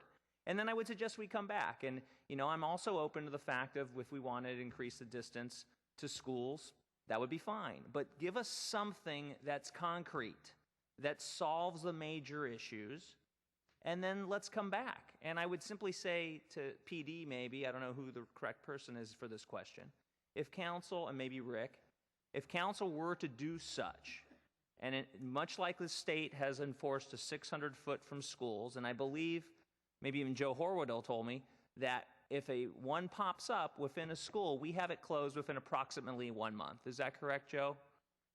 Or Laurel, I'm sorry, I saw you in the box there. Yeah, it's about a month. Okay, so if we were going to pass an ordinance that banned it next to residential, then realistically, those could be closed within 1-2 months. Would that be fair? Yes, in fact, depending on whatever enforcement distances the council applies this evening, we're ready to do compliance orders to all of those collectives so they know what's coming. Fair enough. So that's what I would suggest. And I think all of us have great ideas on a variety of topics, and I think there's been no issue more than this one, where we've had a free flow of thought, that it hasn't been about the other items that sometimes polarize the council. We're all over the place on this one. So let's put our thoughts together and put our best intentions. But I genuinely think this would be a very good first step, and then come back in the 2 months or whatever. It sounds like we could get it done easily, and if it's typically 30 days, we could easily get it done in 2 months, close them all, come back. By that time, we'll see what's populating out of the state, and all those ones that were getting the most complaints, the most angst from our residents would be closed. So I would simply offer as a substitute motion the memo I put forward and take any feedback from my colleagues if you wanted it to be 100 feet from residential, 150, and I would be open for that. Point of order, City Attorney tells me that we've already had a substitute motion, so you can ask for amendment, friendly amendment, but we have to deal with the main motion. Okay, so that would have to go first. Or you can move to amend To move, the main you can motion. either ask for the friendly amendment or move to amend and get the votes to amend. But the not a motion. substitute. Understood. Then I would just make the move to amend so we could get this out of the way. And if council likes it or doesn't like it, we've removed that memo, or we've embraced it. Either or. But let's get that incremental opportunity out there if that's the case. I would look for a second to that move to amend. Thank you, Councilmember Herrera. So we have a Great second. state of Evergreen. A second on a motion to amend. I'm not clear what it would do to the main motion if the amendment passes. So we approve a small land use, incremental, as you described it, land use tonight, but what happens to the rest of the main motion? It seems to me this is really a substitute motion disguised as a motion to amend. So I'm going to rule that one out of order on procedural grounds. We already had a substitute motion. Is that the final from the city attorney there? The attorney's saying the same thing. I'm looking at two different memos and then your memo, and there's this, it's hard to reconcile. So the mayor's ruling is correct. Okay, well, that's the mayor's ruling is correct. Thank you. Well, I mean, I would ask for a friendly, but I know there's enough passion in your memo that I know you want to go forward with that one, so I won't even. Well, let me ask, so your intent here is to focus enforcement on the ones that are next to residential? Actually would be to close them. Yeah, but the intent of what I've recommended is those wouldn't be legal, so they would be closed. Correct, but yours is much more comprehensive, and I think potentially susceptible to yet another referendum, as we've discussed, because it would cause too much friction within the collective community. Okay, so the suggestion is to avoid that issue. Correct. Okay. If I can chime in here, and I don't want to take up too much time because of the hour, but if the council's, if I sense the council, they don't want these collectives, dispensaries in residential areas, and if That's the one thing I direction, think we agree you on. don't need an ordinance. You don't need an ordinance. You just need to direct staff that as of tomorrow take immediate action to close down any of these in residential areas, and then we're going to limit them to other areas, which I think the maps and everything in the staff reports address. I agree, but I think the issue we're going to be dealing with, Councilmember Oliverio, is that if we do that, then they're going to move somewhere, and then we have none of these other issues that deal with regulating them, where they're located in other sites, and what zoning districts best are conducive to these, and all those other factors, and then we'll get a concentration in particular areas. So that's why I'm looking at the comprehensive. Please keep in mind, colleagues, that the action tonight is looking at these alternatives, asking staff to bring them back on paper. We can modify in 90 days when we see that paperwork, and we can all drop 12 memos again if we want to see some amendments. But let's see what that product looks like so we can move forward. I mean, our city manager is retiring soon, and she wants to get out of here, I'm sure, really fast. So in the interest of our city manager, I'm going to play that card right now. Let's see what comes back. And again, we can make amendments at that point. That's the intent of this, and that's why I encourage my colleagues to suggest friendly amendments. I'm happy to include us looking at those, not as alternatives, but as additional work for staff to look at and present and talk about what the ramifications of those would be. Yes. Thank you, Councilmember Rocha. Then may I offer to your original motion a friendly amendment that we immediately close all collectives that are in violation of that setback to residential that areas. are right next to residential, whether it's 100 feet, whatever. Absolutely. And then by the time we come back, those are already closed. Those that would be problem's prior. already solved. If staff is willing to do that and they have the enforcement capability, I'm happy to have that friendly amendment. So just to be clear, all of them are currently illegal. So this I is would not say a within land 100, use. 150 feet of residential. Right. So what I'm hearing is that it's the distance requirement would not be 150, but only those that are directly adjacent to residential use. Is that the intent? So you would reduce the staff recommendation from 150 feet from residential use to essentially just those that are right next door. I wouldn't reduce the staff recommendation, but I would say because this is coming back, that in the interim period, per the comments of our city attorney, close those that are 0 lot line or some number that would. Happy to support that. Yeah. It's priority of enforcement. Those are the first ones. I think the second is Councilmember KHAMIS. Are you comfortable with that? Okay. So we have the first friendly amendment. It didn't start friendly, but I'll take that. All right. Councilor KALRA, you want to try one? No, I'm just going to speak to it, but Only friendlies, please. I'm always friendly with you, Don. And so the friendly, essentially, those that are within 150 feet of residential will be the priority? Priority was the ones right next door, 0 lot line. Okay, got it. All right, and so I'm glad that we're going down the route of actually coming up with some reasonable land use regulations. What was the most, what's an estimate of the most number, or the highest number of dispensaries we had in the city as an estimate? We never had an exact number, but at any point. It was just over 100. I think it was about 110. Yeah. So about 110. We're now at around 80, 82. So without doing anything, there's already been somewhat of a drop. And some of that has been from the actions that have been taken by our city staff. I know that I had one that was right next to residential. We shut it down. And so I know that if there are some that are causing issue in any one of our districts, and frankly, I know there are other districts that have more dispensaries than mine might have. And also the one that's been creating the most issues in my district isn't even in my district. It's actually in District 10, but right on the other side of Snell. And I know that I've gotten a lot of anecdotal feedback that a lot of the Oak Grove High School students are going to that dispensary or it's ending up on high school property, which goes back to ensuring that we're doing what we can to go after any of the bad actors if there are dispensaries that are not acting responsibly. All of us, I haven't heard one person, whether they're for a ban or for regulation, no one has supported the contention we should support bad actors. With reasonable regulation, I think that essentially means putting the resources where we need to focus on those bad actors. You know, how much tax revenue are we getting every year? We're getting millions a year.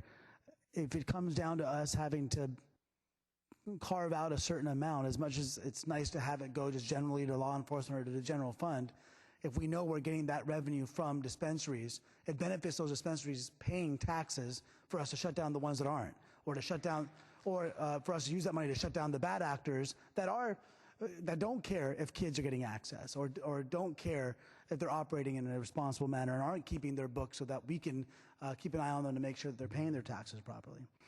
And the mayor's memo refers to off-site cultivation and allowances for that. And I think that speaks somewhat to Councilmember Chu's concerns, which I agree with, not knowing where the cannabis is coming from. By allowing off-site, having some oversight, having some mechanism for oversight of where dispensaries may be allowed to grow the marijuana, at least you have some way of having some capacity to control or have some sense of where the supply is coming from. That being said, it's going to be almost impossible, given it's a plant, to always be able to trace where the source is coming from. So that's always going to be a regulatory nightmare for the DA's office as well as for the city if they plan on regulating any aspect of that. Tonight in San Francisco, the school district passed something called Safe and Supportive Schools Initiative.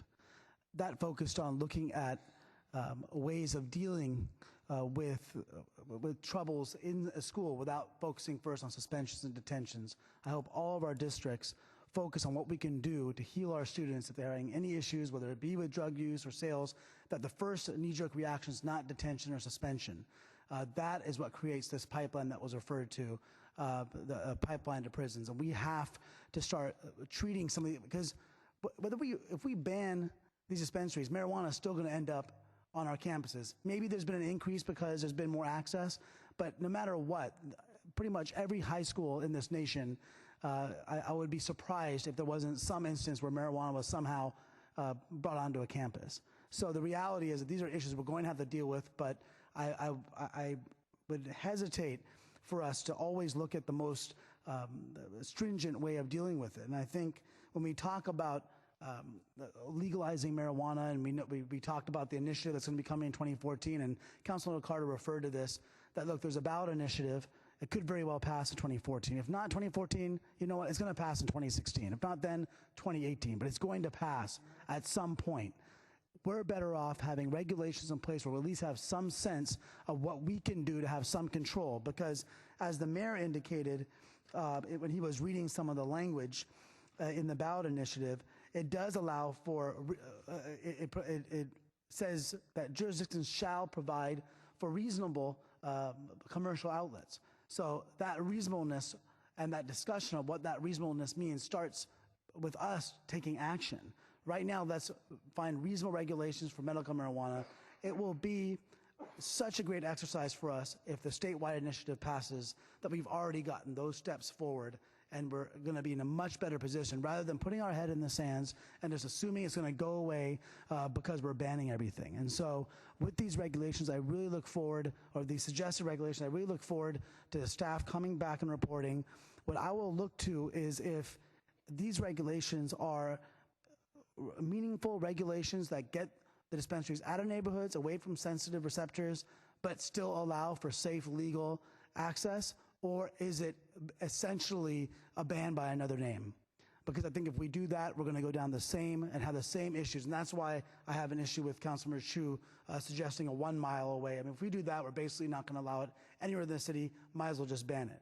And so let's start with some of the suggestions from Councilmember Rocha, as well as the additional recommendations from the mayor. Have staff come back and analyze those in greater detail, and working with the DA's office, working with the schools, and you know what, even working with the dispensaries, those that have come forward and have been willing to work with the city. Let's talk to them about what might work best as well.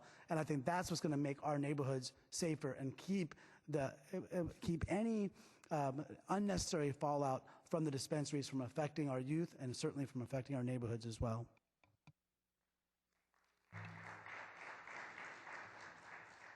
Councilmember LICCARDO. I just wanted to offer a friendly amendment to include advertising restrictions to make the motion being inclined. Happy to. Do you want to talk a little bit about what You that know, scope means? I better not get into detail because it could take us all night debating that. I think I'd just like to ask staff to come back. To explore that? Yeah. Yeah, and I'm sure there might be First Amendment rights on.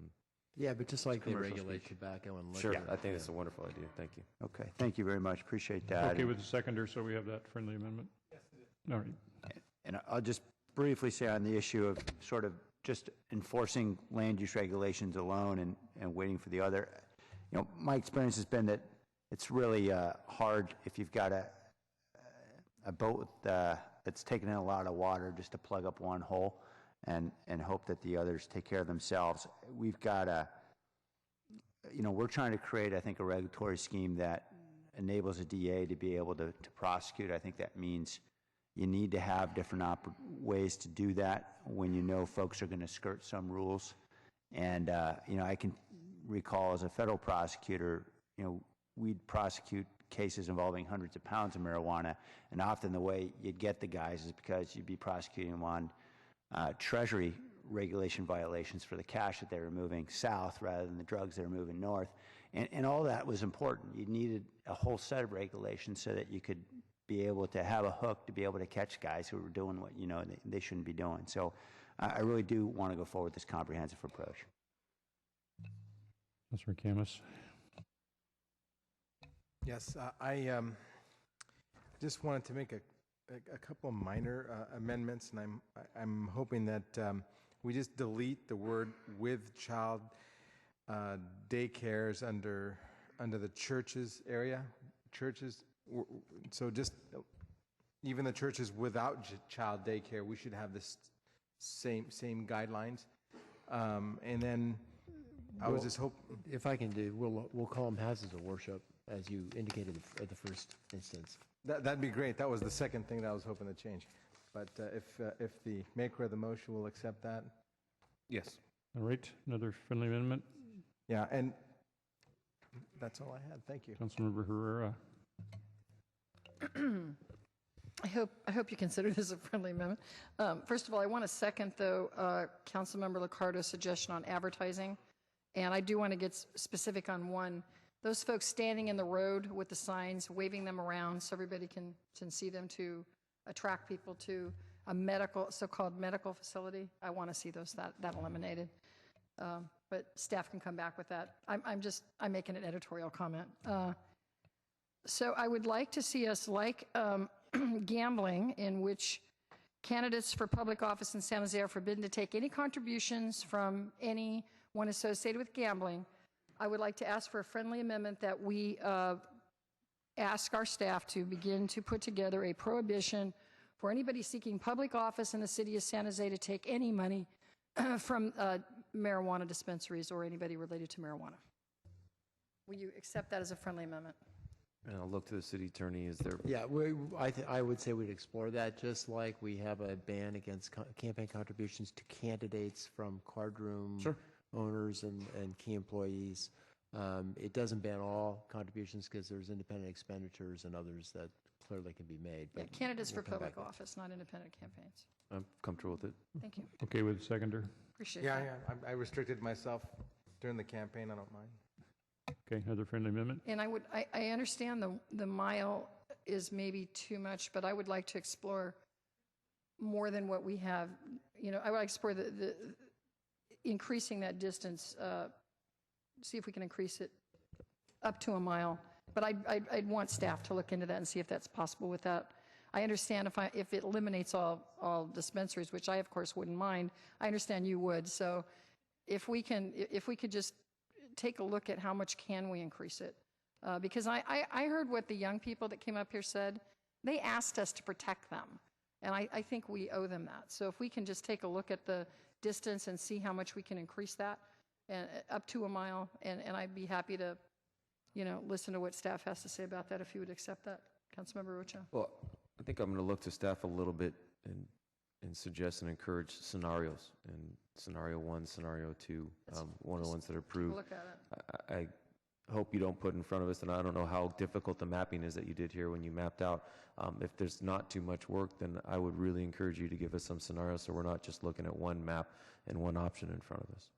Absolutely, we'll be happy to do that. I just want to distinguish when you're talking about distances in this friendly amendment, are you talking about the distances that would be in the ultimate land use regulation, or are you talking about the distances under item A, which is the increased enforcement that we would be doing in this interim period? I'd want you to look at both, but especially with distances from schools.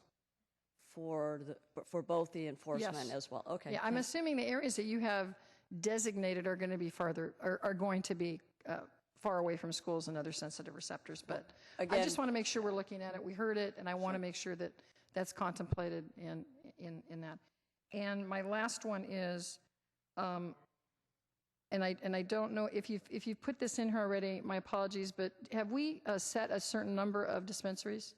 I was so focused on banning, I didn't take a look at how many. What I was hoping to get out of this was to initially establish some boundaries and setbacks and zoning district, what's the right term, to really ban them in certain zoning districts. And then when staff brought them back to take a look at what was left. I mean, there may be very little opportunity sites where the collective amount wouldn't really be necessary for us to regulate. But again, that's when we get back and we get to that 90 days, if we see that there's still too many opportunity sites and we are concerned about either over concentration or too many collectives, happy to take that up at that point. I just think today wasn't necessary.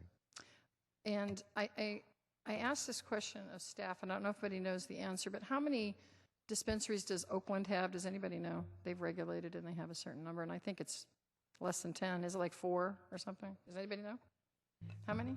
They have 4, but they've had some difficulty with the U.S. Attorney in Oakland, so I wouldn't want to emulate their model. Well, it doesn't mean the 4 have to be the same type, but I mean, I think, I want to see, I proposed 10 at one point as a compromise, and I wouldn't want to see any more than that for the city of San Jose. I want to see less. So I'm just stating an opinion, and hopefully we can have that discussion. Councilor Constant. Oh, 5 more minutes. I would have got to talk on this tomorrow instead of today. Just a couple of things. I'm not going to drag us into tomorrow. First, Mayor, on your memo number G, I just want to make sure if I'm reading it wrong. when it says prohibit the citing, you don't mean prohibit the citations of, you mean prohibit the location of. Yeah, I right? think that's a typo. It should be Okay. spelled with an S. Okay, I just want to make sure we're talking about location there. And then on, going now to Councilmember Rocha's memo, I wanted to ask staff a couple quick questions. It talks about prohibition in shopping centers located on parcels over 40 acres in size. Aren't most of our other regulations related to shopping centers, related to square footage versus the acreage? Yes, that is correct. The memo from Councilmember Rocha is recalling the past land use ordinance that council had previously approved. I would just suggest that perhaps when we come back, we can look at making it congruent with our other definitions, because we have them so that shopping centers versus regional centers, because you could have a huge acreage but not be a center, or a small acreage that have a lot of square footage, and just try and reconcile that if possible when it comes back. I would also wonder, and this one's to Don. Don, there's a couple here. Would you consider having staff explore a prohibition around assembly uses? Because we have large assembly areas where we have concerts and theaters, and I don't know if it would be great to have a dope dispensary across the street from a concert venue. Anything where we have a lot of large numbers of people.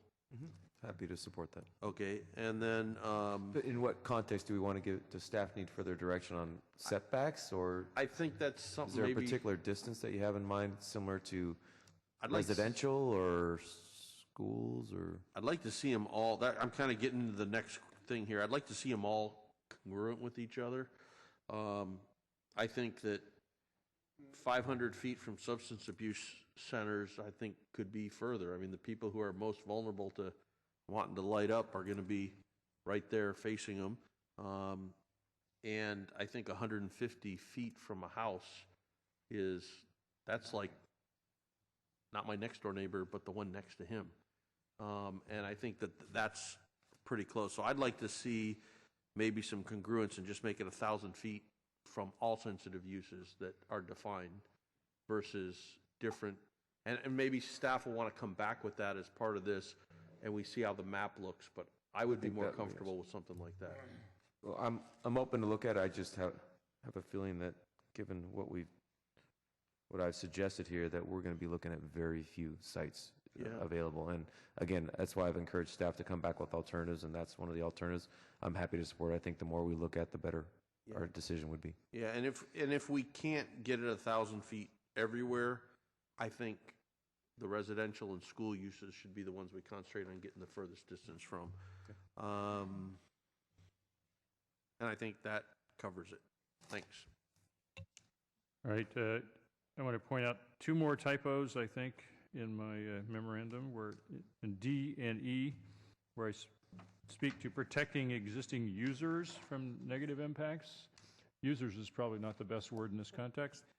So I think it should be uses, because I'm trying to protect the corporate the companies, the entities that are already doing business there, not the people who are using something. Okay. Mayor, Yes, I think there's one other LICCARDO. typo under G. Did you already correct the citing Yes, typo? I think Yeah, so. I did that one. Yeah, got that one. Councilmember Chu. Thank you, Mayor. With all the friendly amendment, I can almost support the underlying motion, but I'm not going to support it. Just to want to make a statement that I'm hoping that this council will not curb the prostitution problem with the same approach. So I'll be voting no. Thank you. I think that concludes the council discussion. We have a motion based on the two memorandums with lots of friendly amendments that we've just discussed, which I'm not going to repeat.